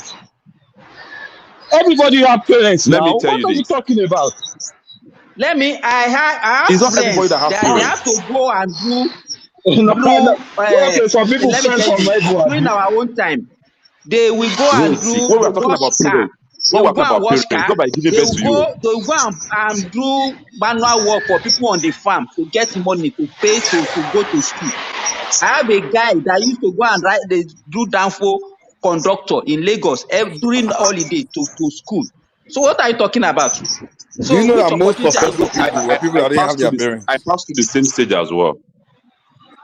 So what are you? So you think that we are strange? All those things are strange. So did they But have the opportunity, or if they know what they wanted Timber, to achieve for Timber, themselves? Timber, I Timber, beg you, stop all on this. Stop all this. this space, Stop as all this difficult nonsense as that you're Nigeria talking is, about. as difficult as wait now, as difficult as Nigeria is, so people are still on that space and they are still fine. But we are talking to you about people who are really ready to do more, and there is no opportunity for them the same way the people over there provide opportunity for their citizens. Everybody will not be what we are. Everybody cannot Let be me me Everything and you are you. talking, you Folly, don't have there to is no put one every blame on solution. government. There is no Nigeria, It's a Folly. lie. It's a lie. There is You're no not one going to solution create to a problem. the government If doing you what think there is government that can provide, we are also offering. What we are doing here is that we want to stimulate our people. That without government, people can still survive. You understand? Definitely, So That's we can. definitely. Everybody cannot just yes. no, that's the understanding. That's That's fine. true now. Hold on, let me ask you guys this. Before the British created Nigerian government, how were Nigerians surviving? But then there is no government in place. But the people were surviving. Abi. People have So all of a sudden, the British community created communalism. a federal government for us. Now everybody don't know how to They have survive they anymore. have community communalism there, So why you guys which stop doing that? Sir? which these people came and they take away from them, and they make them look like there is another body that will They take care didn't of take. them. They didn't I'm take away. running. I don't have to do that. They didn't take anything away from you, man. People walked the soil back then. Everybody have their farm.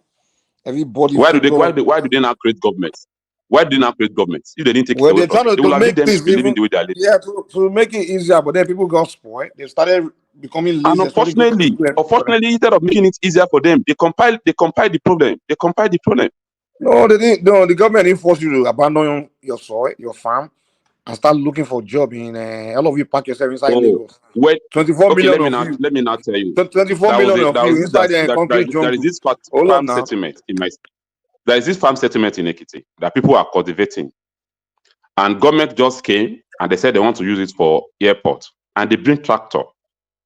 Even you that you have your cocoa on that land, they make sure people fainted that day. So because And of when one airport now, that's all the problem in when Nigeria. So, when the time so for there was no compensation other came, land. Come on now. wait now. When the time for compensation came, they gave them cheapest that cannot even take care of them. And those guys today, none of them have farm again to cultivate. So that And was the what do only you want to land they talk? could farm, I mean. The rest of the land. Is their inheritance? Is their own land? It's what they have. But there's land all over Nigeria where it's just laying there everywhere. Mike, stop. Oh, can you just go to anybody's farm and go and be cultivating? Mike, Can you stop. No, you just don't Stop. have go to Don't to go anybody's to farm? Dami, anybody's Oh, farm. stop. Mikey, let me give you this. I have land, plenty land that I'm not using. I have people that I employ that are supposed to be using that land. They have manure, they have everything. What did they do with it? When you get to farm now, you see them sleeping. You understand? We have people Now it's like that as giving And well. Nigerians, they excuse. like to sleep in the We afternoon. I see don't know people why. now from We have outside that will come and beg me and say, okay, can I use this portion of your land? And I've said use it because it's just my fallow. But I have people people like that that as are well. working for me that they don't even need to ask me for them to use it. They have water, free water. I have solar pump that is pumping water 24/7. They can even I have manure from the poultry. They can use to even plant dry season vegetable and all those things. They do, but they prefer to either be listening to music on their And phone or And at times, okay, Foley and Simba, can I say something? See, I think this is funny. I think actually both Foley and Simba, you may be correct, because perspective for Simba is provoking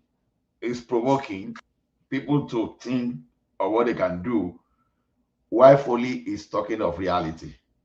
But the thing now is this: how do we make people to know that, okay, all this opportunity now, okay, you complain now. A person like Simba now, say he has some land that nobody is using.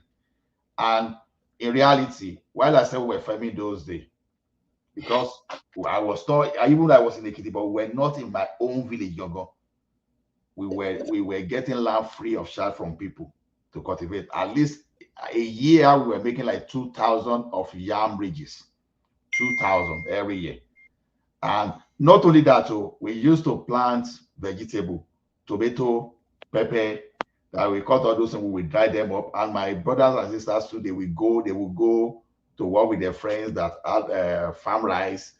Just so you know, those days when you hear people harvest rice, you take a third of it. So Baba show face. so we're doing all those stuff. So I think in the real sense, Simba may not be totally wrong, because number one, people can look at what they have around them and take the opportunity. But what Foley is saying too, not totally wrong too, because there are some people too, they don't have that means, but if they can think, because sometimes information is required for you to even lift yourself up. So I think that's one of the benefits of this forum. So for Libya, I think both of you are looking at solving solution from different angles. So that's just the way I solving problem from different angles. Remember, the land that you said you have ever for once, because those guys as well, maybe they are trying to be loyal to you, and they don't want to do anything against your wish. Have you ever for once called them and encourage them to they can have this kind of freedom you want them to have? You may have it in your mind, but without communicating it, they may not see it. Have you ever for once called them and encourage them? You have land here. Any one of you that have the opportunity, that have the interest, if you're hungry, do you ask of somebody doing that you want, something, or you go and eat? you can use it. No, and I can't.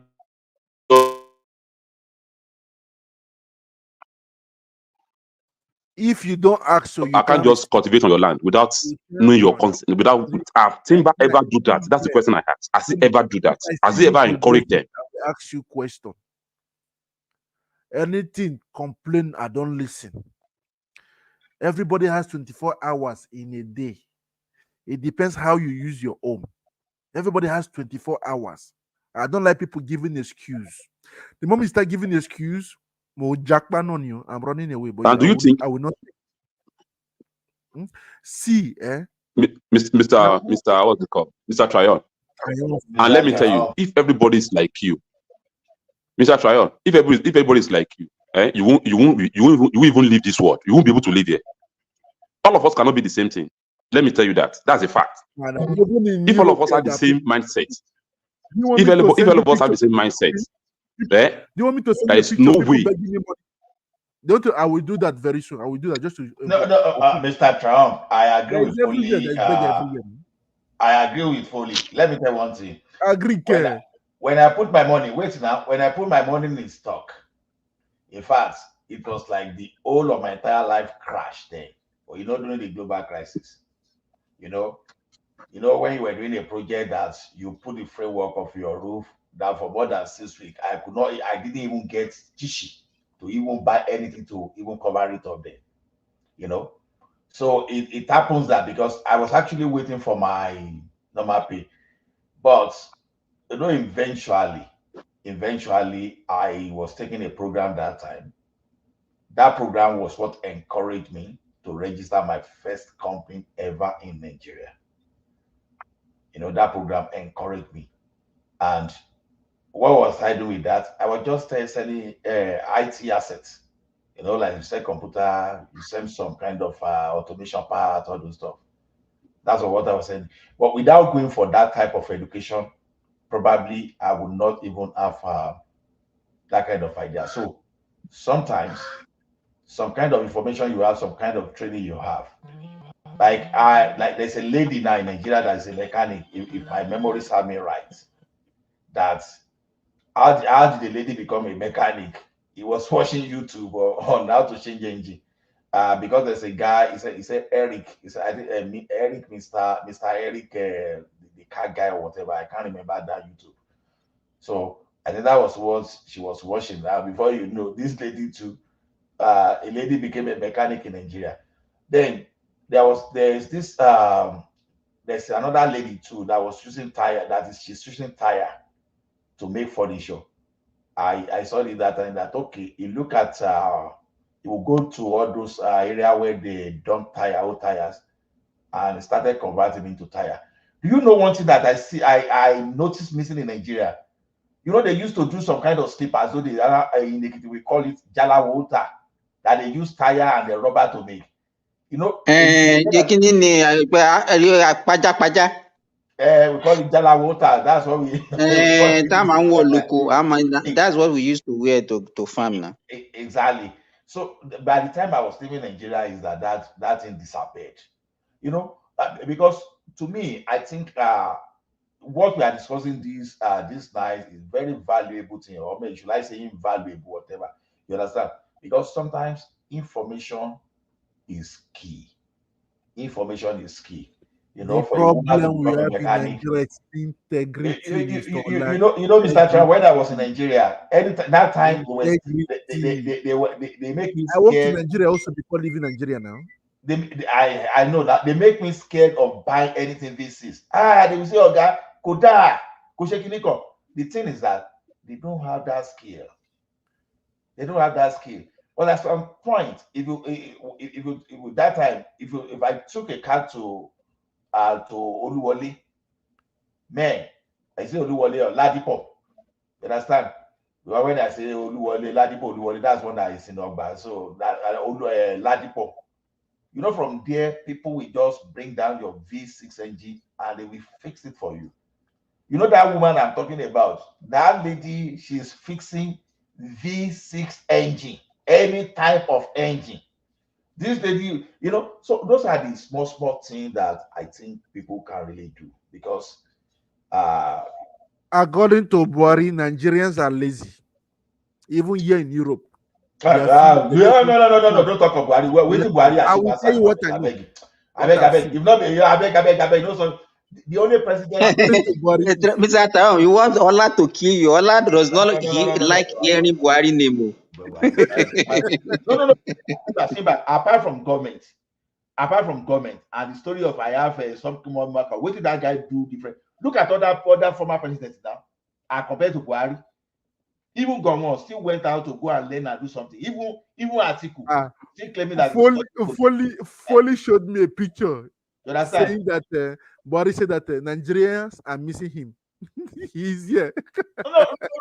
Look at other presidents. No, all those ones are some of the things that people are just purporting. How can Buhari be saying that? It's a lie now. Who will believe such a thing? Who mentioned Buhari the other time? I bet they try that thing again. No. See, Nigeria. See, in the context of Buhari, Nigeria are not lazy. If Simba, Foley, and you and I are saying that, you understand.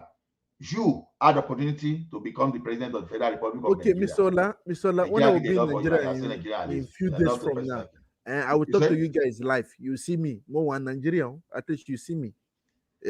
At least you tell that. Mr. Trambo, they show face. Don't this thing. If you want to show your face, let's show your face when we go to the background. I know. I will come to. I'll tell you guys. See me. I'm in Nigeria. But I'm afraid of Mike. I won't show my face in the background. I will show where you see.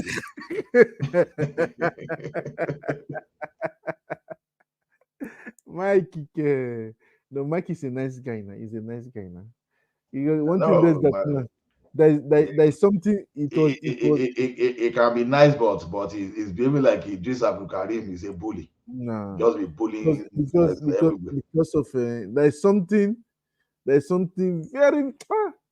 Ola, I want to say something so that Foley will get me clear. What I'm doing, I'm just trying to stimulate Nigerian young populations. It's not as if I'm castigating them. What I'm saying is that everybody should not just be crying and then sit down and not doing anything.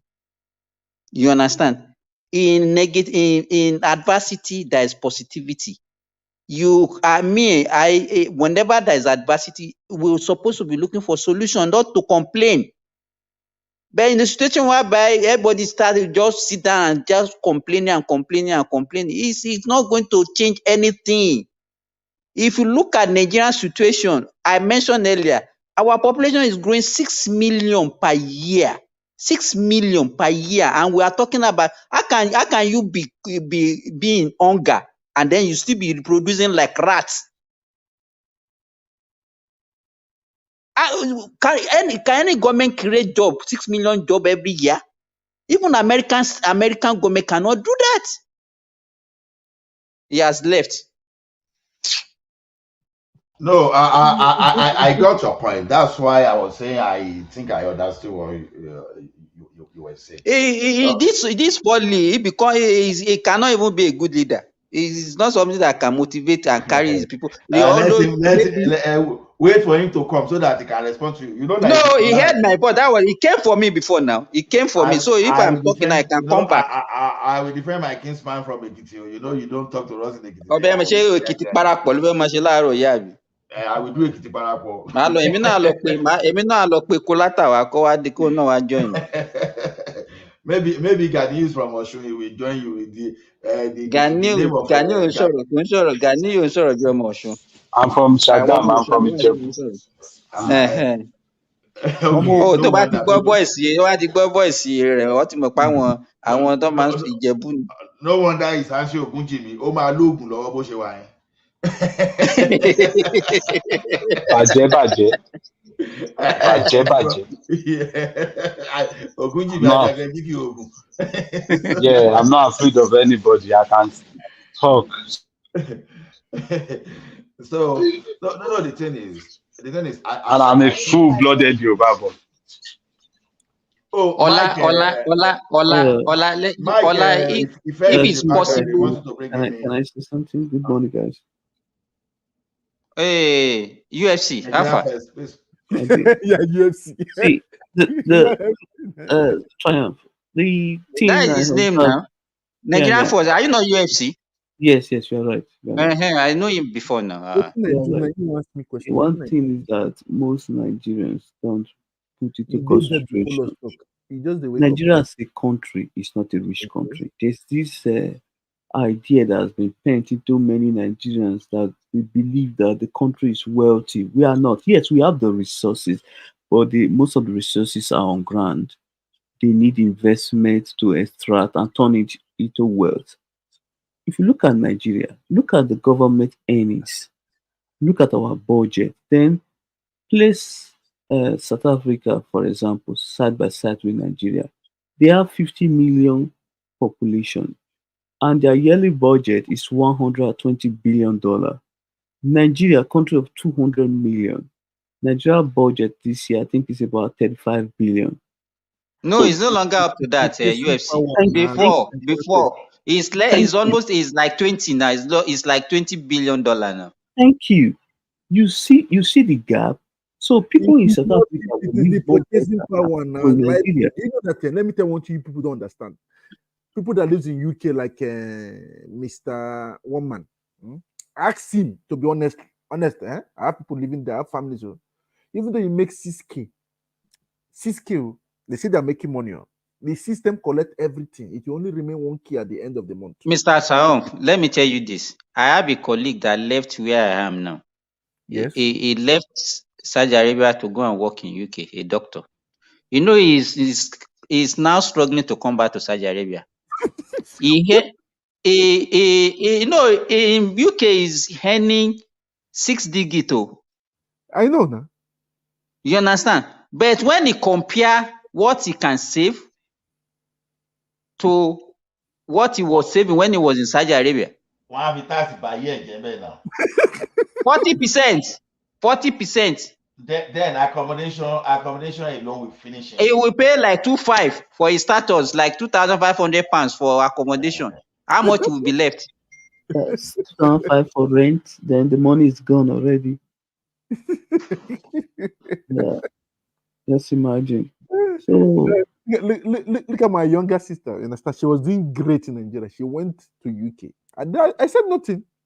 She said, I said, okay, go now, go. I don't tell people to go again. No, go. So okay, to fix Nigeria will require Nigerians to create value. For instance, 10 years ago, when Dojazi creates made a Navy record, for example, he had, I believe, he had a vision. It's so part of it now for almost $80 million. Now he has a lot of payroll of people to he pay every month. It doesn't work like that. So Nigeria first, you guys are not talking theory. No. What I mean is that, see, I always say this: Nigerian citizen, me and you here, we are the one to create the job that most people need. Not because the government doesn't have the capacity to do that really. It is us, the citizen, that will create job for others to employ others. That's how we're going to like help most of You're in our Edo people. State, right? You're in Edo State. Because this You're in this Edo one State. that everyone is waiting for government to Yes, appoint them yes. or employ them is the reason why we have a civil servant. I Mr. mean, Simba, civil service that is absolutely corrupt. They do nothing. They it's add not value. They don't have corruption, value to the no, it's economy. not corrupt. Nothing, It's and their individual. salary has been are being paid every month for nothing. Who told you this one? I don't like hearing things like that too. I don't like Yes, hearing Nigeria things like civil. that. Oh no, no, no. Nigeria civil servant See, based on eh, I their come their the workings they have shown doing. regarding the country, they have not done I'm doing a anything. bet. Is it I'm doing is a it bet now. I will leave uh, my credit card, leave everything. I'll come to Nigeria. Just ordinary transport. I bet it with you. Within 6 months, I will reproduce everything I have here. No, beside they okay, make Mr. Triumph? Look, Mr. Triumph, don't you think the Nigeria civil service is over bloated? leave that one. They don't pay No, no, them. you give me an answer because They if you don't look at pay Nigeria them. current, Just uh, using it as a you understand? They don't pay them. So what do you want to say? They don't pay them now. they don't pay who? Hold on. If Olajide Foley, wait for Mike. Wait You for said Mike. Mike will beg you you on. said they don't pay them. They don't pay They don't pay federal them. civil service. If they pay them, you can start talking. Where's the money first? No, they pay them. They pay them. Let me tell you one little something, and one little thing I used to do. When I have, when I have a what do you call? When I have that was when I have debt too. What I do, I create a business to service my debt, to pay off my debt. I don't touch it. I don't touch it. The money Okay, comes. See, Mr. Triumph. Mr. Miss, Trump, Mr. Mr. Trump, Triumph. do you know in Nigeria first? Just a minute, sorry if you don't Okay. mind. Mr. Trump, what you don't know is this: over time, you've developed yourself. It's just like when they say someone has a work experience, someone that is just coming from school, and someone that has been in industry for like say 6 to 10 years, they are totally different people. So if you said the other time that what you've done in France, if you get to the gear you will create, because it is what you'll be doing. It has become your way of life and part of parcel of you. So getting to Nigeria, where it's even your land gone, will be easier for you. You understand? But someone that is ignorant of what you know, we have to be encouraged, we have to be educated. You understand? That's the purpose of what we are doing here. You See understand? now. So I when I agree. brought the See Mr. now. I'm not Triumph. I Simba spoke Bibawu. with, I spoke yesterday. I It's spoke not to how them. Simba Mr. like how you don't know. Mr. I like to Triumph, be like hold on. Simba. Okay, I'm Mr. listening. Triumph, hold on, please. Let me ask you: is Okay. Nigeria civil service are they competent? Yes, now. They are not. Sorry, they are not because Give them, you look pay at the them way the well. country is Money being they run. give They are you. not. Nigeria, the problem you people have in Nigeria today because no money. That's why you guys are complaining. No money. If there is money, you buy anything you want to buy. They are not. There is If they are nothing expensive. competent, You guys cannot afford it. That's just if it. they are competent, sir, most of these politicians that steals Nigeria's money, Who you steals understand money? me? They will be Nobody known. They will be made public you for us understand. to. It will be made public for us, the masses, to see. Because currently, they perpetuate the corruption with the politicians. Really, if you look at the way the country is structured, they work with the politicians side by side to defraud the country. Because when I talk, people will tell me that according to somebody day before yesterday, they were telling me that I'm a politician. I'm not a politician. I just think one thing is that the moment you guys are united in Nigeria, you will start seeing progress in every family too. When there is the families are united, progress will start And everywhere. yeah, that is also partly the problem. I agree with you on that. That if the Forget about family this corruption you structures guys are is talking about. unite, If yeah, Nigeria is unite, that's what I told people. Mhm. Like if I teach you, if I say, look at that, last year we brought 3 people. No, sorry, 5. They all jackpot. Now their visa is expired. They're begging to come and learn the trade now. We said bye bye. The 5 of them ran away from the airport. What do you want to say? Talk. I beg, I beg, I beg. Nigeria is Nigeria. What we need is just unity and integrity. When you cannot spend your money on somebody that is not genuine. Mr. Simba was saying it earlier now. The people working. Somebody that I gave, that I helped. I said, okay, I have purchase. I gave the person a bus that I bought almost 13k euro. Yeah. I just gave. There'll be something solid. I no see 1 naira. Then later the money finished now. They were living life now. From what's it called? From 2-bedroom flat, they went to duplex. Instead of them to cut their coat according to their cloth. That's the problem. They want to live big. It is a pride. This is our culture. We want to show that yes, we have arrived.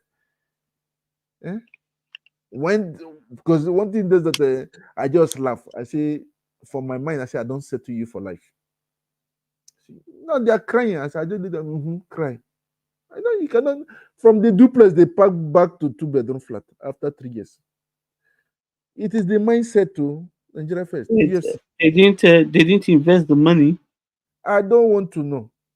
I say they should give me my money back today. They cannot. You people, I bet Nigeria problem is integrity. That's why people doesn't want to borrow Nigeria money again because they say that Nigeria is not. In fact, we say fiable.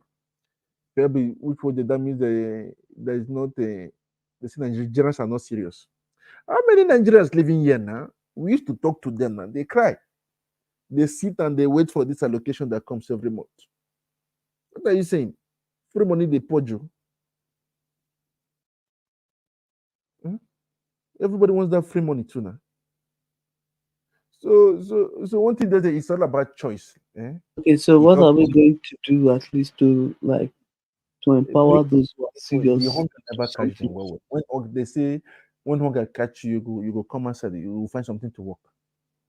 Even France now, they want to stop giving people all this free money because they don't have enough money.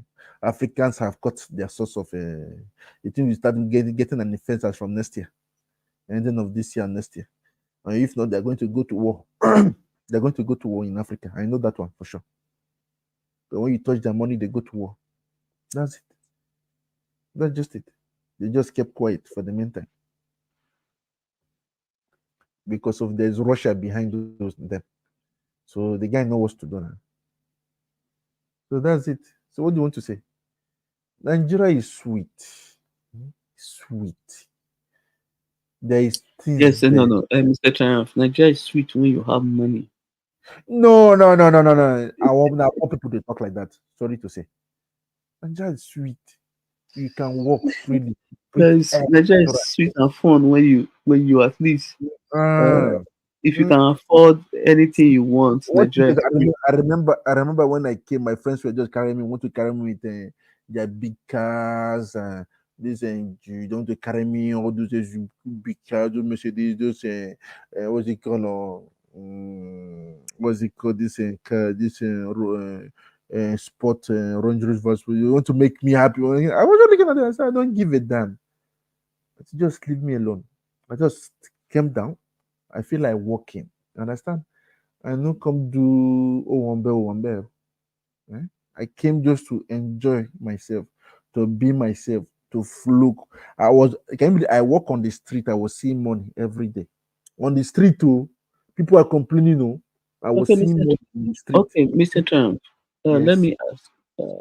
The current leadership, like current government, are you okay with their policy, or there are some policy you think the government can really work on to make things more better, or the current policy on a long run? NFC. Do you know what we call bet pain? Bet pain. Yeah. That means in time of labor. Nigeria is in time of labor now. You guys don't know now. You guys don't know calculation. Me, I say I'm going to Nigeria. I'm positioning myself.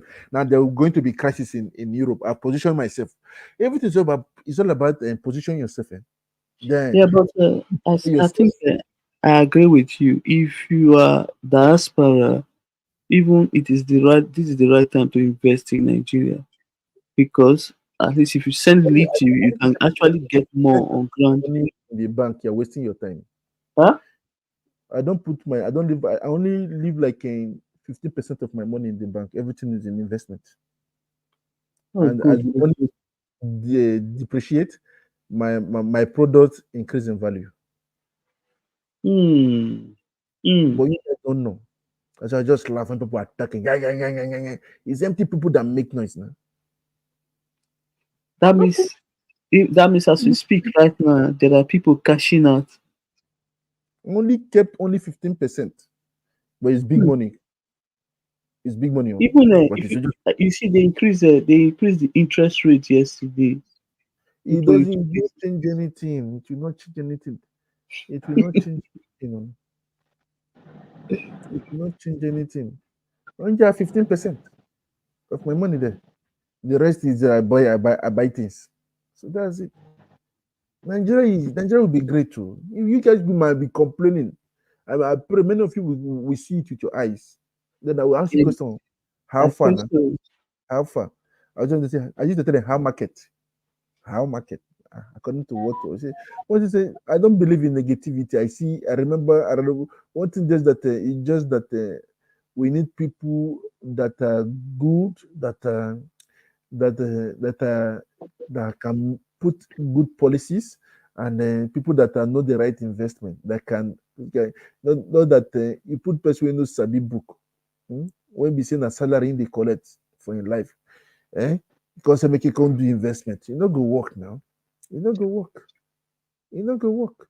Let me go just throw money. Mr. Trayo. You don't come at the year. Okay. Please. He said don't come. Please. Yes. Please. I want you to sell a business idea that you think it can sell in Nigeria of today. I want you to just sell it out. Maybe people will learn from you. For free. On which area? Please, can you just do that now? I want to see what capacity do you even have to even drive business in Nigeria? I spoke with somebody yesterday. Do you know this? Okay, let me give you some. Not you, please. Mr. Trayon, I need him. You know that? Do you know this Judy? You know Judy now? You spoke with that. You people exchange number. I called him yesterday. Thank you. That after you guys were talking, I grabbed one information you guys never knew. That will give me almost $1 billion. Honestly speaking. Okay, how? Why would I say it out? Sell it. It's okay. Sell business idea to me. I want to do business. Sell it to me. I want to sell business idea to me. Thank you very much. He was begging me I should talk. Now he wants to go back to go and look at the video. I think you are wasting your time. It's not in the video. It's in the back section. I saw it with my eyes. I'm just seeing that. Yesterday, I have to tell my wife that I'm. Mr. Trayon, I want you to sell a business idea to me here. I want to learn from you because I've been saying you will teach me something. Teach me here. Last time you were. I've told you first of all, the way you talk matters. Because last time you were telling me that I know where I talk. Leave the way I talk. I want you to sell business. I even want to see what is in your brain that you want to give out. Like what now? I deal with them big people, though. People pay me to do because all this you have been saying on this platform, me, I don't believe it all. Sell idea, business idea. I get sell business idea to me. Let the result I get. Me buy it. I want you to sell business idea to me. How you make money, how someone can make good money. Sell it. Fully. People will not give you their secret in public. You want to use why you collect knowledge. Don't give me your secrets.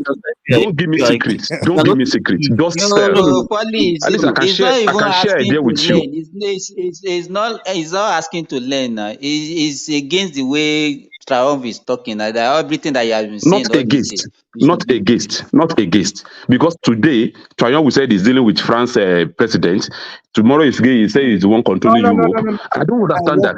Tell me the business idea. You can see where it's coming from now. I say I work with the French government. They tell me to choose either Nigeria and France. I will choose France. Today you say you are the one that control the France system. Tomorrow you say, and just say something for me. No. Don't misquote me, Mr. Foley. And let's stop all this. You can say what you want to say. Don't misquote me, please. Everything is in the archive. Everything is done. Mr. Prime is a big man. I don't misquote you. I just, you know what? I'm a realist. I'm a realist. Those that have things don't make mouth. We that want to sell, you want to give you freely. You say you are not interested.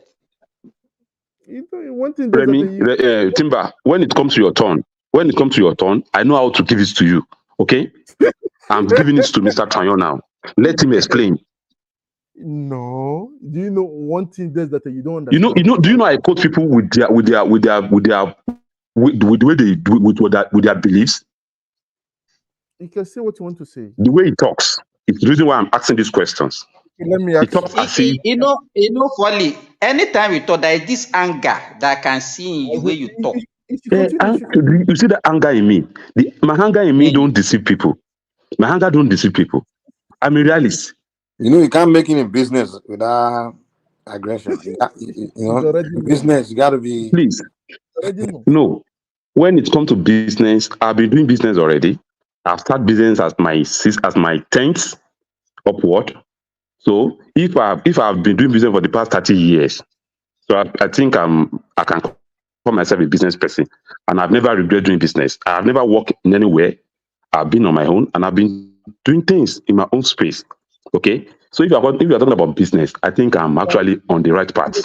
But this is your aggression. Where do you limit? And that doesn't. No, my aggression That's based where you on. talk to your customers, your client, and your. Hey, wow! I'll be the best person to deal with if you do with me in business. The best person you ever deal with in business, I'll be the person.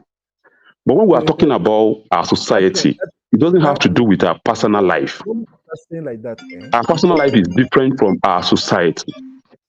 A lot of people are doing very good on this space, but system actually affect them. Some people have been killed. All the name of someone wants to rob them, and they are doing good. So people are doing their business. They want to go and buy products. They are traveling, and the attack happen, and they kill them. They shot at them. So people have been being a victim of this system. So if you think your society is not matter to you, you are just making a mistake. You should be conscious of your society. Don't ever think about yourself alone. Your society matters your growth as well. Because after you make your money, after you put all your best in place, one idiot can just terminate your life within a second. Mr. Foley, humans are greedy and selfish. Yes or no? Can you pack all your money today and give to people? Do you know that for the past 6 months, I did not collect a dime from my salary. I pay myself. I employ people coming to knock my door, and you are talking. You know how many families are eating through me, and you are talking. And I know they show person my house. I know they show person my face. Only those that are in, they've seen me. Whatever. Wait, Mr. Trayo, whatever you have for your pocket. You can't. I don't even need a damn from you. So stop all this thing. Stop all this thing. Whatever you think you have is for you and your family, not me. I came to you people's meeting. I saw that you guys are worshiping Mr. Shore. Did I say it out? Nobody is worshiping anybody here. I observe people. Even if I'm in a meeting, and Shore is misbehaving, I will tell it to him. I don't know. You people are just trying to do things that will not work. I will be telling you this. Nobody is doing things that is not work here. Okay, let me tell you.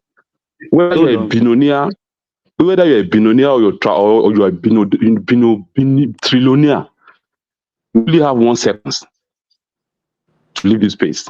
And that 1 second will never escape it. Everybody will go to that. We have that 1 second. So you never leave this place. What matters here is what you do with your life. All your billions will never go to grave with you.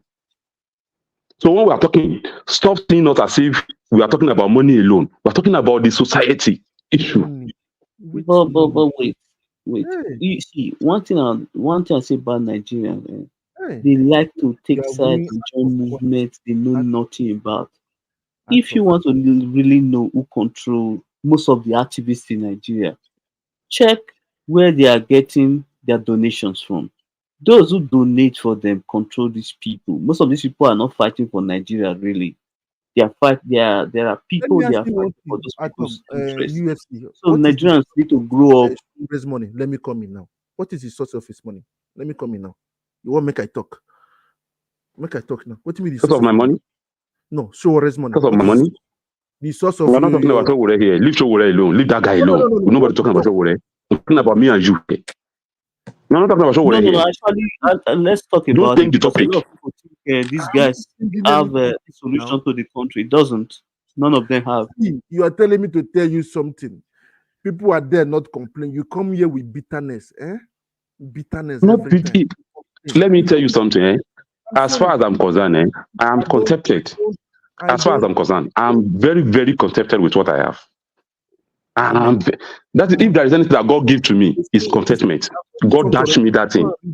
Go and read See, more about the Mr. Triumph, if you observe, then you will learn many something. of these people who Learn call something. themselves activists that they are fighting for the people, they are even also they themselves are out of touch with the people. For instance, look at the yesterday so-called protest. Did it work? Did people really actually come out and protest? No, because you know why? There was no sincerity of purpose in that organizing that protest. Protest for what? Instead of them to protest government to increase wages for people, that should be the protest. Increase salary for the for Nigerian workers.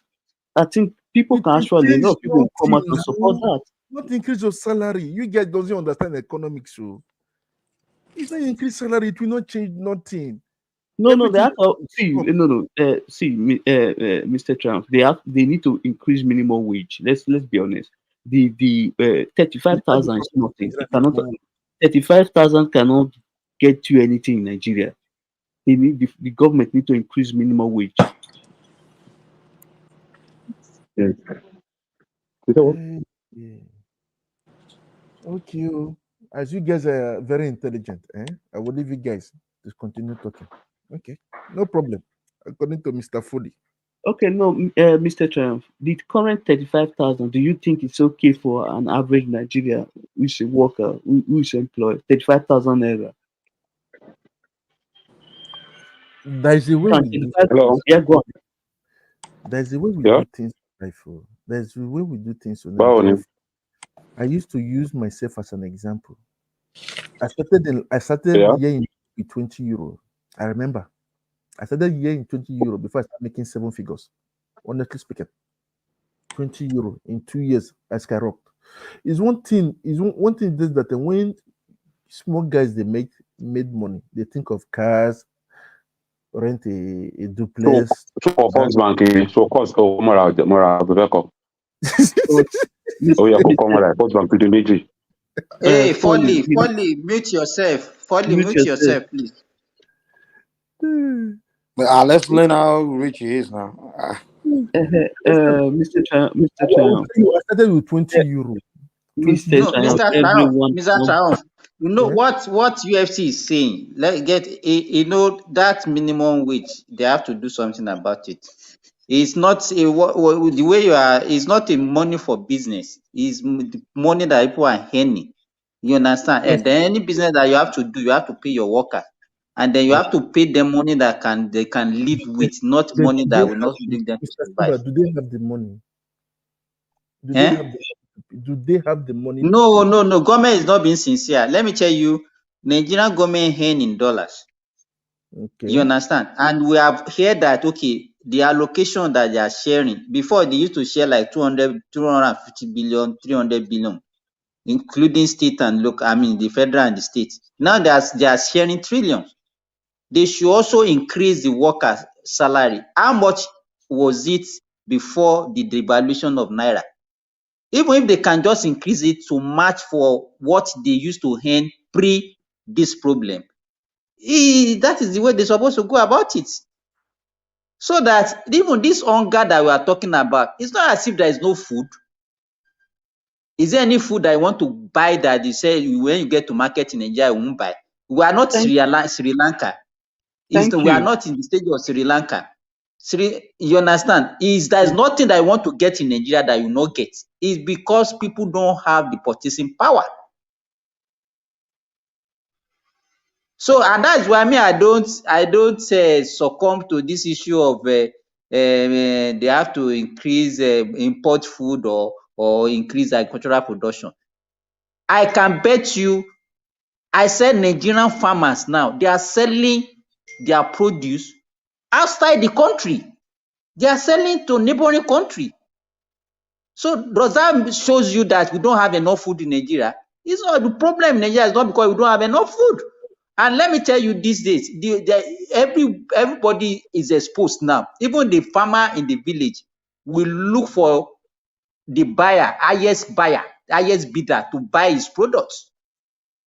If I know that my produce, I can sell it in Benin Republic higher than the price I can sell it in Nigeria, why should I sell it in Nigeria? So that is it. No matter how much we produce, if we don't increase the purchasing power of our people, and the neighboring state, neighboring country, they have more purchasing power than us, they will buy our food. And that is what is happening. The other time I was talking with Jude, I have to go and Google it. The minimum wage in Cameroon is actually about 50,000 CFA, which is that is about 150,000 naira. So that means the minimum person in Cameroon can afford to buy food, and we see that food has been cheap. The reason why Nigerians are saying that things are expensive is because they cannot afford it. That's And what I've been saying. No. That's what I've been saying too. I see that because they don't have that money to afford if you look, let me tell you, if you look at it, if you put Nigeria into the global space and you look at the price of things in Nigeria relatively, it's far cheaper than most of the other countries, even Cameroon and even Ghana, even Benin Republic, Togo. But the problem is that Nigerians don't earn enough for them to be able to afford it.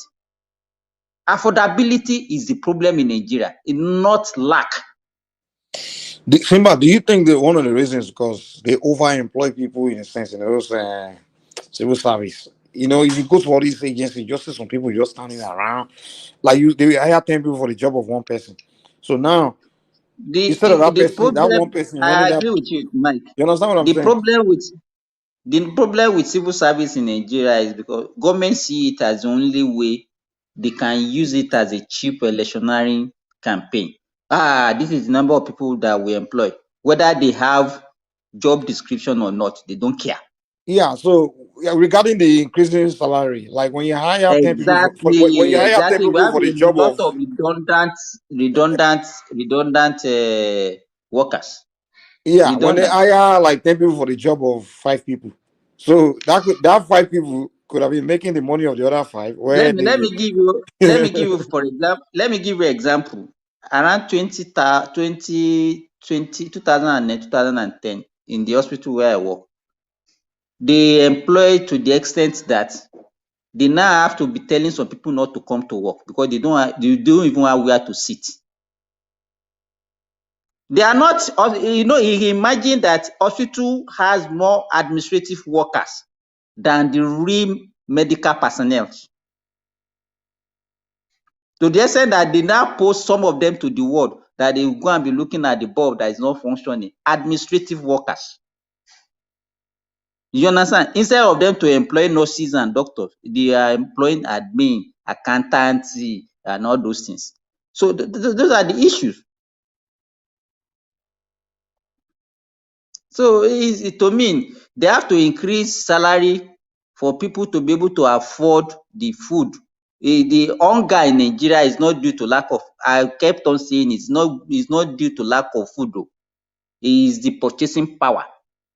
And even if we increase production, I cannot go to farm now and farm and see that if I can sell a bag of maize more than what I can sell it to an average Nigeria, I can sell it to Benin Republic or Cameroon. I would rather take it there and sell because I want to make profit. I want to make money. So the only solution is that the government should subsidize farmers. Then that's it. They should subsidize. Exactly. So one thing is that I don't know how to put it. I don't know how to put it. And even if the government subsidize farmer, that means government will buy their produce and sell and then distribute it to people. No, not that way. Not that way. If they subsidize farmers, that means that they can decide the price of the goods. They do it here in Europe. Understand? They do it here in Europe. Like I know that some farmers, the government give them all. I agree with you. They can do it in those countries where they can police their borders. Understand? You understand, Mr. Tao? I know. So In that's Nigeria, it. you can't police the border. The average custom officer or not those security agent alone, they are there to make money, not to police anywhere. But one thing that I used to tell people that and in Europe, we also have countries that are almost at par. You understand? As your neighbors. But in Nigeria, it's not. The reverse is the case. no. Even as we are talking now, that we are even saying that people don't earn much, you still see a lot of Beninoans working in Nigeria and they are making money.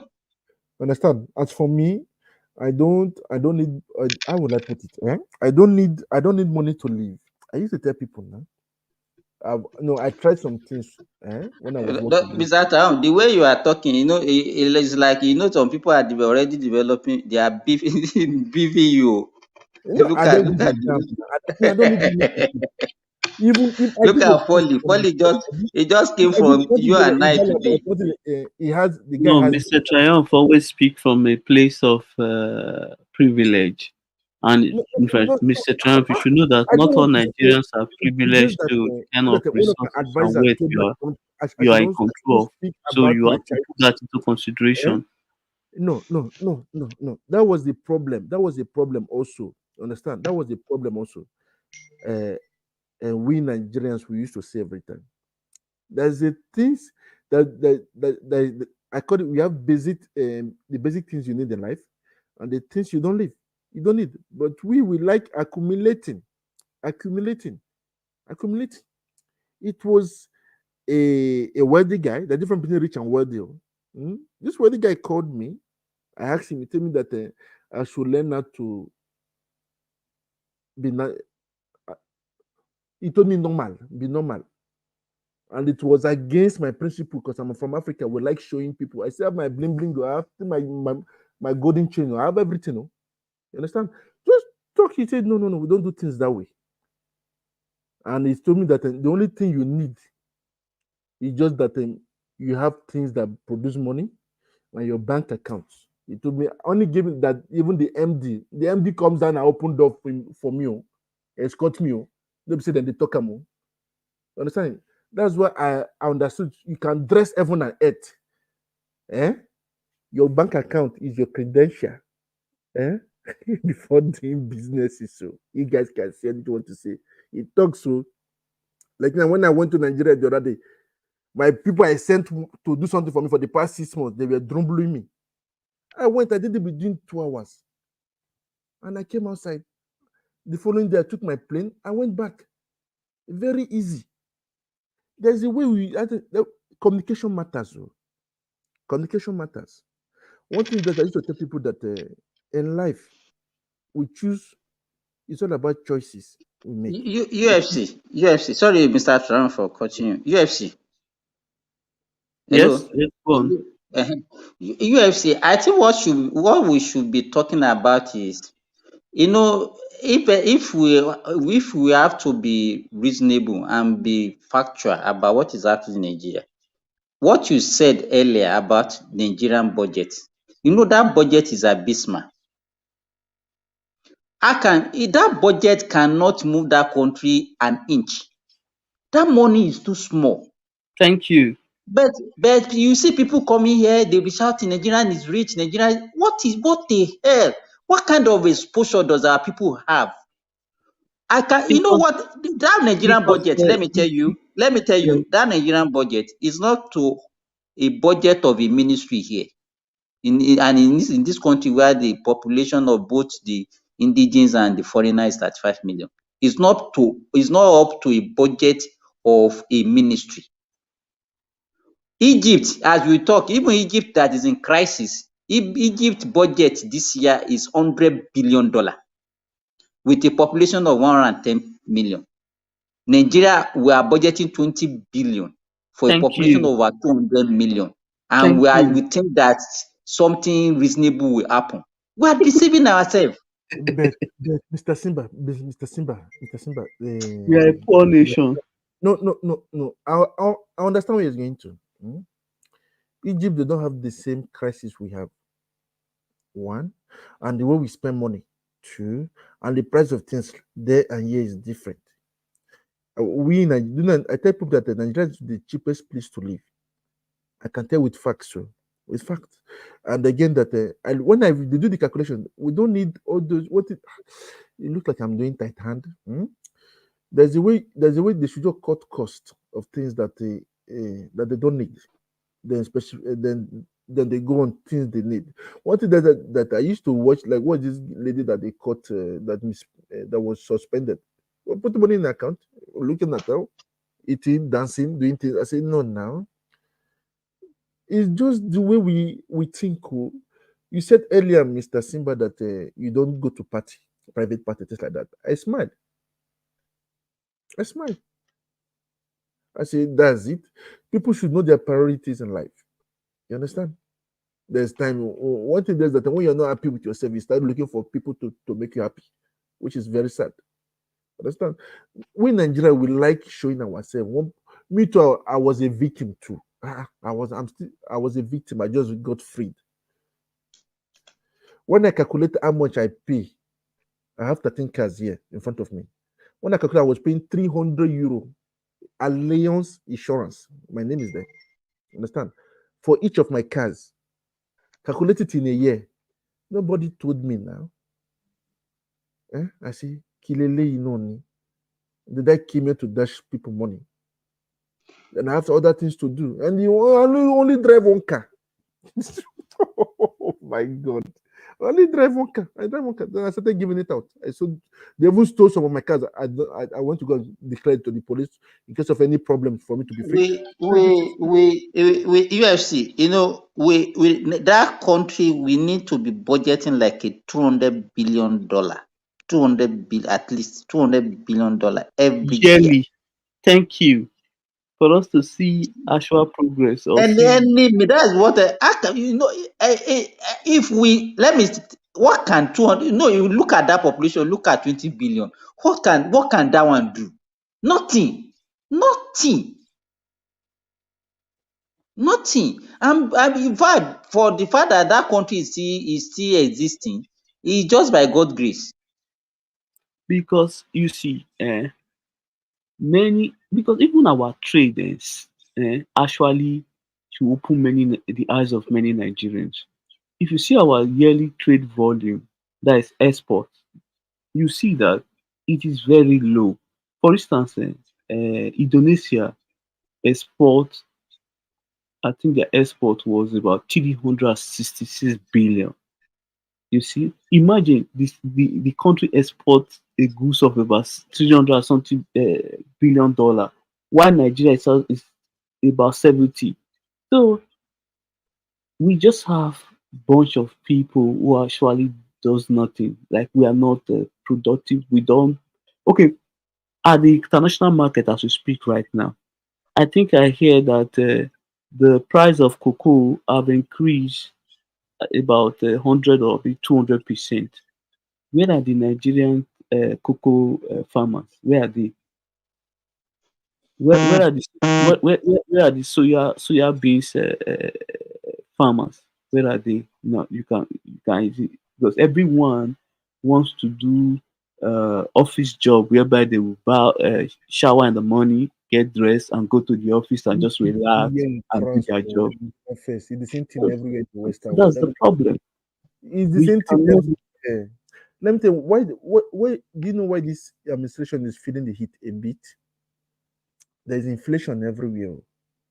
Yes, see, sir, we understand there's inflation. See, 2 weeks if ago, you see, Europe as a okay, whole okay, Mr. Triumph, Mr. Triumph, declared Mr. declared Triumph, recession. Mr. Triumph. Okay, let me say this. I've traveled before. You understand? I've traveled out of Nigeria or Africa to other country. One thing I observed there is that that's what changed my mindset about. That's why I don't put focus on government too much again. It changed my mind when I go through most of even their farming in their agricultural industry. It is not run by the government. It is run by the citizen really. So when it comes to Nigeria issue, every Nigerian just wants government to involve in everything. It cannot work until Nigerian government themselves put their shit together and tell Nigerians the truth, harsh truth. I think what Buhari said, uh, he was right. But yes, I get a lot of people took it personal when he said the youth are lazy. He was not wrong because if you look at the economic activity, say so. Look at what Nigerians are doing now because they know that is easy. Everyone is doing content creator.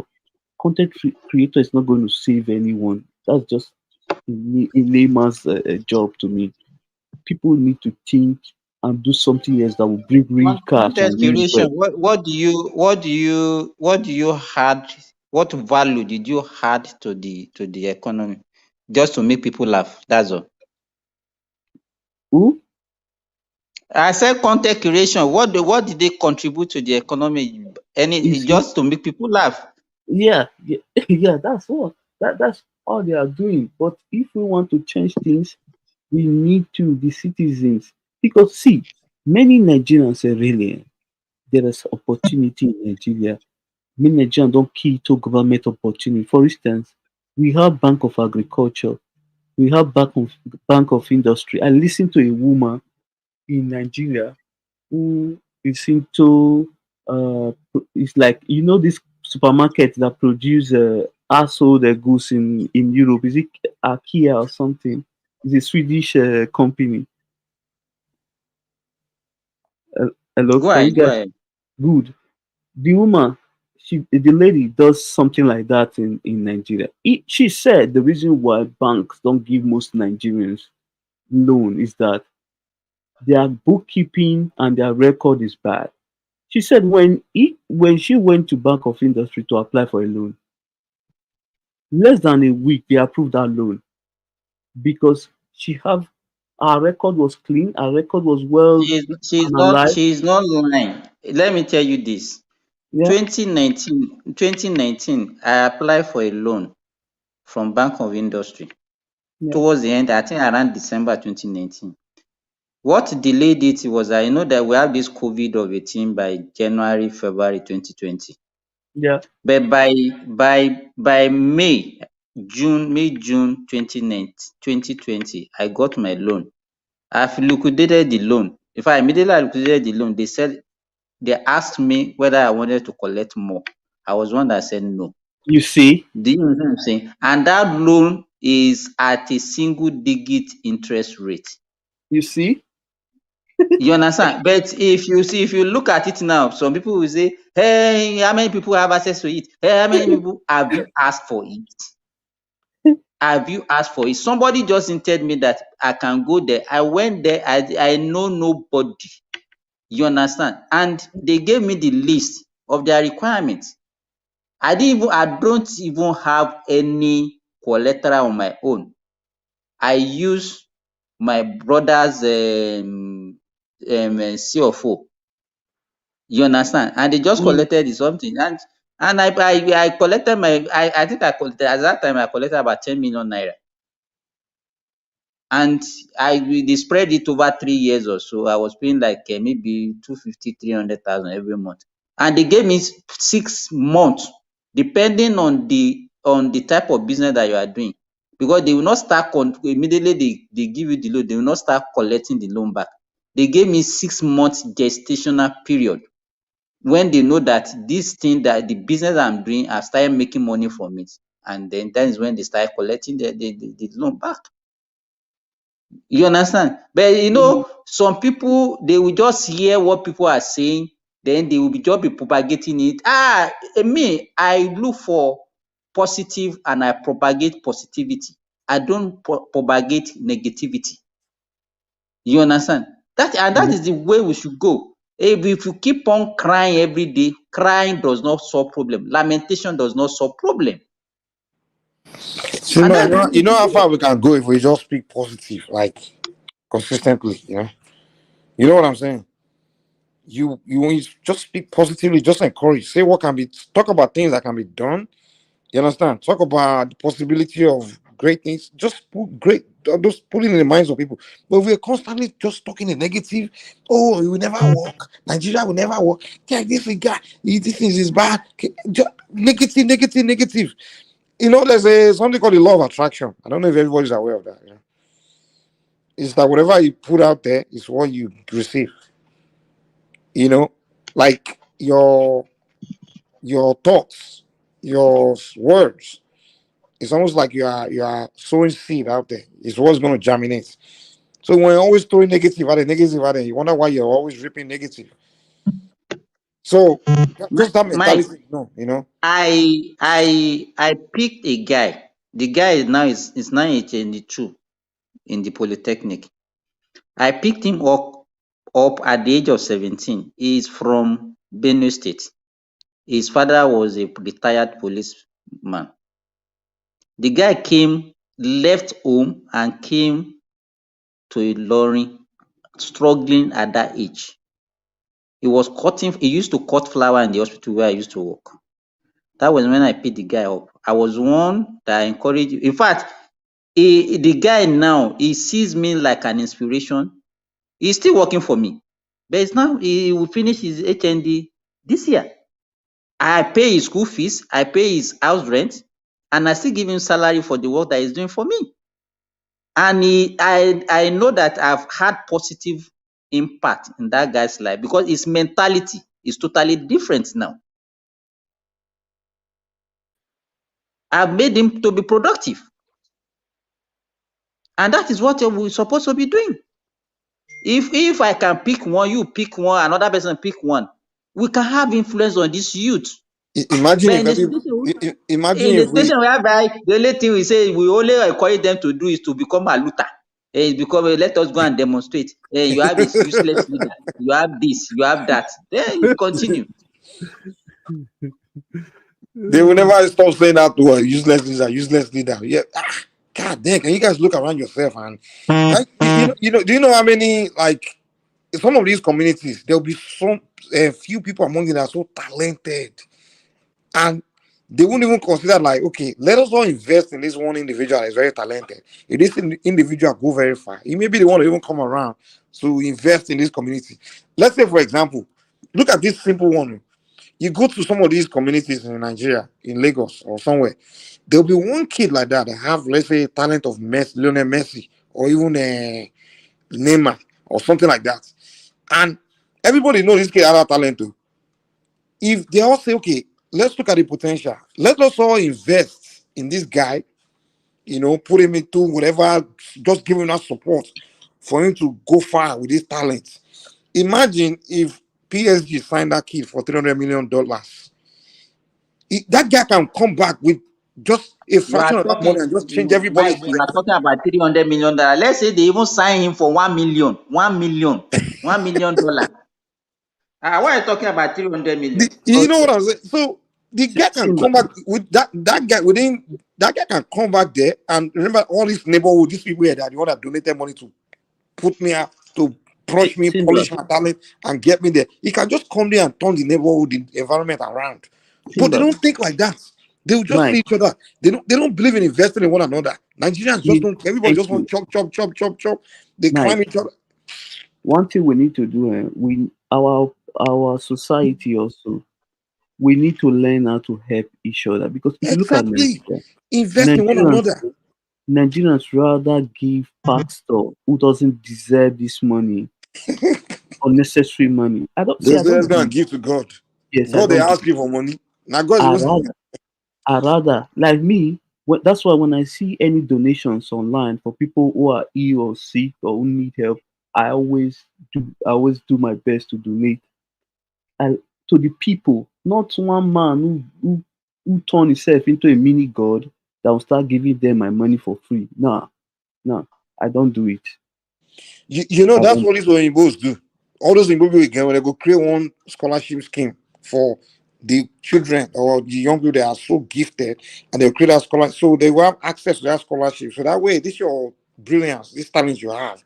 There's this scholarship this thing that's available. It's just some private people that put that scholarship there. Like, okay, Yep. if you have talent, so your talent doesn't go to waste. If you are good in something, it doesn't go to waste. There's something out there where some people put in place like, okay, hey, this is our contribution. For anyone that have this talent, this avenue here, you can access these resources and use it to help yourself to get somewhere. But there's no individuals or private people in Nigeria doing it. Everybody's looking for government to do Yeah. every goddamn thing. Mike, average Nigerian think in America it is just government only that help people. No, every American who are wealthy, if you dig down their background, they donate to all kinds of projects, Charity. charity. Yes, they You see the donate. NBA now, when they play the All-Star game, they will say the winner will the money the winner the team they will donate will put this money to this charity, this charity and this community. And that's how the community is raised. They get the money and they put it into one program and sponsor those programs. That's how it works. That's how they do things. Yeah, Yeah, American government, they don't really do much now. They just spend money on buying weapons and building military. That's where they spend most of their money now. yeah. It is individual America that help. For instance, do you know how many people Jay-Z have spent his money to bail out of prison? Thousands. But he's just doing it behind the scene, not saying anything. But people would think it is just government that has. No, no, it's not government. Government alone cannot save us in that country. The Nigerian citizens need to love themselves, help each other, help to lift each other up. That's the goal. I don't think we can die. Come and see the Nigerians here, the way they used to fight among themselves. We don't have that spirit. You see other nationality, you see them, especially the Indians. You see them working together, supporting themselves. Here Mm. na fight. And you know the one that annoys me, and it's more common Igbo people. So common among them. In America, we will be gathering somewhere.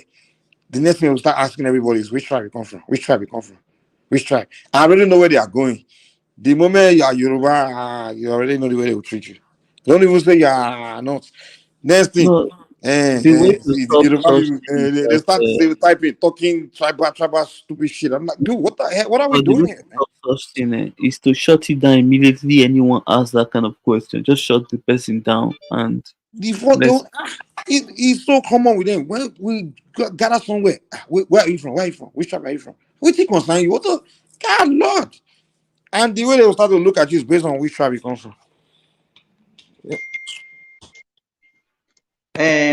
Mike, I want to change my device. You see? I want to change my device. So I want to log in again. I want to change my device. Yeah. I'll add you back. No problem. Oh, I saw. I think is it on Bloomberg yesterday. How in Nigeria sabotaged the country. A company involved in corruption. The company had a liability of about $2.5 billion to pay to Nigeria government. Did you know that a Nigeria in that department decided to take 2.1 million dollars from that company to destroy the case?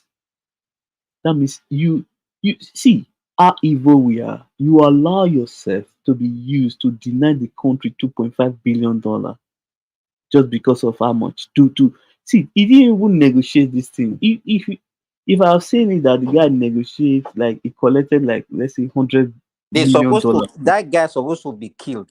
Believe me, supposed to be killed. That guy can sell a whole country. We sell ourselves short in that country. when I see that news yesterday, I was Yeah. like, wow. At least Yesterday when I said we needed capital punishment, people were against me. Those are the kind of people that needs to be executed under 24 hours. I'm telling you, I agree with you. Teach the next person a very good lesson. If that guy have took like 500 million from those people, I would still be angry that that money was even too small. But how will you do that? Deny your country of 2.5 and you take one, I mean, 1.1 million dollars as a bribe, man. Corruption is really the death of Nigeria. I used to tell people that I don't trust anybody till you have money. When money enter your hand, it will bring your character out. When people are poor, that say, hey, but Christians too. When they cross over here to Europe, see the way life is. Everything is aside. Everybody character changes. People can say what they want to say. Oh, I'm good, I'm honest, doing business. Nah, lie, I don't believe you. No. When See, the money enter Mr. your hand, Triumph, I'm not saying that I am honest here. What I'm saying is that even if you want to take a bribe, at least make it make sense. If he has collected like $500 million from the company, oh, at least it's okay. I was okay. Ah man, that's huge. Come on, I get what. See, I'm not saying that I'm so free that I Let me cannot do tell you, something. is what he did is just lack of patriotism. You understand? Yeah, He's just thinking about himself and himself alone. How can you trade your country? You look at it's just like a patry sum of money, $2.5 million to almost $2.6 billion. $1 billion. Come Ah, on. okay. And then you will be here. Let me tell you, even most of us here, So the guy if we are took given the $2.2 million opportunity, as for Mr. Tyrone said, we will $2 billion. be worse than the Yes. people that we are blaming. No. I have a good record there. Oh. Not even one single police case. Oh. Even yeah, I can say it Mr. proud. Triumph, you know, Nigeria embassy wait, invited me two wait, times, you are the one Mr. that Simba, just said two it. times. Let me tell you, absolute power, corrupt absolutely. Mhm. You understand? No. You have not had the power. No, You they are tried doing me your with money. Not for individual this. business. You are your own. You can't be cheating yourself. And where you operate, they uphold the rule of law. So you don't have the opportunity. No, Mr. Simba, they are All loophole, these man. people, all those people blaming Tinubu, if you give them the opportunity to be there, They could thief. Oh. See, 90% of them will do worse than Tinubu. They are not blaming David, Tinubu because of David, because of Nigeria. They are blaming I Tinubu remember. because they don't have the opportunity. They are When I was And changing now, governor, this to create Mr. opportunity for Simba, themselves. Mr. Simba, do I you know remember. this book? Remember the Animal Farm? Animal fire, yes. When they were fighting for everything, all animals are equal. When Napoleon became somebody, all animals are equal except some are more equal than the other. Than the other. No, one thing there is that Mr. Simba, I remember those that come to my office. I open my drawer. I see big money, cool money. What I do, I call the mobile police. They come and pick it out. That's what I did for good 6 months, and I succeeded. Then they gave me promotion. So that is it. What is it? Yeah. I don't want to talk too much. No, I use Mr. myself as Triumph, an Mr. example. Triumph. You have to learn something today. You Okay. understand? You cannot be using yourself and then make a generalized statement that everybody's like that. Simba. You know, to the point you were making earlier, so I put a link in the private section. You know the food market Lagos is Okay, yeah, that food market, yes. Do you know the commissioner of agriculture was so mad at the I want sellers here, even though they were giving it to them at a cheaper rate, want to go just to make people suffer. She's like, I gave this to you for almost nothing. So even like you said, we have our own problem. Hold on. The poor. Finally, will come at me now. The poor they are even more wicked than the so-called rich.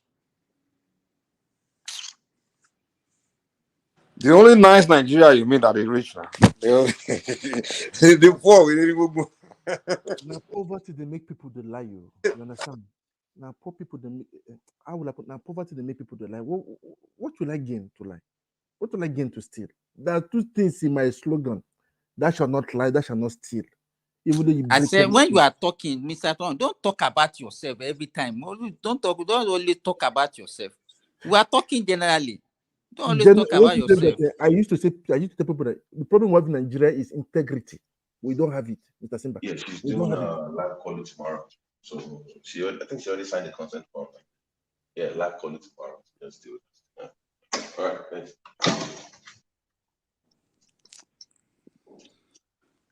It's like Babati is at There is work.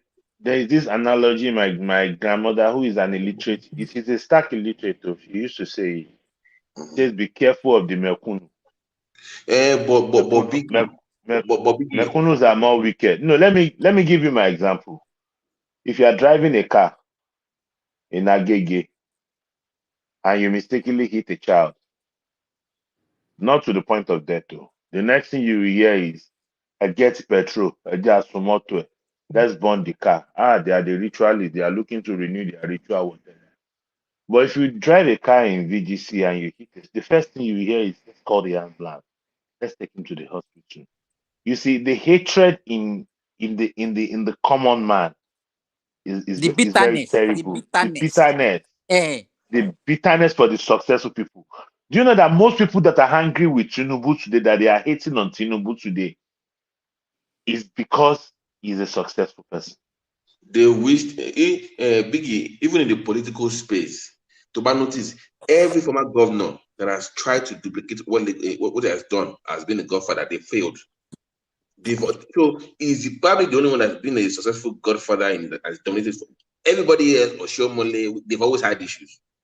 So that tells a lot about him, sure. That's why I always say that tells a lot about Tinubu. The fact that people can be loyal to him, that tells a lot. Nobody has He's a natural born leader. Right. That name Ashiwaju is there. You see, there are some people are born, they are born with it. Boss, let me tell you to just corroborate what you just said. 2004, I was working in Ekpoma in Edo State. I was coming from work, it rained. And I there was a pool of water that I entered. My car now stopped inside the something. You know, the people around, you know what they do? They started laughing.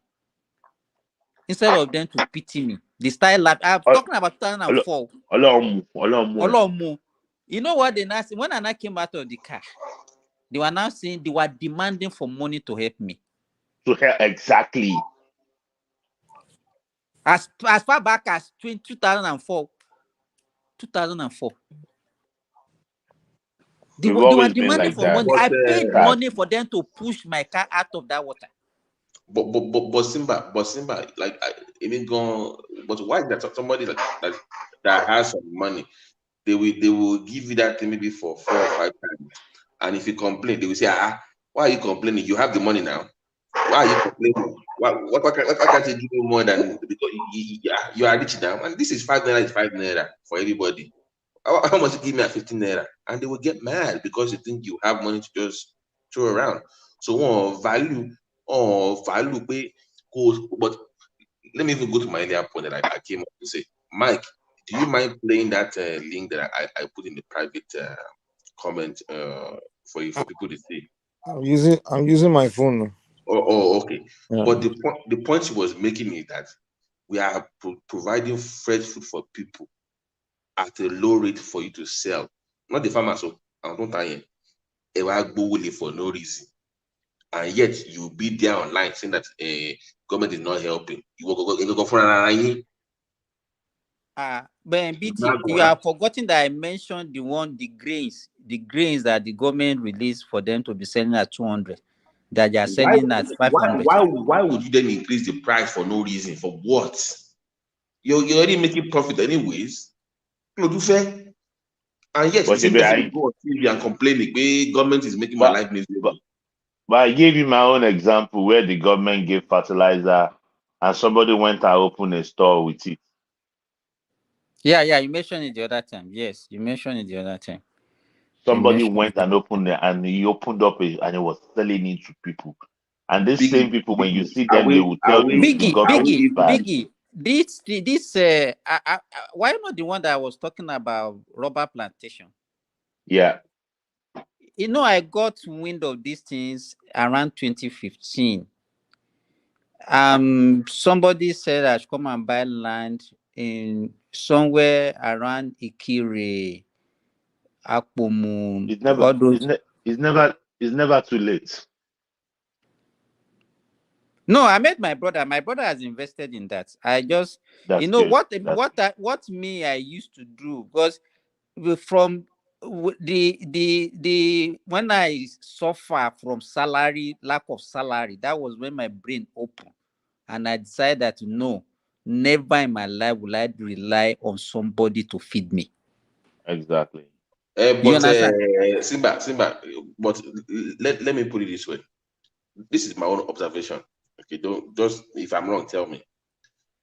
People that I hear that I know that have hired people in Nigeria, it's like you have to take those people through some kind of orientation and training all over again for them to learn how to behave properly. Like you know that's what who they are. Like you were saying earlier that you have workers stealing from you. It's like you have to just train them how to think, how to behave, how to understand the business model. So you have to go through that one. I think what happens is when we come from abroad or to Nigeria, we assume that being a good person or that everybody is good and then they will do the right thing. But see, I think what is working for me is like me. I didn't come from abroad to come and start my business. I started it when I was on grant. So you know that you know the Exactly. You No, understand? me. What is working for me is I will pay you more than what the service is worth. But the day you cross the line, I will not look back. Tó bá jí ẹyin kírèsì méjì, wà láìta láìsúmọ́ bí láì máa sìn ẹ̀. Máa make sure kó délé ẹran. Máa make sure kó délé ẹran sùn. Kò sí ẹni tó lè bẹ̀rù. lẹ́gbàá nìyẹn. Lẹ́niwẹ̀ẹ́. Kò sẹ́ni tó lè lágbára No, Ọlọ́run wá dé court. he used that one as just like when they say Tọ́lọ́pàá bá when you say if somebody say you go to Arrow, it's not saying that it's that Arrow, particular Arrow. Once I arrest you, I get you to the station, I make sure it goes forward. No pleading, no anything. You're gonna get there. Foley, let me say something. It's not Foley. How can you see No, somebody I want to talking? answer. A Foley gentleman that is talking like no, this. hold on. Foley post something on. Foley post something on the private chat. I want to answer him. See, corruption within political elites is not just in Nigeria only, even in America. For instance, Nancy Pelosi, she's worth almost $100 and something million. Did you think she got all that money and just be clean as she's not corrupt? Nigeria first. Can I support your point? Just 10 seconds. Kando, you see what Nancy Pelosi bought last week now? She bought those Nvidia stocks. Thank you. It went up before anybody knew. She got inside information to buy inside information, and it just went up boom from 400 to almost 750 now. So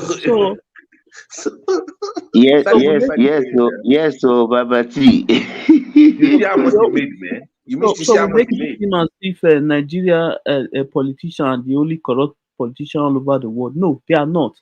The reason, see, if you even check Nigerian budget and what they are stealing, it is still peanuts. Peanuts.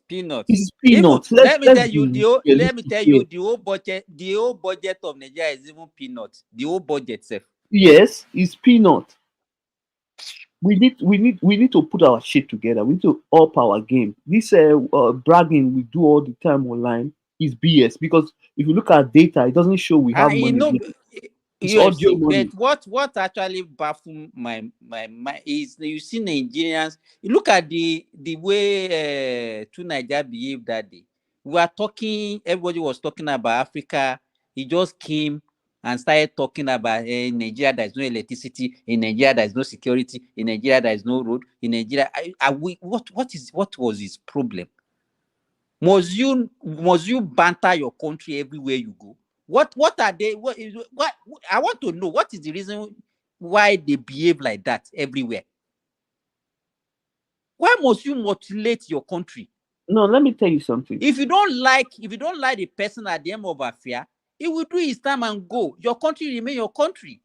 No, let me tell you. See, the problem is that Nigerian leaders, they are, over the years, they are not being honest with the people. See, they should come out and actually just tell the people we are poor. You understand me? Change this mindset of every Nigerian think Nigeria is wealthy. Is the problem. Then they put too much pressure on even the government. Okay, right now, everyone wants the current government to perform magic. It doesn't have the resources to back the naira. It's not there. It's not going to do anything. If you look at our reserve and you see what's on ground, it is impossible. No one, you cannot change anything. We don't have extra like a 20 or $30 billion somewhere to cushion the effect of this whole thing. It's not there. Let's stop deceiving ourselves. This is the problem. The leaders need to be honest. Just speak to the people. And also, they should try to reduce cut down the budget. The budget. The cost of running the government. Thank you. The cost of running the government. They should also cut it down. Yeah, I have a big problem with all those, how much the salaries they are paying those senators and all those. It's very annoying. It's very, very, very annoying. You are missing the point. Bro, do you know that I heard that United States military have not been able to account for trillions of dollars that have been budgeted to that agency. First, hold on. Salary is not the problem. It's the allowance. Is where the money is, not salary. Yeah, sorry. Yeah, the allowance. Not even the allowance. You know how much is the Not budget? even the allowance. The Most of the budgets, most of the projects that they're supposed to give out to contractors is on their table. They are the ones collecting it with their own fake companies. The constituency and they won't not even constituency. The budget, ministry budgets. They were the one there collecting the contract with fake company registration. You will see most of them that will have almost 10, 20 contracts in their hand. They'll be the one that will be giving it out. They'll be selling it out again to a contractor. This is what is happening here. Ordinary you beg. They want to build primary school. They will give it to politicians. They will be the one that will come and sell the contract out again. Someone will still need to go and borrow money to come and buy it from them. And that idiot that bought it still want to make profit as well. And he will now produce inferior production. He will build a class that will not even sustain the students. Our procurement is woeful here. Everything is round tripping. Simba, the civil servant that is the engineer that's supposed to certify that project also will collect money and certify useless projects. But Simba, you know that even that school building, for instance, before it gets to the final person that will build it, it has gone through 4 or 5 hands. That is the problem. So they will have collected their own percentage. Their own share from it. And when it now got to the contractors, it will just build anything there that the money in his hand can actually build, and he still want to make his own money. Okay. And the idiot that called for inspection as well still need pocket money so that he can be able to get money to take back home. And if you look, my brother, do you know what's funny? And that guy will now come there to come and cut tape, to come and commission that the cleaners project. Like I'm telling you, most of them will not even come and check. Isn't what you are talking about was not the same thing that happened at that project that Minister for Works went and we have engineers from the Ministry of Work that are supposed to be supervising the contractor, but what they are just supervising their own pockets. Hey, another thing I observe in Nigeria, why is it that those that plunder the country into the current situation, they normally, maybe when they force them out of office, they normally come back as a citizen to speak on national issues, and you see people will be clapping their hands for these people. No, people will have forgotten now. I watched a clip of Most of the people we call our elders are supposed to sit them down, buy correct pankere, Amechi and was quit making there. Because I'm telling you, there's right. one guy that normally come to Look at advise. you guys, you know, do you know that you guys are talking about the way our projects are being allocated in Nigeria? It's very sad that even our traditional rulers are also in this. Now they are struggling for contract.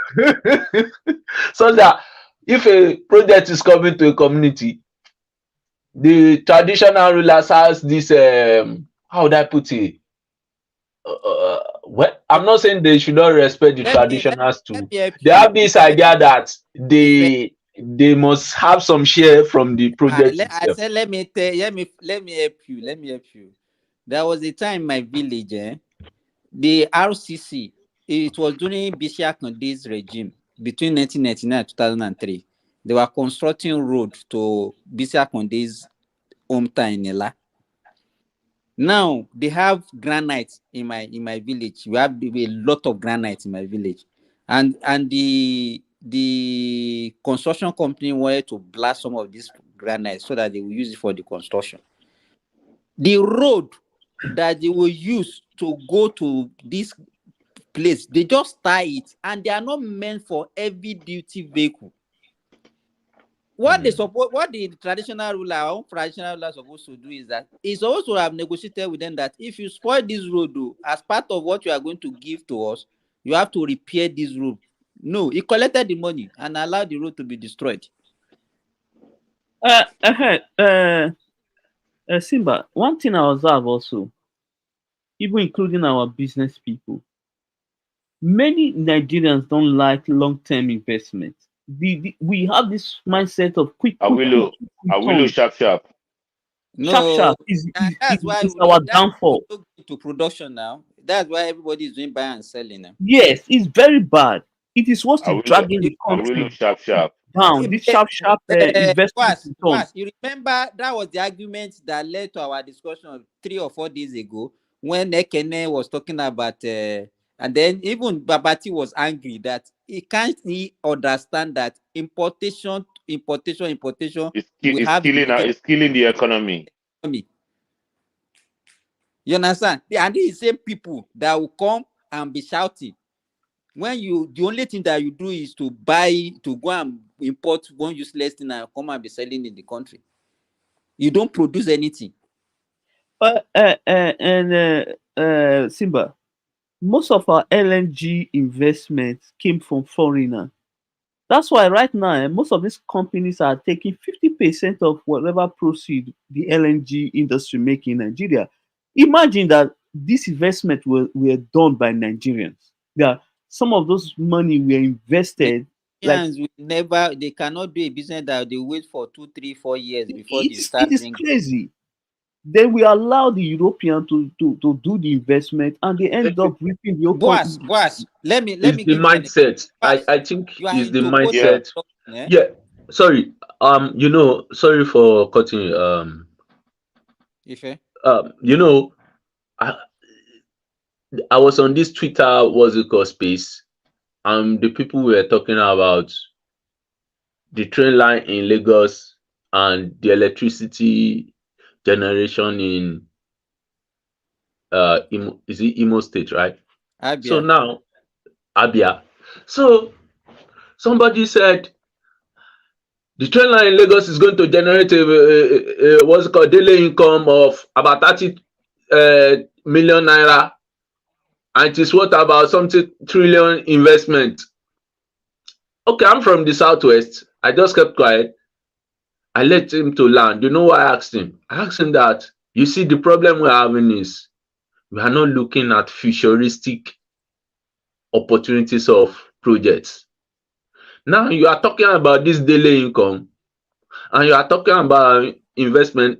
I'm not taking anything from the two projects, but we are looking at the what's it called? The impact of the two projects on the society at large. So I started asking, have you ever thought of the number of industries that power generation can bring up? Have you ever thought of people who will be working from the comfort of their home, working with international bodies or companies outside Nigeria? Have you thought of that? Have you thought of people who can say, okay, my family, this is what I want us to be doing, and they will create generational wealth? That, But you see, if long-term investment is very, very important. what brought that comparison in the first place? Yeah, what brought the comparison was they were, although it was more of Yoruba versus Igbo type of idea. So I'm telling them, look, I'm from the Southwest. I would prefer our governors And to because you know give why us. I'm asking you this, because there is no basis for that comparison in the first place. Exactly.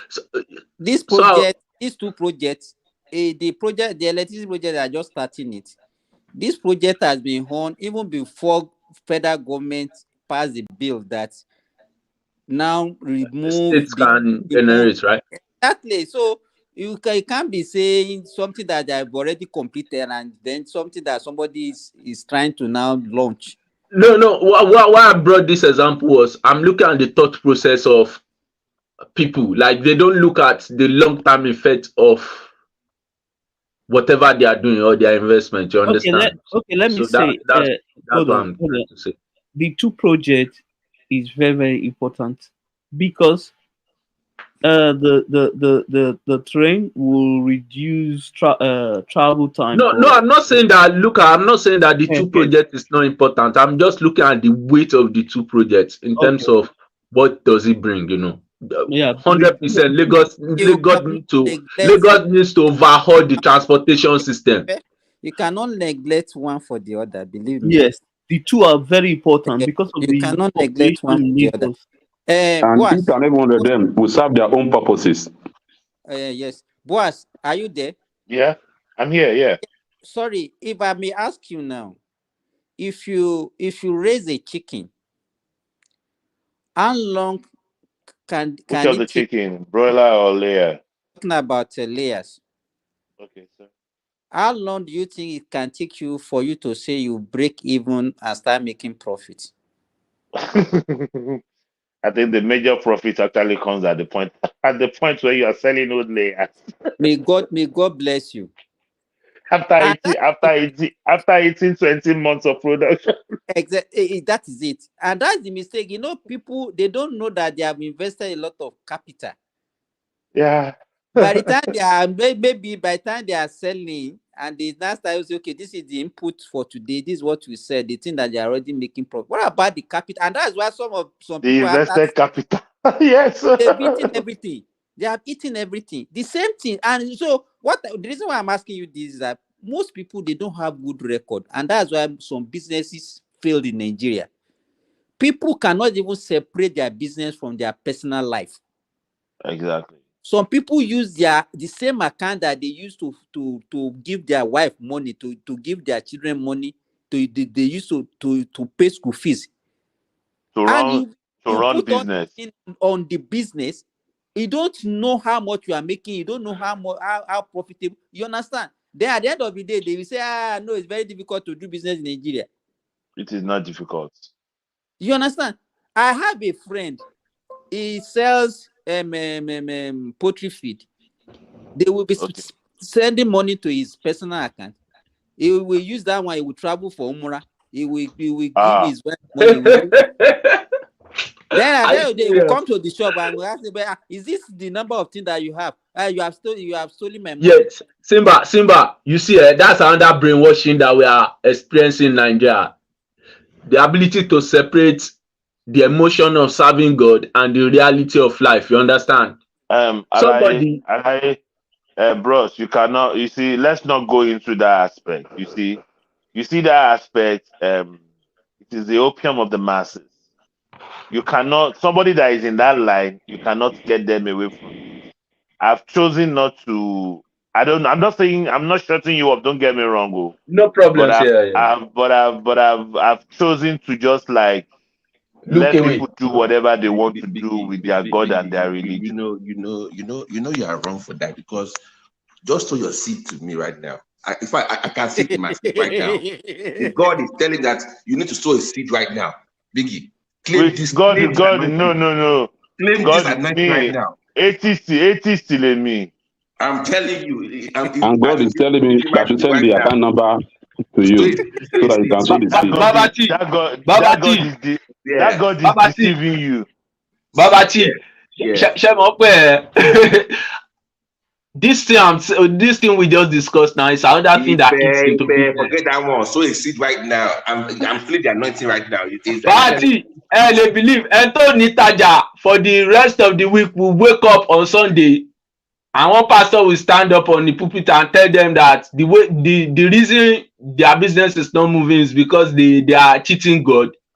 Now, a business that has not even made 50 naira, they will wake up and take 1,000 naira of their business capital and say, we are testing God.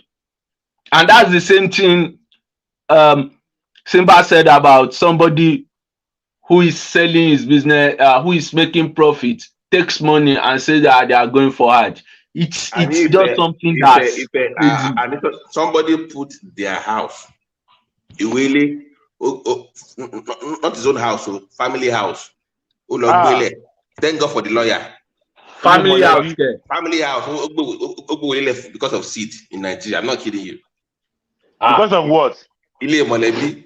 Ó fi so seed, ó fi family house so seed. They no let that. Oh yeah, I'm a skin alive. Pass, let me tell you what happened to my wife, my friend. That time my friend will come home every at the end of the month. Then he will give the wife money that okay, this is the money that you are going to spend by the time I leave for the rest of the month. So this time around, she gave the money. I think something happened to delay him for a day before he left. So that one day he now has a visitor. Then when the visitor now came, he now said, okay, the wife should go and entertain the visitor. That he should take out of the money that he just gave her to go and. The woman said that she has used the whole money to sow seed. Wow. Owó táwọn fi jẹun for the whole month. Tó máa fi jẹun for the whole month. Baba Simba, that one is very simple. Me, I will not even take our money. But now money. Very, very simple. Glory be to God.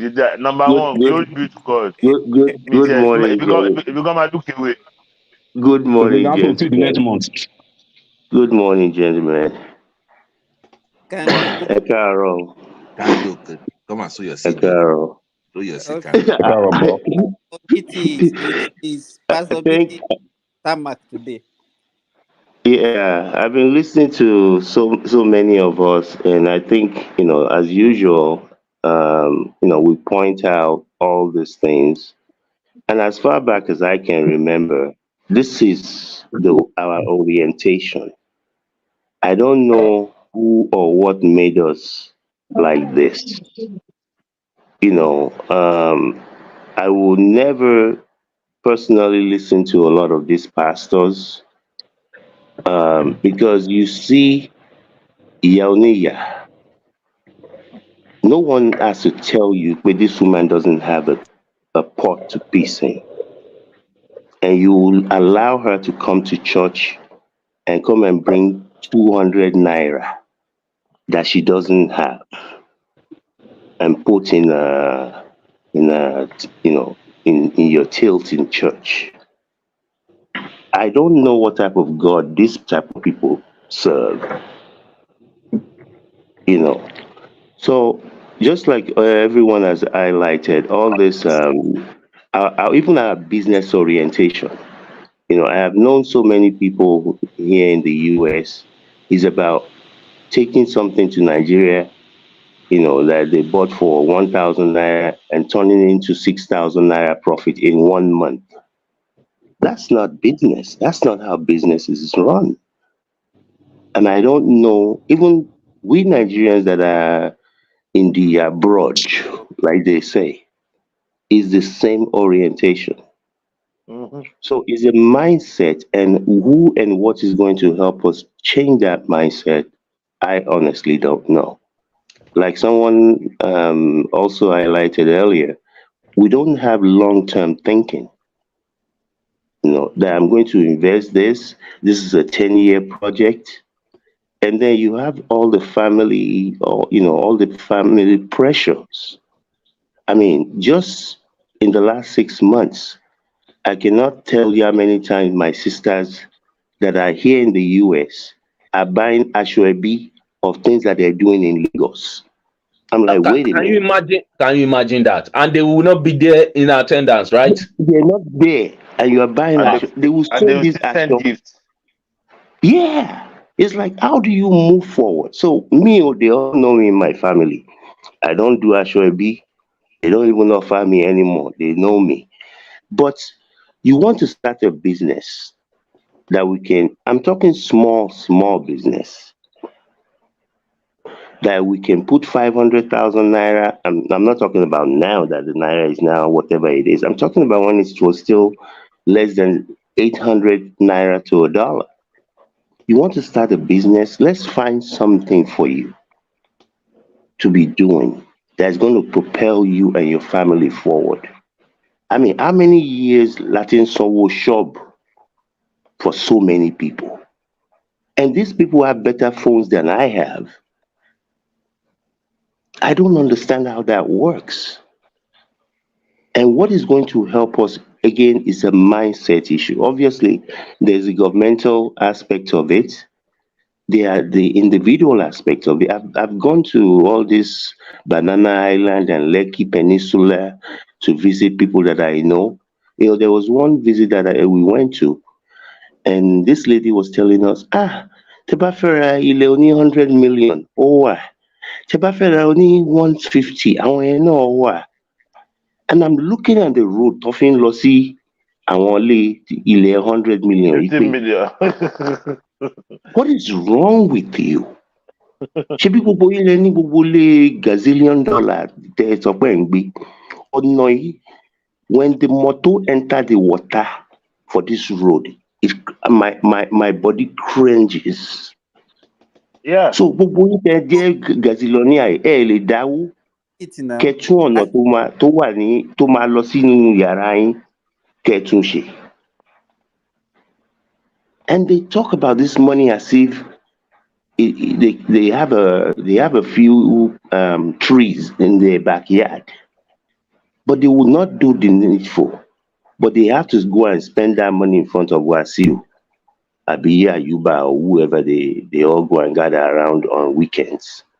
So again, I don't know how we're gonna change this thing. It's a mindset. I think for any mindset issue, the government needs to come because it's more about No, it has nothing I to want do to with believe. it. That one has nothing to do with the government.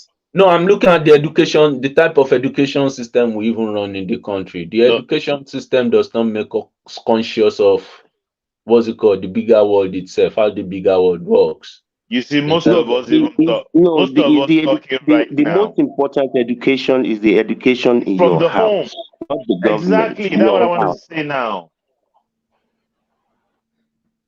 You can't just use the first problem we have in Nigeria is people don't even have time for their own children.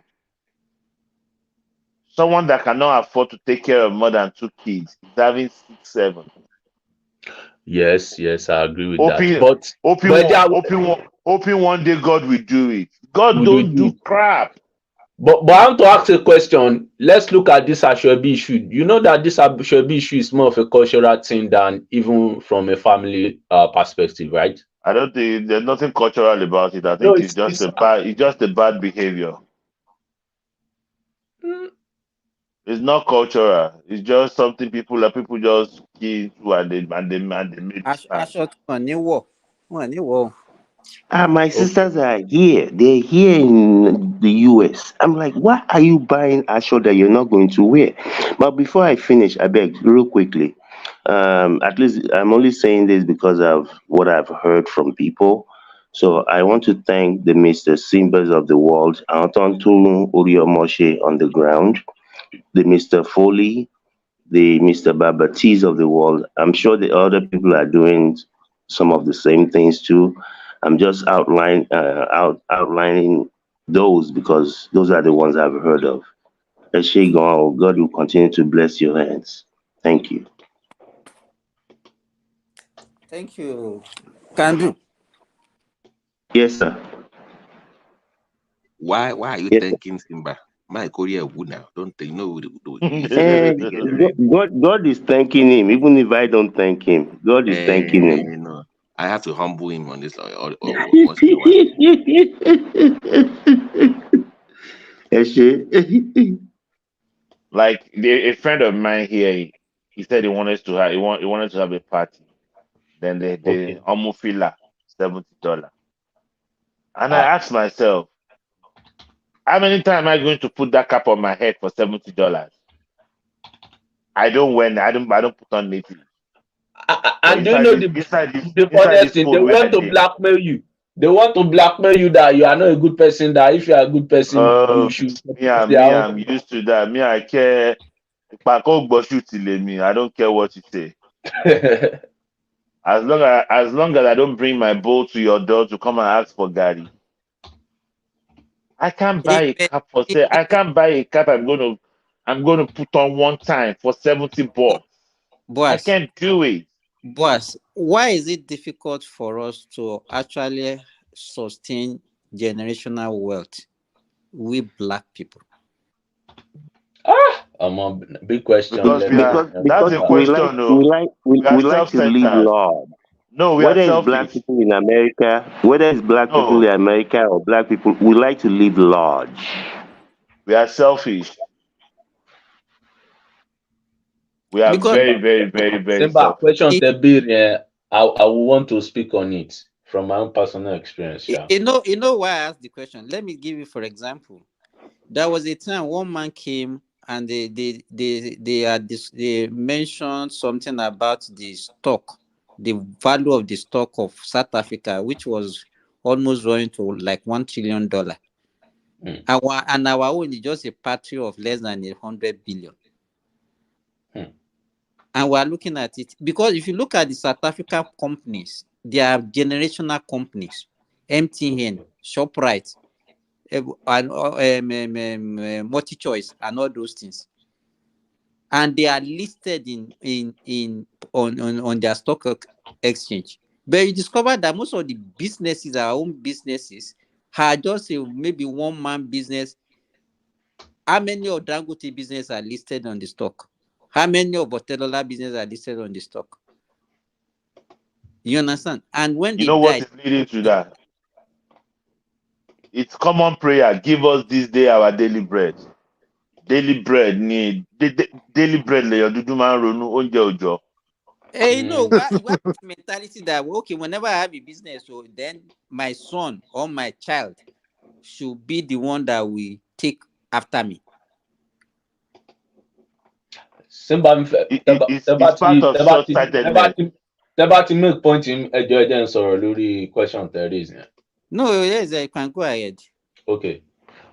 You see, I come from a family where our grandparents, as far into history that I know, come from what's it called, the blacksmith line. I grew up to know my grandfather to be a very, very prominent welder. Agbede Oh my, bamba. yes, welder. Like he even now took the tradition and So blacksmith, are they not the one that used to smelt gold? No, yes, no, no, no, no, no. no, no, Irọ́ o. no. Àgbẹ̀dẹ Abia, ló ń Um, rọrin. Ọkọ́ call it. I went to àgékù my road. àgbẹ̀dẹ bàbà. Okay. So now my grandfather, what's it called, advanced the business. He got machines from Europe. All my uncles know how to, what's it called, how to use the grinding stone. You know, like he improved it. he improved on it when he had interaction with the Europeans. I'll tell you what happened. Part of the reason that business collapsed as we have today, I want to believe religion played a part because Baba was more of an Ogun worshipper. Most of Mm-hmm. his children became Christians and they So dissociated themselves I with the demonize yes, they demonize demonize it. That's right. one problem. So the ability to continue in that tradition They had might a setback. even change their name from Ogunjimi to Jesu Jimmy. If so, that's one part. Another part that I saw affected the business was education. Once most of my uncles got their education, they got their education and it took them away from the what's it called apprenticeship. So most of them became office people, including my father. My father took a what's it called a teaching job. Then we had to move away from our locality. But is it not? You want to tell me that there is nobody that can go and become a mechanical engineer or something like that that will continue in that? Now, now, now, it would have been better for my uncles or my dad to have taken the mechanical engineering route, but they took what's it called? That took law. He took law, and I remember growing up. Whenever we go to our great grandfather, he's always calling us Oyinboke, like we we have turned to Oyinbo. That is, we don't want to follow his footsteps. The ones that are now took what's it called the business, unfortunately mismanaged and everything is down now. What I want to bring out is this: our education system did not model after our traditional what's it called um our traditional occupations, such that when the Europeans brought the education That and when we God wanted to to implement mold it, our education according to our need.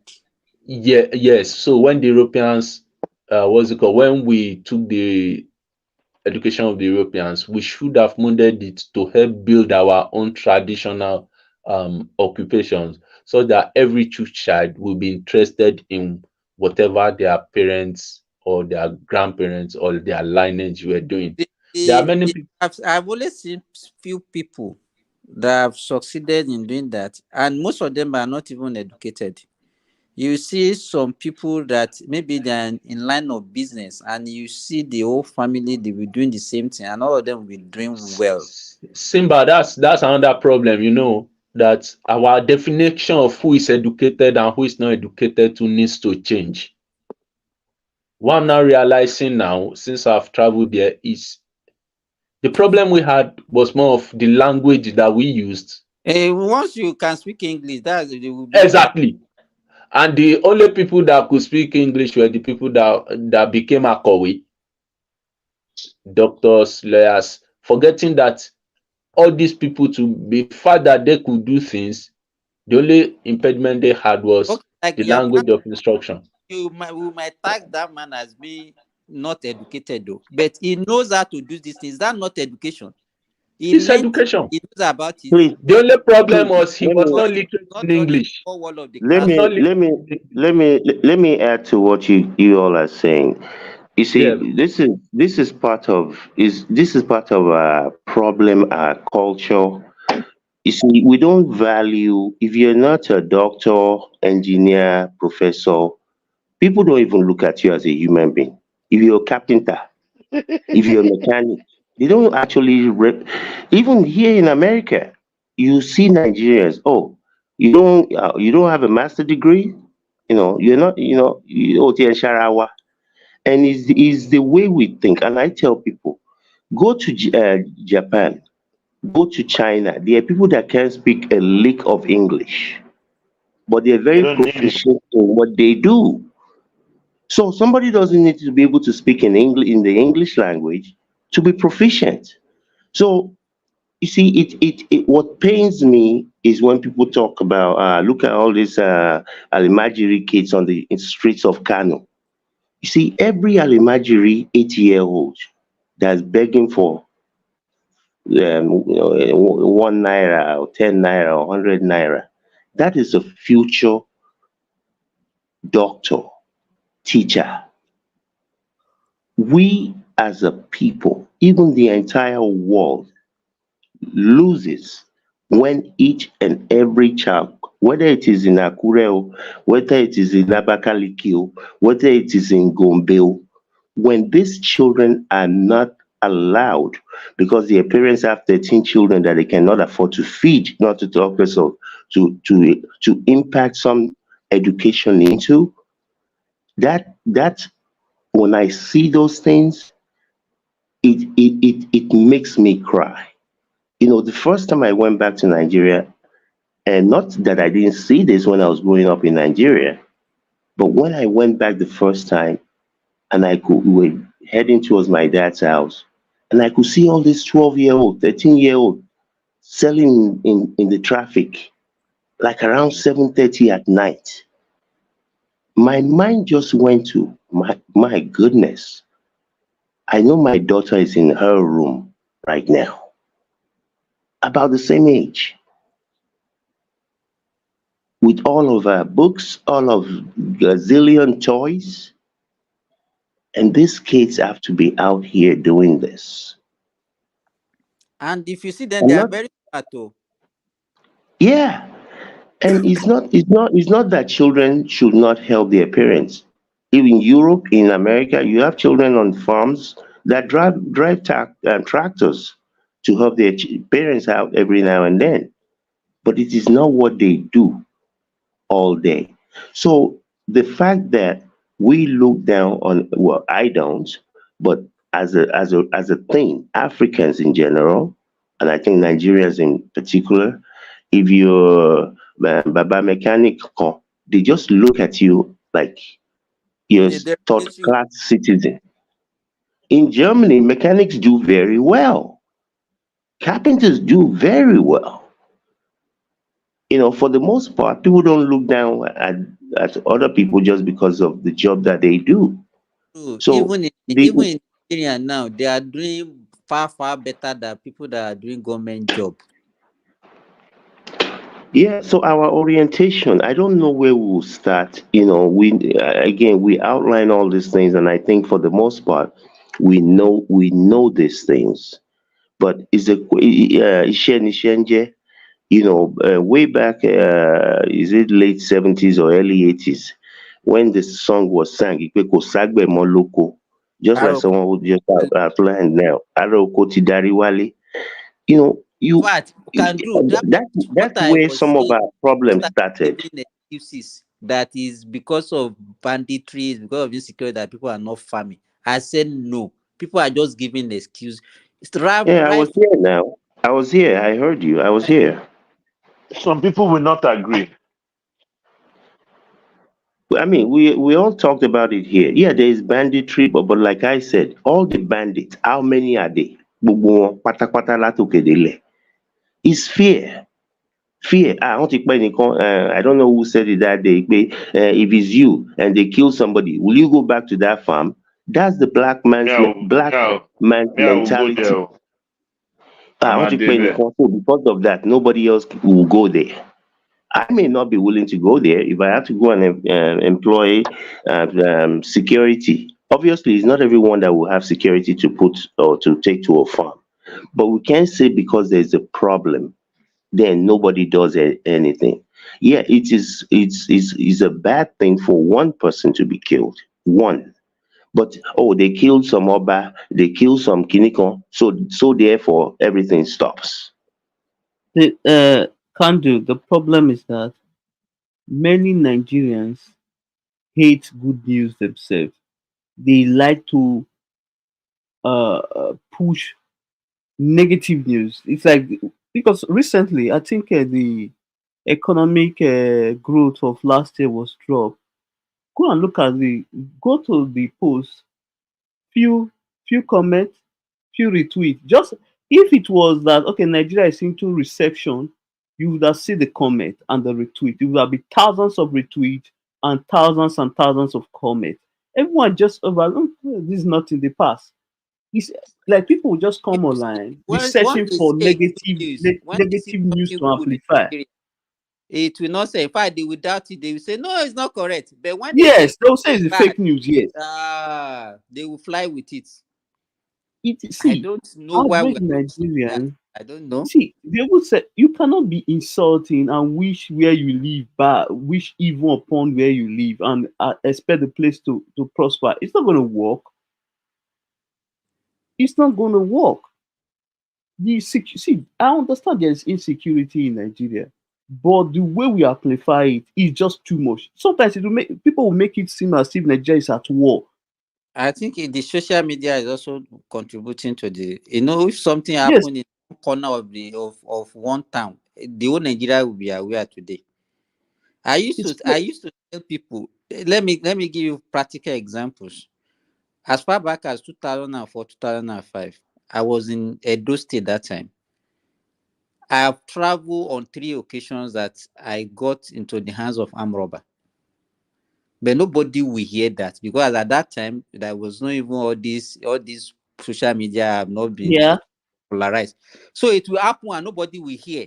And that will not deter people from flying that road in the next 1 hour after that incident. But now, they will fight before as the thing is happening. You see some people running commentary. I'm along Biniore Road now. Armed robbers have taken over the whole road. They are already taking 10, 20 people. Then that is how they will paralyze everything for that day. It's So the crazy. social media is also contributing to it. It's amplifying this. Nigerians like ìròyìn ẹlẹ́jẹ̀. See, I saw Ìròyìn just ẹlẹ́jẹ̀. on Twitter, they said armed robbers vandalized power line in Abuja. Go to that particular post now. Go to the comment section there. Widely retweet. Widely, a lot of people are commenting. See, it's just we love this If negativity. they say Wike commission one project in Abuja, nobody will see that one as a news. What In Yeah, I shocked me don't is know. that I no, don't know you what know the what shocked process me is. when Buhari commissioned second Niger bridge.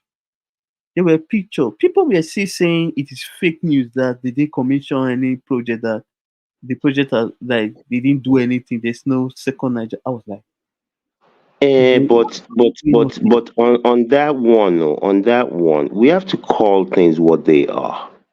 I remember back in the days of Baba Yabo.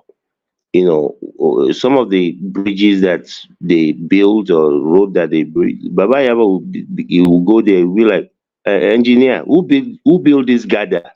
Bridge long gather there. But you see, I mean, look at Lagos. I remember back in the days. Oh, that was Nigeria, Raji Rasaki. That kind of Baba Yaboke. Was it Raji? I That thought was it was Baba Raji. Yabo. Who built this gather? this guy.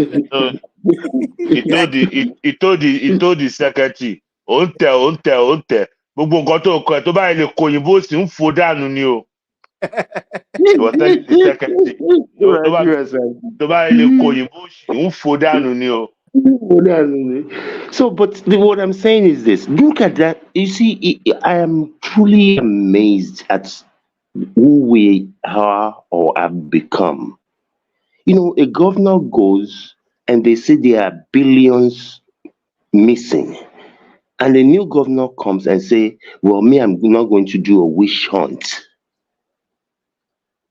I mean, where is that done? You know, Look at Lagos Ibadan Express Road. How many decades did it take?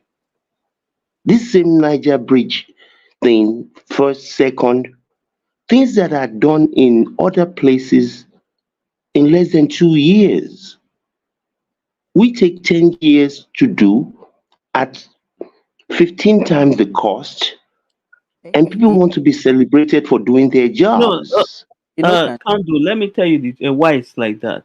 just Because whenever Nigeria government want to do any project, there is no they don't make the full There's no money. payment So it's not been as available if for they that don't have project. the money. They just They write pay it on paper. they finance it instrumentally. So that's the Exactly. issue. A project that will But cost 20 how do million. we get away? How do we? I mean, again, since the last 30 years, these are the stories, these are the things you hear. Yeah, are there things that are being done very well? Absolutely. I remember the first time I saw a video of Uyo, and I think this same Akpabio guy was the governor then. I was Yeah, like, whoever this guy is, they should make him the commissioner, the not commissioner, the minister of works. Now, now, now, now, not tomorrow. Now, now. You see, me, I don't care if you have to go and bring somebody from Kutonu. I don't care who is the governor. yeah. I don't care what part of the country you are from. Consign me. That's my Bring who mindset can also. get the job done. Yep. Ọmọ wa ni ẹjọ́ ṣe. There is no ọmọ wa kankan. There is Let no me tell lawyer. you another problem that we have. ọmọ ẹni kì í ṣe ìdìbò bẹ̀rẹ̀ o kando ọmọ ẹni kì í ṣe ìdìbò bẹ̀rẹ̀. Ka- ka- ka- if you go back to the 70s, do you aware that we make more revenue then than what we are making now as a country? Absolutely. Absolutely. What was our population then? What is our population now? 80 million. We were 80 million in the late 70s. No. So how can we progress? Our population is growing astronomically, and our revenue generation, the money that we are making, I think we can Is declining. it's declining. And it's not as if we don't see it. Oh, all of us we pretended to. Now the thing is boomeranging, and we now be blaming the person at the end of affair. And I think that has supposed to have been done in the 70s. We're supposed to have projection. We are not even thinking. We don't have leaders that are futuristic that will say, "Oh, this is the way our population is growing. We have to increase our revenue at this rate also to match the population growth." That's the problem. And Yeah, then and it's the problem in every sector. If you look come at what here. what Now, was let me the tell what was you the here what was the amount of in electricity the that we were desert here, using where then they are compared cutting to what we cows. have today? That And the let me tell you population this: has tripled. in the desert here, where they don't even have houses, where they don't even have anything. They've already put electricity. They've already laid pipe water, tap water there. And they're already thinking that okay, they have to diversify the economy, they have to go into tourism, they have to go into this to earn more money. But the only thing we talk about, and another thing is that the kind of democracy that we practice in a situation whereby you as a democratic leader, you have to negotiate with bandits, you have to negotiate with kidnappers, you have to negotiate with thieves, with armed robbers. It cannot work. We have to adopt and adapt to our own form of democracy. This one that we are doing is just a waste of time. It cannot work. And that is why you see some of our leaders, they will become handicapped because obvious things that you think that it should be easy for them to do, because they have to go back to these people to seek their favor again for election. If I I don't have agree. to if I don't have to come back to you to ask for your favor, I can bloody fool you. I can do anything. I can step on so many toes. But see, we need to. Our law should be that there are some cases whereby the military should try whoever the person is. It's not like we bypass the court, the general court. See, there's a way we can actually amend our constitution. Let military try some certain cases. Let them do their whatever they do their thing way back. Try these people. If you sentence them to firing squad, perform it Want live. to go Allow. back to decree? No, I'm not.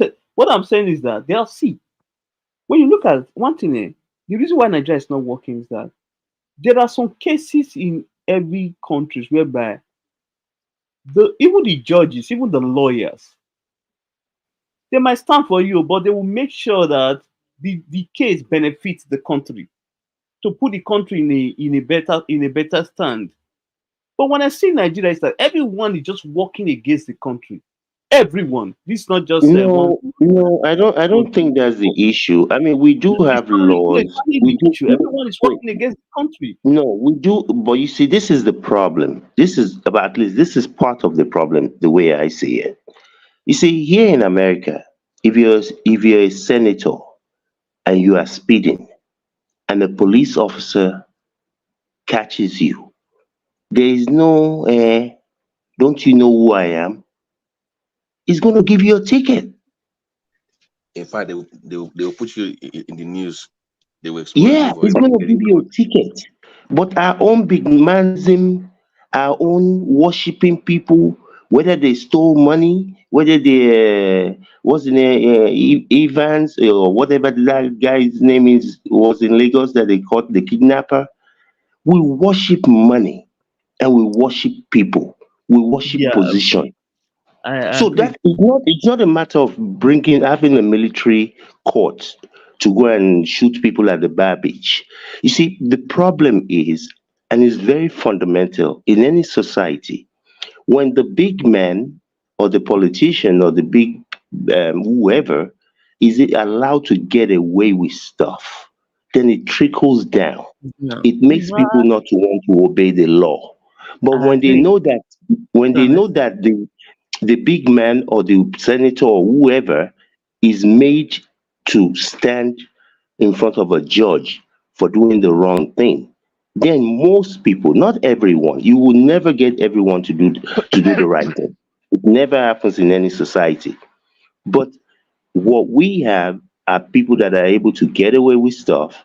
And unfortunately for us, we have so many people coming to And defend the do you see what indefensible. happened to this woman? This woman that the Tinubu suspended. Yeah, What's the what? that lady. Yeah, Better Edu or something. But yeah, yes, yeah. okay, you see that these people they came and demonstrated to bring her back. to bring her back. But you see, this is what we do. This is what we do. Umaru Diko stole $2 billion of our money in 1982. 2 billion in 1982. Ran away to UK, protected by the UK government. When he was pardoned, he came back, come and see the Aero at the airport to welcome a thief. Alamesia, The same thing. Ibori, Yeah, the same.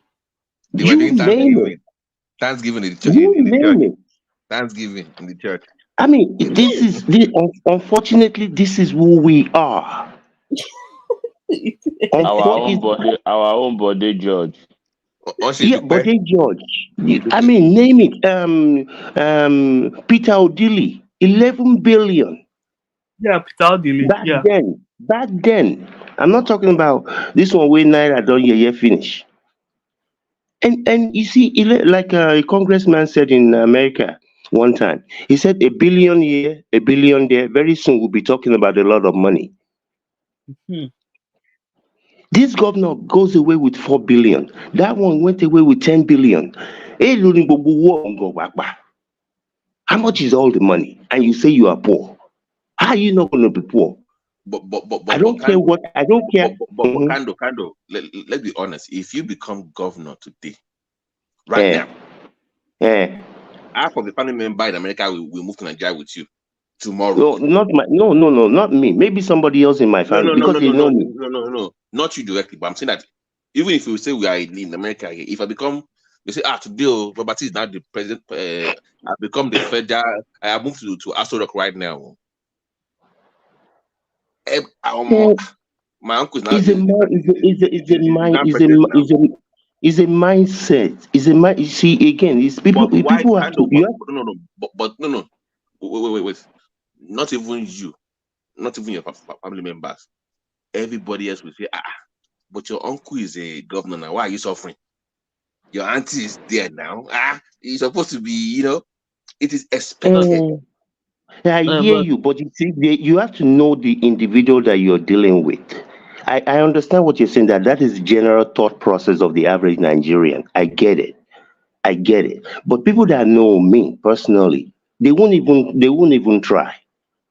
They will not try because me, I don't support foolishness. I'm not impressed by anybody's anything. Kò sí tó kò sí téèyàn I ń will jẹ tí try ò ń you. tán. I will try you. I know Kando. Try. You can try.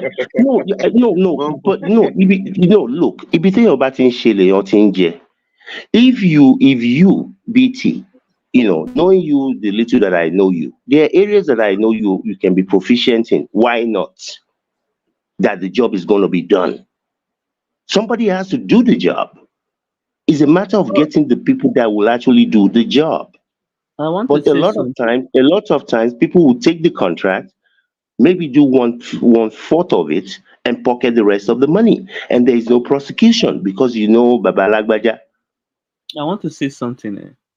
I think to me, we need to change some of our law, mostly in the state. For example, for you to run for a governor in a state, I believe you should at least be living in that state for at least 10 years or at least, let's say, 5 years. Because when you No, see in most Nigerian it's states, 1 year right now. It's 1 year. most of Nigerian states, most of the governors don't live there. They only come in to run for election during election, and when they are the governor of that state, they hardly stay in the state. You understand me? They travel around between Abuja, Lagos, and their state. So many of these leaders don't live in their state. It's crazy. We need to change that. Well, I think that's part of the reason why most of the Nigeria state it's not developing, because most of the people who are running the affair of the states, they don't live there. you They see, don't. the bigger problem is not whether people reside in a place. The biggest It problem, matters. It counts no, because they will but take look, time to really do the no, work. no, no, no, no. You see, the biggest problem with that is because you have leaders with no vision. You have people that don't have vision. You have short-term thinkers. I agree. You have people that don't understand that when you go and buy 140 million naira car from wherever, you're exporting jobs to other Kando, Mm, people's no, countries. no, mm, mm. hold on, Kando. If you interview me for a job, right? If you interview me for a job, if I don't qualify, would you still hire me? No, No. sir. But the, Me, the, the, Ni- no, the sir. Nigerian people chose to hire unqualified individuals where they didn't even bother to even ask them questions during the interview, which is the election period. But if you look No, at They it, didn't even ask them any question. the we Nigerian agree. That's people why. are That's why we say is our orientation. It no is see, it is just part of our orientation, let's be honest. and Nigeria and populists are and put lack in a and very lack bad of position. accountability. Lack of accountability. Okay, if we look at the Nigeria politics, for example, we sometimes blame the people. Yes, I get it, but we don't look at the primary in these parties. The damage normally get done in the primaries. You see, those who have the deeper pocket will be able to maneuver every other what they call delegate to support them, and this thing continue The as a delegates, cycle. where are they from? Are they not Nigerians? These are party members. They are not the generality of Nigerians. These are just party members who will do what they need to do. You I beg. understand me? I'm sorry. Who is speaking? I'm sorry. Who is speaking? I just didn't get the name. I'm sorry. Nigeria first. Nigeria first. Okay. I'm sorry. Go Yeah. ahead. Yeah. So most of the things damage happen within the political structure because they pick the leader and the people end up voting for the people they picked. They unpicked. So there's nothing Nigerians can do. You have two candidates. You have to pick from the two. Okay. If the primary Nigeria No, no, first. no, system in no, the no. party actually Nigeria first. That is not Nigeria true. first. That is Nigeria not first. true. That is done everywhere in the world. In China, it's a one-party state. Is whoever the party decides, but there is accountability. within the parties. Yes, I agree. No, within the country. Period. Do they not but do before you think they us, don't wait, yes, wait, I've wait, you think wait, you think they don't steal wait, you think they don't steal in China? They do. But tó bá mú ẹ, ìwọ nìkan yes, kọ́ I ló máa do. forí kò. Gbogbo family ẹ ló máa forí kò. There's accountability. In Yeah. America, there's a party structure.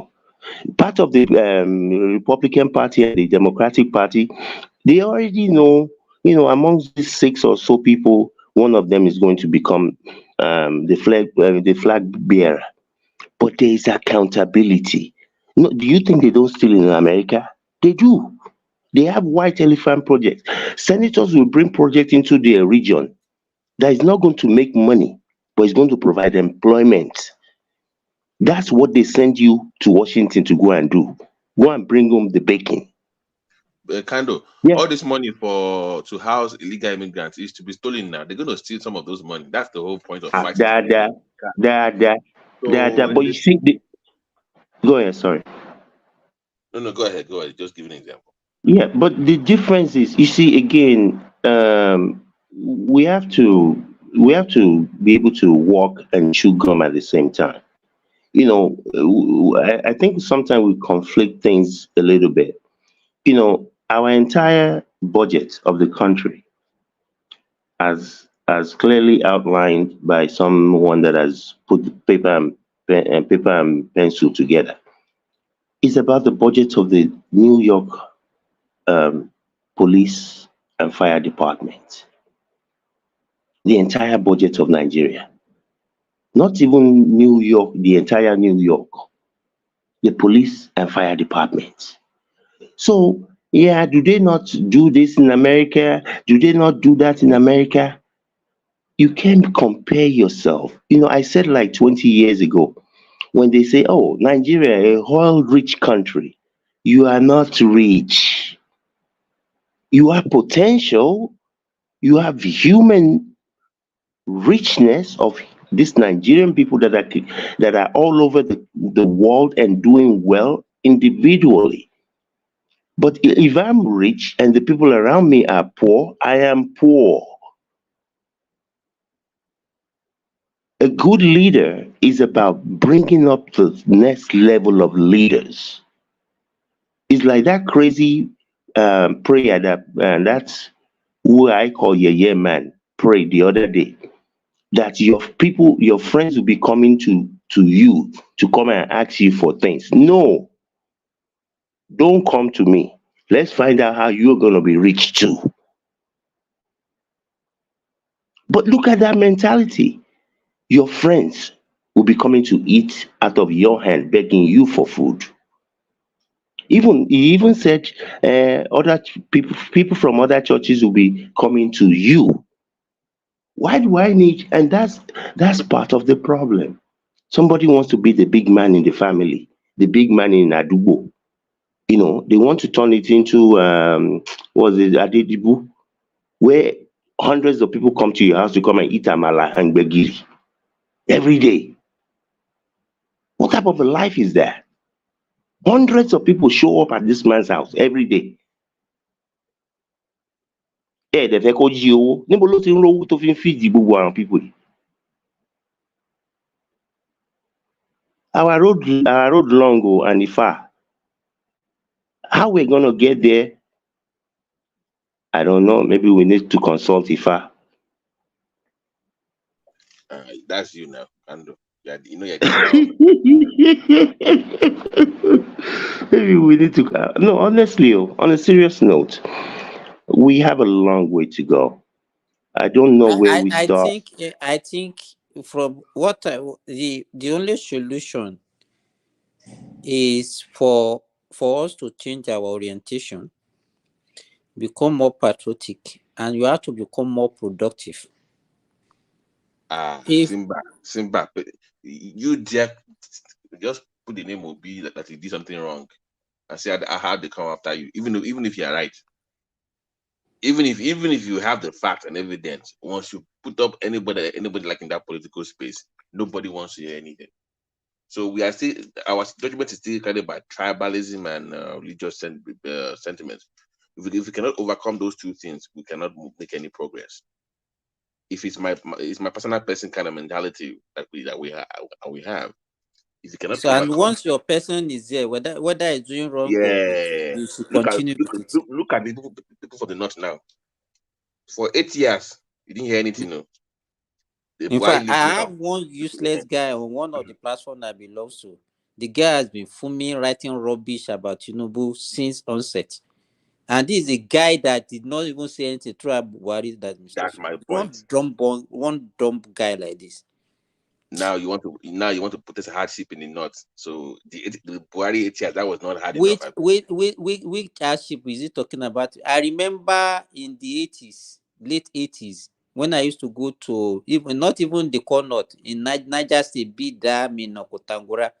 If you go to the restaurant to go and eat, and they put your food on the table, and you just turn to go and wash your hand, you will not see that food again. They will have taken it right in the 80s. So I'm talking about late 80s. So. Was that not hunger that time? The problem is that we are pretending as if the problem started now. The And thing once is some that people start echoing certain thing, everybody will just, it's like a Simba, bandwagon effect. Eh? see, Nigerian, we have not been able for the past, let's say, 3 decades, we have not been able to solve many of our problems, and some of these problems have complied, like they have grown into what we have right now. So we need to learn how to solve problems. Some problems need to be solved. For instance, the issue of community clashing, fighting within themselves, I think by now we should have been able to sort out that problem. But still, we still go through that every year of How whereby can you community. solve how can you solve the problem when you have sidelined your cultural rulers? The KBCs have been sidelined. They are the ones, if they had the power that should solve their own problems now. But Let me tell you, if you there is ignore anything that them, they don't have any power. So what do you mean to? You can't solve that kind of it problem now. will not even solve. You know why it will not solve? Now, let me give you, for example, you are a father, you inherited, let's say, 10 acres of land from your father that you are using for your farming. Now you maybe you marry 3 wives, you now have 15 children. Maybe out of that one, you have like 10 boys. That means that 10 acres has become one acres per person. That's Yes. what That Mr. Simba, Mr. I we Simba, don't Mr. uh, Simba, Mr. Simba, they told me that Igimeri lo yemi o, not 3 wives. So Igimeri lo so po yemi o. you understand. The problem now is the I don't even know if I want to expand it. The population of the world is increasing, and the resources in this world that God has not added one drop to it since He created this world. So people now it become more difficult for people to survive because a lot of people are now struggling for the limited resources that is available, uh, and that is well, one of the things that Mr. Simba. Mr. Simba, I beg to differ. You Yeah. see, it's not the resources are not really limited. There is more money in the world now than there was 10 years ago. There will be more money 10 years than there is it's not today. about money. Is it money No, that no, we are no, going no. to eat? Yeah, but you see, again, is I get the point you're making about Can you a man. let me give you example. When we are young in the village, if you are going to farm like this, you don't need you see fruit, you see guava, you see mango, you see orange that you pluck along the way. That's Nobody's true. You understand? You don't see all those things this again now. I agree. On in that respect, I agree with what you're saying. But what I'm saying is this, though. At the same time, just as you talked about on the farm, and even this man with the 3 wives and however many children. What I'm saying though is the way the world is set up now, enough people I will be able to get an education. Will be able to. I mean, who knew anything about computers to the level of where Microsoft has taken it? Who knew about Elon Musk and all the different businesses Okay, he has been able to I create? agree with you that with the Yeah, technology is making yeah. So things yeah, things more. are going to get yeah. So with education, all we have to do really is to make the pie bigger. Unfortunately, we have rulers in At least Nigeria. what you can, for example, like the example I gave now, what you can make then on 10 acres of land, you can make it on 1 acre now. If we Exactly, and practice not only that, if you use the right technology, that 1 acre can produce more than 20 acres. Not just on the land itself, you can do agriculture. I mean, there are buildings in some cities in this country where the amount of food, even in Israel, that is They are produced, they are, you would not be able to they are produce it growing on without 10 times the land. Yeah. they are gro- So they are growing without soil now. You yeah, can just do that so handy thing. Yeah. So yeah. So I agree with you, Mr. Simba. I mean, I agree with the setup that you outlined. But all I'm just saying is, with technology, with advancement, there is we opportunity. can solve that problem. We can. I mean, Simba and Kando, this is my concern with the way we've ignored or just our system. What would be Nigeria's role in what is to come in the world of AI if we don't invest in our education? Of course, we'll be left behind. But how severe would that be to us?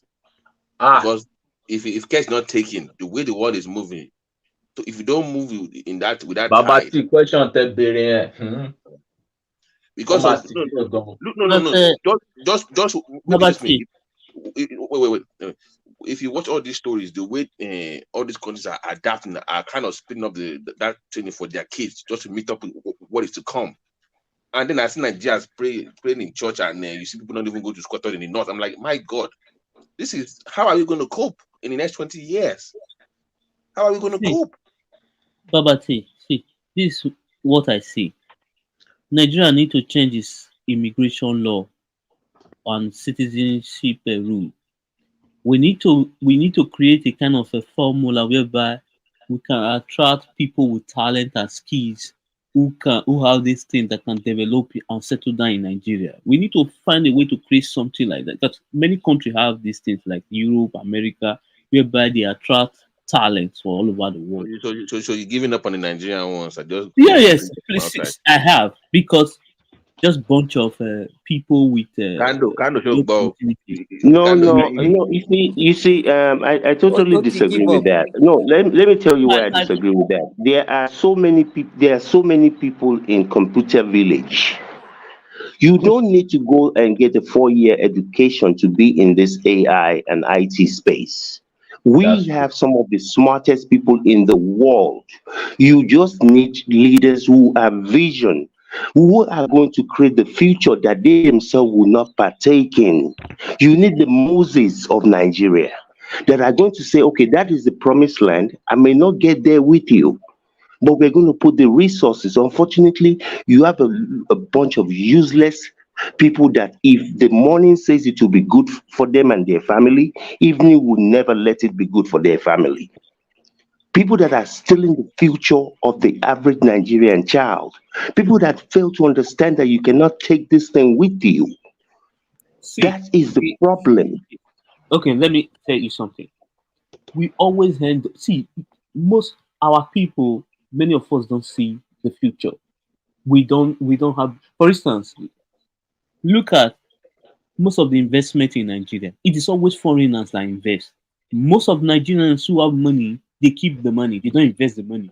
So we cannot continue to blame even the politicians only. No, the people themselves they don't invest. For the past 5 years or so, I've been shouting that there's no one who have this money in Nigeria to build something like arena, sport arena in Nigeria. But finally, I think someone wake up and see maybe they have must have seen online that people are saying build arena. This would have been done like 10 years ago, but many people they don't Okay. see, they don't invest the money. I'm not interested in your sports arena. What No, I'm what I interested mean in, is that people are not hold on, sir. Let me tell you I what get. I'm saying. People are not investing in things that will bring money, future return. They are not doing it. If you build that, that will employ at least, let's say, 10,000 people. You understand me? I get the point, but the point I'm making is, you see, the leadership is important. Leadership is important, and people being able to, you see, you have to know where you are every time in life. You have to have an idea of where you are, where you want to go. You may not get there 1,000%, but if you have people, I mean, I know enough people that are investing in Nigeria every time. They're investing in their own little way. Yes. Unfortunately, we have a system, we have a country that is oriented towards Faji and Sean, Ojo Kulojo Simi is our Benny. mentality. What The does that average mean? person, the average, huh? What does that mean? I didn't know because I'm not Yoruba. I go chop today. I go chop today. Today not today. I will go worry Okay, about tomorrow. It's Tomorrow. today, die tomorrow. okay, okay. Yeah. So that is our thought process. We just like everyone has outlined earlier on. You're doing business. You're taking money from the business. You're using it to do this, do that. Give your wife, buy a shobi, do this. If you don't bury your father in a befitting way, I said if I die, let them freeze the meat, chop it up and feed it to a lion. I don't need any befitting way. If lion doesn't chop them, worms na him go chop am. I don't need any 20 million or 50 million naira burial. It's a waste of time. So the point is we have not been doing what we needed to do a long time ago. We're Yeah, not we've going been. to wait on the government. Those of us that can do wherever we can do, will continue to do. Those who refuse to do, they will continue to refuse to do. But there is no silver bullet. We are here right now. Those who, you see, what pains me about all these Lagos boys is where were they 7 years ago? Why didn't they all see the handwriting on the wall that we were screaming that this is where the country is going? Why didn't they talk to Buhari when he was there? Both the national chairman, Mr. Tinubu, and whoever else. Why didn't these people see that future before we got here? And since we've been here, what I've been screaming about for the last 4 years or so is based on numbers. We as a country are going to be about 400 million people by 2050. Who is planning for that future today? A Okay, barrel of oil is exactly. going to Yeah. hold on. A barrel of oil is going to be about $30 or less by then. How are you planning? Are you still going to be dependent on this crude oil? Thank How you. do you plan for that future today? Saudi Arabia is spending 50 billion to generate electricity through solar to be selling to Europe in the future. Those are leaders, those are thinkers, those are people that look forward. But can Um, you can I see? quickly add I something? think individual Nigerians need to start, or as a group, as Nigerians, we need to start investing in those industry. For instance, I think Nigeria have lithium. Where are the Nigerian investors in the lithium sector? Battery, nowhere to be found. With everything, we cannot just wait for government. The citizens themselves, we need to see opportunities and grab them. And Then that's the what Well, that's government what will come in later. that's what I just said. That the Nigerians that I know they're doing.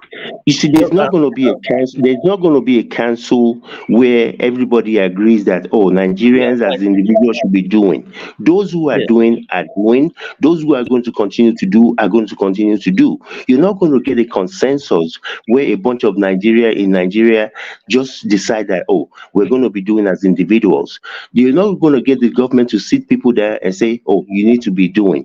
Those of us or those that are doing are doing.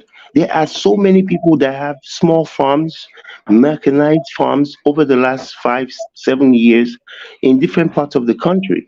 And as individuals, they're doing. We're not going to get the governor of whatever state or whoever the president is to come up with these things. But it's unfortunate. You see, when you see the people in power utilizing the very limited resources and jonticating all over the world, spending money like a bunch of drunken sailors, and telling everybody else just deal with this little period of pain. You're telling everybody to be commercial garage. You wouldn't dare filet mignon. That's the problem. Yeah. Leadership is important. It's not that you shouldn't eat the filet mignon, but oh, le ma jẹ́ ṣojú mi, wọ yàrá, jẹ́ kán gbé wá bẹ́ẹ̀ nínú yàrá. Mm. That's the Yeah. problem. It's important what you show people, even if Yeah. you're not being 1,000% honest about it. But when you show people, when you say, things are hard though, like I said when this government came in, if they found areas in the country where they could find farmland and bring in 50,000 people to those areas, 50,000 young people from all over the country, let's start this farming. These things are not going to grow tomorrow. It's going to take At time all. for them to grow. Just like But Mr. Simba said, people think Ca- you go into poultry business. You know how long it's going to take before the birds start laying? You got to feed them. You got to make sure that they're taken care of. You got to this use where this their is where droppings as fertilizer. Kando, this is where the this is why I always blame state governors. This is their responsibility if we really want to look at it. State governors, because most of them did not do anything, they should be able to invest in agriculture in their state. Because, like my state now, we have arable land in my state. But you see, many of the state governors are not doing anything concerning. They just have a commissioner of agriculture, but they do nothing. You Okay, understand me? hold on. I agree with you, sir. This should be the job of the state governor. If they don't do it in court, then what do we do? Because let me see, but do you know that Can I state can I governors are interject? in charge of lands in Nigeria, I not the hear, president? I hear you, but I think so. It should be. It should be. Talk about Shenko. What do we do? Do we fold our arms I, and all fall I into the agree. lagoon? Yeah, Can they I have to. interject? I want to just add something. You see, Kando, you phrase a big point. We cannot. It's not something one person can just do. Government also needs to come into this idea. Let's take the example of India for. Let's use the example of India. India had a problem. They understood they had a population that will need to be fed. What India did was they came to the UK, got a patent from what's it called, from a diesel company for a diesel engine. When they took the what's it called patent for production back to India, they used that patent to create a tractor firm. And now what they now did with that was for every farmer, and a farmer has access to a tractor. Granted, you can still buy your own what's it called imported tractor, but there is a local India tractor company whereby you can go there and get your tractor at subsidized rate. Like you said now, Nigeria's population would be, I think, I'm not sure in next 2030 or by 2050, they said we will be the largest black population, fourth Four, population in 400, the world. 400 million people by 2050. Can you imagine? So we are looking at the space of just maybe 30 years. 26 years. Okay, Do you 26 believe it? years. Do you believe Now, it? we are not And they making are not. provisions to have our own indigenous tractor and implement production plant. Now, they are now. I'm not saying that it's not good to have what's it called, all this. If I'm the president, I'll tell the likes of Innoson, please move your car production back to what's it called, farm implements, and because it's still the same engineering principle, machines and drives. move it back to tractor production, and let's have our own localized tractor firms whereby any farmer interested can go there and get it at subsidized rate, maybe through Bank of Industry and whatever was it called credit policy they want to have. Instead, Nigerian politicians would prefer to go to European countries, get the likes of John Deere, Chase, and they've forgotten that the cycle is when there is a damage, you still need to go and get the spare parts from these countries. At the end of the day, you still need forex to do those things than having our own. Nila thanks Ononi. Exactly. Rather than having our own indigenous one, even if it is giving maybe 50 or 500 tractors per annum, it will complement whatever is being imported. But Nigeria will not do that. They will prefer to go outside and import those tractors. So the question is, for the past 100 years or 50 years that Nigeria has have independence, what has been happening to all the tractors that have been coming to the country? It's the same cycle. No, there will not be what's it called spare parts when these tractors break down, because we don't have an indigenous production industry for that. I totally agree with you. You see, the day that I knew that we were finished was, I think it was about 20 whatever years ago, 21 or whatever years ago, that some people that call themselves human beings in Nigerian Senate budgeted $1.2 billion to buy trash can from the UK. Trash can. Human beings. Trash can. Yes. I remember I wrote in Sahara Reporter back then. I said, what type of human beings are this? And these people had they had the kahunas to say that the ones that they produce locally, they're not as good as the one from Europe. Trash can. I said these people are finished. It's a mentality. Whether it is tractor, whether it is trash can, but this is the people you're dealing with. The people that I don't know if any one of you saw the interview with Sheon, with one of the senators, when Sheon was asking this human being that how can you guys be comfortable saying you're going to you spend 100 and whatever million naira to go and buy cars from wherever. You should see this man's face. Like, what do you mean? We had to buy the cars because the roads are bad. And that is the person that you expect to help you plan a future? The person that thinks that because the road is bad, instead of fixing the road, you will go and buy a car from a different country, export jobs to those countries.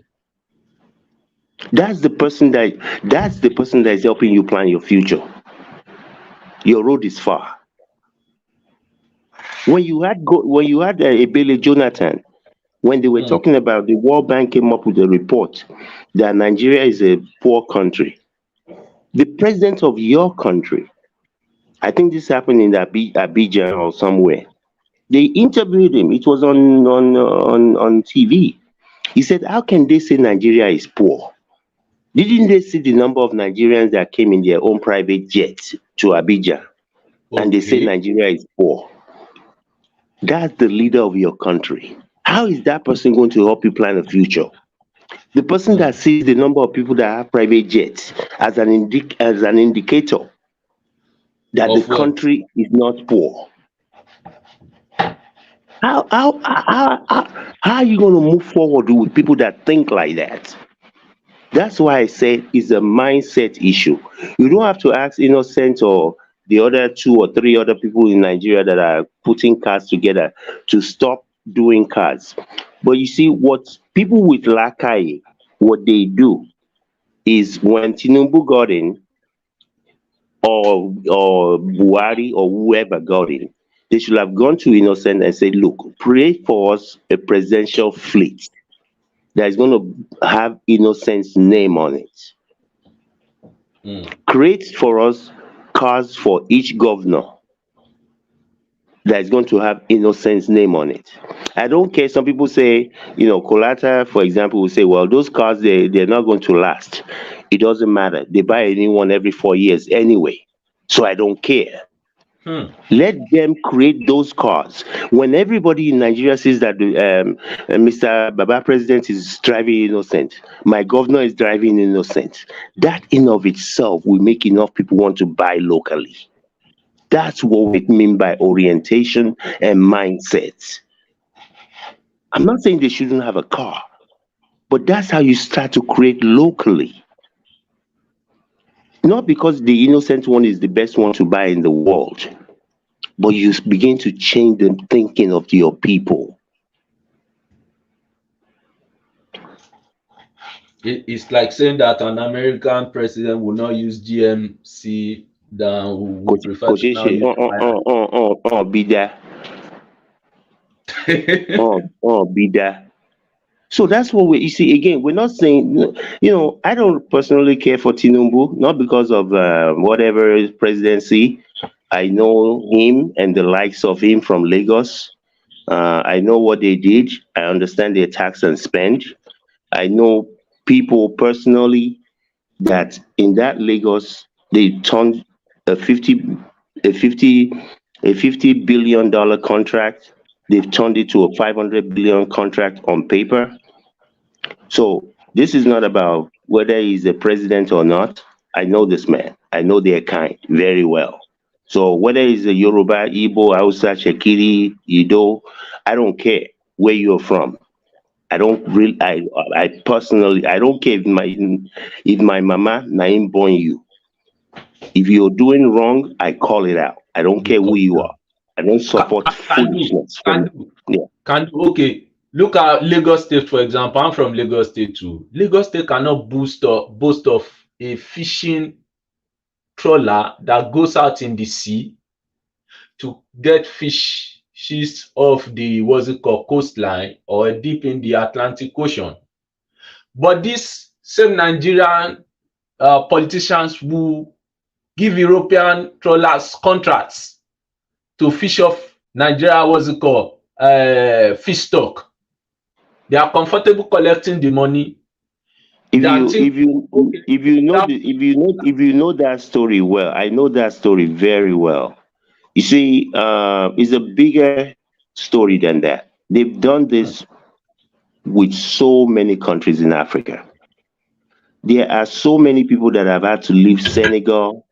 They have had to leave so many of these other West African countries because the people that have sold their future for a bowl of porridge, not just in Nigeria. I know this story very well. In all these different African countries, they've issued all these licenses to all these European and Asian countries. So they have been fished out. Villages where people used to be able to sustain themselves, they can't catch even 1/5 of what they used to catch anymore. Because all these contracts are given to all these European countries with all their big vessels that goes and catch these fishes in ungodly quantity. Ungodly, yes, that's the word. Ungodly quantity. And it's because some of these European and Asian companies are able to bribe the leaders. If not the minister, somebody who is close to the minister is bribed, and they get all this contract. I mean, I've seen a few videos, like 2-hour documentary in some of these other countries where people they can't farm anymore. I mean, they can't fish anymore because the big guys are taking all the fish. So it's a bigger problem. And again, I don't know who made us the way like this, where one man or one woman will be just because of waiting he go chop, destabilize an entire group of people. Yeah. So I don't, and people tell me, if you two go Abuja, you'll be like that. I say, Kosheshe. kò ṣeé ṣe because I know pé kò sí ní tá à ń jẹ tí ò ń tán. Then Everybody comes to an end sooner or later, or raw. And the most important thing that any one of us is going to be or raw at the end of the day. Not how many Lamborghinis you had. You had 2 houses in Maitama. You have 3 chateaux in France. Who cares? Like I always say, where are the palaces of the pharaohs, Lenny? But then you and you Banila Kai. Look at my golden wristwatch. Look at my silver ring. Look at my Kinikon suit. Tomafile. But when you're short-sighted, when you don't really understand what God either put you on this planet to do, or he or she should have put you on this planet to do, you'll be doing big manism. Let everybody be bowing down to me. Mr. Lagbaja, Mr. Tamedo, Mashelo. ṣe bẹ́ẹ̀ ń pè small fi ẹ jẹ́ máa lo cultural excuse náà ó dà máa ń hámà lórí cultural excuse yẹn jù ń gbà mí. And I think there's an aspect of it. Hello, Jẹ́ padà jọ. I think there's an aspect of our culture that is there, at least in Yoruba, orientate our senior. You know, you see somebody, you know what he does. Oh no. If I send my father some money, tí ó mọ̀ pé kò jẹ́ kó wá látọ̀dọ̀ mi, ó máa pè mí sharp ni pé ìjẹ́ wo ló bẹ̀rẹ̀ sí jalè. Because where did you come up with that type of money? I know what you do. Tó bá ti ń ṣe nǹkan míì tó sọ fún mi wá ṣàlàyé. But you have pastors that they will know that somebody stole the money and they will still collect it. So that's why I said our road is far. Where we start from, I don't know.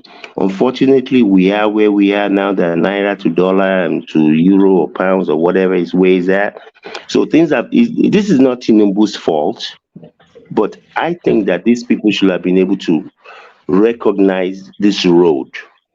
You know, the last time that I was speaking on here, I said people should go and Google Sanusi, Lamido Sanusi, and put in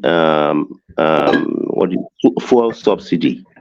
In 2014, when naira was 1 naira to 1, I think it was 140 something at that time, he told them, if you continue to pay this subsidy. It was in 2012. That was when the protest happened. It saved Nigeria whenever Nigeria protest. That was the right time to remove fuel subsidy. I think the APC back then played politics with it. That's the problem of Nigeria. We always play politics with everything. They should have allowed the PDP government back then remove the subsidy. I think we would have been in a better place now. Yeah, I think you're right, because based on my calculation, the amount of money that they have paid all these importers is about 36 trillion in this fuel subsidy. So that's transfer of wealth from the average Nigerian kid having a desk at school, having a book that's gone into the pockets of some people. That's why when I see these people, I don't consider them as rich. No matter how much money they have, they will still be poor in my eyes. Because you just stole from the people. That's all you guys did. So when people say they're shocked that Naira is here. When I came on this panel, I think a little over a year ago, when Naira was still about 600 and something or whatever it was, I said, based on the metrics I look at, this thing is going to go from $1 to 2,500 because the handwriting is there for those who are able to see it and look. Yeah, I wrote it on the panel several times, and on Dr. Damages as well. That any people don't you see what's coming? Not this last November, the previous November, I told everybody in my family, There is no celebrating no Christmas It means because that the pain that is many of us live in a bubble. the pain that is coming. This was not this last November, the previous one to that. The pain, Tombo, una go hear when. So I'm not saying, it's not everyone that will be in that, in that area of work. But all these Lagos boys with their financial background, why didn't they see this coming? And for those who are confused, go and look at that video. It's about 26 minutes of Sanusi standing there telling them Winto Mashelini back in like somebody corrected me that it was 2004, 12 or something. So people saw this, and those who outlined it and called it out, they did. But while they were calling it out, all the other people were dancing, drinking, marrying. So we are where we are today. So my question at the end of the day is, at the day with our day in how do we prepare for 2050? Those are the type of leaders I'm interested in hearing from. Because this one is over. We're here already. How do we prepare for that future for those people? Well, I think that's one that I raised of if Nigeria needs to go and get a patent from a diesel company for tractor production or diesel engine patent from a company for them to Nigeria just needs that. At least if not for anything. Oúnjẹ ṣe pàtàkì. Absolutely. Absolutely. You have to even Akowe gonna have to eat.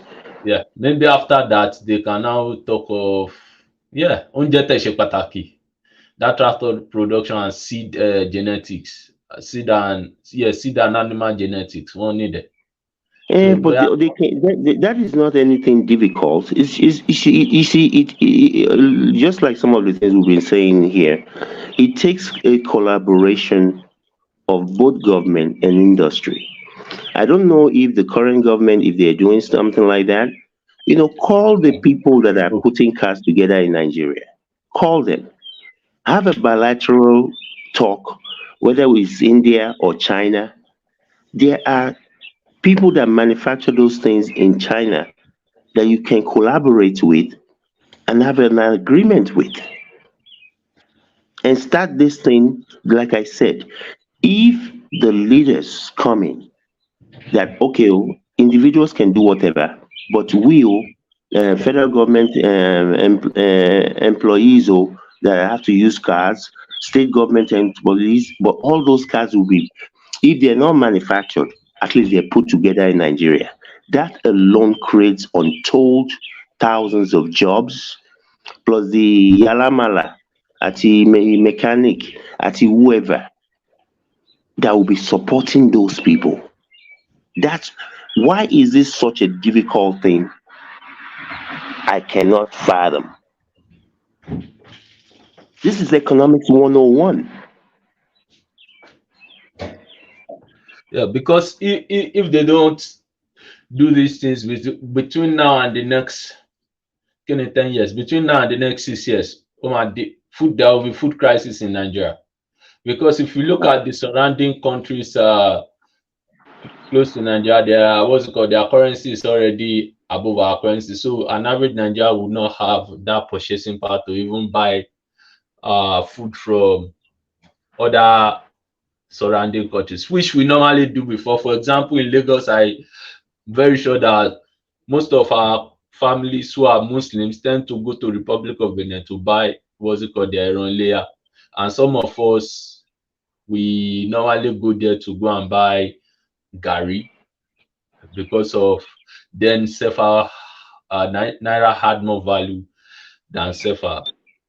Now, nobody can even try. Most of the fishes that we eat in Badagry axis normally come from Ghana down to Togo to Benin Republic because of the Badagry market there. Now, I'm telling you the truth, we cannot. an average family cannot even afford those things again. So I Yeah, normally, but you see that fish area is there's a lot of talks being had because part of that problem with that fisheries in all the coast, all of the western coast, has to do with these European Union people. yeah, I want to buy fish stock. We we have to by fight, by law, we have to fight these people because they're taking food out of the mouth of our people with all of these their big trawlers.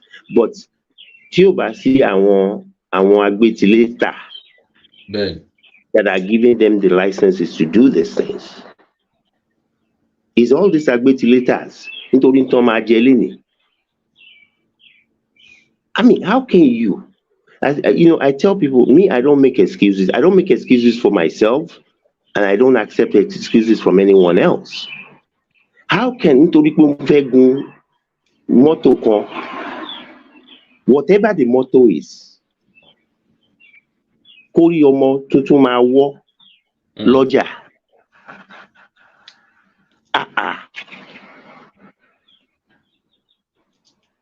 There are things to be done. There's work to be done. There's work to be done from local governments to whatever government. Even in my area, the last time I was there, they took all this the gutter that they've been building for over 20 years that they finally built. Okay. They took all the quantity from the gutter and put it right next to the gutter. For weeks, I'm driving past this thing. I'm like, who does this? What does it take? Ọkùnrin làǹtẹ̀làǹtẹ̀ ládùúgbò. Bring a tipper, give them shovel, and let them start shoveling this thing into tipper. Because òjò ń rọ̀, the same tẹ kókó nínú gutter náà ló tún máa padà síbẹ̀. But you left this thing there for weeks. Do you need an education to do that, or just làákàyè? The isolate education náà máa ń build làákàyè. Wọ́n ní láti. Mi ò sọ pé isolate. Mo kàn ń sọ ni pé there are just some things. You see, nígbà tí mi ń dàgbà, bí eré kò dúró kò fọwọ́ ẹ̀ kò fi kan ògiri ilé bàbá mi. Ó máa ṣe 14. Ọgbà wa báyìí ó máa nẹ́nẹ́ ni. Up till today, tí n bá mú sweet tí n bá fi sẹ́nu mi, the wrapper máa mú dání until tí n bá rí ibi tí máa sọnù sí trash can. Kò bá jẹ́ the next 10 miles ni máa rí trash can. Kò ṣeé ṣe ni, it's not even possible. Kí n kàn sọ pé mo fi sweet ẹni mo á mú wrapper ẹ̀ mo kàn sọ jáde. Because I wasn't trained like that. Trained like that. Wow, that's great. So when I go to Nigeria and I see people take this sachet of water, drink it, and just throw it down, I'm like, who raised these people? But ìgbà wo ni ẹ̀ ní omi yalé gbogbo gọ́tà ló ti kún yìí. People will actually come out of there, face me, I face you, take their trash and pour it in the gutter.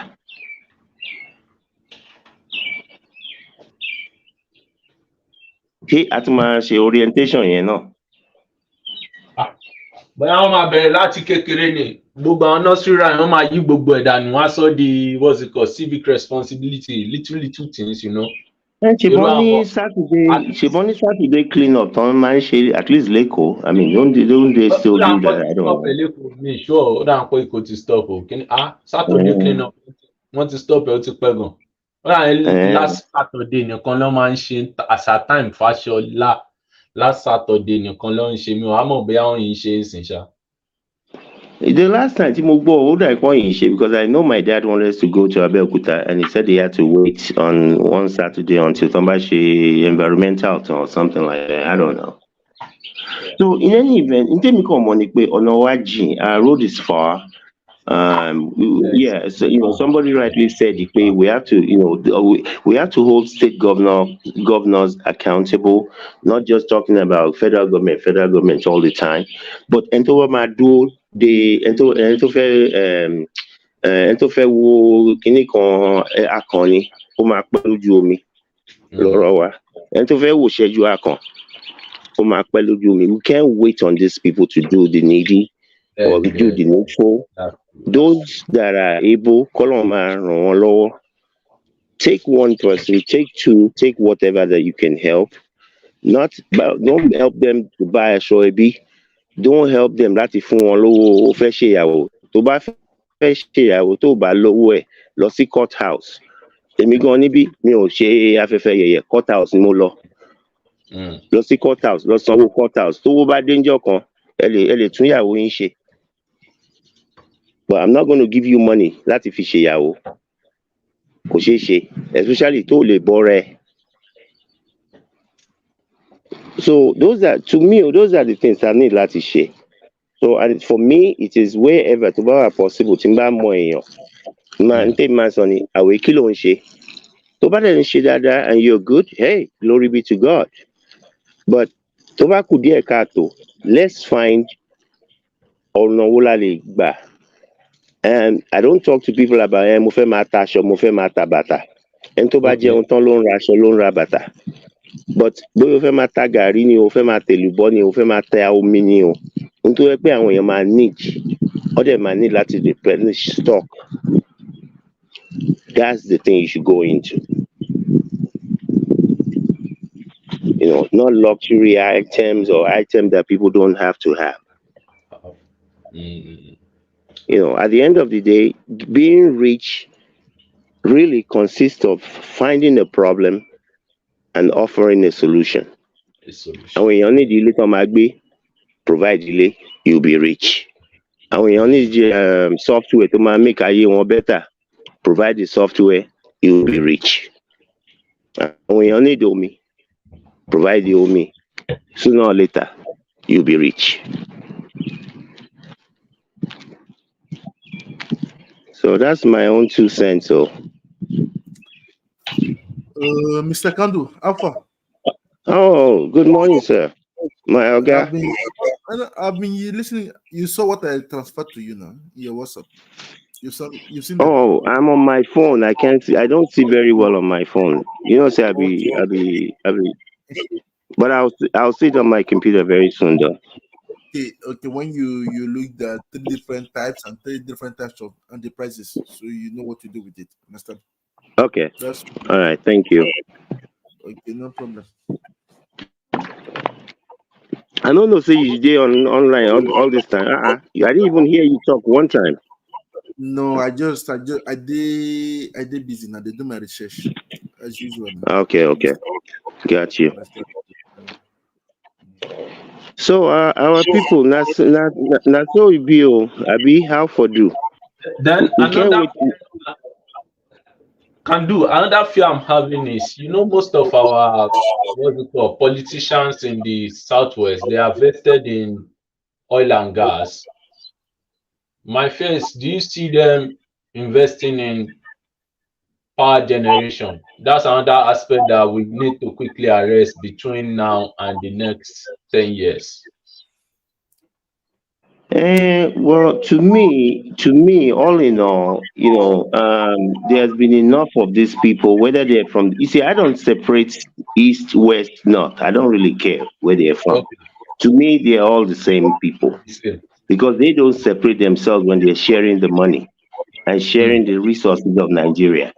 So wherever they come from, to me, obviously there will be some exceptions, but as a rule, these people are not going to do stuff like that. They're not going to do things like that. Somebody was pointing out on another platform over the weekend where they were showing that India has added 21,000 megawatts of electricity to their